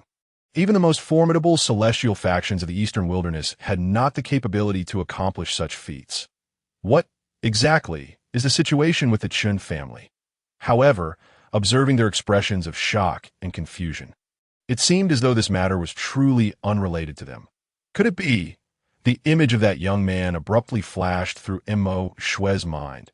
The heavenly punishment descended in an instant. Moments later, the Aurora City, one of the 3 major cities in the northern region of the Great Yu Immortal Dynasty, was reduced to ruins. Even areas untouched by the clouds of heavenly retribution suffered devastating destruction. The architect of this calamity, Nangong Yuan, was obliterated to the point of leaving not a trace behind. The cultivators who had previously fled Aurora City returned with vacant expressions, only to witness a desolate wasteland. Chen Xiao, how could you be atop the heavenly punishment? How could you be atop the heavenly punishment? Nangong Qi gazed at Chen Xiao, her lips trembling, fear evident in her eyes, standing amidst the heavenly punishment. Wielding its power and commanding all things was entirely beyond Nangong Qi's comprehension. Had she known earlier that Chen Xiao was such a monstrous entity, she would never have dared to oppose him. Chen Xiao regarded Nangong Qi with a grin. Didn't your system inform you? I'm the destined protagonist. Since I'm the protagonist, what is amiss with wielding heavenly punishment and controlling tribulations? Nangong Qi, astonished, could hardly believe her ears. You are aware of the system's existence? Chen Xiao replied with a half-smile. Indeed, do you have anything else to say as a final testament, my destined arch-nemesis? Nan Gongqi cautiously looked at Chen Xiao and stammered. Pardon. Spare me. Chen Xiao retorted. Nay, as the destined arch-nemesis, shouldn't you possess a modicum of backbone? Nan Gongqi fell silent. I end the original fate decreed by the Heavenly Dao. Neither you nor your family faced annihilation. At worst, you would have served as my stepping stone, suffering some reputational damage, yet your ultimate fate would still be ascension to immortality, living freely. Why did you not comprehend this and instead choose to oppose me? Nan Gongqi was taken aback, her eyes widening in disbelief. But the system told me I would ultimately perish at your hands. Our Nangong clan would be exterminated, not a single soul spared. Chen Xiao responded with a nonchalant, "Oh, you were deceived by the system that I end the original fate. We merely clashed over a magical artifact, the Nine Dragons' guardian seal, leading to enmity. There was no need for me to eradicate your entire clan for such triviality. Moreover, the Chen family did not face extermination, and my ancestor ascended smoothly. Why would I pursue total annihilation? With Chen Fengyang's ascension, the Empress would no longer dare to act against the Chen family. The crisis facing the Chen family would cease to exist. All the while, the unfortunate ones were the Xintian sect, which had its status as a sacred ground shattered by Chen Xiao, relegating it to a third-rate sect. Yet now, since you have boarded the system as pirate ship, not only will you perish, but the Nangong clan shall also be obliterated." In the next moment, a glimmer of murderous intent flickered in Chen Xiao's eyes. Nan Gongqi had already turned against herself. Nangong Yuan had sinister intentions, seeking to perish alongside his ancestors by invoking heavenly tribulations. Thus, Chen Xiao would not relent. If one does not offend me, I shall not offend them. If one offends me, I shall leave no trace. You have resolved to kill me, yet you still speak so much. Nan Gongqi gritted her teeth. Chen Xiao, stroking his chin, mused that killing naturally required targeting the heart. Otherwise, what was the point of killing you? Regardless, we are atop the heavenly punishment, and you cannot escape. Nan Gongqi. Chapter 48. The Mountain River Seal. Ultimately, amidst overwhelming unwillingness and despair, Nan Gongqi was dispatched by a strike of heavenly punishment to meet her ancestors. The final heavenly punishment then dissipated into thin air. The brilliant sunlight shone once more upon the earth, rendering the remnants of the wasteland particularly stark. At this moment, countless cultivators stared blankly at the ruins of Aurora City. The once vibrant scenes of this grand city were still vivid in their memories, and one had anticipated that Aurora City would not be destroyed in the final struggle for the Deluo Sword Cauldron, but rather by heavenly punishment. At this moment, a sense of relief swept through all hearts as if they had survived a calamity. Thankfully, the heavens were compassionate. In the final moment, the tribulations of 8 individuals had transformed into a heavenly punishment solely targeting Nangong Yuan. Otherwise, a solitary loose immortal and 7 tribulation-transcending cultivators undergoing tribulation within Aurora City would have been sufficient to turn the entire city into a hell on earth. No one could fathom how many lives would be lost. Though ultimately Aurora City was annihilated by heavenly punishment, the buildup of power during the punishment had granted others the opportunity to flee. Furthermore, the heavenly punishment had only targeted Nangong Yuan. With his demise, the punishment itself dissipated. Aurora City was no more. Suddenly, a voice filled with anguish echoed. Nangong Yuan, I curse your ancestors. How dare you undergo tribulation within Aurora City? Chen Xiao stumbled to the ruins of Aurora City. Cursing vehemently, I, Chen Xiao, shall not coexist with the Nangong clan. Yun Renyan reverted to her youthful appearance, trailing behind Chen Xiao, listening to his hoarse cries, feeling a wave of embarrassment as she dug her toes into the ground, nearly unearthing an entire Aurora City. The city lord of Aurora City, Yiguan, also regained his senses. His gaze turned icy. This matter could not simply be brushed aside. Today, Nangong Yuan dared to defy the heavens by undergoing tribulation within the immortal city. And in the future, the Nangong clan might commit even more heinous acts. Yiguan was the lord of Aurora City. This city was also the fruit of his labor. Initially, Yi Guan had become the lord of Aurora City as a strategic pawn to restrain the Qin family. However, after a millennium of development, the Yi family had long since integrated into Aurora City. I could see this moment. Yi Guan felt a tinge of resentment towards the empress. Had it not been for her instigation, Nangong Yuan would not have dared to undergo tribulation within Aurora City. What right do I, Yi Guan, have to pledge loyalty to such a ruler? Had the heavens not opened their eyes, and had the tribulations transformed into heavenly punishment, perhaps I, Yi Guan, would have perished in this great calamity. Yes, the Tianyang Marquis must provide us with an explanation. At this moment, various factions within Aurora City were equally incensed. Though the city was destroyed by heavenly punishment, no one could blame the heavens. The true culprit was Nangong Yuan, who had provoked the tribulation within the city. Now, those cultivators who had previously pursued Nangong Qi had returned. Their faces bore cold smiles and murderous intent. Nangong Yuan is dead. Then let the Tianyang Marquis repay the debts you owe. Though those fallen cultivators have been slain by Nangong Yuan in retaliation for their murderous intent, the enmity had already been forged. More importantly, the arrival of heavenly punishment had brought calamity to their bloodlines. Nangong Yuan, undergoing tribulation in the large mortal city, had triggered the tribulations of other cultivators, summoning heavenly punishment. Now, regardless of who it was, they could justifiably act against the Tianyang Marquis. It was a divine mandate. Naturally, many gazes turned towards the eastern peak of Yuxiao Mountain. The colossal golden decree continued to shimmer with intense radiance, imprisoning the sword domain released by the Deluo sword cauldron within a realm of void, filled with irony. Chun Shao lowered his head, attuned to the emotions of the surrounding cultivators, a subtle smile curling at the corners of his lips. Excellent. That empress has now become the target of collective ire. Though Aurora City lay in ruins, only the superficial structures had been destroyed by the shockwave of heavenly punishment. The foundation of the city remained intact. The cultivators of Aurora City had already begun to rebuild the city of their own accord.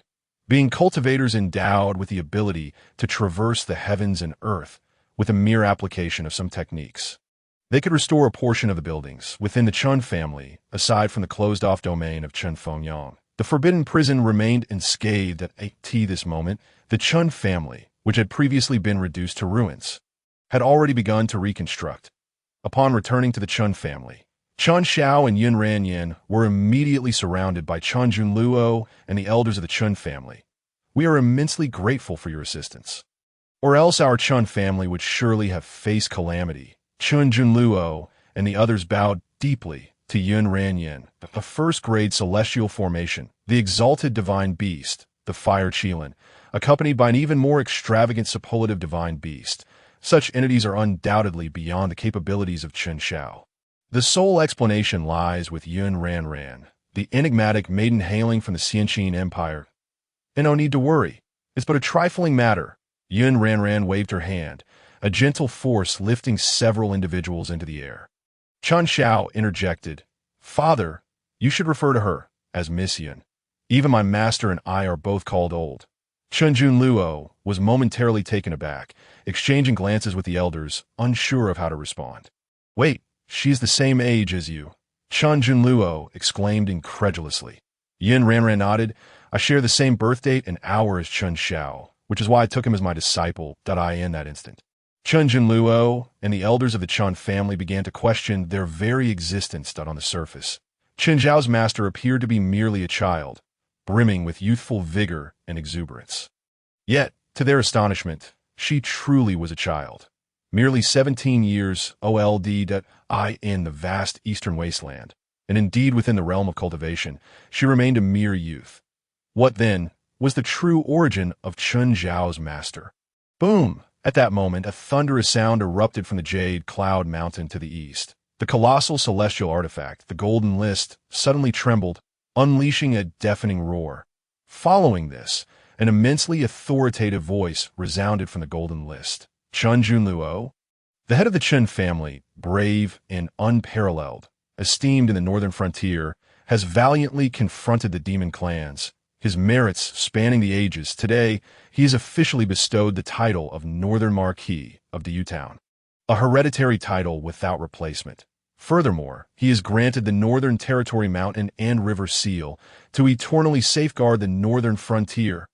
In the next instant, rays of light burst forth from the golden list, and a large seal, shimmering with a faint golden glow, materialized from it. Transforming into a streak of light, it entered Aurora City, subsequently hovering before Chen Junluo. In that moment, Chen Junluo's countenance darkened to an extreme. A diversion of calamity. Previously, Nangong Yuan had rampaged outside the city, slaughtering hundreds of cultivators, and then, within Aurora City, he had crossed the tribulation, invoking heavenly retribution. These two events had thrust the Empress into the eye of the storm. Even with celestial beings as her support, she would dare not tread upon Jade, Cloud Mountain to vie for the Grand Luo Sword Cauldron. Thus, she had chosen to divert this murky water towards the Chun family. The Northern Marquis of Diyu, a hereditary title without replacement. Most crucially, the Northern Territory Mountain and River Seal possesses the same capabilities as the Mountain and River Survey Seal, able to mobilize the entire Northern Territory's geomantic energies under the Diyu cultivation dynasty. With this Mountain and River Great Seal in hand, Chen Junluo could similarly shift mountains and seize the Grand Luo Sword Cauldron. What a clever ploy to divert calamity, a retreat disguised as an advance. This Empress is indeed a formidable adversary. However, Chun Xiao gazed at the Mountain and River Great Seal, chuckling, does she not fear that we might toss the Grand Luo Sword Cauldron into her royal capital? Originally, Chen Junluo's expression was exceedingly grim, but upon hearing Chen Zhao's words, his eyes suddenly sparkled with hope. Chapter 49. Ding! The godly rich system is online. The golden celestial list transformed into a streak of light and vanished from Jade Cloud Mountain. The blockade was thus lifted. Aurora City lay in ruin.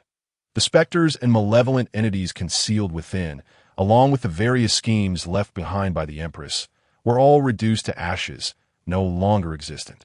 Fortuitously, the Empress had entrusted the Northern Territory Mountain and River Seal to Chen Junluo, further elevating him to a hereditary Northern Marquis, thrusting the Chun family into the spotlight, but a classic case of using another's knife to kill. At this moment, within the Imperial Palace of Diyu, in the study, the Tianyang Marquis, Nangong Su, was slumped on the floor, his pale face etched with despair. He had never anticipated that Nangong Yuan's crossing of the tribulation within Aurora City would invoke heavenly retribution. Regardless of whether Chen Fengyang had perished, the Nangong clan was effectively finished. From this day forth, any descendant of Nangong Yuan would face tenfold, if not 100-fold, difficulty in crossing their tribulation, effectively obliterating their path to immortality. Heavenly retribution is a punishment from the heavens for living beings, as well as a warning to the world. The death of the individual involved does not sufficiently deter others. Only when calamity befalls their bloodline and threatens their progeny does it serve as a true warning, instilling fear in cultivators, preventing them from acting recklessly. Yao Qi gazed at Nangong Su, remaining silent for a long while before letting out a soft sigh. My minister, you should lead the Nangong clan away from the royal capital. With such events unfolding, I cannot offer you protection. Nangong soon knelt, bowing deeply to the Empress. I accept the decree.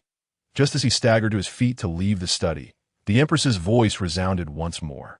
The disaster of heavenly retribution may yet be resolved. Perhaps, merit can counteract it in the Taijin cultivation realm. The Yi family possesses a treasure of merit. Nangong Su's form trembled. Without turning back, he departed the imperial palace. The Empress fell into silence. The heavenly retribution upon Nangong Yuan had caught her off guard. Were it not for the arrival of heavenly retribution, even if Nangong Yuan had provoked the tribulation and destroyed the entirety of Aurora City, she and the celestial beings backing her would have naturally ensured the safety of the Nangong clan. Yet, with heavenly retribution descending, enacting divine justice, eradicating the Nangong clan was but a minor concern. However, if someone were to use the banner of purging the traitorous faction to topple the imperial authority of the Diyu cultivation dynasty, that would present a true dilemma. Thus, the Empress decisively abandoned the Tianyang Marquis branch of the family. Yao Qi rose, casting her gaze towards the northern horizon. Her delicate brows furrowed slightly as she murmured, "I wonder if Chun Fengyang is still alive." At this moment, celestial beings had already descended upon the Liuli cultivation world.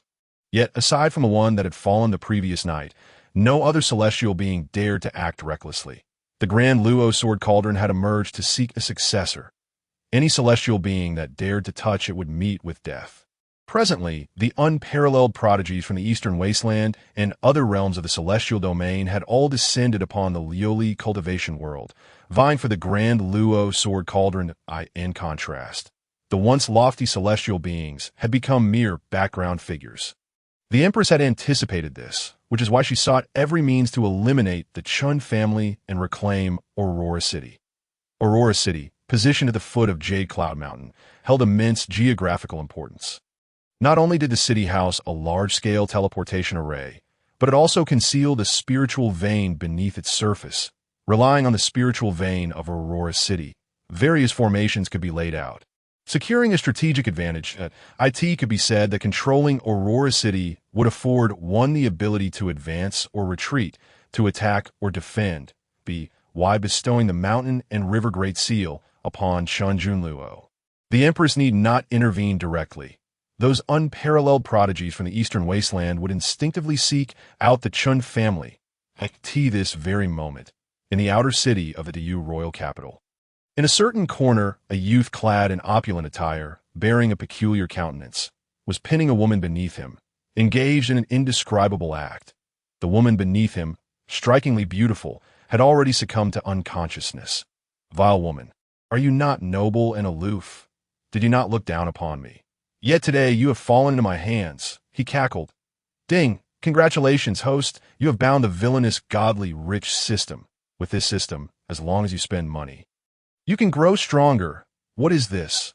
The youth was startled, abruptly shuddering. He quickly stood, hastily dressing while frantically attempting to flee. The system has isolated external probing.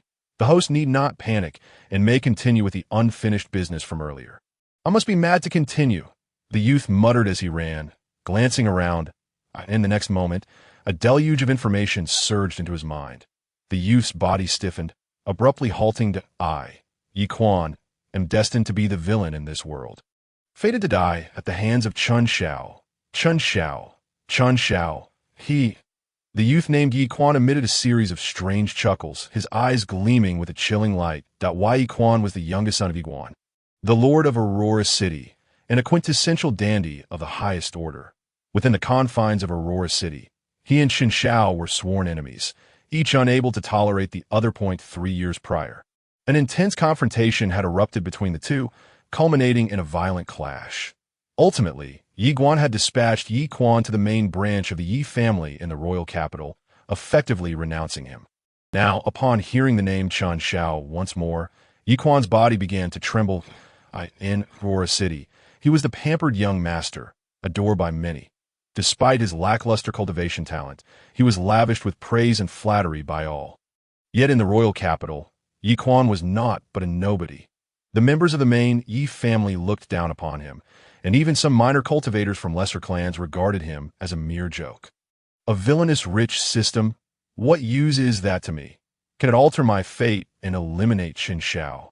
Yi Quan gritted his teeth, his narrow eyes narrowing slightly to why Yi Quan was roughly on par in cultivation with the former Qin Shao, both being at the Qi refinement stage. However, while Qin Shao was indolent and uninterested in cultivation, Yi Quan was truly inept. Ding! System task activated. Task 1. Within 12 hours, the host must expend 10 million high-grade spirit stones to attain the initial stage of foundation establishment. Task 2. Return to Aurora City. Infiltrate the city and seek an opportunity to rescue the destined female protagonist, Xiao Yueqing, who is imprisoned by Chun Shao. Task reward: a 9th-grade immortal sword, flying fish. Task 3. Seize Chun Shao's opportunities. Suppress his arrogance and extract the fortune of the Heavenly Dao from him. For every suppression of Qin Shao, the reward will be a certain number of system points. Note: the host must proceed with caution when confronting Qin Shao. The system suggests that the host avoid direct confrontation for the time being and instead lurk nearby as a hidden observer, waiting for an opportune moment to strike. Ye Quan meticulously absorbed this information. 10 million high-grade spirit stones within 12 hours. No, where would I possibly acquire such wealth? Before Yi Quan could finish his thought, his consciousness was abruptly drawn into a peculiar space. There a vast array of high-grade spirit stones lay before him, precisely amounting to 10 million. Yi Quan's eyes instantly lit up. He abruptly turned and dashed back the way he had come to tea that moment. The young girl had awakened, huddled in a corner with her clothes, sobbing. Yi Quan. Upon seeing him return, a torrent of hatred ignited in her eyes. Yet Yi Quan was unfazed. He swung his arm dramatically, causing a mountain of high-grade spirit stones to cascade down, nearly engulfing her. The girl was left utterly stunned. Han Mingyao, if you are willing to be my woman, all these spirit stones will be yours. Yi Quan's voice rang out with a reckless and audacious laughter. System, purchasing a woman with 1 million high-grade spirit stones counts as part of the task, right? System, affirmative. Chapter 50. The arrival of the celestial beings. The Nangong clan hastily evacuated the royal capital of the Great Xia that night. In the darkness, an array of flying magical artifacts continually vanished into the void. The Nangong clan had indeed fled the royal capital of the Great Yu under the cover of night. Today, we shall act in the name of justice. Countless figures lurked in the shadows, following the magical artifacts of the Nangong clan. However, in the next instant, a terrifying aura suddenly surged within the royal capital. The golden celestial list, which had vanished from Yusha Mountain, slowly ascended, illuminating the previously dark night with a golden sheen. Those who had been preparing to strike against the Nangong clan were instantly dissuaded. I may be powerless to protect the Nangong clan entirely, but at the very least, I can ensure your safe departure from the royal capital. The Empress stood atop the city walls, arms crossed, watching the Nangong clan leave on the flying magical artifact. Nangong Su's eldest son, Nangong Ju, turned to glance back at the receding royal capital, a flicker of reluctance flashing in his eyes. Father, are we truly just leaving like this? Nangong Su sighed. If it were not for the heavenly punishment, the Empress would surely have safeguarded us. But with the heavenly punishment looming, the Empress is also powerless, he continued. Now, perhaps there exists a means to alleviate our plight in the Taijin immortal realm. Merit. Though I know not if what the Empress said is true, even the slightest glimmer of hope is worth pursuing. Father, I wish to go to Yusha Mountain. Nangong Ju's tone was resolute. If I can obtain the Deluo sword cauldron, it will surely lift the calamity from our clan. Nangong Su's expression shifted dramatically. Nonsense. An extraordinary immortal artifact is beyond our grasp as mere cultivators. That artifact is something even the Empress dares not covet, considering it a troublesome existence. Yet Nangong Ju shook his head, insisting, the emergence of the Deluo sword cauldron clearly seeks a successor. If that is the case, why can I not be that successor? More importantly, Nangong Ju also sought revenge against the Chun clan in Aurora City. Their clan's current plight stemmed from the Chun clan's actions. If not for them, how would our ancestor have ventured to Aurora City to endure the tribulation, thereby inciting the heavenly punishment? At this moment, the entire Nangong clan harbored the deepest animosity towards the Chun clan. Neither Nangong Ju nor Nangong Su considered another question. Had Nangong Yuan not voluntarily sought to confront the Chun clan in Aurora City, how would they have provoked the wrath of the heavenly punishment? Indeed, there are times when human nature leads one to overlook their own faults, attributing all blame to external factors. Nangong Su regarded his son with a grave expression before finally speaking. Be cautious. Furthermore, your brother remains missing. If possible, bring him along to the Taijin immortal realm. Nangong Ju nodded solemnly. Then, with a swift leap, he detached himself from the flying magical artifact and vanished into the vast night. Due to Chun Zhao's deliberate machinations, the entirety of Aurora City lay in ruins, reduced to a wasteland, yet miraculously, there were no casualties. The Chun family's estate had risen from the rubble, swiftly regaining its former splendor. However, at this moment, many cast knowing glances towards the direction of the Chun family, their eyes filled with a significant meaning. With the Northern Territory's mountain and river seal in hand, does that not guarantee the acquisition of the Deluo sword cauldron? Someone remarked casually. The day prior, the Empress's monumental feat of uprooting the mountain was witnessed by all. The main peak of Yusha Mountain, along with the Deluo sword cauldron, had been forcibly lifted by the Empress using the power of the Earth's veins. Had it not been for the sudden intervention of the Northern Demon Emperor, the Deluo sword cauldron would likely have already been claimed by the Great Yu Empress. Now, with the Chun clan possessing the same capability to uproot mountains, their position was precarious, rendering them the target of collective ire. Thus, as night fell, a multitude of formidable spiritual senses began to sweep over the Chun family without restraint, a blatant provocation.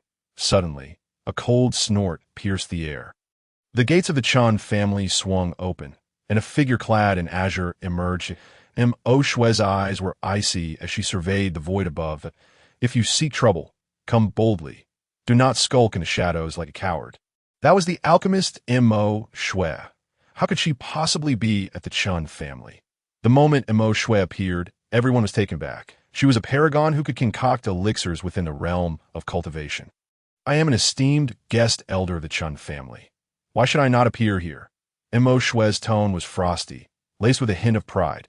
She believed that aligning herself with Chun Shao and becoming a guest elder of the Chun family was the wisest choice she had ever made.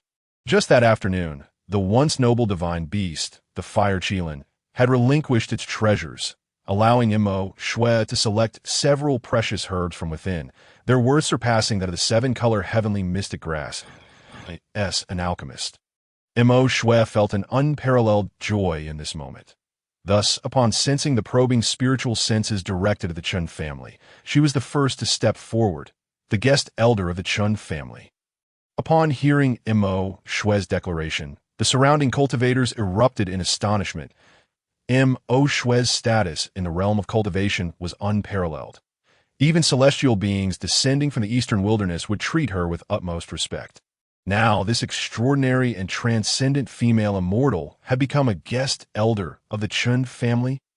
How had the Chun family achieved such a feat? Within the Chun family, Chun Junluo and Chun Wenxiu exchanged glances, each reflecting surprise and astonishment in their eyes. Previously, they had been contemplating how to reveal Mo Shue's identity as a guest elder of the Chun family without inciting her displeasure. The alchemist Mo Shue was known for her aloof and ethereal demeanor, despising those who sought to exploit her influence. Yet, unexpectedly, this very evening, Mo Shue took the initiative to disclose her status as the Chun family's guest elder. What on earth has Shao done? Chun Wenxiu murmured, recalling that the alchemist had returned with Shao. Chun Junluo merely shook his head with a bitter smile, feeling utterly bewildered at that moment. Mo Shue appeared, standing before the grand entrance of the Chun family estate. The surrounding cultivators dared not act recklessly any longer and retreated in haste. Just as Mo Shue turned, an overwhelming pressure descended from the heavens, a man clad in white robes, radiating an ethereal light. Approached, stepping upon the void, he hovered in the air, gazing down at Mo Shue. Are you the one who audaciously claims to be the alchemist Mo Shue? His voice was indifferent, yet it carried an air of boundless arrogance. Just so, I find myself in need of a female servant, and you shall do nicely. As he spoke, the man extended his hand, reaching for Mo Shue. The aura of a celestial being enveloped the vicinity, rendering all cultivators within Aurora City as helpless as flies trapped in amber, their thoughts frozen in place. In that instant, a cold scoff echoed from within the Chun family.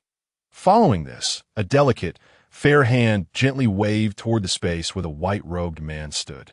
With a resounding thud, an inky black void tore open in the fabric of reality. The once domineering celestial being had vanished without a trace. In that fleeting moment, silence enveloped the world. All gazes turned incredulously toward the Chun family, as if witnessing some monstrous calamity. Chapter 51. Temporal exile, a celestial appeared, only to disappear again. The overwhelming celestial might that had descended like an iron curtain now dissipated, resembling mere bubbles that burst into nothingness. Above, the dark fissure in the void began to close at a visible pace, until it seemed as though nothing had ever transpired. The once boastful celestial was no longer present. Shui remained unfazed, slightly lifting her chin as she strode back toward the Chun family estate with an air of pride.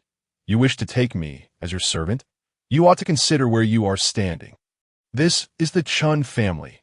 The Chun family, which possesses a first-rate celestial formation, a family that regards superior divine beasts as mere dogs and extraordinary divine beasts as mere birds.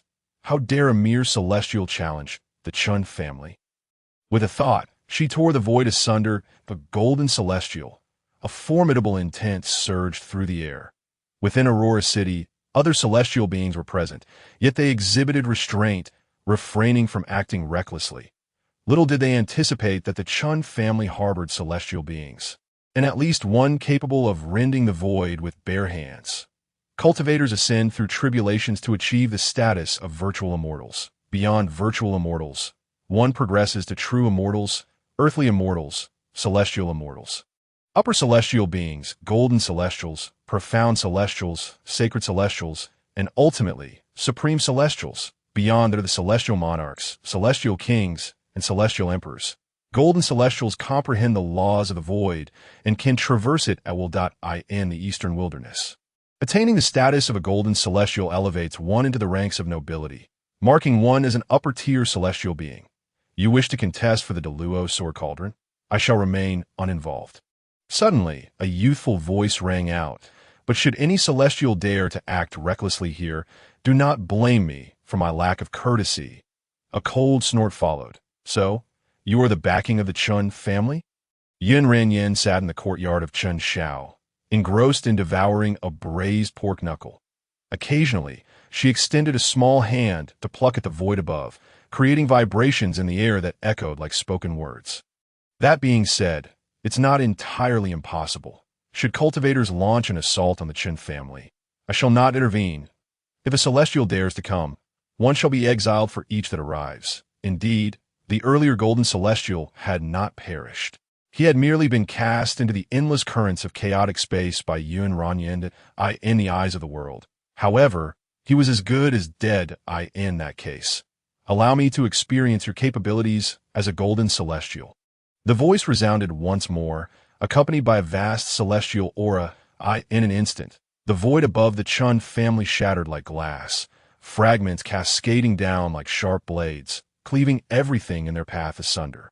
What a nuisance, Yin Ranyin muttered with a frown. This time, the assailant was indeed a golden celestial, and a peak one at that. He sought to obliterate the Chun family with the shards of the broken space. With a greasy little hand, Yin Ranyin pointed a finger toward the fractured void. In the next moment, an invisible ripple spread outwards, instantaneously mending the shattered space. The falling fragments vanished without a trace. How is this possible? You are not a golden celestial. The golden celestial's expression shifted, and just as he was about to speak further, he suddenly felt a terrifying force of absorption from behind him. Unbeknownst to him, a dark rift had opened in the space behind him. The golden celestial cried out in alarm. This chaotic space is not right. It is not mere space chaos. It is temporal chaos. My lord, please spare me. His plea was cut short as he was engulfed by the currents of temporal chaos. The rift vanished without a trace. Temporal chaos is distinct from spatial chaos, that a golden celestial who masters the laws of space might yet escape spatial chaos. But temporal chaos interweaves fragments of time and space in a chaotic and disordered manner. Once a golden celestial is ensnared within, it signifies eternal exile. Does anyone else wish to test their mettle? Yun Ranyin's voice rang out clearly. Her cheeks puffed as she spoke, her words slightly muffled. The celestial beings surrounding Aurora City fell into silence, that a peak golden celestial had been exiled into the currents of temporal chaos without ever having a chance to retaliate. Who, then, was this formidable figure backing the Chun family? Meanwhile, within the Chun family, everyone had grown numb. Over the past few days, they had been shaken too many times. Now, even if Chun Shao were to inform them that Yun Ranyin was, in fact, the celestial emperor of the immortal Qin, they would accept it with equanimity. Esteemed one, if we cultivators were to act against the Chun family, would you truly refrain from intervening? A woman's voice suddenly rang out. A girl clad in a fiery red dress lifted her gaze toward the direction of the Chun family. Her attire, ablaze with a fierce radiance, stood out starkly against the dark night. Yun Ranyan responded with a nonchalant continuing to munch on her pork knuckle. Then I hope you will keep your word. Lianglong Sword Sect, Feng Buyu challenges the Chun family head. The Lianglong Sword Sect was a relatively modest sect within the immortal Qin Empire. Nevertheless, it was a supreme power capable of overwhelming celestial sects in the realm of cultivation. The Eastern Wilderness, a domain of celestial beings, also housed cultivators. Celestial beings, with few exceptions, are those who ascend from the ranks of cultivators, ultimately transcending the mortal realm to become celestial. Even the offspring of celestial emperors are no exception. Yes, she spoke. The red-clad cultivator Feng Biyu was surrounded by a brilliant sword light, launching herself toward the Chun family, unleashing the full force of her peak transformation realm cultivation without restraint. Feng Biyu's aura was exponentially stronger than that of peak transformation realm cultivators within the cultivation world, in a single stroke. She cleaved through the air. The newly constructed Chun family estate trembled violently. All present held their breath, eyes wide, fixated on the Chun family estate. This was merely a test, a probe to ascertain whether the powerful figure presiding over the Chun family truly honored their word and would not interfere in the struggles among cultivators. The Chun family, Chen Dazhuang greets you, fellow cultivator. The Chun family, grand and robust, could not be challenged by just anyone. You must first pass my test. In the next moment, a delicate voice broke the silence. Feng Zhichu, clad in a flowing red gown, materialized in the void, confronting Feng Weiyue with unwavering resolve. The surrounding cultivators were momentarily taken aback upon hearing Feng Zhichu's self-introduction. Chen Dazhuang. What an absurd name for such a dainty young lady. They thought. The Qin family, renowned for their might, seemed to have a penchant for the grandiose in naming. The faces of the Chun clan members twitched in response to the absurdity. First, it was Chun Daqiang. Now, Chun Dazhuang. Indeed, their family was both formidable and robust. At that instant, high above, the two red-clad figures clashed. As they engaged, Feng Zhichu raised an eyebrow. Was she of the demon race? Feng Weiyue's expression shifted. But it mattered little. In the midst of their exchange, Feng Zhichu reached out. Seizing Feng Weiyue by the throat and forcefully propelling her downward, a thunderous crash resounded as the ground yielded to their descent, forming a massive crater. With Feng Weiyue in tow, Feng Zhichu soared back into the sky, only to dive toward the earth once more. Chapter 52. The Celestial Soar Domain with each resounding crash.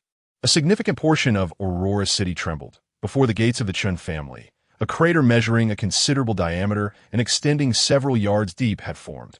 Feng Weiyue lay sprawled at the bottom of the pit, her vacant gaze occasionally flickering with confusion. This girl, named Chen Dazhuang, had not only seen through her true demonic form, but had rendered her incapable of retaliating. This moment, Feng Weiyue's body was a tapestry of broken bones. Immobilized at the bottom of the crater, Feng Zhichu lightly descended beside Feng Weiyue, a playful smile gracing her lips as she remarked, "My master is in need of a maid. You seem quite suitable." As she spoke, Feng Zhichu grasped one of Feng Weiyue's ankles, dragging her step by step out of the pit. The onlookers were taken aback, their eyes twitching in disbelief. Feng Weiyue had merely been a pawn sent to probe the Chun family strength. Yet a single young girl had bested her without a hint of struggle. The Chun family truly harbored hidden talents. Even without the intervention of celestial beings, ordinary cultivators found themselves powerless against this family. No wonder the Empress of the Liu dynasty had chosen to bestow the river and mountain seal upon the Chun clan. Let us depart for Yuxiao Mountain and try our luck. Perhaps the Deluo Sword Cauldron will choose me as its successor. Many had already abandoned the thought of confronting the Chun family further. Even the mightiest celestial beings had been thwarted, and the cultivators of the Eastern Wilderness could not hope to contend with a mere girl from the Chun family. To remain and persist against them would only lead to self-inflicted humiliation. At this moment, the golden list sealing Yuxiao Mountain had been lifted by the Empress. The Deluo Sword Cauldron was of utmost importance. The river and mountain seal and the spiritual veins of Aurora City were matters beyond the concern of these cultivators. Those were issues to be settled among celestial beings after obtaining the Deluo Sword Cauldron. Although it was the deep of night, the peak of Yusha Mountain was illuminated as if it were day. Thousands of cultivators gathered, completely surrounding the summit. However, contrary to expectations, no fierce battles ensued. All cultivators maintained a relatively safe distance, their eyes fixed on the looming, layered sword domain, suffused with a chilling aura. What was unfolding? No one knew. The sword domain was still evolving. Initially comprising 99 layers, it had now expanded to 364 layers, with the 365th layer on the verge of taking shape. Not long ago, an attempt to enter the depths of Yusha Mountain, where the Deluo sword cauldron resided, had been thwarted by these sword domains to obtain the Deluo sword cauldron. These domains were pivotal. Surrounding cultivators engaged in fervent discussions, quickly clarifying the current situation. It was clear to all that the emergence of a supreme immortal artifact was not a tranquil affair, waiting passively for others to seize it. Artifacts of the caliber of the Deluo sword cauldron possessed sentience, actively seeking a successor rather than merely being fought over. In everyone's estimation, the criteria for the Deluo sword cauldron selection of a successor were intrinsically linked to these sword domains. Finally, as the sun began to rise, heralding another dawn, the 365th layer of the sword domain solidified. A tremendous wave of sword energy is shot skyward from the peak of Yusha Mountain, where a colossal sword forged of Xianjing copper erupted with a resounding sword cry. Within that cry resided a profound intent akin to the essence of swords. Having completed its formation, the 365 layers of the celestial sword domain now stood. Any cultivator beneath the celestial realm who could traverse these layers would qualify to inherit the Deluo sword cauldron. The vast intent, imbued with monumental sword energy, swiftly spread throughout the surrounding cultivators, igniting a wave of excitement. It is.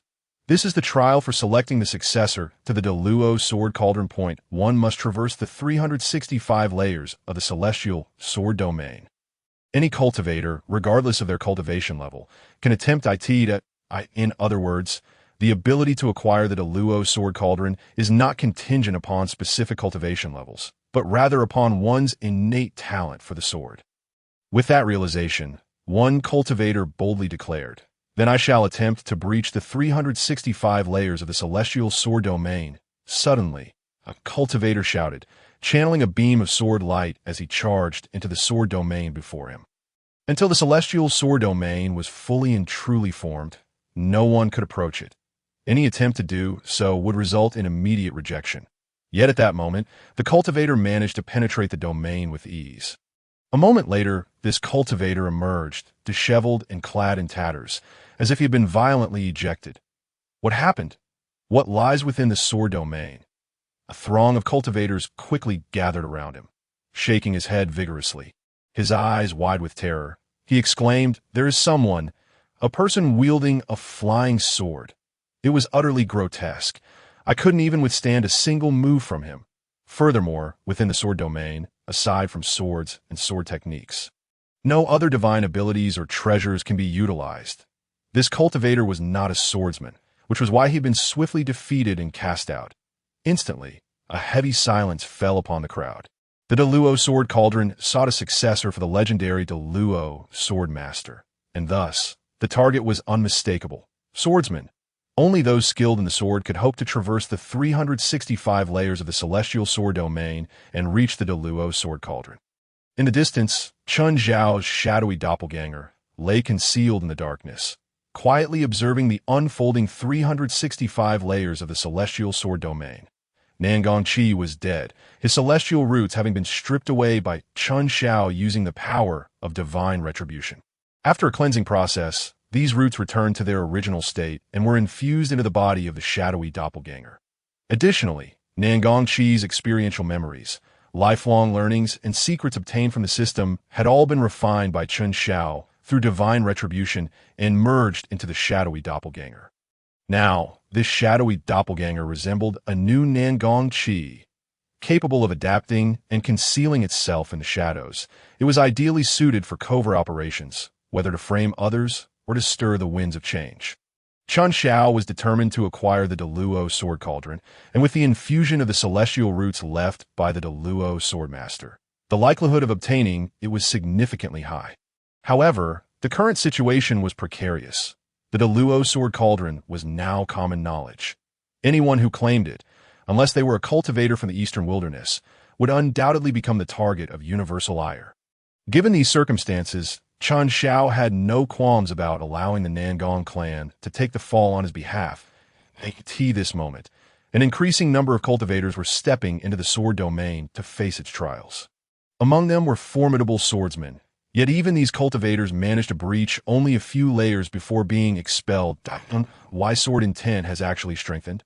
One swordsman, hailed as a sword saint in the cultivation world for his comprehension of sword intent, cried out in astonishment after being ejected from the domain that it became evident that the sword domain served not only as a selection trial for the Deluo sword cauldron, but also as an exceptional training ground for swordsmanship.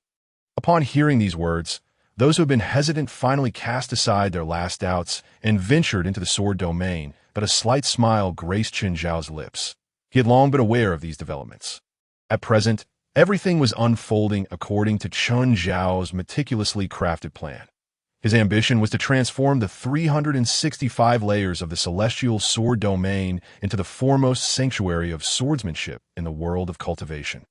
And even in the greater eastern wilderness, the Empress had already conceded, entrusting the great seal of the mountains and rivers to Chen Junluo, who was also bestowed with the title of Marquis of the North, a position that was hereditary and unchangeable to others.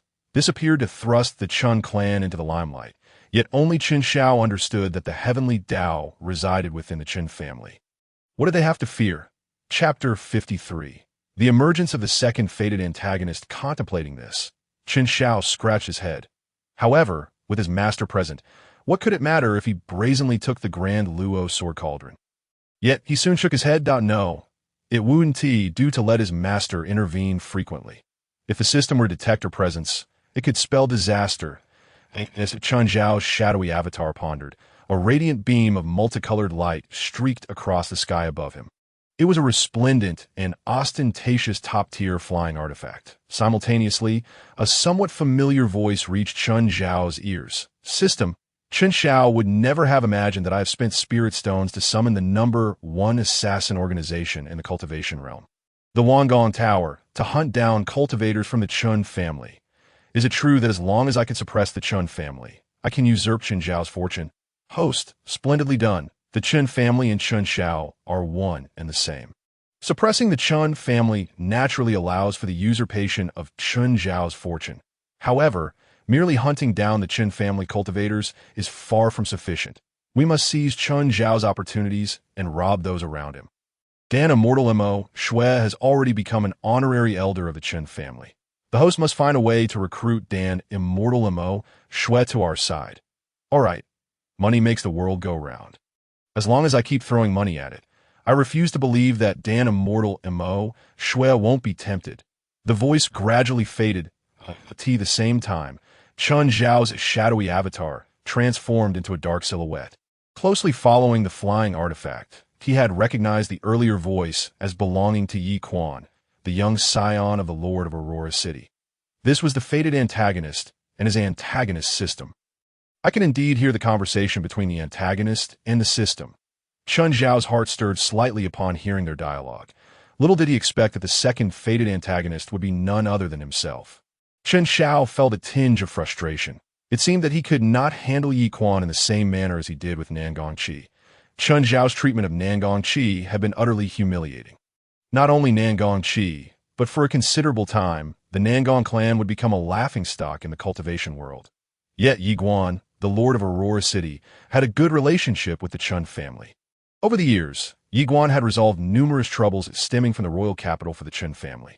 When Chen Xiao had clashed with his son, Yi Guan had promptly sent his son out of Aurora City. For now, it would be wise to observe and see what the Lord of Yi would decide, that if Yi Guan truly disregarded their past ties and conspired with Yi Quan against the Chen family, then Chen Xiao would not hesitate to see Aurora City replaced with a new lord. Throughout the journey, Yi Quan was busy discussing with the system various strategies to deal with Chen Xiao. The system had learned ample lessons from its predecessor, making the most of the concept of survival.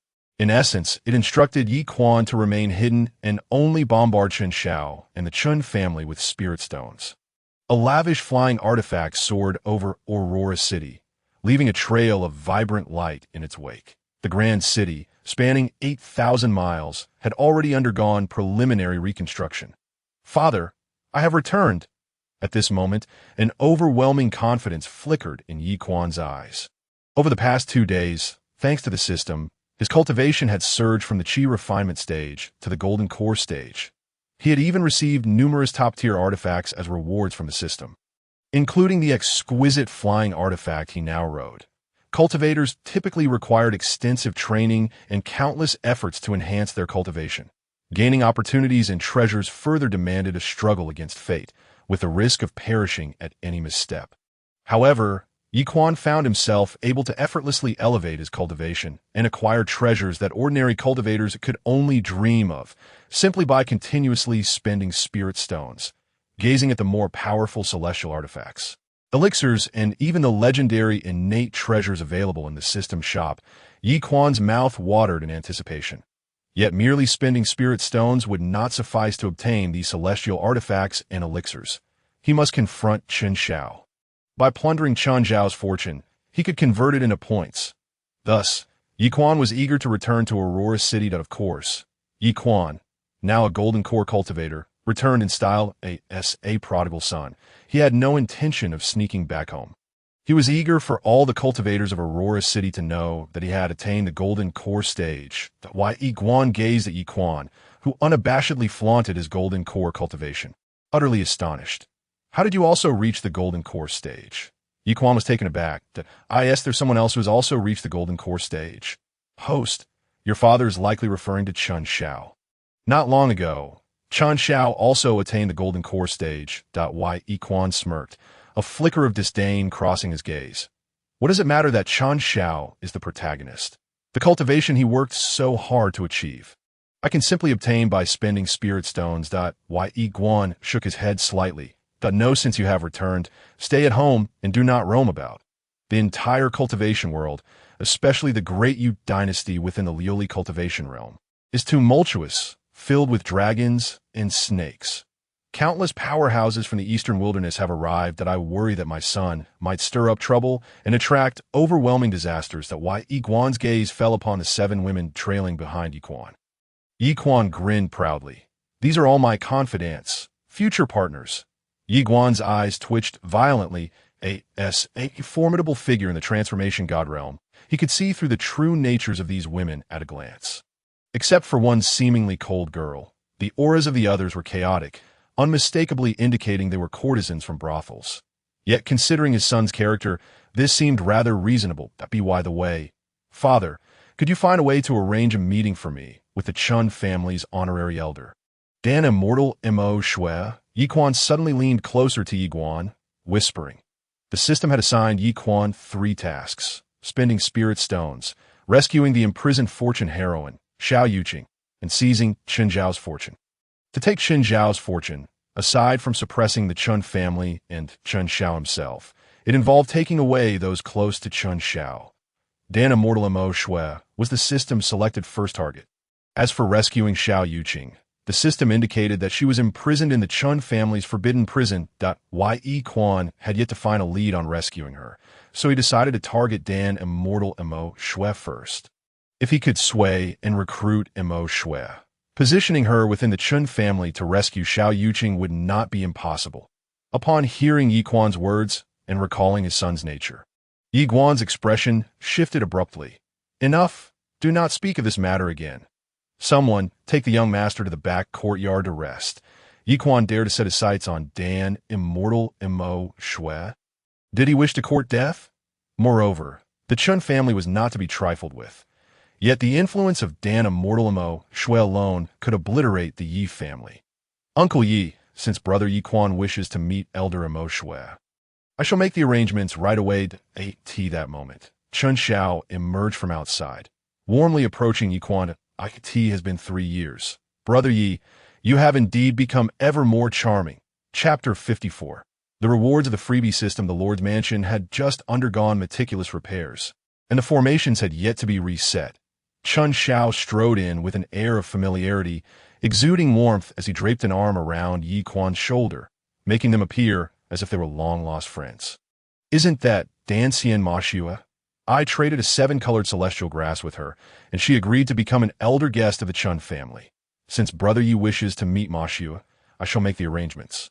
Uncle Yi, it has been 3 years since I last saw Brother Yi Quan. This time, we must catch up."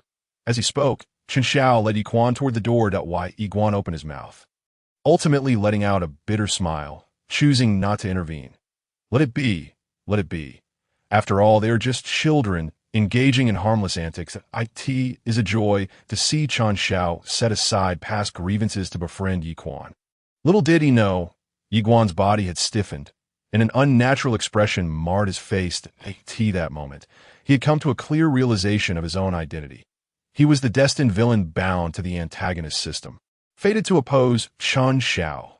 Yet now, with Chun Xiao's enthusiastic embrace, he felt a twinge of guilt gnawing at him. System, what should I do now? In the past, Yi Quan had been a hedonistic wastrel. At this moment, he was thrown into a state of panic, unsure of how to proceed. Rest assured, host, since the destined protagonist has come to you, let us go with the flow. If you can seize Dancian Mashua before the destined protagonist, you will capture more of the Heavenly Dao's fortune. This way, you can exchange point for the innate sword body pill and refine the innate sword body. With the innate sword body, you will obtain the Deluo sword cauldron outside the city. The Deluo sword cauldron is the protagonist's most significant opportunity in the early stages. If you acquire it, you can take over more than 30% of the protagonist's fortune, translated into points. You can exchange for even more precious treasures in the point shop. Furthermore, if you gain Dancian Mashua and use her as an insider, you might even rescue Xiao Yueqing, by saving Xiao Yueqing.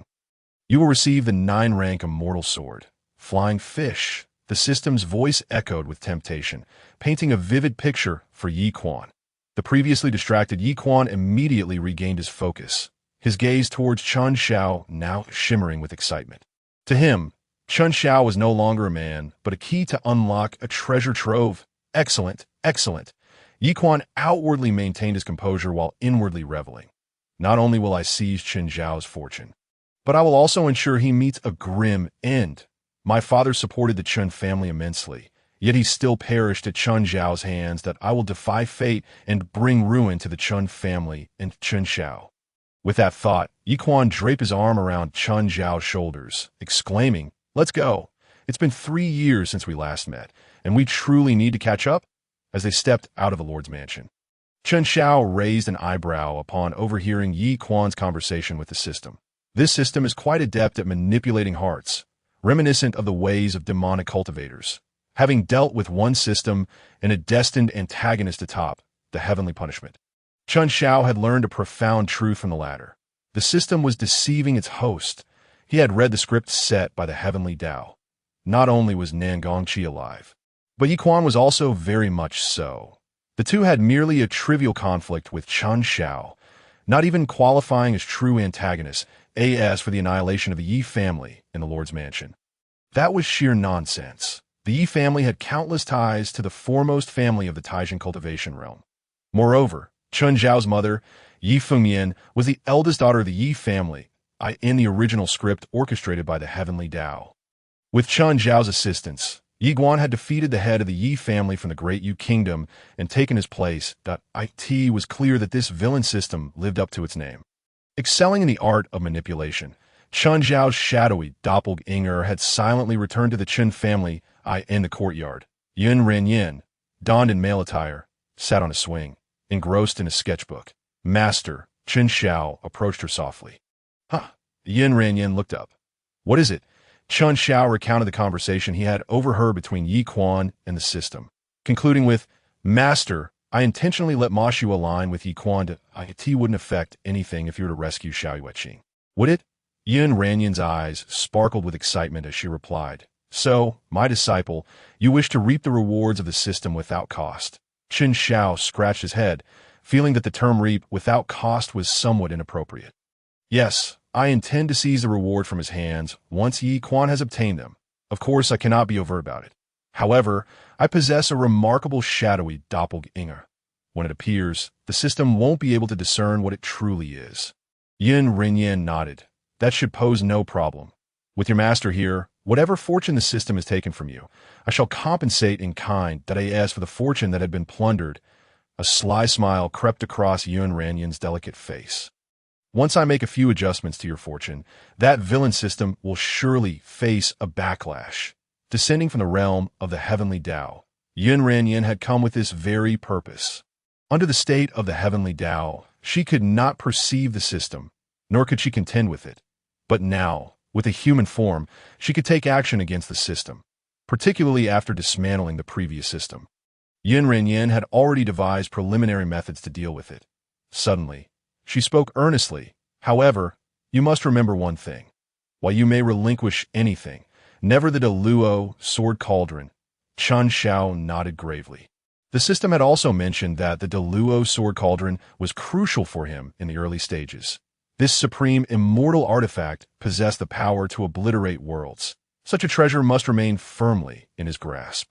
Moreover, on that day beneath Yuxiao Mountain, Chun Xiao had witnessed Nangong Qi's system aiding her in refining the Deluo sword cauldron, accomplishing it in mere seconds. By the way, Master, this time the villain system is called the Godly Rich system. It allows one to enhance their cultivation with the expenditure of spirit stones. Currently, Yi Quan's cultivation has reached the late golden core stage, a genuine late golden core level, indistinguishable from the cultivation he has painstakingly achieved. Yun Renyan paused, her brow furrowing slightly. Enhancing cultivation with spirit stones is indeed a concern. However, it matters not. Regardless of how he elevates his cultivation, he will never be your match that I in these past days. Chun Xiao had been battling tribulation beasts atop the heavenly tribulation. His cultivation was forged in the fires of combat. At this moment, his combat prowess was sufficient to defeat mid-tier divine beasts of the same level. Chun Zhao's shadowy doppelganger was but a hair's breadth from the transformation realm. Even if Yi Quan were to reach that realm, Chun Xiao could still dispatch him with a mere slap. Should he transcend and become an immortal, it would be even better. The heavenly tribulation was the domain of his Heavenly Dao master, were it not for Yi Quan seeking trouble and attempting to seize Chun Zhao's fortune. He would have simply waited atop the heavenly tribulation for him. After all, Chun Xiao was nearing the Yuan Ying stage to go on, my disciple. I shall seek out Ma Xue now. Chapter 55. The arrival of Nangong Qi due to the intimidation posed by Yun Ranyan and the maneuvers of Feng Zhichu. The current state of Aurora City remains surprisingly tranquil. Moreover, with an increasing influx of extraordinary talents into Aurora City, even if celestial beings of the golden immortal rank were to descend at this moment, a conflict would be unlikely that a true war would only erupt once the ultimate fate of the Deluo sword cauldron is conclusively determined. Although the Deluo sword cauldron is in search of a successor, the celestial beings of the immortal realm are indifferent to such matters. Should the chosen successor fail to gain the crowd's favor, these immortals would be compelled to seek a replacement. The chosen successor by the Deluo sword cauldron embodies ideals, while those assembled here represent reality. The Donglin Pavilion, the largest establishment in Aurora City. Following its destruction, it has been rebuilt and is now thriving in business. Within a private room on the third floor, Yi Quan gazes at the woman in azure robes before him, disbelief flickering across his face. Chun Xiao has truly managed to summon the legendary alchemist Mo Xue. Although Yi Quan had envisioned countless scenarios to woo Mo Xue in his mind, he couldn't help but feel a touch of nervousness upon seeing her in person. Mo Xue is a beauty, a rare gem in the realm of cultivation, and Yi Quan, undeniably a glutton for beauty, is determined to win her over. Mo Xue must be mine. Yi Quan fervently repeats this mantra in his heart. Mo Xue regards him with a slight furrow of her brow and speaks. I heard from Chun Xiao that you possess the 9-leaf-100 spirit root. Yi Quan is taken aback, confusion flashing in his eyes. 9-leaf-100 spirit root. What is that? Is it a type of spiritual root for cultivators? Yet he suspects that Chun Xiao must have used this so-called 9-leaf-100 spirit root to lure Mo Xue out. Host, the 9-leaf-100 spirit root is a type of celestial herb. There is one available in the system's shop. However, the points you currently possess are insufficient to redeem it. Upon hearing this, Yi Quan's eyes darted around, and then he smiled, saying, I do indeed have the 9-leaf-100 spirit root. However, it requires Miss Mo Shui to accompany me personally to retrieve it, as the 9-leaf 100 spirit root is a celestial herb. Is that true? Mo Shui's expression momentarily shifts. Previously, she merely mentioned a celestial herb in passing while acting alongside Chen Xiao. To her surprise, this seemingly frivolous Yi Quan has accurately identified the 9-leaf 100 spirit root as a celestial herb. The 9-leaf 100 spirit root only grows in high-tier worlds like the Eastern Wilderness. It does not exist in the cultivation realm, but Mo Shui couldn't help but glance at Chen Xiao, who appeared enigmatic, and then subtly nodded in acknowledgement. That moment, the system's voice echoed in Yi Quan's mind. Host Mo Shui's affinity for you has increased. Current affinity is at 60%. When Mo Shui's affinity for you reaches 80%, your strategy will be deemed successful. It is evident that the 9-leaf 100 spirit root is something Mo Shui desperately desires. So easily increased. Could there be deceit at play? Yi Quan gazes at Mo Shui's ethereal visage, his heart ablaze with excitement. Yet he cannot resist asking another question. The affinity reflects the emotional leakage of the target towards the host. Derived from the system's data analysis, the system's perception cannot err. The voice of the system carries a hint of confidence. The affinity cannot be fabricated. Chen Xiao, observing this exchange, harbors a flicker of surprise in his eyes as he watches Mo Shui. She remains calm, her countenance betraying little emotional fluctuation. Clearly, all of this is orchestrated by Yun Ranyan, who has enabled Chen Xiao to hear the conversations between the system and the host, thus orchestrating Mo Shui's affinity towards Yi Quan. Yi Quan nods. The 9-leaf 100 spirit root requires 9-colored soil to thrive, which is non-existent in the cultivation realm. Over the past 3 years, I traversed the myriad realms of the immortal domain and happened upon both the 9-colored soil and the 9-leaf 100 spirit root. However, the 9-leaf 100 spirit root is sealed within a secret realm, requiring Miss Mo Shui to accompany me there. Why Yi Quan recites the lines provided by the system, word for word. This. Mo Shui's eyes light up completely. Yi Quan's familiarity with the 9-leaf 100 spirit root indicates he has genuinely encountered and studied this celestial herb. Both the 9-leaf 100 spirit root and the 7-colored heavenly mysterious herb are treasures she ardently desires. Indeed, within the collection of the fire Qilin Chendaqiang, there exists a 9-leaf 100 spirit root that in an instant, Mo Shui springs to her feet, her eyes gleaming with excitement. Excellent. I shall accompany you to retrieve the 9-leaf 100 spirit root at once. Ding! Mo Shui's affinity for the host has significantly increased, now reaching 20%. Upon hearing this, Yi Quan's face breaks into a smile. Miss Mo Shui, please, he gestures invitingly, and together they depart from the Donglin Pavilion. Chen Xiao, come along. This time, let me show you the wonders of celestial herbs. Yi Quan does not forget to invite Chen Xiao. The system has indicated that seizing Chen Xiao's companion in his presence would allow him to siphon additional fortune from him. Chen Xiao nods, smiling. Just in time, I wish to witness the legendary celestial herbs. However, within his heart, he harbors a different contemplation. It appears that this system is not a true sentient being. Although it possesses extensive knowledge and insight, it lacks independent thought. It resembles more of a predetermined operational trajectory, functioning in an eerie manner according to set parameters.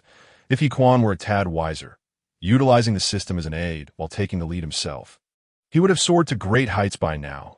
Alas, he treats the system as an oracle, following its every command without exercising his own judgment.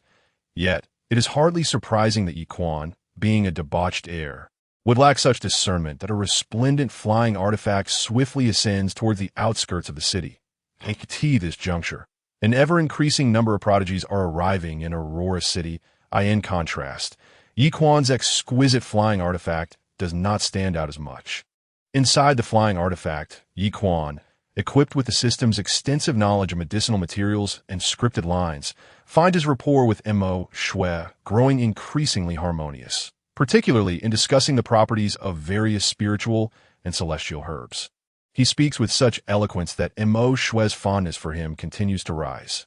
Meanwhile, Chen Zhao's presence is entirely overlooked by the two. Finally, ding! Congratulations, host. Mo Shue's affinity for you has reached 80%. Congratulations, host. You have successfully wooed alchemist Mo Shue. The host has been awarded 13,445 points. The innate sword body pill requires 10,000 points. The 9-leaf 100 spirit root requires 3,200 points. Yi Quan's eyes gleam with excitement. Redeem. Without hesitation, he promptly exchanges for both treasures to this truly attainable. A smirk plays at the corners of Chun Zhao's mouth when suddenly a tremendous explosion reverberates. The exquisite flying artifact, currently racing through the skies, is abruptly jolted, crashing violently into the ground. What just happened? Yi Quan's expression pales. In the next instant, a frenzied and menacing voice echoes. Qin Xiao, I have finally found you. Nangong Qi, the shadow demon incarnation, emerges as if clawing its way from the depths of hell. Die! In the blink of an eye, 9 divine dragons descend from the void above, crashing down forcefully upon the already damaged, exquisite flying artifact, the 9-dragon guardian seal of Nangong Qi. Yi Quan's complexion darkens dramatically. Having just returned from the royal capital, he is well aware of Nangong Qi's notorious reputation. She is one of the top 10 extraordinary prodigies of the younger generation from the great Xia royal capital. And the 9-dragon guardian seal has nearly become synonymous with her identity. Chapter 56. Gone before it even heats up with a thunderous crash. Yi Quan's flying artifact is driven deep into the ground by the overwhelming force of the 9-dragon guardian seal. Originally a defensive treasure, Chun Xiao has managed to unlock additional capabilities during the heavenly tribulation. The 9-dragon guardian seal not only releases 9 dragon phantoms for defense, but can also transform these phantoms into divine abilities for offensive maneuvers. In other words, this exquisite treasure is essentially a marvel of both offense and defense. When an opportunity arises, I shall have Qin Daqiang refine anew. Perhaps it could be forged into a genuine celestial artifact. At that time, should the calamity of the artifact descend upon Chun Xiao during the tribulation, it would certainly lead to a remarkable turn of events. This moment, the 9 dragons guardian seal unleashed 9 golden dragon shadows, akin to 9 razor-sharp sword energies, incessantly bombarding Yi Quan's flying treasure. What on earth is happening? Where did this Nangong Qi emerge from, and why is he attacking me? Yi Quan felt a wave of panic. No. Nangong Qi should be dead. Otherwise, my system would not have ceased its commentary right here. Nangong Qi was the last chosen nemesis by the previous system, as long as Nangong Qi remains alive. The previous system cannot be vanquished, and thus, this extravagant system shall not manifest in this world. Such truths or secrets the system would never divulge to Yi Quan.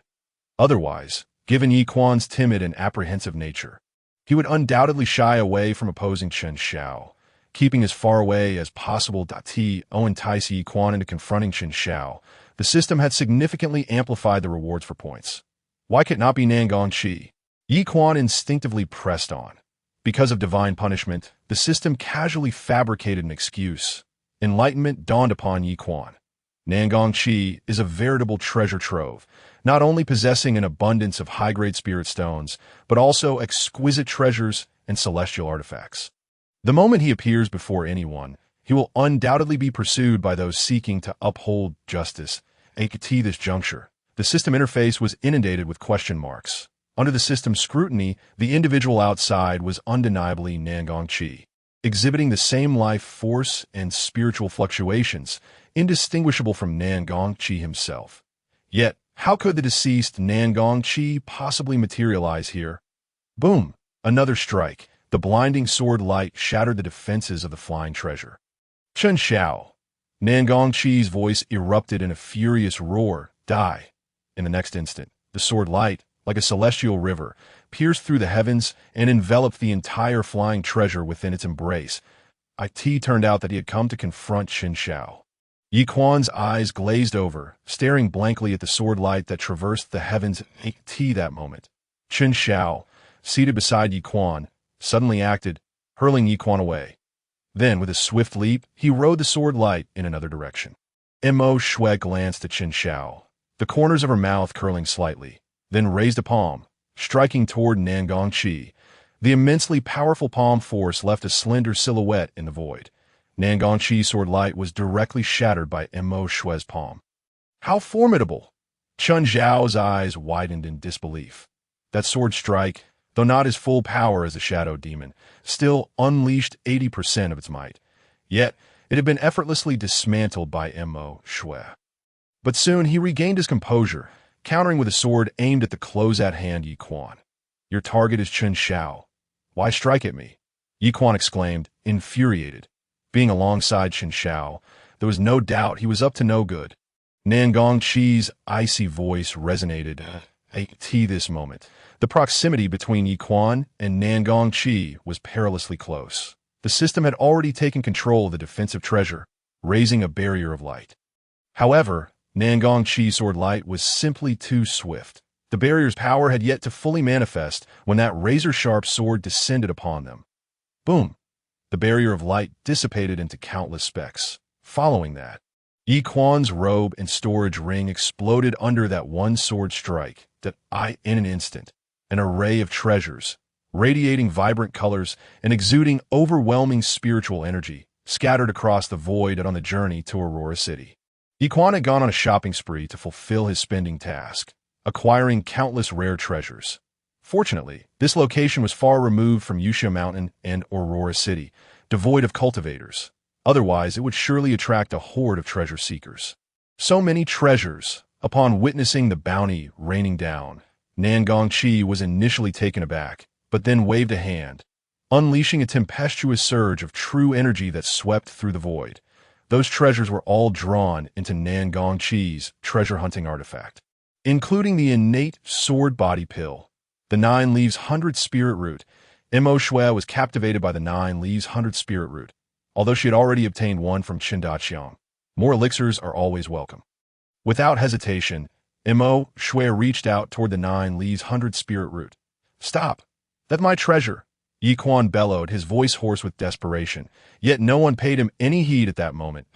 Mo Shui's target was precisely the 9 Leaves 100 Spirit Root, which Yi Quan had promised her. Meanwhile, Chun Zhao's shadow demon form was busy gathering every treasure in the void. Damn it! This is the extravagant system. Thankfully, it was his storage ring that was destroyed. Otherwise, who could have fathomed the extent of this fellow's wealth? Chun Zhao showed no signs of halting in mere moments. Before the treasures even touched the ground, he had collected them all. Naturally, he pretended to contest with Mo Shui over the 9 Leaves 100 Spirit Root. But upon realizing he could not best her, he soon withdrew. "Nangongqi, I have finally found you." At that moment, a chilling voice echoed. The black sword light sliced through the void, aimed straight at Nangongqi. It was none other than Ying Wuxian, the deputy sect leader of the Xiantian sect. "Ying Wuxian, long time no see. However, I've already reaped sufficient benefits, so I shall not play with you for now." As he spoke, the cloud-piercing shuttle beneath Nangongqi erupted with dazzling brilliance, causing him to vanish from this realm. Thinking of escaping, Ying Wuxian scoffed, the sword beneath his feet bursting forth with black light, pursuing closely behind. Below, Yi Quan stood dazed, his gaze hollow as he watched Nangongqi recede. "My treasures. They've all vanished."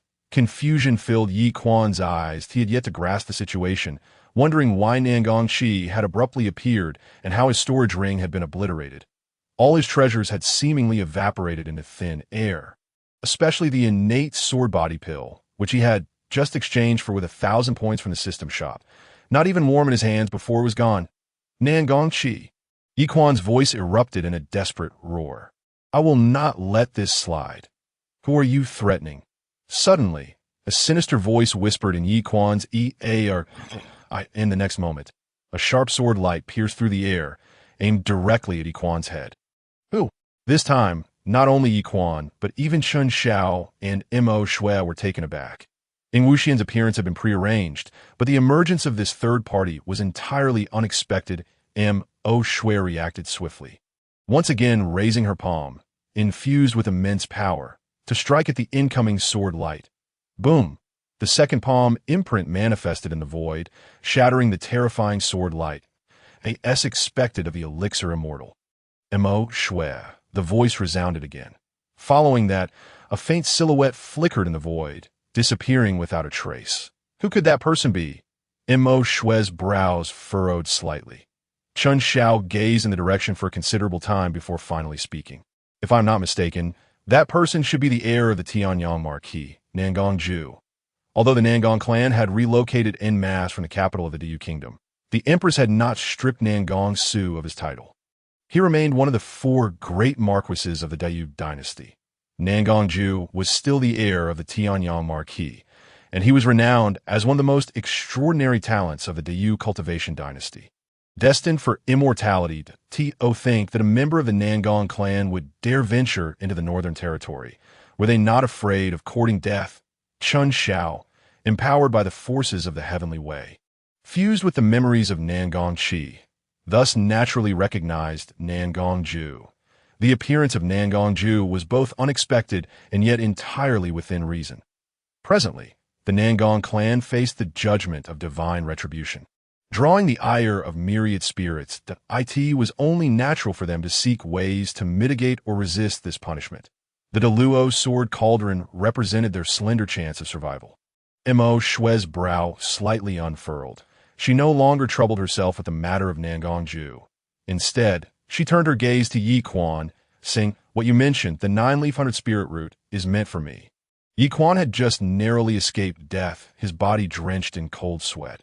Upon hearing Mo Shue's words, he hurriedly replied, Of course. If Miss Mo Shue requires the 9-leaf-100 spirit root, please take it." Ding! As soon as Yi Quan's words fell, the system's voice resounded.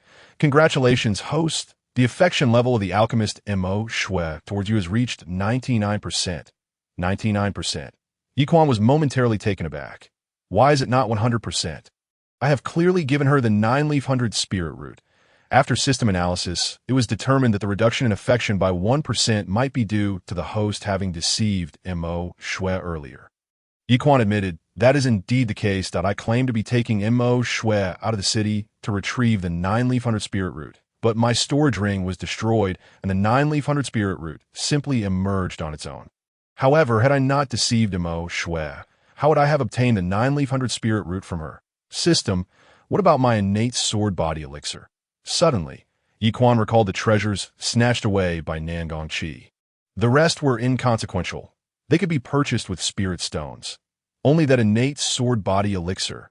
It had cost a full 10,000 points, and now it was lost before he could even grow accustomed to it. At that moment, the system fell silent, unable to analyze how events had unfolded in such a manner. Host need not lose heart. Within the system's marketplace, there exist even more extraordinary treasures. Currently, the host has successfully captivated Mo Shue's affections. As long as you rescue the imprisoned destined heroine, Xiao Yueqing, not only will you receive the system's reward of the 9th grade immortal sword, flying fish, but also a bonus of 50,000 points. In that instant, not only Yi Quan, but even Chen Xiao felt a surge of excitement. Indeed, the system is a marvelous creation. Miss Mo Shue, since you have obtained the 9-leaf-100 spirit root, shall we return? At this moment, Yi Quan had completely overlooked Chen Xiao, for his objective had been achieved. Mo Shue pondered briefly before posing a soul-searching question. What about the other 9-leaf-100 spirit root? Yi Quan replied, Chapter 57, Innate Divine Powers, Replication. When Chen Xiao returned to the Chun family, Mo Shue had long since arrived. She was currently following Yun Renyin closely, diligently seeking knowledge about alchemy. Yun Renyin welcomed all questions, providing answers without hesitation. How did you return? Chen Xiao gazed at Mo Shue, momentarily perplexed. Mo Shue cast a sidelong glance at Chen Xiao and replied coolly, I merely collaborated with you in a ruse. I did not truly sell myself to him. It was but a single 9-leaf-100 spirit root.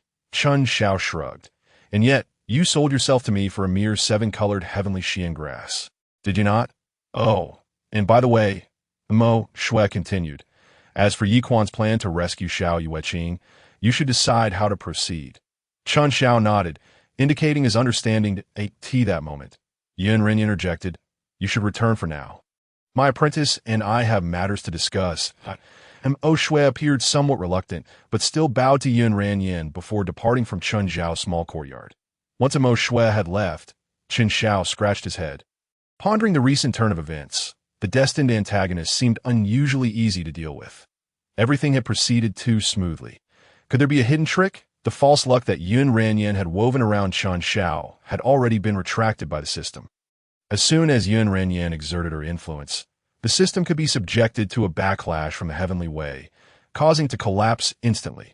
Yet, Chen Xiao couldn't shake the feeling that matters had unfolded too conveniently.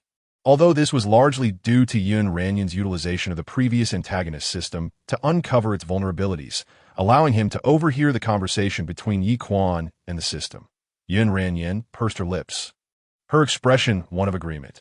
Indeed, things are progressing too smoothly that I suspect that this so-called godly wealth system is merely a test subject designed to probe you. The true destined antagonist may very well be someone else. For now, let us refrain from acting against Yi Quan and instead find ways to extract more benefits from him. Chen Xiao wholeheartedly concurred, for the rapid downfall of Nangong Qi was indeed peculiar. Having faced Chen Xiao not long ago, she was already utterly defeated. Perhaps this godly wealth system, along with Yi Quan, was merely a means to test Chen Xiao. The items within the system's marketplace were far too tempting. In the next moment, Chen Xiao's shadow stirred slightly, leaping from the ground and transforming into his likeness. Immediately, the shadowy doppelganger revealed a shimmering elixir in its hand. Master, is this the innate sword body elixir? Please check if there are any issues. Chen Xiao presented the elixir to Yun Ranyan, who, upon receiving it, employed the forces of the Heavenly Way to scan it briefly. This is indeed a genuine innate sword body elixir, and it has only recently been refined. Chen Xiao was taken aback. Only recently refined. Yun Ranyan nodded. The items from the system do not simply materialize without reason. There must be a substantial organization or some other force backing it.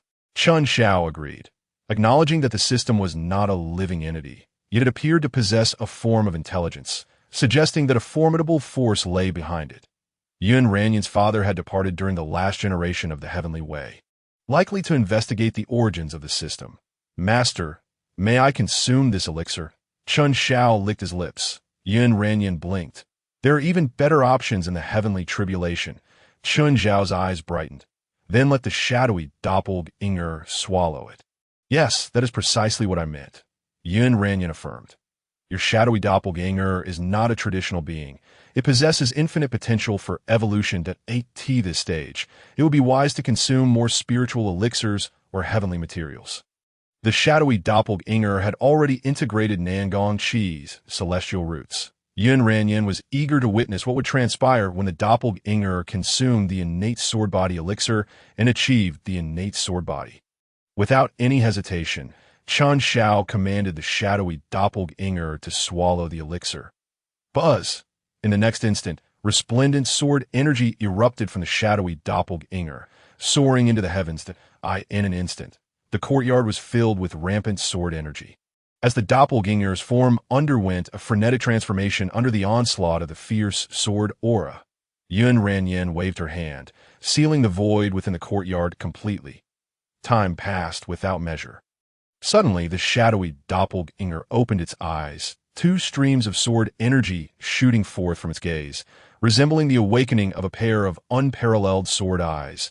Success! In the next moment, both Chen Xiao and the shadowy doppelganger exhaled a sigh of relief. Although it seemed as if only a brief moment had elapsed, in reality, Yun Ranyan had accelerated the flow of time around the doppelganger by tenfold through her heavenly means. The shadowy doppelganger stood, the sword energy surrounding it retracting. Disciple, how do you feel? Yun Ranyan's eyes sparkled as she observed Chen Xiao's external manifestation. Chen Xiao furrowed his brow, contemplating for a moment before uncertainly stating, the shadowy doppelganger does indeed seem to have condensed into the innate sword body.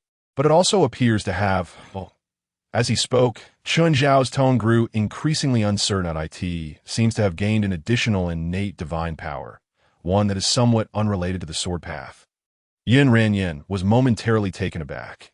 After consuming the innate sword body elixir, you acquired an innate divine power unrelated to the sword path. Even I, as the embodiment of the Heavenly Way, am somewhat astonished. The transformation of shadows into beings and then into demonic forms is a rarity in the world in this realm. It is truly unique. Thus, the moment the shadowy doppelganger took shape, Yun Ranyin sensed it and called for Chun Xiao. Chun Xiao nodded slightly, noting that this innate divine power resembled the Dou character's sword technique. Replication. However, while the Dou character sword technique could only evolve the sword path, the shadowy doppelganger's innate divine power of replication could mimic all divine powers, techniques, and even cultivation methods of others. Yin Ranyin furrowed her brow slightly. She scrutinized the shadow demon's incarnation with great attention, then reached out to tap Chun Xiao's head. Have you broken through to the transformation realm? Chun Xiao exclaimed. Ah, had he truly broken through? He carefully examined his external incarnation and confirmed that he had indeed attained the transformation realm. Yin Ranyin's brow relaxed slightly. The relationship with the innate sword body pill was not significant. Rather, it was the innate divine abilities acquired after the shadow demon's incarnation had broken through that it was only natural. How could one possibly consume the innate sword body pill and awaken a talent unrelated to swords? Chun Xiao also came to this realization. The shadow demon's incarnation was not his true self, merely an external manifestation. Thus, for a moment, Chun Xiao had not grasped from where the suddenly acquired innate divine abilities originated. He had even overlooked the fact that the shadow demon's incarnation had already achieved a breakthrough. The transformation realm. The shadow demon's incarnation reaching the transformation realm would greatly benefit Chun Xiao's true self. At the very least, he had already experienced the two realms of nascent soul and transformation in advance through the shadow demon's incarnation. Chun Xiao's true self would face no bottlenecks in breaking through to either the nascent soul or the transformation realms. This was the true purpose of an external incarnation, assisting in cultivation. By the way, my disciple, you have spent all your days battling the calamity and the tribulation beasts, though you have achieved commendable results. It is time to pause in the midst of the calamity, you cannot sense the threat of death. Now, you can engage in real life and death trials that go and challenge the 365 layers of the celestial sword domain. Despite the fact that each encounter with the demonic beast during the calamity was a fight to the death, Chun Xiao felt no pressure or mortality. He was entirely impervious to the threat of death. No matter how many times he perished, he could resurrect amidst the calamity. Yin Ranyin looked at Chun Xiao with utmost seriousness. Disciple, I can resolve the threats posed by celestial beings for you. However, I will not intervene against cultivators of your level and generation. Chun Xiao nodded solemnly. Dying at the hands of a cultivator would reflect poorly on my skills and be a disservice to my master's teachings. As a disciple of the Heavenly Dao, I would never bring shame upon my master. Although Chun Xiao's true self was merely at the golden core stage, he possessed an external incarnation at the transformation realm. Yin Ranyin then smiled brightly. All right, disciple, prepare some delicious food for me. Make that braised pork knuckle from last time. Chun Xiao did not immediately head to Yuxiao Mountain. Instead, he entered seclusion for 7 days, calming his mind and diligently practicing his techniques. Only after elevating his cultivation to the pinnacle of the golden core stage did he prepare to challenge the 365 layers of the celestial sword domain. Ah, Brother Yiquan, what brings you here? Upon exiting his seclusion, Chun Xiao encountered Yiquan, who was seated in his hall sipping tea. Yiquan stammered, I am here to find Elder Mo Shui. For the past 7 days, Yiquan had come seeking Mo Shui, hoping to discuss a plan to rescue Xiao Yueqing. However, Mo Shui had since entered seclusion, utilizing the 7-colored heavenly mystic grass and the 9-leaf-hunted spirit root to concoct pills. Yiquan had come for 7 consecutive days without success in meeting her. Moreover, in the past few days, Yiquan had refrained from lavishly spending spirit stones. Currently, in Aurora City, a mix of people thrived, and anyone could be found. Nangongqi had become the target of public scorn due to his ostentatious spending of spirit stones, being seen as a moving treasure trove. Thus, during Chun Xiao's seclusion, Yiquan's cultivation remained at the early golden core stage, having made little progress. Chun Xiao chuckled heartily. Elder Mo Shui is currently in seclusion. Brother Yiquan, feel free to share any matters directly with me.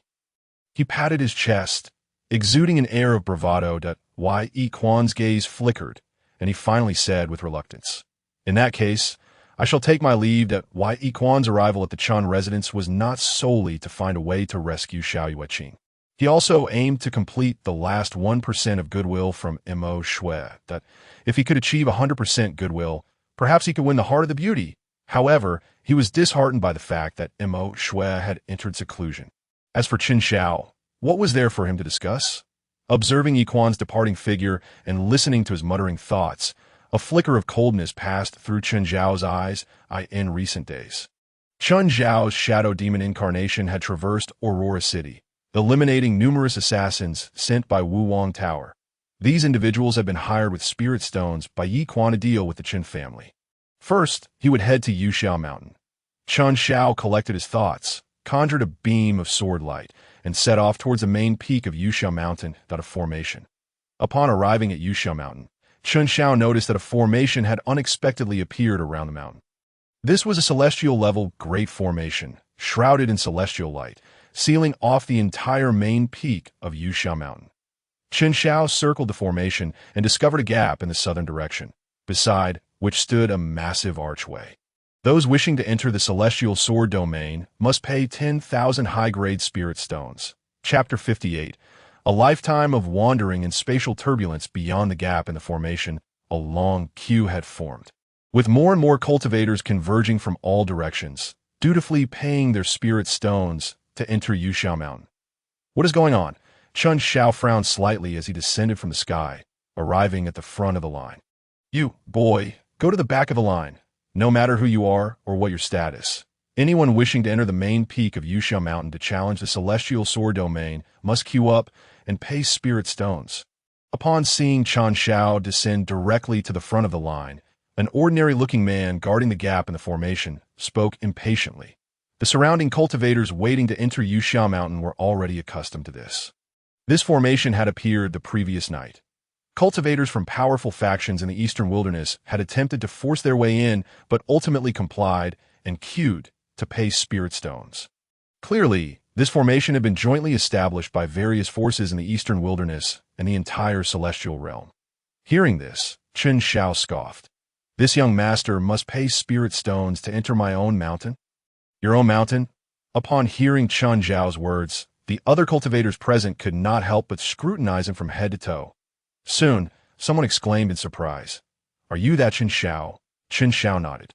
As the words fell, laughter erupted around him. These cultivators. The Qin family was merely a joke, if not for the terrifying figure capable of exiling golden immortals residing within the Qin family.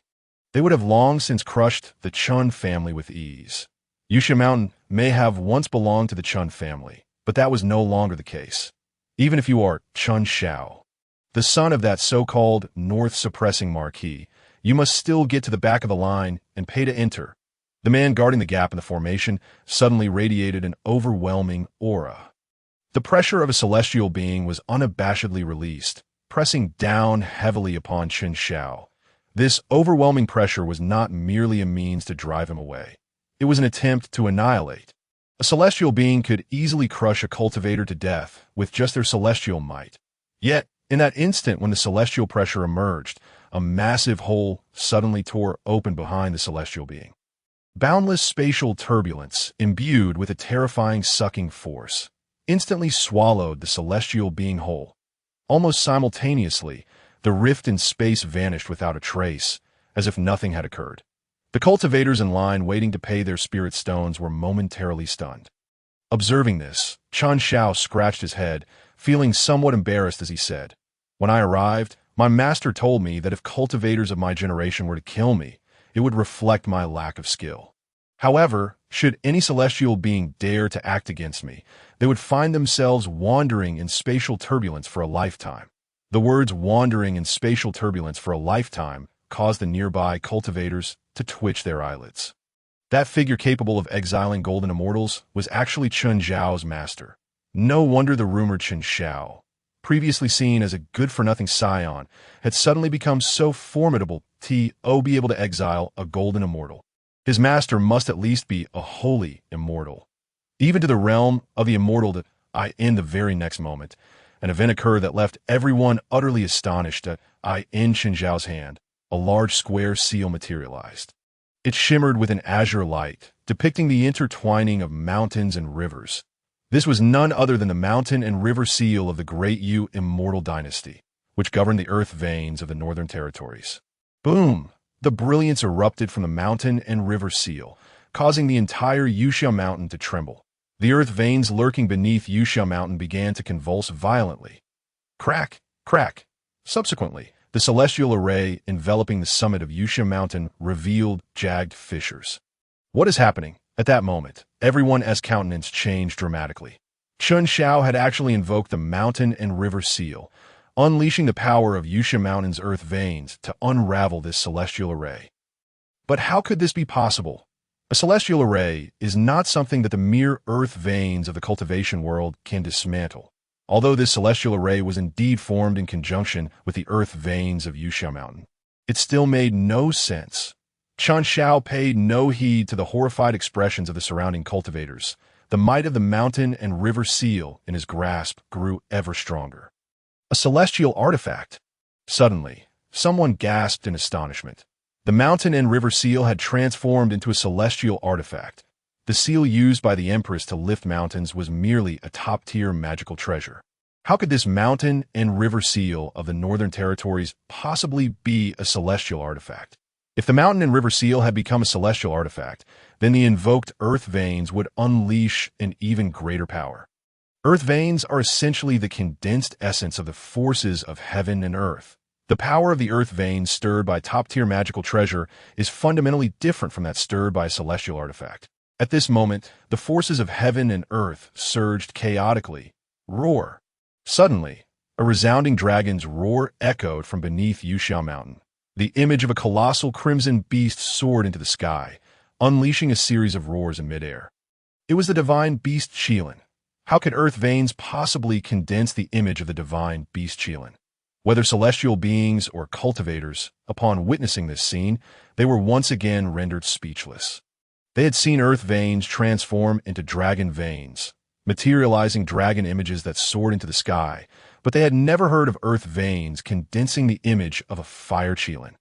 Could it be that the earth veins here had undergone some form of mutation? Hidden among the crowd, Chen Daqiang displayed a hint of pride. Chen Daqiang was an exceedingly rare divine beast artifact refiner. The mountain and river seal of the Northern Territories had been forged by Chen Daqiang using his own fire Qilin blood essence, transforming it into a celestial artifact. Moreover, with the Heavenly Dao protecting the Chen family. The calamity of this celestial artifact had dissipated before it even descended. Furthermore, this mountain and river seal was not an ordinary celestial artifact. It was a celestial artifact endowed by the Heavenly Dao. At this moment, it appeared that Chen Xiao wielded the mountain and river seal, but in reality, it was Chen Daqiang, the fire Qilin, who was manipulating it. The image of the fire Qilin in midair radiated beams of light, its terrifying power instantly shaking the celestial array. Boom! After a brief moment, this exceedingly formidable celestial array exploded, scattering into countless motes of light. Having accomplished this, Chen Xiao waved his hand, and the mountain and river seal transformed into a streak of flowing light, vanishing from sight. The emergence of the Supreme Dao Sword Cauldron was an opportunity for all sword cultivators. On what grounds did you establish a barrier here? Collecting 10,000 top-tier spirit stones. Do you have any idea how many people's sword paths would be severed by these 10,000 top-tier spirit stones? Chen Zhao's voice resonated clearly throughout the venue. Today, I, Chen Xiao, in the capacity of the Northern Duke's heir of the Great Yu immortal dynasty, shall act on behalf of His Majesty to dismantle this barrier. Some had come to Yuxia Mountain to vie for the Supreme Dao Sword Cauldron, aspiring to become the inheritor of this extraordinary celestial artifact. However, more cultivators sought to refine their sword paths within the 365 layers of the celestial sword domain released by the Supreme Dao Sword Cauldron, even if they ultimately did not obtain the Supreme Dao Sword Cauldron. The 365 layers of the celestial sword domain represented an opportunity for all. Yet now, some had set up barriers here. 10,000 top-tier spirit stones were no trifling sum in the cultivation world. Enough to deter over 90% of sword cultivators. The majority in the cultivation realm were indeed ordinary cultivators of the lower tiers. Naturally, such actions would offend many and breed resentment. Thus, Chen Xiao invoked the authority of the Empress. Bold! Just then, a thunderous clap sounded from the void. A massive sword shadow descended from the heavens, aiming directly at Chen Xiao. This sword shadow was honed to perfection, bursting forth with sword intent, revealing a figure of an extraordinarily powerful sword cultivator. Chen Xiao raised his gaze to the newcomer in the sky. A youth. Golden Core Stage, Chapter 59. The Way of the Sword, lifting light with weight, mastering the unrefined. Chen Xiao slightly raised an eyebrow. Then, with a wave of his hand, a beam of sword light erupted from his fingertip, colliding with the sword shadow. Boom! A muffled sound reverberated through the void. The youth had already descended from the sky. He regarded Chen Xiao with a smirk, his lips curling into a devilishly charming smile. Not bad. You managed to withstand my sword. This youth appeared to be of a similar age to Chen Xiao, both around 17 or 18 years old, with cultivation at the peak of the Golden Core Stage.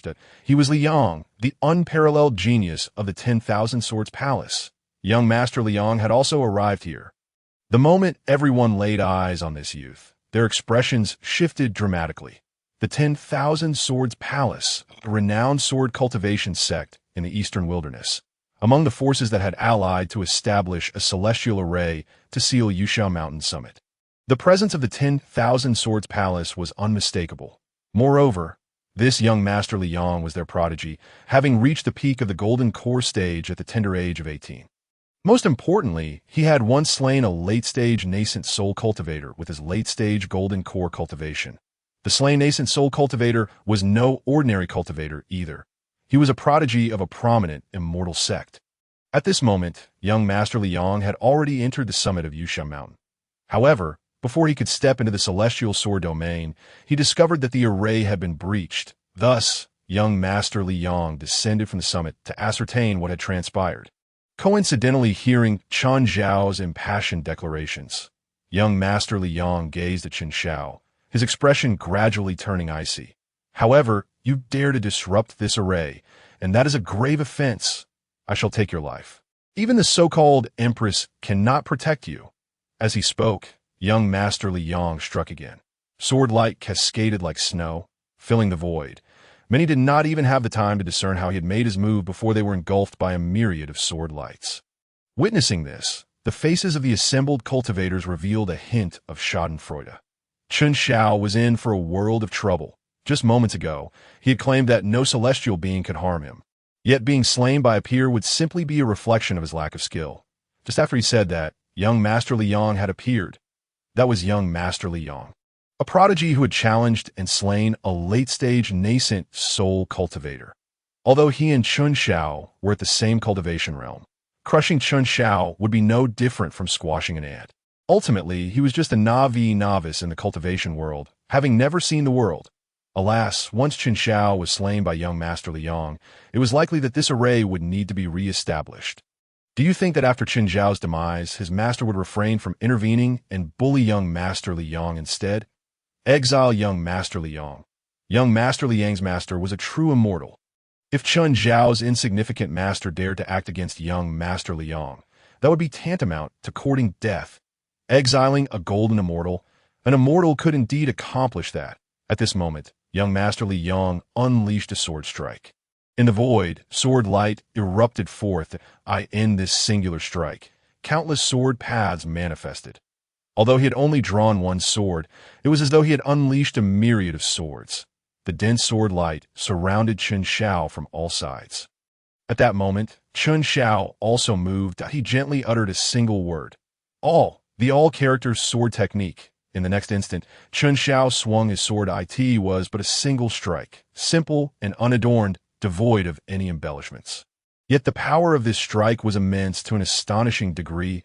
As the sword was unleashed, the mountains and rivers paled. The sun and moon lost their radiance. Between heaven and earth, there existed only this one sword. The all-character sword technique, tenfold amplification. With a resounding roar, as Chen Xiao executed his sword strike, the myriad sword lights in the sky dimmed, and subsequently shattered inch by inch. Such formidable power! The complexion of young Master Li Yang changed drastically. Yet his reaction was remarkably swift. The moment Qin Shao unleashed his sword, young Master Li Yang swiftly darted to the side. Faced with Qin Zhao's terrifying strike, he lacked the courage to confront it head-on. Boom! Upon the ground, a colossal sword mark, 100 feet wide and extending 10 miles, cleaved through the peaks of Yushao Mountain. Young Master Li Yang stood beside that immense scar, his gaze vacant and his face ashen. In that moment, he could distinctly sense that he had narrowly escaped death. Had he not evaded in time, that single strike from Qin Shao would have surely claimed his life at this moment. Qin Shao stood amidst the mountains and forests, wielding a top-grade flying sword. The mountain winds rustled through his garments, creating a crisp sound. The surroundings were enveloped in complete silence, all eyes fixated on the sword mark below. Speechless for an extended period, a single sword strike spanning over 10 miles. Was this truly the prowess of Golden Core cultivator? And young Master Li Yang, it seemed, had suffered defeat. The lofty young Master Li Yang had been bested by a mere novice from the realm of cultivation. No one dared to believe it. Young Master Li Yang gazed at Qin Shao, a fierce glint flashing in his eyes. That was no mastery of the sword path. It was merely a display of brute force. Such a display is an affront to the sword. With such raw power, you might as well wield an axe or a hammer. Moments later, young Master Li Yang regained his composure, deeply contemplating Qin Shao's strike. Yet, he realized that the seemingly overwhelming power lacked any technical finesse. It was a simple display of strength overpowering skill, a brute force approach. This was hardly the essence of the sword path. Qin Shao regarded young Master Li Yang with a smile that held no warmth. That it appears that you, the so-called young Master Li Yang of the 10,000 Sword Palace, have yet to master the sword path. Young Master Li Yang furrowed his brow. What did you say? Qin Shao replied coolly. Did your master never teach you the principles of lifting the light as heavy and the art of great skill being unrefined? A jolt of realization struck young Master Li Yang. His eyes widened in astonishment as he beheld the sword in Qin Zhao's hand. It was a top-grade flying sword, 3 feet long and as thin as a cicada's wing. Yet, in that fleeting moment, it had unleashed a force akin to a torrential flood, leaving behind a sword scar 100 feet wide and 10 feet deep, extending for more than 10 miles. In an instant, confusion clouded young Master Li Yang's expression. Qin Shao stepped forward, gently patting young Master Li Yang's shoulder before striding towards the main peak of Yushao Mountain. At this moment, young Master Li Yang stood like a statue, frozen in place. His mind was consumed by the image of Qin Zhao's strike and his words. The surrounding cultivators were perplexed. Their understanding of the sword path had not reached young Master Li Yang's level, and thus they could not comprehend Qin Zhao's insights. I understand. Young Master Li Yang suddenly exclaimed after a brief moment, lifting the light as heavy and the art of great skill being unrefined. This is the essence of the sword path. At that moment, his body trembled. Qin Shao. Where is Qin Shao? But by now, Qin Shao had already vanished from sight, having ascended to the main peak of Yushao Mountain. Did he destroy the formation? Do we still need to pay 10,000 top-grade spirit stones to enter? Someone timidly inquired. Qin Shao has dismantled the formation, yet the cultivators in line hesitated to enter. The formation is gone. What do we have to fear? Let us go in. A few bold individuals decided to step into the realm of Yushao Mountain's main peak. Meanwhile, Qin Shao had already entered the celestial sword domain. Chapter 60. I stand at the pinnacle. My sword makes all mountains small. Is this the celestial sword domain? Qin Shao found himself standing on expansive, desolate land. Above him were the sun, moon, and stars, while beneath his feet lay an endless wilderness, resembling a true world. At the center of this realm stood a man clad in white, his long robe billowing in the wind. With 3,000 strands of hair dancing freely in his hand, he wielded a 3-foot azure blade, radiating sword energy in all directions. However, the man's face seemed shrouded in shadow, obscuring his features, sword intent. Qin Shao narrowed his eyes slightly. In this moment, he could distinctly sense that the figure before him was neither a living being nor a puppet, but rather an embodiment of sword intent, remarkably akin to his own weapon-based sword technique. Yet in comparison, Chen Zhao's technique was far more intricate and agile, a pure divine ability that could be executed without the need for sword intent. The embodiment of sword intent took action the moment it perceived Chen Zhao's arrival. With its long sword, it conjured a towering sword shadow that cleaved through the void, striking towards Chen Zhao from several miles away. This single blow, grand and magnificent, seemed to contain the entirety of the sword path, causing no physical harm to Chen Zhao's true self, yet penetrating deep into his soul. Sword heart inquiry. A tremor coursed through Chen Zhao's spirit. He was all too familiar with this scene. During the heavenly tribulation, when he transformed into a heart demon, he had experienced something similar, directly entering the sea of consciousness of a beast. However, while Chen Zhao delved into the beast sea of consciousness to engage in battle and hone his skills, this sword strike sought to test his mastery of the sword path. Only those who practiced the sword path, the so-called sword cultivators, were deemed worthy to traverse the 365 layers of the celestial sword domain. Non-sword cultivators could not pass this first trial. Chen Zhao had chosen the sword path for his cultivation during the heavenly tribulation, and Yun Ranyan had meticulously guided him towards becoming a sword cultivator. Whether it was the unparalleled sword eyes or the true word sword technique, both were supreme sword path divine abilities that at this moment. Under the scrutiny of the sword heart, an immense sword light erupted around Chen Zhao. A tempest of sword intent radiated from him, transforming him into a humanoid flying sword, standing tall within the first layer of the celestial sword domain. Boom!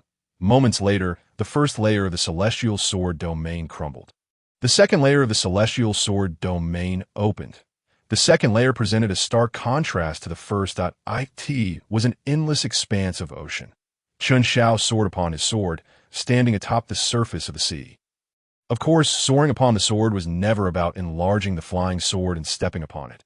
Rather, it involved using one's chi to manipulate the sword, enveloping oneself in sword light to achieve the effect of soaring through the air. At the center of the sea stood another white figure, a manifestation of sword intent. However, this time, Chen Zhao could distinctly sense the fluctuations of cultivation emanating from this sword intent embodiment, peak golden core stage. Mirroring his own cultivation level, defeat me, and you may enter the third layer of the celestial sword domain. Are you prepared? The voice of the sword intent embodiment was cold and devoid of warmth. Chen Zhao nodded slightly. With a flick of his finger, the misty light of his immortal sword materialized in his hand. In an instant, a torrent of sword intent radiated from him. He took a step forward, and a dragon-shaped sword shadow appeared beneath his feet. The reverse dragon 8 steps. No, to be precise, it should now be called the sword dragon 8 steps. The silhouette opposite me slightly inclined its head. Then, with a sudden leap, the figure surged forth. The vast ocean beneath erupted violently, as if furious waves were akin to swords piercing the heavens, charging towards Chen Zhao. Water nourishes all things without strife. Yet when distilled to its utmost essence, it can transform into a terrifying intent to kill. Nonetheless, Chen Zhao remained unmoved. With the 8 steps of the sword dragon, he continued to advance at a measured pace. With each step taken, the sword intent emanating from him intensified, and the dragon-shaped sword image beneath his feet grew increasingly solid. Boom! Boom! Boom! As Chen Zhao's footsteps reverberated, every wave striving to ascend to the skies was ruthlessly shattered underfoot. After 8 steps, a colossal sword-shaped divine dragon, stretching 100 zhang, coiled around Chen Zhao, emitting thunderous roars that echoed like dragon chants or the sounds of swords clashing. Chen Zhao swung his sword, unleashing the all-character sword technique. The 100 zhang divine dragon, infused with overwhelming sword energy, charged towards the manifested sword intent across from him. Light as a feather yet heavy as a mountain, skillful yet unadorned. This was the pinnacle of power. Beneath this formidable force, the monstrous waves were utterly obliterated, the seawater rolling back and parting in twain, cascading to either side. Good, good, good! The manifested sword intent across suddenly brightened, exclaiming 3 good words. Then, under the onslaught of Chen Zhao's terrifying sword energy, it disintegrated into ashes. In the next moment, the second layer of the celestial sword domain began to collapse. Following this, A searing wave of heat surged forth as the third layer of the sword domain was unveiled. This crimson world was underpinned by a roiling lake of magma. A figure clad in white, embodying sword intent, stood above the magma lake, gazing at Chen Xiao. "Oh, you require a moment of respite?" Chen Xiao gently shook his head. "Not yet. Proceed." The manifested sword intent, like Chen Xiao, was at the pinnacle of the late Golden Core stage. Yet in terms of true combat power, it fell far short of the tribulation beasts, particularly those divine beasts encountered during heavenly tribulations. During the tribulations, Chen Xiao fought the beasts by suppressing their cultivation levels to match his own realm. Those beasts undergoing tribulation transformation were predominantly at the nascent soul stage, if not at the divine transformation realm. More crucially, each time, these beasts fought desperately against Chen Xiao. In the face of the tribulations, he felt no threat of death. However, to the beasts, failing the tribulation signified death. Under the looming threat of death, they would unleash strength far beyond their usual capabilities. This resulted in Chen Xiao's true combat power being far greater than anticipated. In contrast, the manifested sword intent within the celestial sword domain was merely a trial. Its strength and the techniques employed at each layer were predetermined. This posed no threat to Chen Xiao. The sword intent manifested as a sword of lava, summoning a total of 18 massive swords forged from molten rock, radiating scorching waves as they cleaved through the void towards Chen Xiao. This time, Chen Xiao refrained from utilizing the 8 steps of the sword dragon or the all-character sword technique. Instead, he invoked the unmatched sword eyes. In that instant, the power of the unmatched sword eyes surged to its zenith. Buzz! 2 parallel beams of sword light, nearly disregarding the distance of space, instantaneously pierced through the body of the manifested sword intent. The sword intent let out a sigh and gradually dissipated. "Little one, you have erred in your direction. Your goal is not to rush through, but to refine your sword path using the sword intent here. Although your sword intent is refined, your understanding of the sword path remains unnamed." The voice of the dissipating sword intent echoed in Chen Xiao's ears, imbued with warmth and a touch of earthly nuance. Chen Xiao sighed in resignation. "Nevertheless, this level of sword intent offers me no assistance.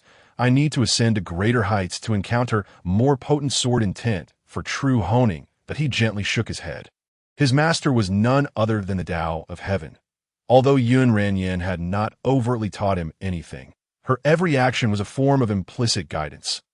Especially during the tribulations, the omnipresent force of the Tao of Heaven was akin to a hand guiding Chen Xiao in the application of divine powers. Soon, Chen Xiao successfully traversed 10 layers of the sword domain. Aside from the first layer's trial of the sword heart, the remaining 9 layers represented water, fire, metal, wood, earth, wind, thunder, yin, and yang. The 11th layer of the celestial sword domain. This layer bore a striking resemblance to the first, manifesting as a vast, desolate wilderness. The white-clad figure of sword intent stared at Chen Xiao with an expression devoid of emotion. "You have greatly disappointed me." The sword intent let out a soft sigh, its tone laden with disappointment. Chen Xiao was taken aback. "Disappointed you?" The sword intent spoke again. "The 9 swords of metal, wood, water, fire, earth, wind, thunder, yin, and yang are designed to assist you in discovering your sword path and refining your sword intent. Yet, in each of the 9 layers of the sword domain, you have shattered them with a single strike. This serves no purpose in your refinement. Thus, in the 365 layers of the celestial sword domain, you are destined not to venture this moment. The sword intent had become imbued with a certain sentience. Initially, when it gazed upon Chen Xiao, its eyes reflected admiration. But now, it was evident that the sword intent no longer held hope for Chen Xiao. Chen Xiao responded with a nonchalant "oh," followed by a nod. "Then let us continue. Refining the sword path?" No, Chen Xiao's singular purpose for being here was to seize the Deluo sword cauldron. Originally, Chen Xiao had planned to disguise himself as Nangong Qi to obtain the Deluo sword cauldron, further igniting the flames of destruction for the Nangong clan. However, he had previously conducted an experiment. His external incarnation could not enter the celestial sword domain. After all, as a transcendent immortal artifact surpassing rank 1 immortal artifacts, It was crafted to select a successor for the Deluo Swordmaster. How could it fail to discern the true self from the external incarnation? Thus, Chun Zhao's true self had arrived, of course. His external incarnation continued to roam, still disguised as Nangong Qi, drawing enmity and had already reunited with Nangong Ju. The sword intent no longer spoke further. The flying sword in its hand glimmered, unleashing a beam of sword light that surged towards Chun Zhao. A grand and majestic sword intent erupted forth, reminiscent of towering mountains reaching towards the clouds. Boom! In that instant, the earth began to tremble. Chun Zhao stood his ground, slightly tilting his head to gaze at the terrifying sword strike. And no wonder my master has been reluctant to teach me more divine abilities. The unmatched sword eyes and the true word sword technique are sufficient. The unmatched sword eyes not only allow for the manifestation of invisible sword light, striking unseen, but also enable Chun Zhao to perceive all sword paths in the world. Moreover, within the true word sword technique allows Chun Zhao to evolve all sword paths he observes. Chun Zhao exclaimed softly, in an instant, a dazzling radiance erupted around his body. Subsequently, Chun Zhao cleaved with his sword, as if a colossal mountain were rising from the ground, soaring into the heavens. The same sword technique, mountain residence sword intent piercing the clouds. Boom! It was as if two great mountains collided in the void, producing a resounding roar. The eyes of the sword intent widened in shock. How could you possibly wield this sword? Its gaze brimmed with disbelief. But that was not all. Chun Zhao flashed a smile. The once again evolved, the mountain-like sword intent not only remained intact, but grew even more substantial. Mountain residence sword intent, evening glow over cloud peaks. Boom! In an instant, blinding golden red light erupted, reminiscent of the setting sun casting its glow upon the white clouds atop the mountain peak, stirring up dazzling evening hues. Well, I have underestimated you. I initially thought you were merely an ordinary sword path genius, yet you're truly a prodigy. Receive my sword. Mountain residence sword intent, clouds soaring over the Jade Emperor. With a thunderous roar, the sword in hand transformed into a manifestation of sword intent, cleaving through the air in a series of 3 successive strikes. Between each blow, layers of power intertwined, ultimately culminating in an unparalleled essence of sword intent. Akin to the majestic dome of the Jade Emperor soaring above the heavens and the earth, it descended fiercely upon Chun Zhao. A deafening crash reverberated through the sword domain. Both combatants wielded their light and delicate flying swords with a weight that rivaled mountains. Their blades had collided innumerable times, yet they remained unaware of the full extent of their exchanges. The essence of the mountain-dwelling sword, a symbol of the solitary crane returning to its mountain perch, surged forth once more that a sense of desolation and solitude emanated from him. As the flying sword danced, it seemed to sketch a vivid tapestry, a setting sun, a solitary peak, and a wild crane. Suddenly, the imagery shattered, evolving into the epitome of a single strike. What a formidable move! The cranes returned to the lonely mountain. Chun Zhao stepped back slightly, and then once again wielded the mistlight sword, cleaving forth. The wind comes without mountains. Boom! The once mighty sword intent transformed into a raging tempest, within which lay the hidden weight of a terrifying mountain. The two forces collided with a resounding clash. Yet, this was not the conclusion in that moment. The duo sword technique reached its zenith. A long, resonant howl escaped Chun Zhao's lips as the evening sun illuminated the distant cloud peak. The clouds forsook the Jade Emperor, with no mountain winds to hinder. The crane has returned to the lonely mountain. Peaks pierce the scattered clouds as the setting sun howls against the solitary peak. In an instant, the evening sun over cloud peak, the forsaken clouds of the Jade Emperor. The winds that come without mountains, the return of the crane to the lonely mountain, the peaks that pierce the cloudscape, and the final strike of the solitary wind howling at the sun. All 6 swords surged forth in unison. The vast and ethereal sword intent erupted from Chun Zhao, ultimately evolving into the 7th sword. As the 7th sword manifested, the sword intent, now taking form, shattered like decayed wood, fragmenting piece by piece. Bang! At last, the divine power of the sword intent was vanquished. The flying sword in his hand transformed into specks of glowing light, dissipating into the ether. What is the name of this sword? The sword intent. Now taking shape, stood still, gazing at Chen Xiao, murmuring in inquiry. The mountain-dwelling sword intent was the first sword intent comprehended by the great Luo sword sovereign before achieving enlightenment. Beneath this sword intent lay a total of 6 divine techniques. The very 6 swords Chen Xiao had just unleashed. Yet, he had unexpectedly used this foundation to evolve into the 7th sword. Chen Xiao lowered his brows in contemplation, meticulously recalling the state of mind he had experienced when unleashing the 7th sword. Suddenly, a surge of ambition welled up within him. The many mountains are small. This sword, he declared, was aptly named the many mountains are small. The mountain-dwelling sword intent, drawing upon the might of towering mountains, wielded as a sword to impose upon others. Therefore, the 7th sword Chen Xiao had manifested was a leap beyond the mountains, returning to the essence of humanity. I stand atop the peak, rendering all mountains diminutive. The sword intent nodded slightly. A splendid move. The many mountains are small.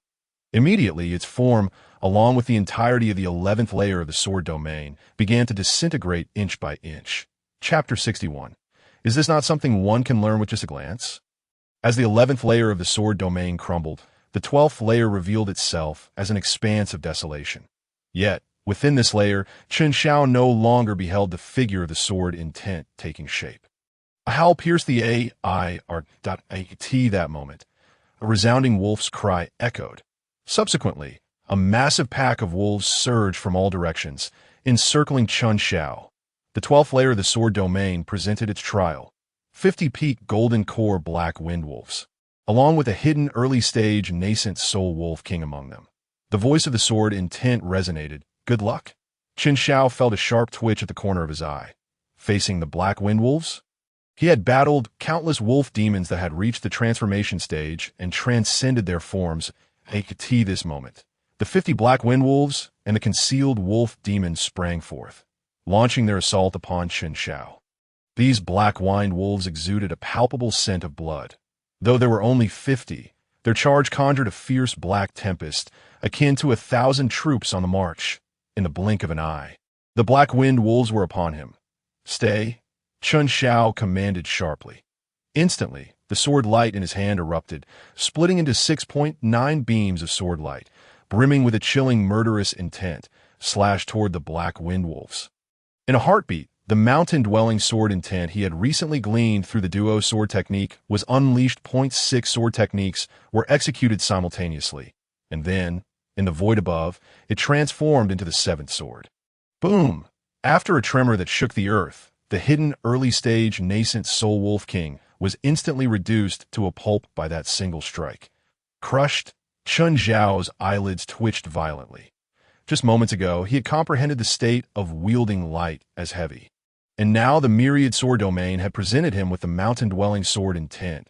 The IT must be said that employing the mountain-dwelling sword intent with the essence of wielding light as heavy indeed complemented one another, unleashing a far greater offensive power. However, this mountain-dwelling sword intent was not Chen Xiao's own. He had cultivated in the midst of heavenly tribulations and had already grasped sword intent, yet had yet to define his own sword path. Sword intent and sword path are complex entities, intricately tied not only to combat, but also to Chen Xiao's life experiences and his understanding of the natural world. Thus, he was not in haste to ascertain his sword path.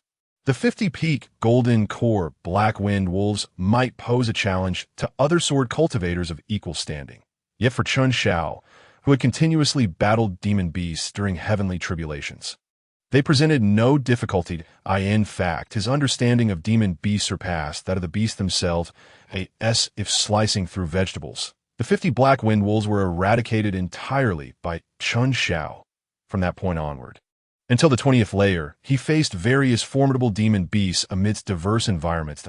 In the 20th layer, he encountered a peak golden core lower divine beast. Yet this too posed no challenge for him. Having defeated numerous lower divine beasts during his tribulations, Chen Xiao swiftly overcame that lower divine beast without expending much effort.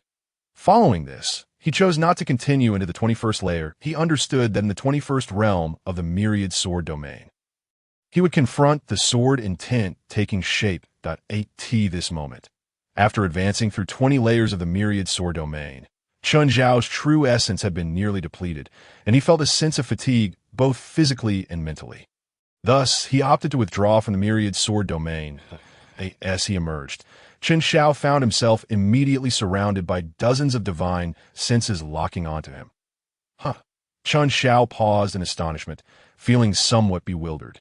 He had actually progressed through the 20th layer of the myriad sword domain, while Li Yang, the young master of the myriad sword palace, had only managed to traverse the first 9 layers in one breath. Hearing the murmurs around him, Chun Xiao raised an eyebrow slightly. Next to the entrance of the myriad sword domain, a stone tablet had appeared, densely inscribed with names. Behind each name lay the corresponding layers they had traversed. The myriad sword domain had been open for 8 days, and many sword cultivators who had descended from the eastern wilderness or other realms had already reached close to 100 layers. The 20th layer, amidst the thousands of names on the stone tablet, did not stand out. However, Chen Xiao had reached the 20th layer on his very first attempt at the myriad sword domain. This was rather astonishing.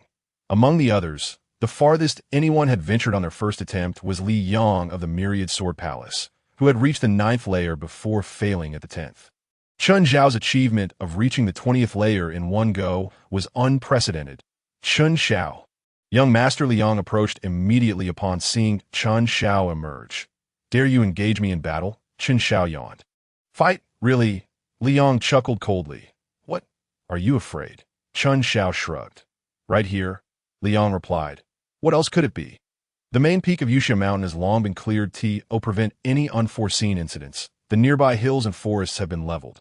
All potential hiding spots or places to evade divine senses have been eradicated, ensuring everyone can see the situation surrounding the myriad sword domain at a glance."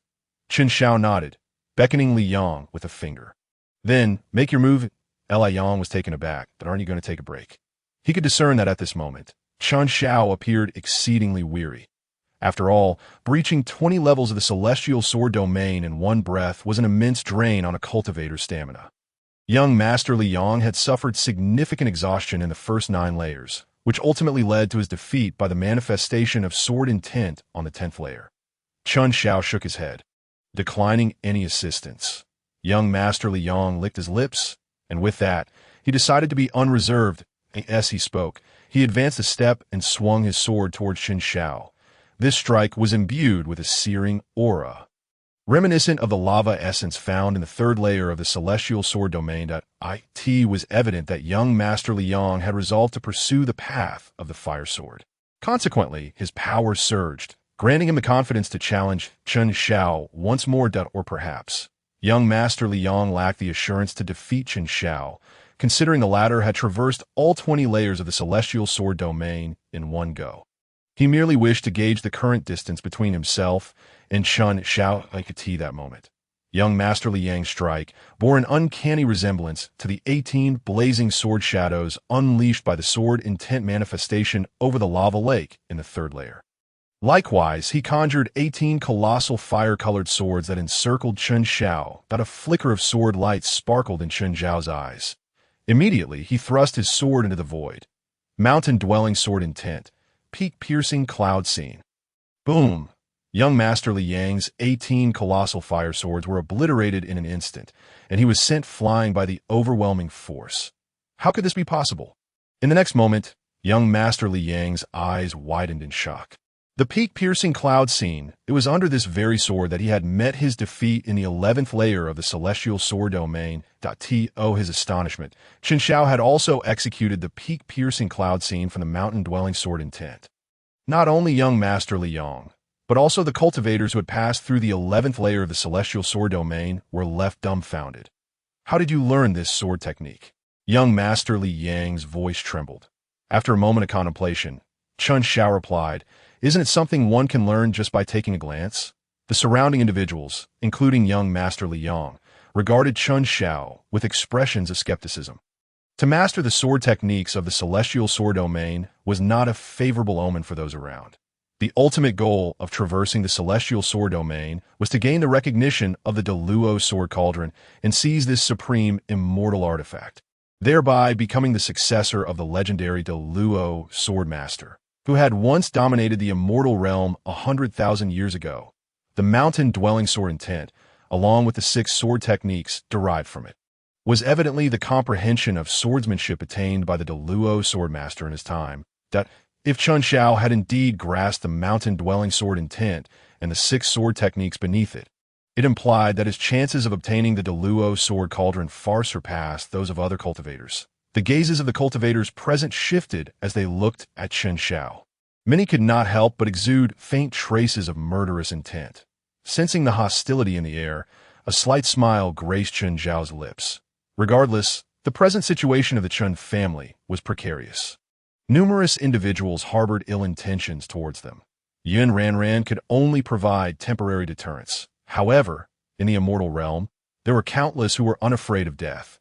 Chun Xiao could even foresee that it was only a matter of time before powerful immortals descended, scheming to surround and eliminate Yun Ranran, subsequently trampling the Chun family as if they were mere ants. After all, this was a supreme immortal artifact, the very life-bound treasure of the renowned Deluo swordmaster. Who could resist such temptation? Moreover, with the presence of a formidable empress of the Great Yu, who viewed the Chun family as a thorn in her side, even if no one acted against them, she would inevitably stir up turmoil, seeking ways to push the Chun family into the limelight. The act of presenting the Mountain River Seal was merely her first move. Chun Xiao believed that this empress would undoubtedly have further plans in store. Chun Xiao sought to leverage this opportunity to facilitate the rebirth of the Chun family. His ambitions extended beyond merely seizing the Deluo sword cauldron. He aspired to establish a grand sanctuary of swordsmanship based on the 365 layers of the celestial sword domain. The so-called villain system would not be easily dealt with. Even the Heavenly Dao had to tread carefully, forced to take on human form and retreat from this world, allowing his daughter to succeed him as the new Heavenly Dao. Thus, Chun Xiao understood that he could not confront the system or the fated villain it had parasitized on his own. Only by establishing an indomitable force could he hope to contend with the system. Additionally, for Chun Xiao to grow stronger, he needed to engage in battles. Presently, he would serve as bait, drawing the world's strongest to him, facing the true specter of life and death that it was only through such trials that he could genuinely evolve. Consequently, when confronted with young Master Li Yang's provocation, Chun Xiao did not hesitate. He promptly revealed the mountain-dwelling sword intent. In an instant, he sensed the chilling intent surrounding him. With a casual glance at his surroundings, he swallowed a pill, sat cross-legged on the ground, and resumed his cultivation. In the distance, Nangong Ju, clad in black attire, gazed intently at Chun Xiao. That Chun Xiao. He inquired of Nangong Chi, who nodded slightly. Elder brother, be cautious. Chun Xiao is exceedingly difficult to contend with. Nangong Ju acknowledged this with a nod. Suddenly, he shifted the conversation, asking, by the way, what is the nature of your relationship with Ing Wuxian? The Xintian sect is an ally of our Tianyang Marquis house. Nangong Chi's expression darkened ominously. Elder brother, the Deluo sword cauldron was originally a treasure of our Nangong clan. Had it not been for Ing Wuxian's sudden interference, I would have already refined it. Nangong Ju's expression changed. What? Nangong Chi continued. On that day, I acquired a primal anti-spiral pill at the Yubao Pavilion auction. With that pill, I forged an immortal spiritual root and broke through to the transformation god realm. That primal anti-spiral pill is the key to unlocking the Deluo sword cauldron. Following that, guided by my immortal spiritual root, I ventured beneath Yusha Mountain and discovered the Deluo sword cauldron. Just as I was about to refine it, Ing Wuxian suddenly appeared and interrupted me. Now, due to Ing Wuxian's interference, I have completely lost my qualification to enter the celestial sword domain. Also, the chief steward was killed by Ing Wuxian. Nangong Chi's words contained 9 truths and 1 falsehood. Nangong Ju's face darkened. Oh, you're saying that the sudden emergence of the Deluo sword cauldron is indeed due to you? Such rumors had reached Nangong Ju on his first day here, though he had been skeptical at the time. Now, hearing Nangong Chi's account, he was convinced. Recalling earlier when Nangong Chi had publicly spat water, it seemed to stem from that primal anti-spiral pill's influence. So it seems the Xintian sect has truly sabotaged the fortune of our Nangong clan. Nangong Chi nodded. Had I obtained the Deluo sword cauldron, our ancestor would not have perished. Nangong Ju's expression darkened further. You just mentioned that you have lost your qualification to enter the celestial sword domain. Nangong Chi sighed in resignation. The Deluo sword cauldron emerged to find a successor, and I failed just as I was on the brink of success. His tone was filled with dejection. Nangong Ju clenched his fists, his lips pressed tightly together. The flames of hatred flickered in his eyes, ignited by the thought that had it not been for Ying Wuxian and the Xintian sect's interference, the Deluo sword cauldron would have been refined by Nangong Chi, becoming a treasure of the Nangong clan. Thus, Nangong Yuan would not have had to risk crossing into the extreme light city to undergo tribulation. Nor would he have attracted heavenly punishment. Therefore, the true instigator of all this calamity was Ying Wuxian. Given that the Nangong clan was currently facing misfortune, the possibility of overcoming this tribulation was exceedingly slim. It would be better to go mad just once before dying, dragging along past foes to share in death. The Xintian sect, since they dared to provoke the Nangong clan, must pay the price. Originally, Nangong Ju harbored a flicker of hope regarding the acquisition of the Deluo sword cauldron. However, upon learning that to seize the Deluo sword cauldron, one must first traverse the 365 layers of the celestial sword domain. His hopes were utterly extinguished. Nangong Ju was exceptionally powerful, ranking among the top 3 prodigies of the royal capital of Great Yu. Yet, he was not a pure sword cultivator. During the first trial, the sword-hard interrogation, he was promptly expelled. Nangong Chi fervently nodded in agreement that, by the way, elder brother, I have heard that the unparalleled genius of Xintian sect, the little junior brother of the sect leader, Ying Wuqing, has also arrived at Yuxia Mountain. That a glimmer of chilling malice flashed in Nangong Chi's eyes. Within the celestial scroll of Dao, Ying Wuqing had turned the Chun family into a trial ground, annihilating the entire clan and slaying countless young elites of the Chun lineage. Though this event had not yet occurred, Qin Shao would undoubtedly not spare this individual. Currently, the greatest adversary of the Xintian sect was the Nangong family. With a ready weapon in hand, Qin Shao would not sully his own hands. Ying Wuqing, a cold smirk flickered in Nangong Ju's eyes. Since he had come, there was no need for him to return. Chapter 63. Rescuing Xiao Yueqing, Chun Zhao's courtyard had become a forbidden zone for the Qin family. Aside from Chun Xiao, Imo Shui, and the chef, no other members were permitted to approach. Qin Daqiang had transformed into a large red dog, vigilantly guarding the entrance. Upon returning to the courtyard, Qin Xiao found Yun Ranjan seated at the stone table, indulging in food. Junior disciple, how were your gains this time? Yun Ranjan inquired, beckoning him over. Qin Xiao scratched his head, replying, it was decent, that I comprehended the mountain-dwelling sword intent through the Dozi sword technique, mastering the 6 forms of divine abilities and grasping the 7th form. While the mountain-dwelling sword intent and its 6 derived sword techniques were extraordinarily formidable, they had not yet reached the celestial level. However, the 7th form he had evolved from this foundation, one sword makes all mountains small, had indeed attained that level. Yun Ranjan nodded approvingly. Excellent. Within the 365 layers of the celestial sword domain, there are a total of 36 sword intents. Once you fully comprehend these 36 sword intents, you will earn the recognition of the Deluo sword cauldron. Ordinary sword cultivators must unlock all 36 sword intents to navigate through the 365 layers of the celestial sword domain. These 36 sword intents essentially serve as the key to activating the Deluo sword cauldron. Qin Shao nodded slightly to by the way, Master, does the Nangong family truly have no chance? Although the heavenly punishment upon Nangong Yuan was instigated by Qin Shao, he had indeed provoked a tribulation within Aurora City, thereby fulfilling the conditions for heavenly punishment to descend. Yun Ranjan swallowed the morsel in her mouth, hesitatingly stating, not necessarily. Heaven possesses a benevolent nature, and beneath the Tao, there exists a sliver of hope. How could the Nangong family be completely annihilated due to the actions of a single individual?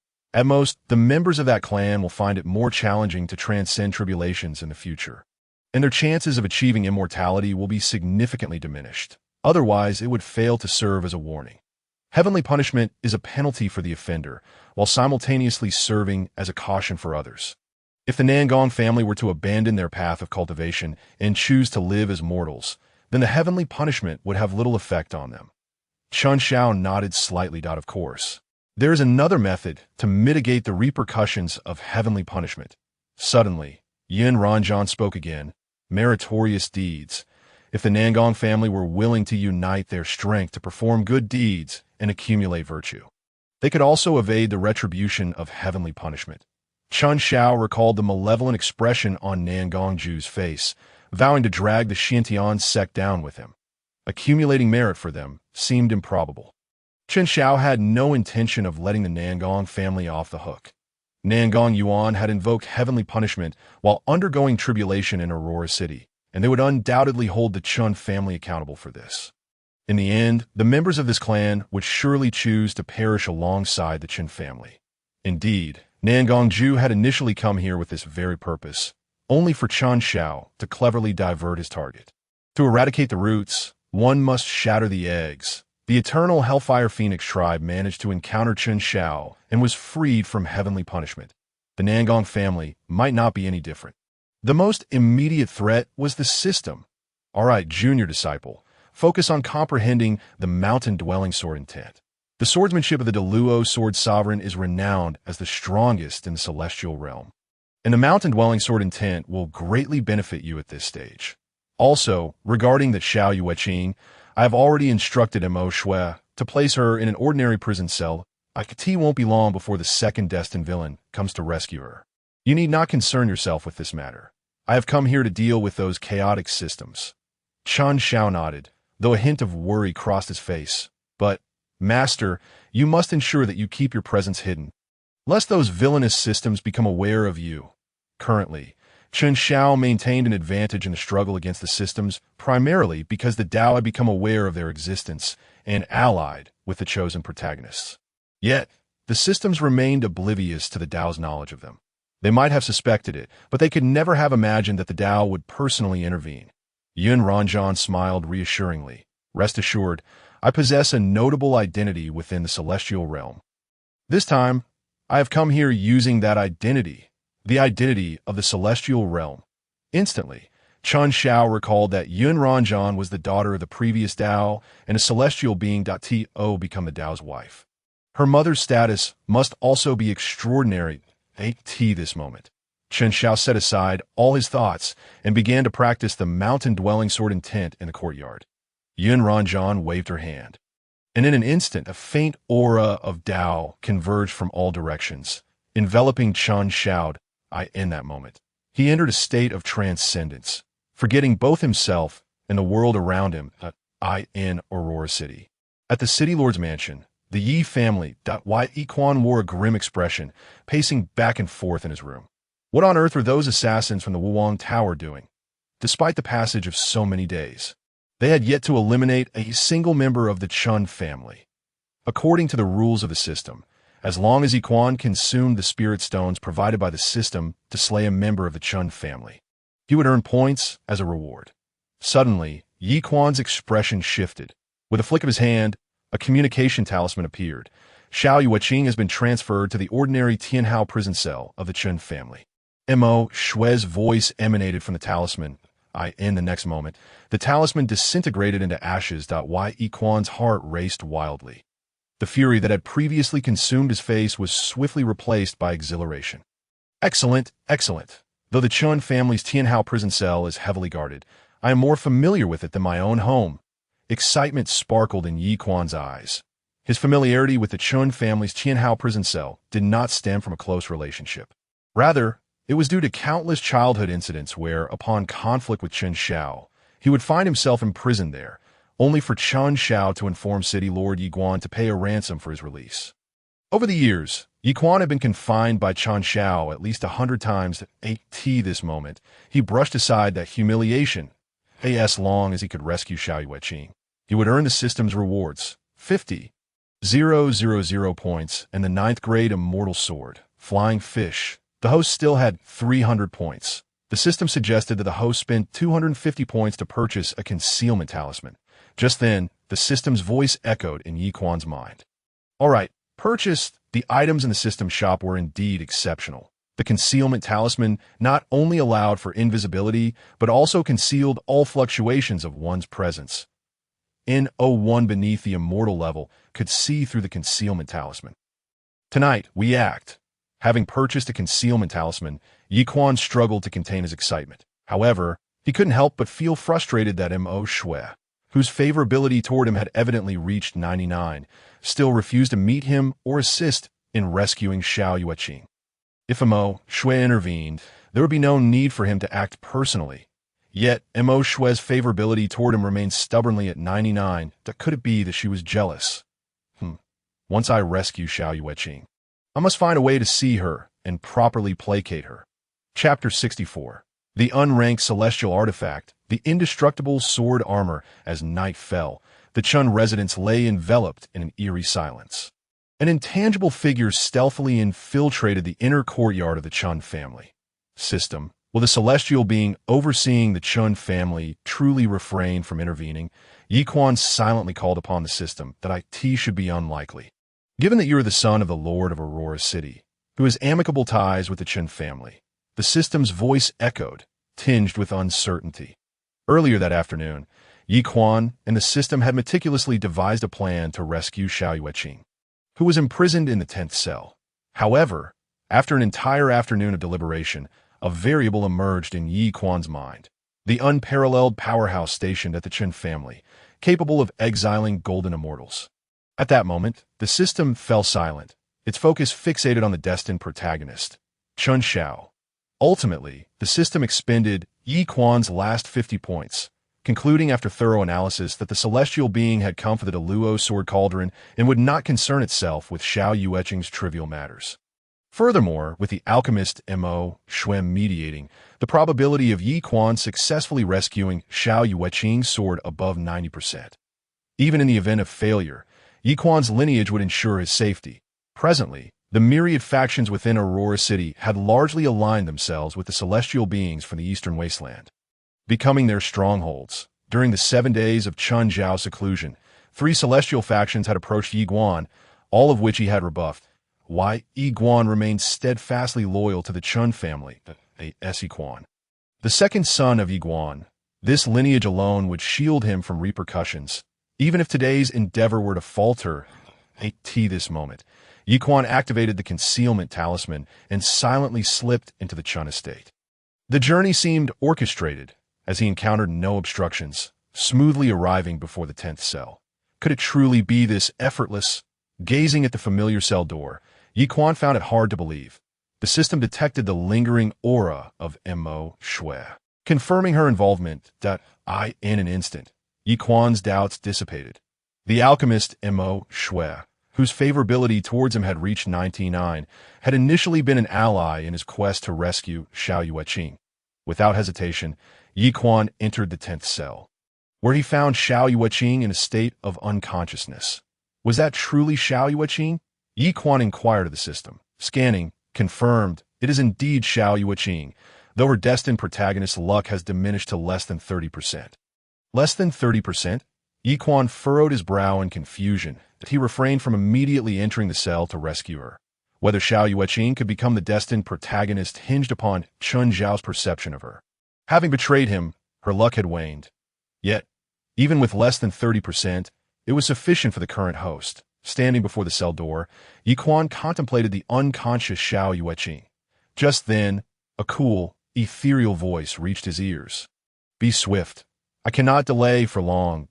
Yi Quan's spirit jolted at the sound of Mo Shui's voice. Without further hesitation, he stepped into the cell, swiftly stowing Xiao Yueqing into a spatial bag designed for living beings.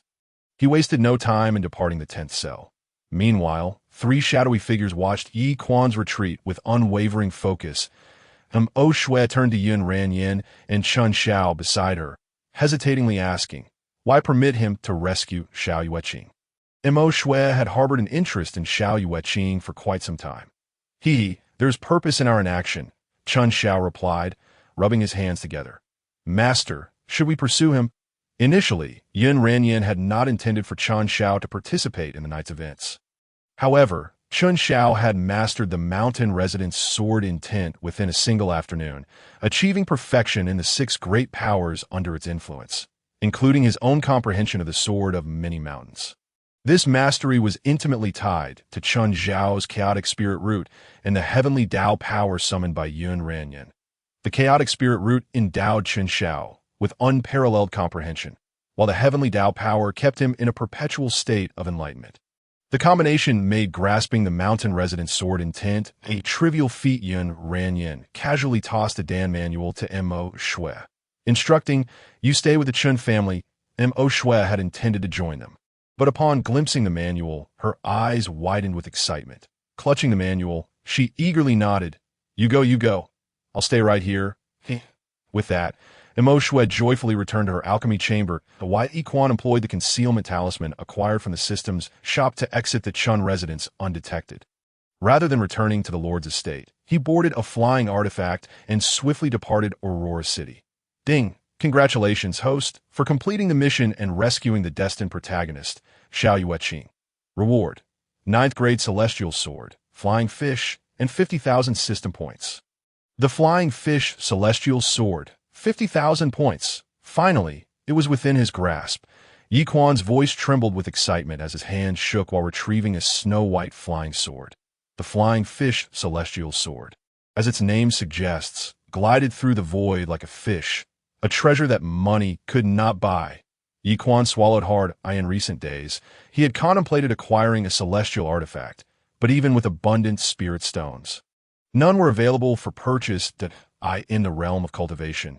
No one would part with celestial artifact in the eastern wasteland. Acquiring one necessitated spending celestial crystals. Currently, the godly rich system could only provide upper-grade spirit stones and could not supply celestial crystals. Yi Quan needed to continuously undertake tasks and seize Chun Zhao's fortune to unlock the celestial crystal feature. Now, with 50,000 points at his disposal, the system recommended he spend 49,999 points to purchase the unranked celestial artifact. The indestructible sword armor. The indestructible sword armor was 49,999 points, not excessively steep. Nengongqi expressed some hesitation. Moreover, what on earth was an unranked celestial artifact? No ranks at all. Host, the indestructible sword armor is a growth-type celestial artifact. As long as the host can comprehend sword intent and infuse it into the armor, the possibilities are limitless. This indestructible sword armor is the most cost-effective celestial artifact currently available in the system shop. A growth-type celestial artifact infused with sword intent, offering infinite potential. Yi Quan's heart raced. Purchase it.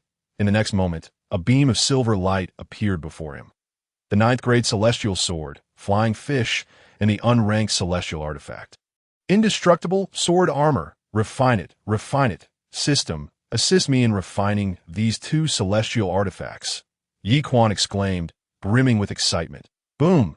At the instant Yi Quan spoke, a colossal sword light descended from the heavens, instantly engulfing his flying artifact. With a tremendous crash, the flying artifact plummeted to the ground, causing a stir. The location was not far from Aurora City, and nearby cultivators heard the commotion, yet none approached to investigate. The vicinity of Yuxiao Mountain in Aurora City was densely populated with cultivators, making it inevitable for enemies to cross paths. In the past week, countless conflicts had erupted, not solely over the Deluo sword cauldron, but rather due to old grudges. Initially, some had ventured to observe the chaos. But as time passed, they realized that witnessing the spectacle could lead to encounters with their own adversaries. Consequently, what began as a skirmish between 2 individuals quickly escalated into a chaotic melee. What is happening? The flying artifact had been shattered by that single sword strike. Yi Quan lay amidst the wreckage, his eyes filled with confusion. Warning, warning, Nengongqi is approaching. Yi Quan thought, why is it Nengongqi again? I haven't provoked him. So why does he keep fixating on me? Nengongqi, I haven't wronged you. Yi Quan let out an enraged roar. Nengongqi descended from the heavens, wielding his sword to strike at Yi Quan. I have warned you. Those who associate with Chun Xiao are not to be trusted. I have been observing you for quite some time, and over the past few days, you have been frequently entering and exiting the Chun residence. Clearly a friend of Chun Xiao. You are no different from Shui Yunqi and Lu Zhe, all cut from the same cloth. Yi Quan, I've been waiting for you outside the city for quite a while. And today you have finally dared to emerge. Yi Quan, Chapter 65, Dividing High and Low, Deciding Life and Death. Buzz. At that moment, a brilliant sword light suddenly erupted from Yi Quan's body, blocking Nangong Chi's fierce strike. The ninth grade immortal sword, Flying Fish, hovered before Yi Quan, coming to life. This sword was akin to a great fish, diving into the sea as a koan and soaring into the sky as a peng. The vast and immense sword intent illuminated nearly half of the void. The system had made its move. The immortal sword Flying Fish was indeed an item from the system's shop, requiring no refinement from Yi Quan. The system could unleash its full power effortlessly. Simultaneously, the godly well system buzzed in Yi Quan's mind for quite some time, eventually emitting an astonishing sound that it was the presence of the villain plot system. The villain plot system had not perished, but had instead rebelled, beginning to harvest other systems. What did you say? What villain plot system? Yi Quan felt a chill run down his spine upon hearing the system's words. Could it be that there are other systems in this world? The godly wealth system fell silent. This was a conclusion drawn from extensive data analysis moments ago. Buzz, the sword energy atop the Flying Fish grew increasingly formidable. The power of this ninth-grade immortal sword had reached its zenith. However, the godly wealth system was not adept in swordsmanship, that it could only passively amplify the sword's sharpness, speed, and strength to their utmost. If it were an ordinary cultivator or a typical virtual immortal, they would have been crushed by this immortal sword in an instant. Yet, it faced none other than Nangong Chi. With a swift motion, Nangong Chi executed the reverse dragon 8 steps, moving through the void like a true divine dragon. The sword in his hand erupted with shimmering starlight, transforming the surrounding area into a vast expanse of starry sky in an instant. Reverse dragon 8 steps, immortal sword starlight. The system gasped in astonishment. Reverse Dragon 8 Steps was a divine ability from the villain plot system shop, while Immortal Sword Starlight was originally a chance belonging to Qin Shao. Now seized in advance by Nangong Chi.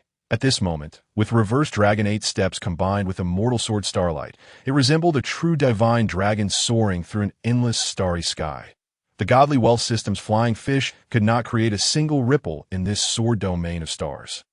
The power of Immortal Sword Starlight had been fully activated. Nangong Chi, merely at the level of divine transformation, clearly could not achieve this alone. Thus, the only possibility was that Nangong Chi was bound to another system.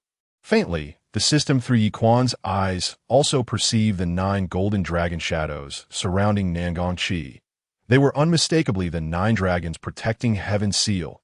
This was yet another opportunity that originally belonged to Qin Shao, now taken by Nangong Chi. At this moment, the 9 dragons protecting Heaven's seal was also in a fully activated state. The immortal sword Flying Fish struck at Nangong Chi time and again. Yet all were blocked by the 9 golden dragon shadows. Though the 9 dragons protecting Heaven's seal was merely a supreme defensive treasure in its fully activated state, combined with immortal sword starlight, it could effortlessly fend off the system's attacks. At this moment, the system was filled with regret. Why did it choose Yi Quan, this useless host? For so many days, Yi Quan had done nothing but squander wealth. He was a mere empty vessel, lacking both talent and cultivation and comprehension.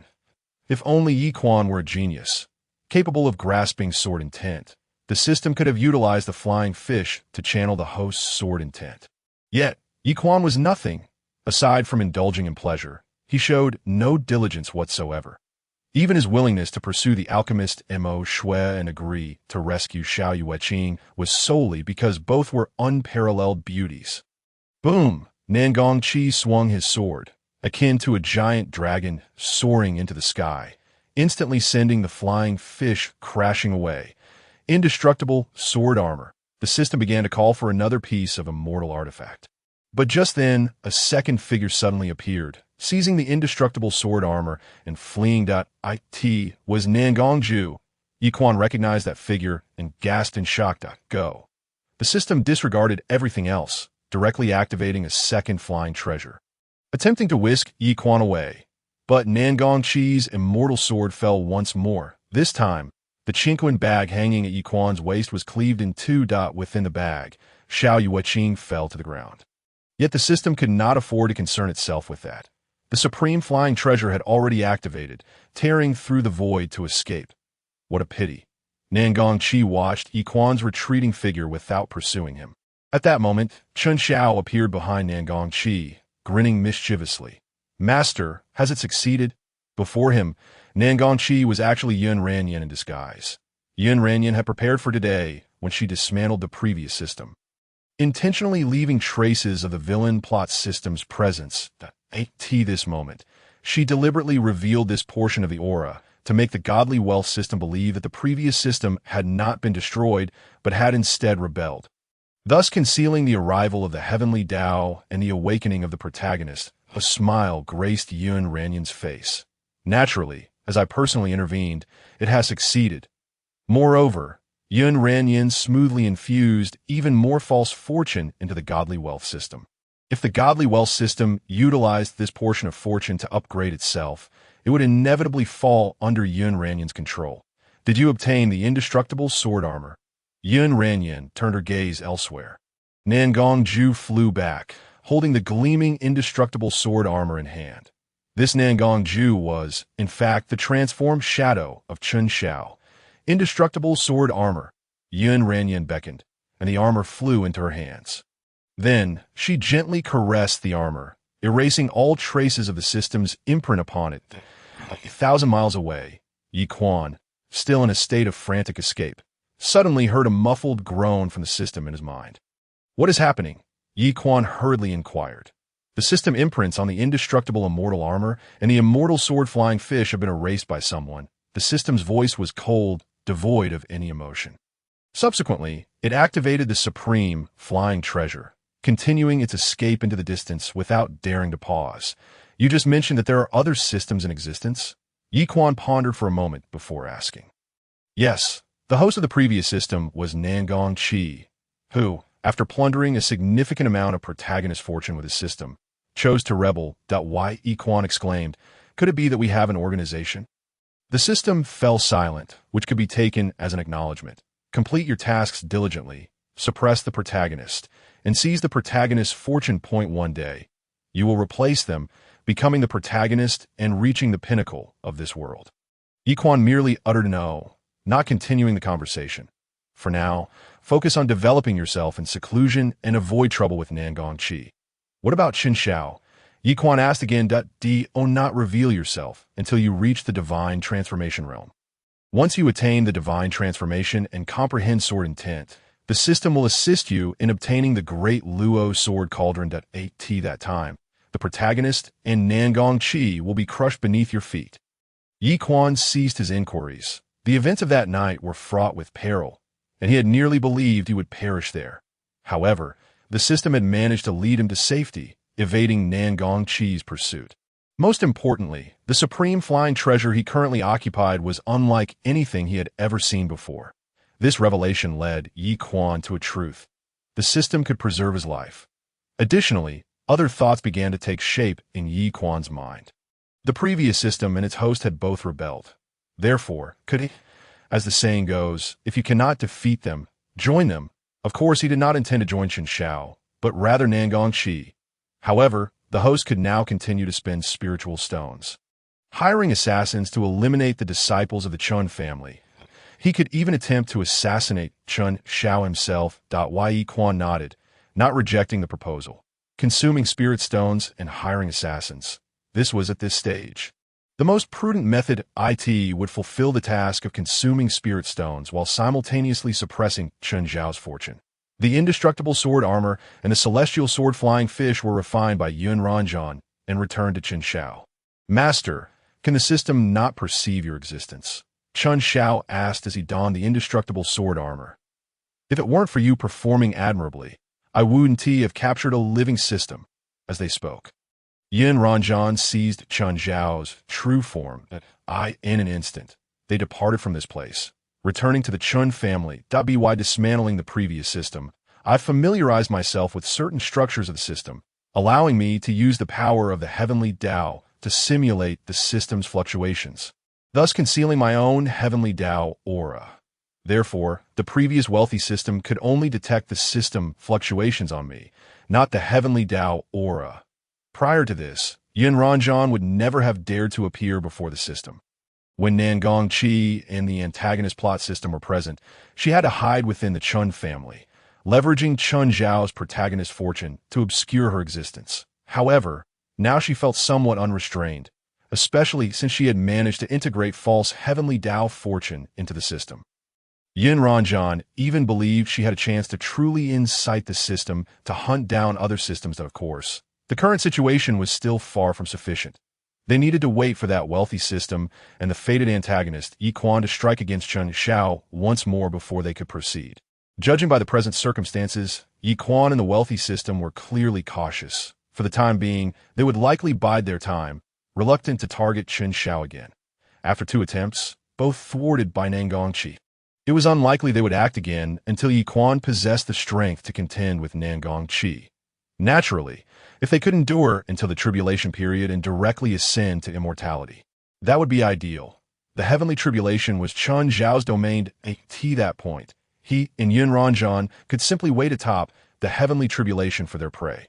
Chen Xiao was now but a step away from mastering the ascension tribulation of the nascent soul stage, whereas Yi Quan was merely at the golden core stage, far from the tribulation. Hearing Yin Ranjan's words, Chen Xiao finally felt at ease at that moment.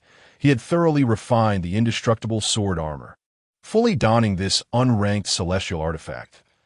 In an instant, a snow-white robe draped over him, accentuating his ethereal aura. This indestructible sword armor can actually manifest sword intent. A look of astonishment crossed Chen Zhao's face. Moments ago, he had attempted to channel the mountain-dwelling sword intent, which instantaneously fused with the indestructible sword armor, unleashing an even more formidable combat power. Fortunately, Yi Quan is a weakling, even with the system's vast resources. He finds it difficult to achieve greatness. Chen Xiao shook his head. To call Yi Quan weak was not due to his lack of talent, but rather because he had never possessed the heart of a true warrior. He was merely a debauched wastrel living off the system's resources. Sitting on a swing, Yin Ranjan held a plate of pastries, eating while saying, "All right, my apprentice, it's time for you to set off." Chen Xiao nodded. "By the way, master, aside from the system, do I have no other enemies?" Yin Ranjan's hand, holding the pastries, paused slightly, her expression becoming somewhat unnatural. "Apprentice, now is not the time to ask such questions. Your task at present is to focus on enhancing yourself and exploiting the system's resources." Chen Xiao gazed deeply at Yin Ranjan, who appeared a bit guilty and quickly lowered her head. Seeing her reaction, Chen Xiao understood many things. The system was likely not their only FOE that. Chen Xiao leapt into the air, departing from Aurora City. An apprentice, do not rush to break through to the nascent soul stage just yet. Seek opportunities to challenge the golden core rankings in the immortal domain. It will greatly benefit you. Understood, master? Upon reaching the summit of Yusha Mountain, the gathered cultivators parted to make way for Chen Xiao. This moment, the atmosphere around the peak was thick with murderous intent, with many cultivators openly harboring animosity towards him. But a young man clad in a crimson robe and sporting red hair stood before Chen Xiao, declaring, "If you wish to enter the celestial sword domain, you must first pass my test." The red-haired youth brandished a massive crimson sword, standing like a volcano ready to erupt at the entrance of the celestial sword domain. Another challenger, Chen Xiao, descended from above. The youth before him was also at the golden core stage, but his aura was significantly more formidable than that of the previous encounter with Princely Yang. Clearly, he too was a peerless genius from the eastern wilderness or perhaps another region of the immortal domain. "Beiyuan, Qishan clan, Qishan Kong, I seek to spar with you, fellow Taoist Chen Xiao. Today, we shall determine our strengths and settle our fates." The crimson sword in Qishan Kong's hand was an impressive 5 feet long and 2 palms wide, radiating intense flames with each of his words. Beiyuan Qishan Kong. He is the foremost golden core cultivator of the Qishan clan and ranks 1037th on the golden core rankings of the immortal domain. Upon hearing his name, the surrounding cultivators inhaled sharply. Though ranking 1037th may seem modest, consider the multitude of vast worlds within the immortal domain, beyond the 5 major realms of Eastern Wilderness. Western Desert, Southern Ridge, Northern Plains, and Central Continent. Countless worlds exist, such as the Lioli Immortal Realm and the Taijin Immortal Realm, among many others. The Golden Core rankings encompass all Golden Core cultivators across the immortal domain. The number of Golden Core cultivators is immeasurable, yet only 1,080 are recorded on the rankings. Every individual listed is a true prodigy of unparalleled talent. The princely Yang, who had previously fought Chen Xiao, had not even qualified to touch the Golden Core rankings. Chen Xiao regarded the Qishan Kong, who appeared to be of similar age, and nodded slightly. The Golden Core rankings of the immortal domain. You say, before departing, my master advised me not to rush into the nascent soul stage and to attempt a challenge in the Golden Core rankings. That is it true that if I defeat you, I can ascend the rankings? Chen Xiao spoke as if to himself, yet it seemed directed at Qishan Kong, since the latter had declared, "Today, we shall determine our strengths and settle our fates." It was clear he harbored murderous intent. Chen Xiao naturally would not use the word defeat. Qishan Kong smirked slightly as he raised his fiery sword. "You have chosen the path to death, so come forth and meet your end." In an instant, crimson flames surged around Qishan Kong. He lifted his heavy sword high and swung it fiercely toward Chen Xiao. In that moment, he resembled a volcano on the verge of eruption, unleashing a violent wave of energy that radiated outward. The surrounding cultivators quickly scattered in fear, unprepared for such an immediate confrontation at the entrance of the celestial sword domain. Chen Xiao was taken aback as well. He had anticipated that Qishan Kong would suggest a duel at the Heavenly Martial Arena at the eastern gate of Aurora City. However, Chen Xiao's response was swift. His celestial sword, Mist Light, glowed brilliantly in his hand. Golden red beams flickered along the blade's edge. In an instant, Chen Xiao transformed into a towering mountain-dwelling sword intent, Sunset Cloud Peak. The two celestial swords clashed in the void, resembling a setting sun plunging into a volcano. In that moment, dust and debris flew, and the earth cracked beneath them. Wield a light sword against my heavy sword. Impressive indeed. In the lofty expanse of the sky, Qishan Kong unleashed a resounding howl, his figure soaring into the heavens with astonishing swiftness. In an instant, the flames dissipated and the sword intent receded. This strike, descending from the heavens, epitomized sheer force. Chen Xiao lifted his gaze towards the descending Qishan Kong, his entire being remaining utterly still, yet he propelled himself skyward with a single slash. A vast radiance of sword light transformed into mountainous peaks that pierced the clouds. The mountain-dwelling sword intent surged forth, manifesting as a myriad of sword techniques, executed simultaneously. With a thunderous clash, their blades met once more. Qishan Kong's complexion flushed crimson, his form leaping high into the air, a trace of blood escaping the corner of his mouth. How could this be? Qishan Kong's figure soared to a height of 300 zhang above. Gradually coming to a halt, he gazed down at Chen Xiao, disbelief flickering in his eyes. His own power was eclipsed by this Chen Xiao. Chen Xiao looked up at Qishan Kong and queried, "Do you forsake sword intent to engage me solely with raw strength? Are you a swordsman or a martial artist?" Qishan Kong smirked coldly, retorting, "Whether swordsman or martial artist, the one who can vanquish you is the true practitioner." In the next moment, flames erupted anew from Qishan Kong's form. He resembled a shooting star plummeting from the sky. The fire-colored heavy sword in his hand ignited completely, its crimson brilliance morphing in the void into a fiery crescent with a diameter of 100 zhang, descending upon Chen Xiao with unstoppable momentum. The surrounding cultivators of the sword path were seized by panic, fleeing in all directions, including even those of the transformation stage. Qishan Kong's power was more than sufficient to slay an ordinary transformation stage cultivator. Chen Xiao regarded the fiery sword light above with furrowed brows. In the next moment, he shifted his stance, grasping his celestial sword, stepping through the void with firm resolve, advancing towards Qishan Kong. Simultaneously, an image akin to a sword and a dragon coalesced beside him. The 8 Steps of the Sword Dragon, Chapter 66. The four fiends of primordial times, Kunping technique. This was the reverse dragon 8 steps. Some immediately recognized the footwork beneath Chun Xiao, gasping in astonishment that on that day, when Nangongqi executed this divine power, even Shui Yunzhu could discern it. How much more so for the cultivators gathered here, hailing from various forces in the celestial domain. No, this was not the reverse dragon 8 steps he employed. It was evidently a sword path divine technique, surpassing even the reverse dragon 8 steps. He had transformed a footwork into a sword path divine technique. How on earth did Chun Xiao achieve this?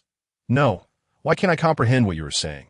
Is Chun Xiao truly a bumpkin in the cultivation world? Or is it I who am the bumpkin? Shui Yunzhu stood among the crowd, gazing up at Chun Xiao, her mind momentarily adrift. Once that little brat who chased after her, calling out Sister Yunzhu, had now grown to a stature that compelled her to look up to him. Chun Xiao disregarded the murmurs of the onlookers below. His footwork was steadfast, as if each step left an indelible imprint upon the void. With the unfolding of his steps, the aura surrounding him intensified.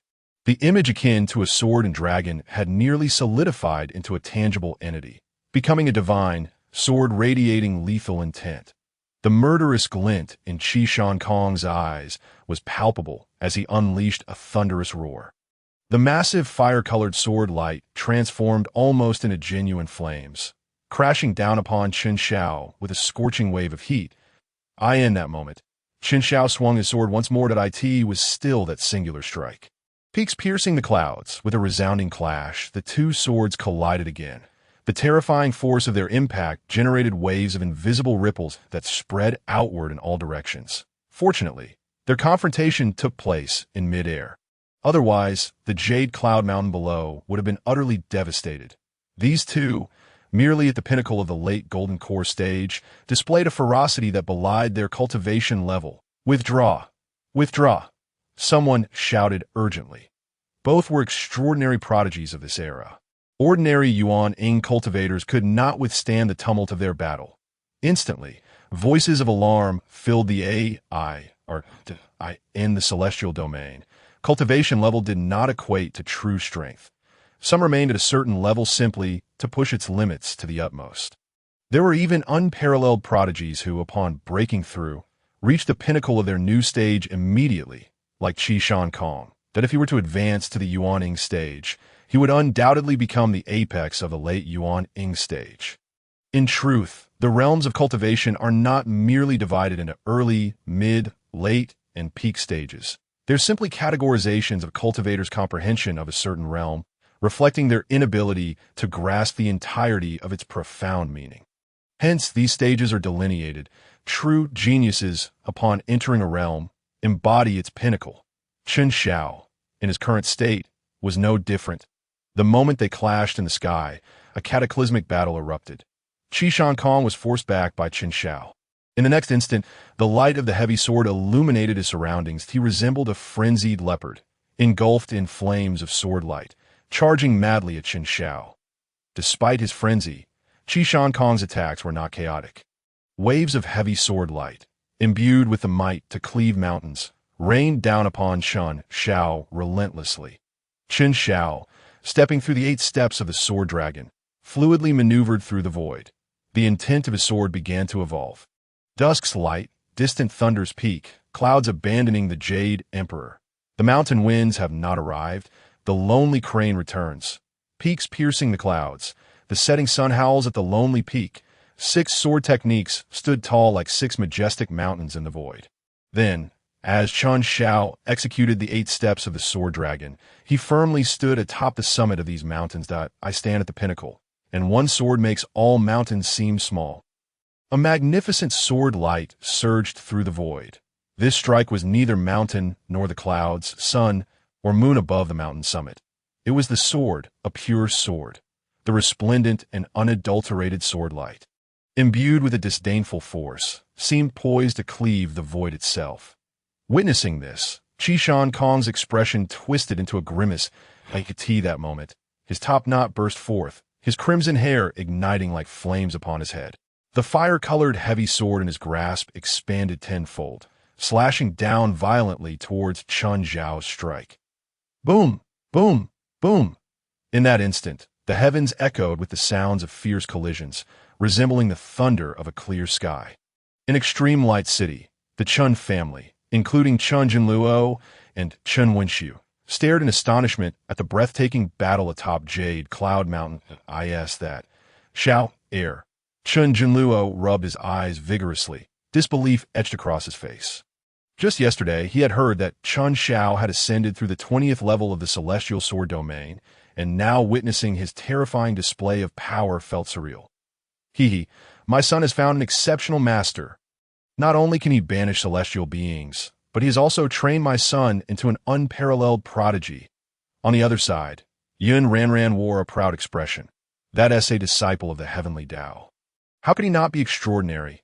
The elders of the Chun family, including Chun Wenxiu, had grown numb, unsure of what to say. Even Imo Shui's composure was faltering. When I was at the late Golden Core stage, I doubt I could withstand even a single blow from him, Imo Shui mused in awe. However, I am an alchemist. Why would I compete in brute strength with these muscle-bound fools? One poisonous pill from me could utterly dismantle those two brutes. With this thought, Imo Shui regained her sense of pride. Within the city lord's mansion, Yi Quan rubbed his eyes, then buried his head beneath the blankets. Am I crazy or foolish to engage directly with such a monster? I once believed Nangong Qi was invincible, yet Chun Shao surpasses him in absurdity. I must bide my time and avoid unnecessary risks. System, the assassins of Wuwang Tower have already declined my contracts. What are we to do now? Then Yi Quan's incredibly frustrated voice resounded. The Chun family occupied Aurora City, wielding control over the geographical veins of the Great Yu Immortal Dynasty's northern territory at this stage. They stood at the eye of the storm, scrutinized by countless gazes that, if at this moment, Wuwang Tower were to continue their attacks on the Chun family, it would be akin to plunging themselves into peril. Though many harbored ill intentions toward the Chun family, there were also numerous factions eager to ally with them and extend goodwill. If Wuwang Tower persisted, it was conceivable that a titan from the immortal domain might conveniently eradicate this foremost assassin organization of the Liuli immortal world. Last night, upon returning to the Yi family, Yi Quan found that Wuwang Tower had gone silent when he attempted to make contact again. The host was advised to temporarily cease targeting the Chun family and seize this opportunity to forge alliances. The system believed that the outside figure, Chishanking, was quite commendable. Now, having upgraded through the protagonist's fortune seized last night, the host could exchange points for immortal-grade treasures. Yi Quan nodded vigorously. Indeed, the enemy of my enemy is my friend. However, I am left with just 1 point. What can I exchange for? The system. At this moment, the battle between Chun Shao and Chishanking grew increasingly intense, that Chishanking's swordsmanship blazed like a raging fire. As time passed, it became more fervent, with his entire being resembling a scorching sun, continuously radiating searing sword light that I in the face of Chishanking. Chun Shao successively employed the Jie sword technique and the Lin sword technique. Pushing the power of the one sword makes mountain small to its utmost. 0.9 strands of sword brilliance hovered in the void, fiercely cleaving toward the blazing sun that was Chishanking. Ha ha! Exhilarating, exhilarating. Chishanking let out a frenzied roar. It has been ages since I fought so delightfully. Chun Shao, you are the first to make me feel this way. Chishanking's roaring voice echoed continuously. Chun Shao retorted. No, aren't you ranked 1037? Did none of those before you make you feel this way? Chun Zhao's words immediately plunged the surroundings into a profound silence. An inexplicably awkward atmosphere began to rise. The onlooking cultivators started to feel embarrassed for Chishanking. This is not how one shows off.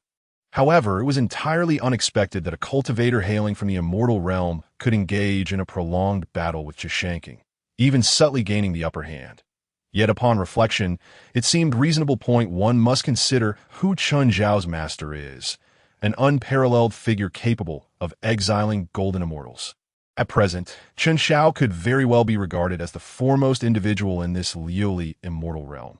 The cultivators below could not help but murmur softly. However, Chun Shao must be dealt with swiftly.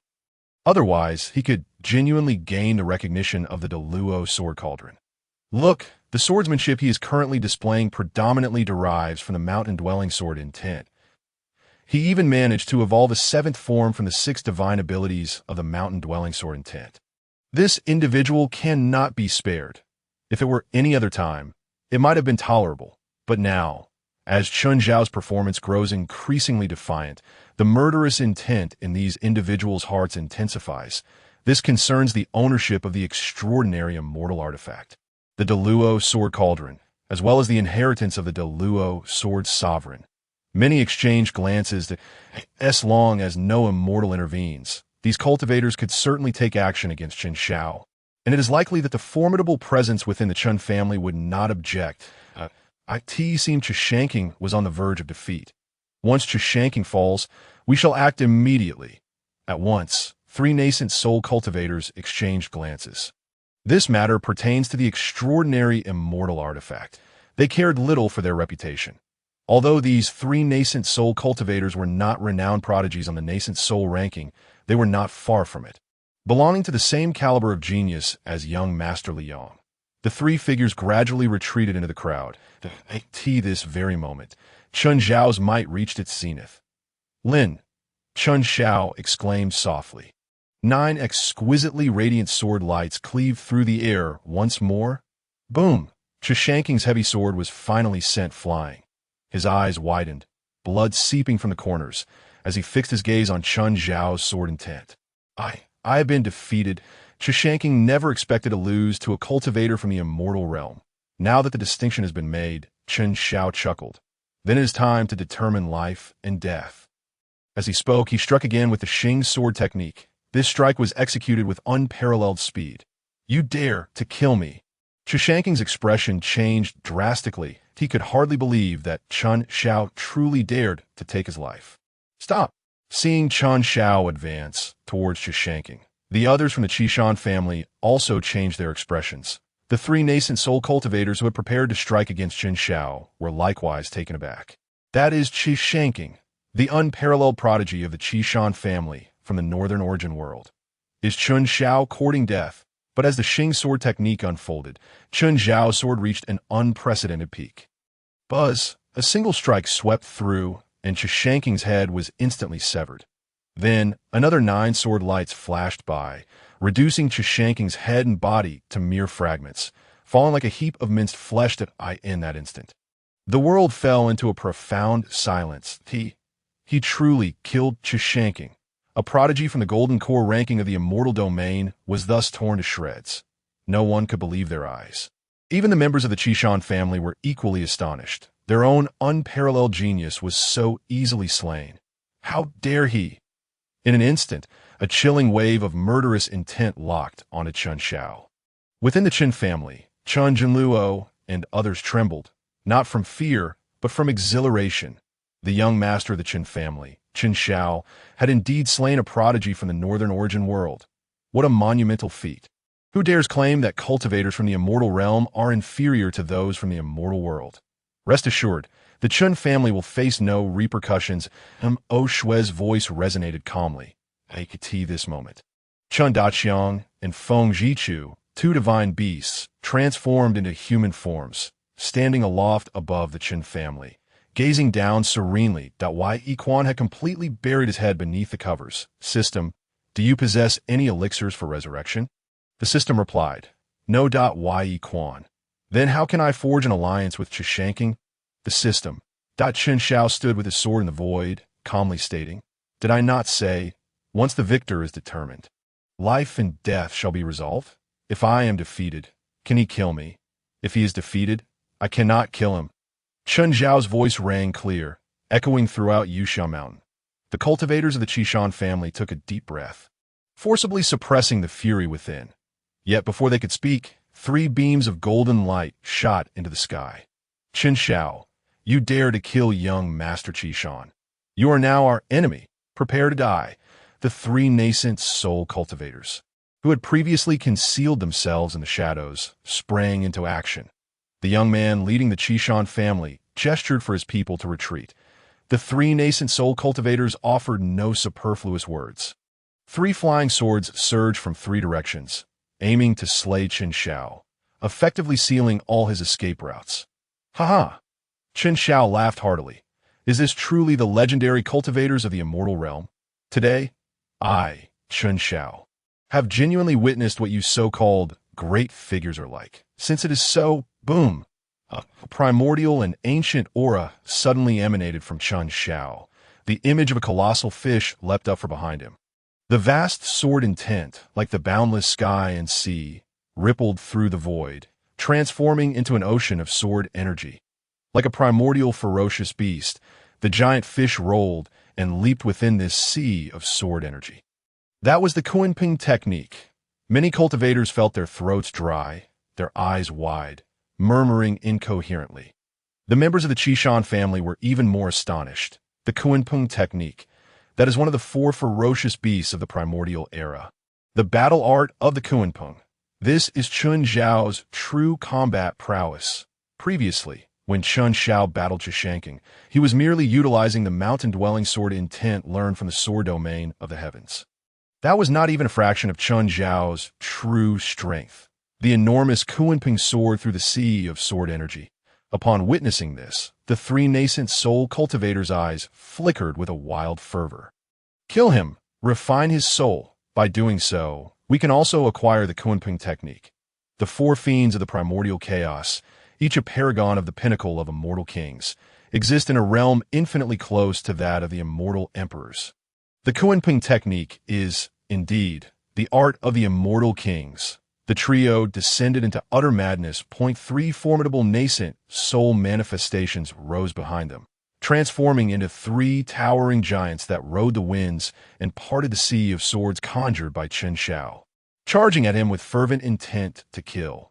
The Kunping technique, naturally, was derived from the immortal sword Flying Fish. The immortal sword bestowed upon Yi Quan by the system was undoubtedly no ordinary sword. Even the most rudimentary 9th-grade immortal sword harbored the essence of the immortal king SLAW. In other words, the system was paving the way for Yi Quan, according to the system's design. Upon refining the immortal sword Flying Fish and the indestructible sword armor, Yi Quan would harness the indestructible sword armor to comprehend the Kunping technique from the immortal sword Flying Fish. However, all of this was thwarted by Chen Xiao. He did not even require the indestructible sword armor. Through sheer innate understanding, he grasped the Kunping technique embedded within the Flying Fish. Chen Xiao was unafraid of being detected by the system. In fact, he deliberately provoked the system and Yi Quan to continue their assault against him, seeking to uncover his secrets. Thus, Chen Xiao seized the opportunity to exploit the system's resources further. Chen Xiao pondered. The 3 formidable nascent soul practitioners' spiritual manifestations had already breached the sea of swords and approached him closely. Die! One shouted in fury.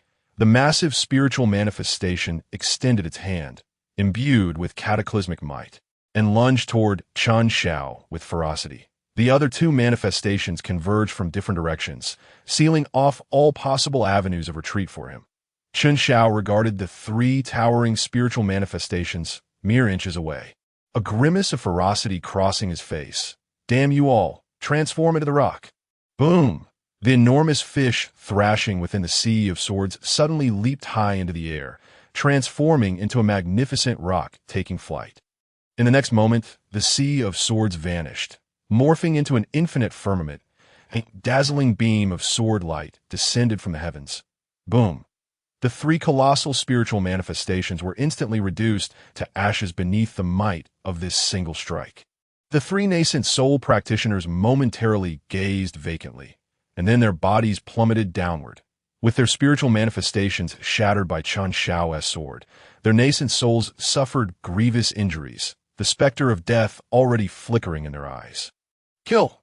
Kill! Just as Chen Xiao felled the 3 nascent soul practitioners with his sword, several others surged forth from the surroundings. Even formidable beings of the transformation god realm could not resist joining the fray. An overwhelming pressure bore down on Chen Xiao. His complexion paled, and he muttered, "Is this the pressure of death?" Taking a deep breath, he declared, "Very well, bring it on." Chen Xiao threw back his head and howled. Formation. The sword formation of the word array, with a resounding and exalted cry of swords echoing around him, for colossal beams of sword radiance illuminated his vicinity, red, azure, black, and white. They pierced the heavens and the earth. Chapter 67. The Sword Formation of the Word Array. Heaven and earth are devoid of compassion, treating all beings as mere fodder. The four immense beams of sword light traverse the cosmos, ultimately transforming into four towering sword gates. Standing tall and resplendent, Chun Shao, clad in a flowing white robe, declared, "Today I, Chun Shao, shall confront the esteemed prodigies of the immortal realm as the heir of the Northern Marquis of the Great Yu Immortal Dynasty. Let it be known that the cultivators of the Great Yu Immortal Dynasty are far from cowardly and shall never betray the grace of the Empress." His voice rolled forth like waves, resounding widely. The Empress Yao Qi, who had already arrived at Yushao Mountain in disguise, nearly spat out a mouthful of blood upon hearing this. "You brought this upon yourself. Why drag me into it?" Yao Qi glared at Chun Shao hovering in the air, a dangerous glint sparking in her eyes. The three nascent soul practitioners who had just attempted to slay Chun Shao were indeed powerful allies of Yao Qi's faction. Yet, to her astonishment, they were dispatched in an instant by Chun Shao's Kunping technique.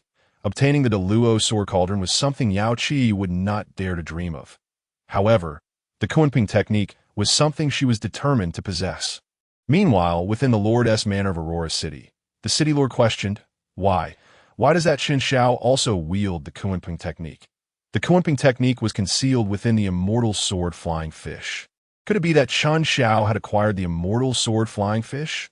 Host, hurry to Yushao Mountain. The system needs to investigate thoroughly to determine where the issue lies.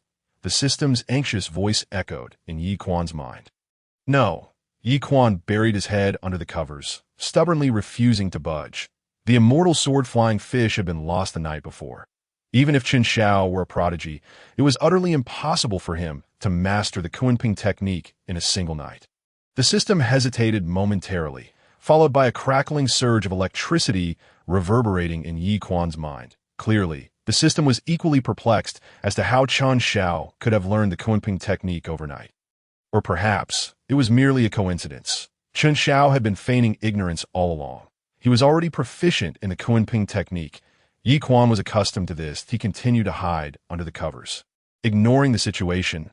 What nonsense! Go to Yushao Mountain now. With my frail physique, I'd be devoured without a trace. Moreover, his father, Yi Guan, had strictly forbidden him from going out. The great antagonist was not being timid. He was simply obeying his father's orders. 7 or 8 beams of sword light intertwined above the void, cutting into the 4 sword gates. Kill! The cultivators from the Qishan clan no longer hesitated. Instantly, over a dozen beams of sword light surged into the 4 sword gates. They could not believe that a mere golden core cultivator could establish such a formidable sword formation. This moment. 24 cultivators entered the sword formation, including 2 from the transformation god realm, while the rest were nascent soul practitioners. These 24 individuals from the boundless immortal realm could obliterate any immortal sect or holy land within the Lioli cultivation realm. The moment they entered the sword formation, they charged toward Chun Shao at its center. Chun Shao's displayed prowess had surpassed their expectations, and Owen now regarded him as a mere native of the cultivation world. His effortless slaying of Qishan Kong had already proven that he possessed the strength of one within the top 1,000 of the golden core rank in the immortal realm. Boom! The combined assault of the 24 powerful cultivators unleashed a tempest of sword energy within the formation. Surging toward Chun Shao, standing at the formation's center, Chun Shao called out, "Heaven and earth are devoid of compassion, treating all beings as mere fodder." Buzz! In the next instant, an invisible ripple spread forth. The terrifying wave of sword energy dissipated instantaneously. Following this, the seemingly unremarkable sword formation underwent a transformation. As Chun Zhao's words echoed, the entire formation appeared to be veiled in a delicate gossamer. Then, the remaining 24 cultivators within the formation were horrified to discover that their cultivation levels began to plummet at an alarming rate. It was not merely suppression of their abilities. They were genuinely regressing. Their spiritual consciousness deteriorated. Their true essence waned. In the blink of an eye, Their spiritual entities and nascent souls had regressed entirely to the golden core stage. Their cultivation and realms followed suit. In less than half a moment, their powers had all reverted to the peak of the late golden core stage. What is happening? The transformation god practitioner from the Qishan clan's expression turned ghastly. Heaven and earth are devoid of compassion, treating all beings as mere fodder. Under the great formation of the heavenly path, all life is equal. Chun Zhao's voice resonated. The sword formation of the word array, which evolved from his technique, could sever the cultivator's powers who dared to intrude. Their cultivation levels were now aligned with Chun Zhao's. To restore their powers, they must escape this sword formation. However, the heavenly path sword formation is easy to enter but difficult to exit. Now, we can engage in a fair battle. Chun Zhao grinned, revealing a row of pristine white teeth. He then waved the immortal sword in his hand that in an instant, a vast sea of sword energy re-emerged. Nine-headed Kunpeng surged within the ocean of sword energy, exuding the terrifying aura of primordial beasts. Even if we are of the same realm, you are no match for us, a powerful Qishan clan practitioner bellowed. Immediately, the 24 cultivators unleashed their sword lights, striking toward Qin Shao from 24 different directions. If you were all of Qishan Kong's caliber, I might have felt a measure of fear, but among you, there are certainly those who do not measure up. As the conversation unfolded, Chun Shao advanced with the sword dragon 8 steps, charging toward a particular cultivator. Simultaneously, 9 sword chi manifestations of the Kunpeng, summoned by the Linzi sword technique, twisted and surged forth, recklessly pouncing upon the same cultivator. In an instant, the opponent's complexion drained of color. Just as he attempted to turn away, a sound akin to a demonic chant from the depths of hell invaded his ears. The air hummed ominously. In that fleeting moment, Chun Zhao's speed, along with that of the 9 colossal Kunpeng, surged threefold. Before the cultivator could react, his body was mercilessly shredded by the boundless sword chi. Reduced to ashes, such swiftness, the countenances of the onlookers transformed in disbelief. How could he be so fast? The combination of the sword dragon 8 steps and the Xingzi sword technique propelled Chun Zhao's speed far beyond the confines of the Golden Core stage. Even the 2 mightiest cultivators of the transformation stage, at their peak, might struggle to keep pace with him. After dispatching one adversary, Qin Shao did not pause. Instead, he surged towards another, a formidable being from the Qishan clan. The formation of the array sword technique was, after all, time-limited. Chun Shao had to eliminate as many foes as possible in the shortest span of time, and the Qishan clan's cultivator was undoubtedly the strongest among them. With a thunderous roar, the 9 massive Kunpeng abruptly altered their trajectory. In that fleeting moment, the great birds soared from the ocean's depths. Chun Zhao's speed escalated yet again. The Kunpeng technique was, by nature, the epitome of swiftness. The Qishan cultivator's eyes widened in shock. Just as he raised his sword, Chun Shao was already upon him.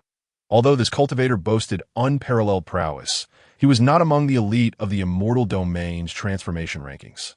Now, with his cultivation diminished by the sword formation, he could not evade Chun Zhao's strike. Not only him, but the surrounding cultivators were unable to match Chun Zhao's velocity, nor could they rush to his aid. With a resounding clash, Chun Zhao's sword struck him with formidable force. The images of the 9 Kunpeng, akin to razor-sharp flying swords, simultaneously descended upon him. The Qishan cultivator coughed up blood, flames igniting upon his form. The celestial armor he wore had, at a critical moment, preserved his life. It was my turn. He wiped the blood from his lips and, in a swift motion, swung his sword towards the proximity of Qin Shao. Bang! Following the strike, his arm was instantly severed, and his body was sent soaring into the air. How could this be? His eyes widened, filled with disbelief as he gazed upon Chun Zhao's white robe, which was unmistakably celestial armor. A massive Kunpeng rose from this armor, not only blocking the Qishan cultivator's strike, but also severing his sword arm. Qin Shao uttered no words in that moment. He harnessed the power of the undying sword armor through the Kunpeng technique. Instantly, he transformed into a humanoid Kunpeng.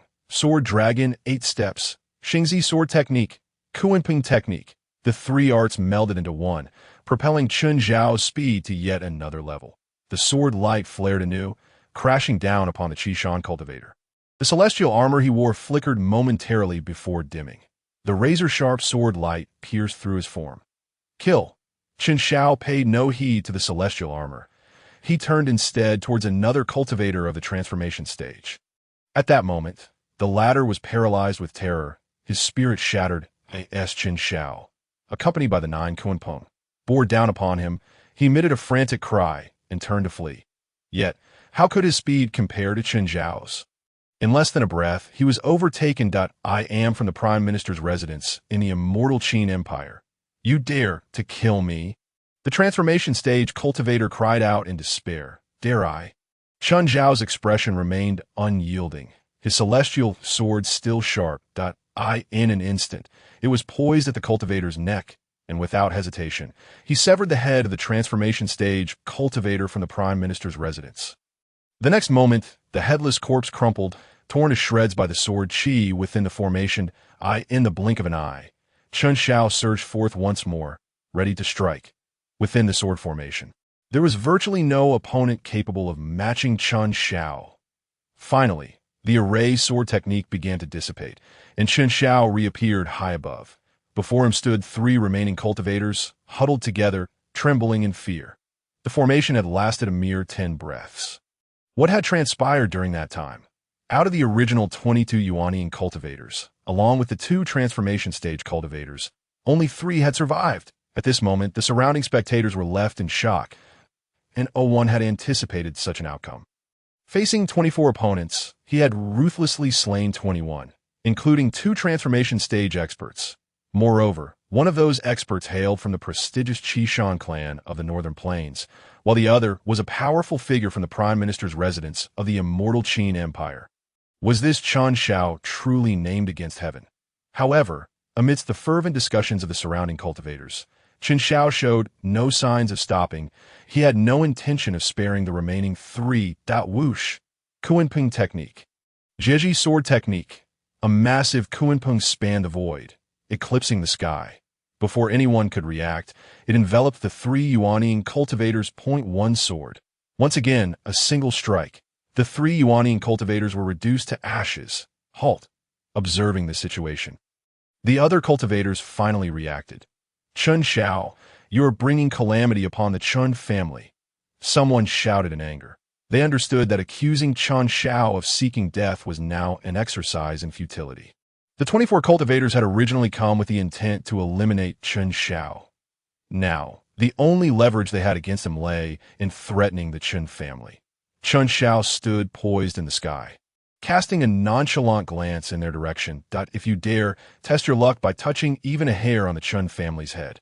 With a calm demeanor, he declared, I, the Chen family, guard the northern borders for the Great Yu dynasty.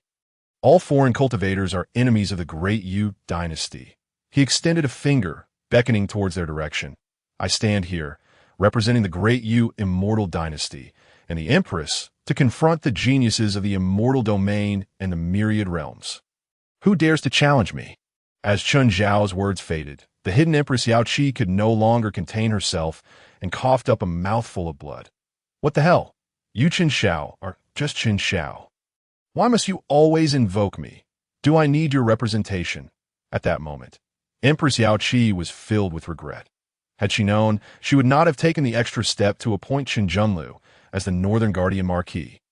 Although many were aware that Chen Xiao was merely drawing ire for the Empress, the world was never short of those who would seize upon any opportunity to stir trouble. The Empress's backing was none other than the Prime Minister's residence of the immortal Qin Empire, whose Prime Minister had numerous enemies. Yet, at this point, Yao Qi felt helpless. Sometimes, when others strike at you, the truth of the matter is irrelevant. What they seek is merely a pretext. A man beside Yao Qi looked up at Chen Xiao, suspended in the air, and sighed softly. Such a peerless genius, if only he were in different circumstances, could have been harnessed for our purposes. However, in the current situation, his fate is bound to be short-lived. As he spoke, he patted Yao Qi's shoulder reassuringly. Fear not. With the Prime Minister here, the Great Yu dynasty shall remain unharmed. Yao Qi pursed her lips and nodded slightly. At this moment, the entire Yuxiao mountain was enveloped in silence. No one dared to speak. Chun Xiao, before the eyes of all, had once again slain 3 Yuanning cultivators with a single stroke. Instantly, all present recoiled in retreat. The prior 24 cultivators who had besieged him were all annihilated. Moreover, the cultivators present were already in a complex web of interests, not united in purpose. Now, no one was willing to be the first to step forward. The members of the Qishan clan who had come to Yuxiao Mountain had been entirely wiped out. This was, without a doubt, a reckless slaughter. Unless it is a peerless prodigy from the Immortal Realm's Golden Core rankings or the nascent Soul rankings who takes action, those present would merely be offering their heads on a platter.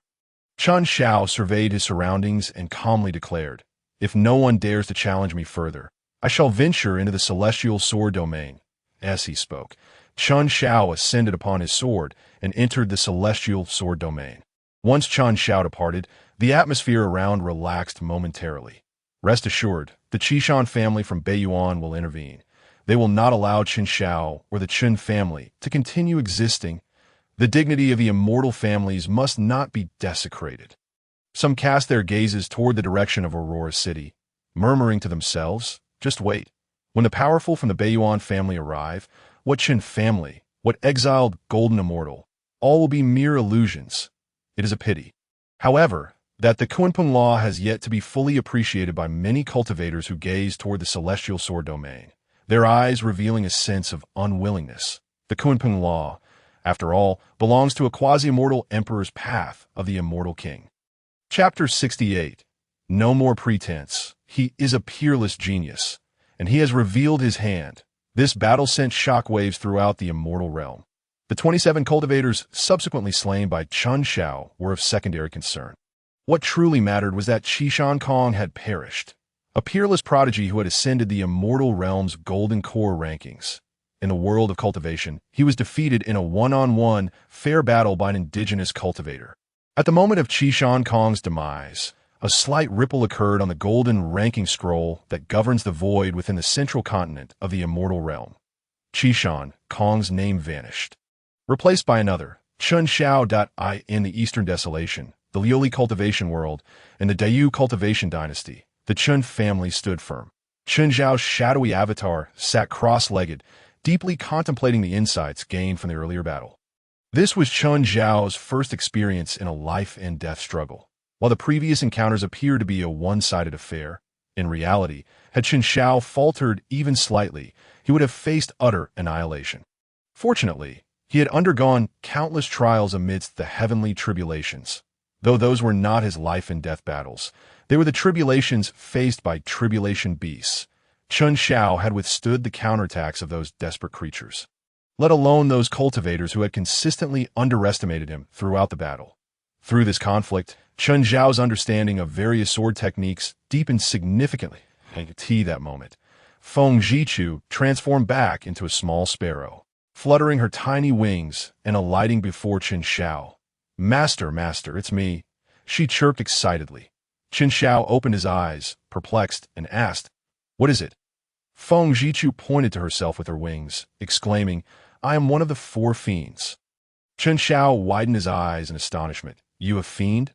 Feng Zhichu nodded. "To be precise, my ancestor is one of the 4 fiends, equal in renown to the Kunpeng."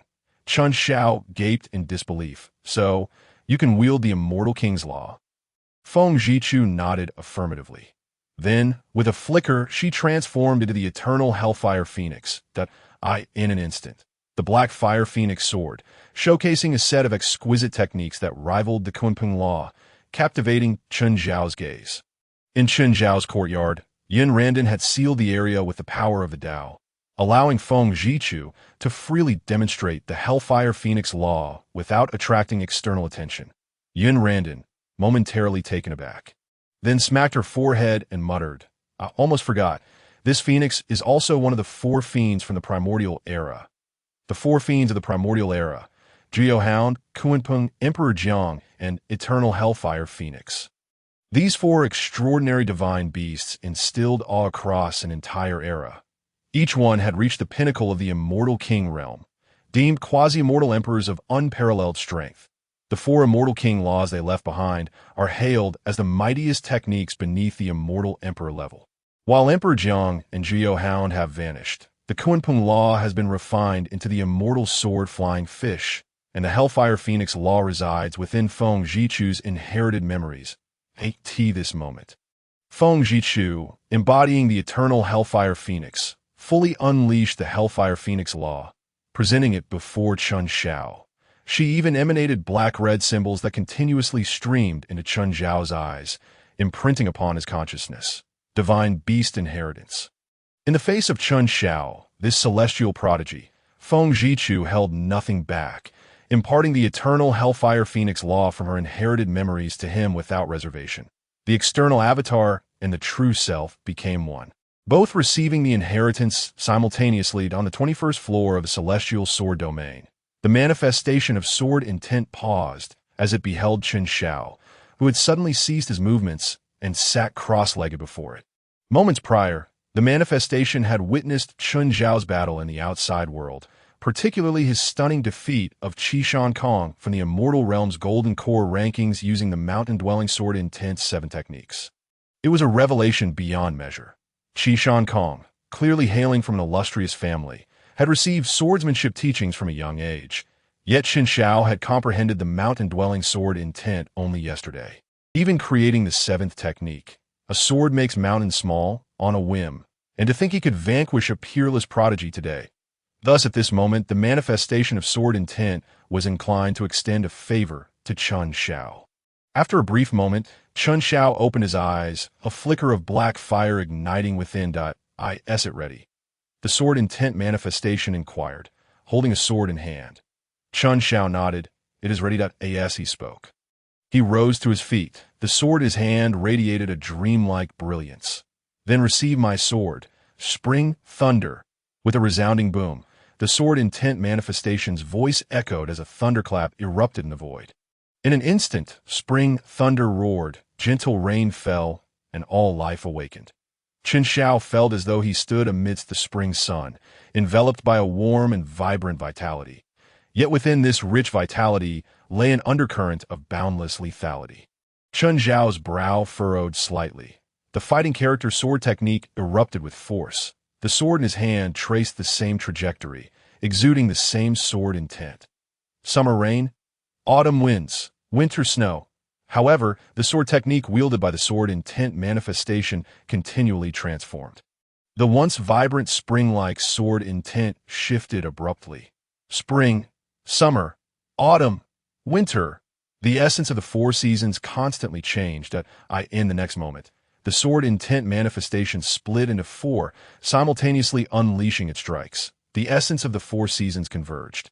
Chun Xiao employed the Ling character sword technique, simultaneously manifesting 4 beams of sword light to block the 4 figures of the sword intent manifestation.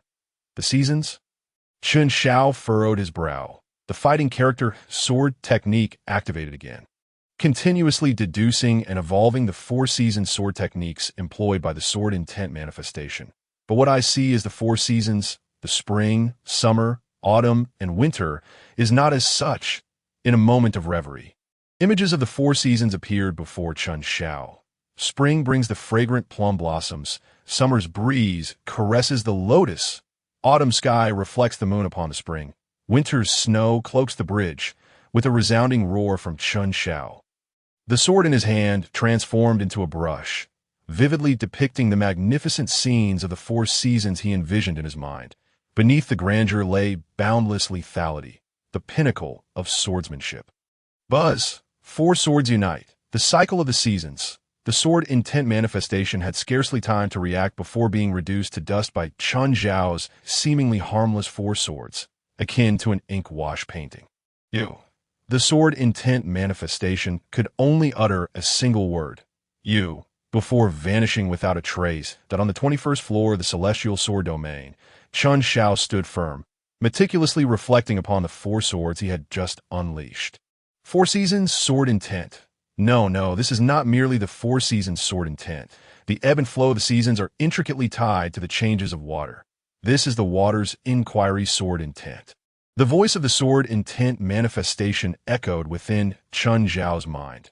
When the mastery of water is achieved, water ceases to be merely water.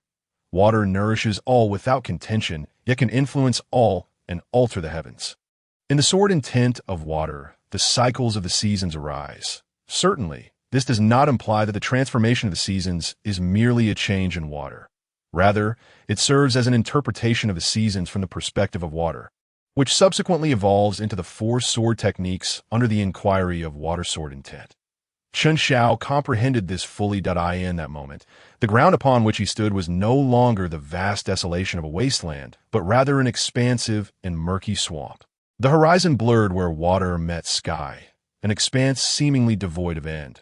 With a sudden roar, a ferocious aura surged from beneath the water.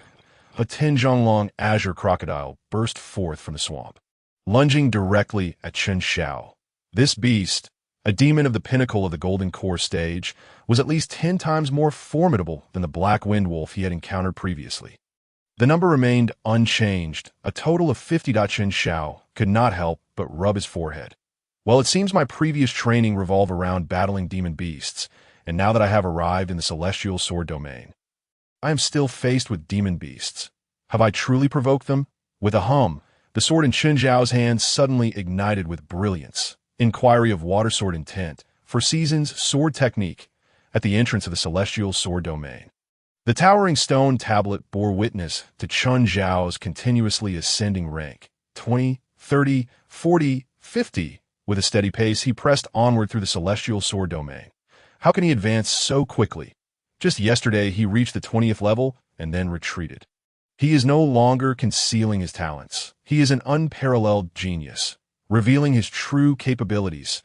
Someone gritted through clenched teeth. Instantly, the cultivators near Yuxiao Mountain fell silent. An unparalleled genius indeed. Chen Zhao's current performance undoubtedly justified that title. Alas, he was a prodigy on the verge of falling. In the northern world, the Qishan clan had already issued a kill order. The foremost figure of the Yuanying stage, Qishan II, was hastening to the eastern wilderness to personally eliminate Chen Xiao. Qishan II, the leading figure of the Yuanying stage in the Qishan clan, ranked 999 on the Yuanying list of the immortal domain. However, he was not a sword cultivator and thus held no interest in the Grand Luo sword cauldron. Yet, as Qishan Kong's biological brother, the death of Qishan Kong at Chen Zhao's hands compelled Qishan II to seek vengeance. Not only Qishan II, but many others, upon discovering Chen Zhao's possession of the Kunping technique, hastened toward Yuxiao Mountain. They were not sword cultivators and could not obtain the Grand Luo sword cauldron or the legacy of the Grand Luo sword sovereign. Yet the Kunping technique in Chen Zhao's hands held enormous allure. After breaching the 100th level of the celestial sword domain, Chen Xiao emerged, his body wearied, that moment. All present around the main peak of Yuxiao Mountain instinctively parted to create a path. Chen Xiao. In the next instant, an elderly voice reverberated through the heavens and earth. Chen Xiao weakly responded, that is all I need to know." With a thunderous crash, a massive hand tore through the void, descending directly upon Chen Xiao that moment. The concept of space seemed to vanish. The space surrounding Chen Xiao was instantaneously severed as the assailant sought to take him along with the space beside him. "I wield the Dao of the Golden Immortal, capable of cutting space. Should you dare to act against me and impose temporal exile, you'll surely cast your disciple into the same fate."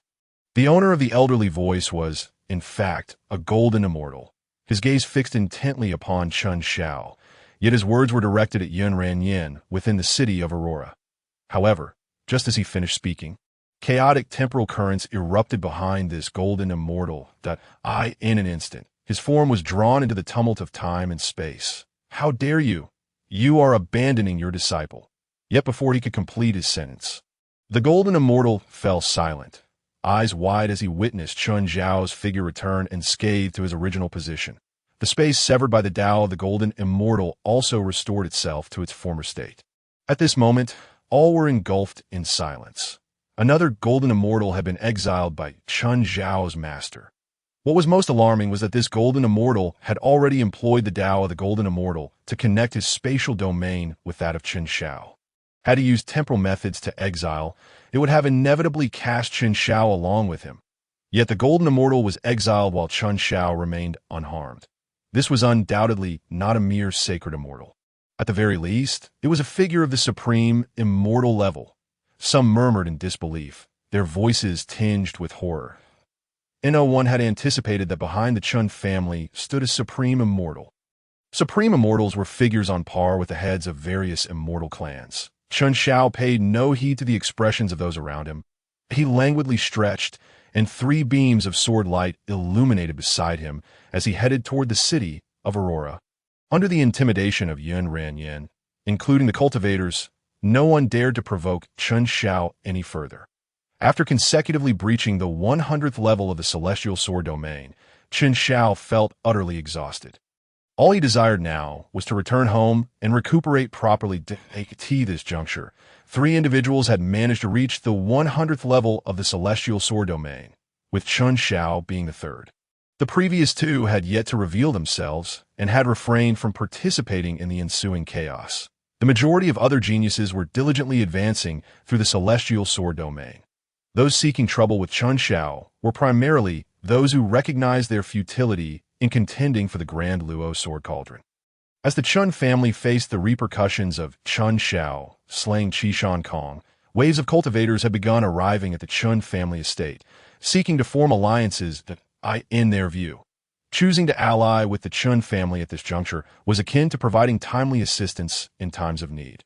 Although the Chun family boasted a seemingly supreme immortal as their protector, the Qishan clan also possessed such a figure. Moreover, as an established immortal clan, the Qishan clan was home to an immortal monarch. Should the immortal monarch take action, even a supreme immortal would be reduced to insignificance. At this moment, an elder with a goat-like beard and a threatening demeanor looked toward Chun Junluo, smiling as he inquired, "How has the head of the Chun family considered our proposal?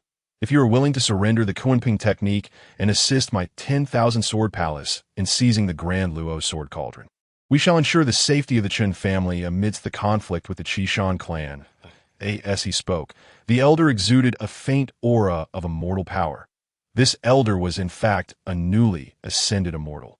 Chun Junluo glanced at the elder with indifference before slowly shaking his head. "That I must ask you to leave, immortal. The Chun family remains loyal to the Great Yu dynasty and will not consider alliances with other forces at this time." The elder's brow furrowed slightly. "You truly believe that the supreme immortal can protect the Chun family indefinitely? There exists an immortal monarch within the Qishan clan." As he spoke, the elder's aura intensified, causing the surrounding space to grow heavy. However, he merely sought to exert psychological pressure upon Chun Junluo and dared not take direct action against him. The formidable presence of the seemingly supreme immortal who had exiled 3 golden immortals was a stark contrast to his own status as a mere immortal. In that moment, he only intended to apply pressure through the release of his immortal aura, refraining from any direct confrontation with Chun Junluo. Yet, in the next instant, a series of 7 immortal auras surged forth, pressing down upon this elder from the 10,000 Sword Palace. With a resounding crack, the chair upon which the elder sat shattered, and he was unceremoniously thrown to the ground. The elder's face paled in shock. There are 7 immortals. Chun Junluo remained seated at the head of the table, his demeanor as steady as a mountain. He looked down at the elder, who had fallen to the ground, and sighed with exasperation. "Elder, why do you fail to grasp the situation? Who told you that the Chun family is guarded solely by a single immortal? Please escort our guest out." As he spoke, the 7 immortal auras surged once more, forcefully expelling the elder from the Chun family estate. It was only at that moment that the elder realized the gravity of his miscalculation. "No, we were all mistaken. Who claimed that the Chun family support was limited to just one supreme immortal? It cannot be that they possess a force with a supreme immortal backing them." Contemplating thus, the elder turned over and departed in disarray. That moment, the various factions of the Chun family, who had been silently observing in the shadows, fell into silence. Within the Deluo Sword Cauldron, not only resided the legacy of the Deluo Sword Sovereign, but also his treasures. One single faction could never hope to consume it all. Since their appetites were so insatiable, we had no choice but to send them to reincarnation. Several formidable intentions surged through the void before settling into tranquility. This time, though the heavens might collapse, there was still Yun Ranyan to bear the weight. The system was bound to Yi Quan, and Yi Quan was under the watchful eye of his father, Yi Guan. For now, it posed no threat.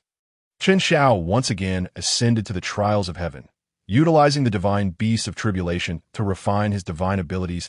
At this juncture, ordinary demonic beasts could no longer satisfy Chen Xiao's ambitions. His sole aim was the divine beasts, lower and mid-tier ones. In fact, he no longer needed to suppress the realms of these divine creatures. He could directly engage them at their original levels.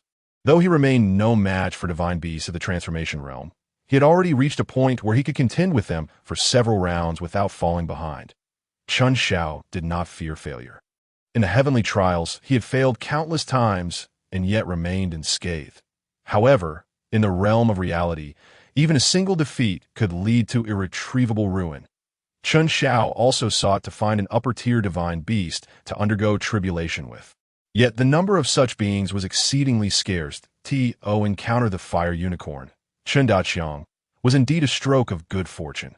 Currently, the most common divine beasts undergoing tribulation were lower-tier ones, with occasional appearances of mid-tier beasts.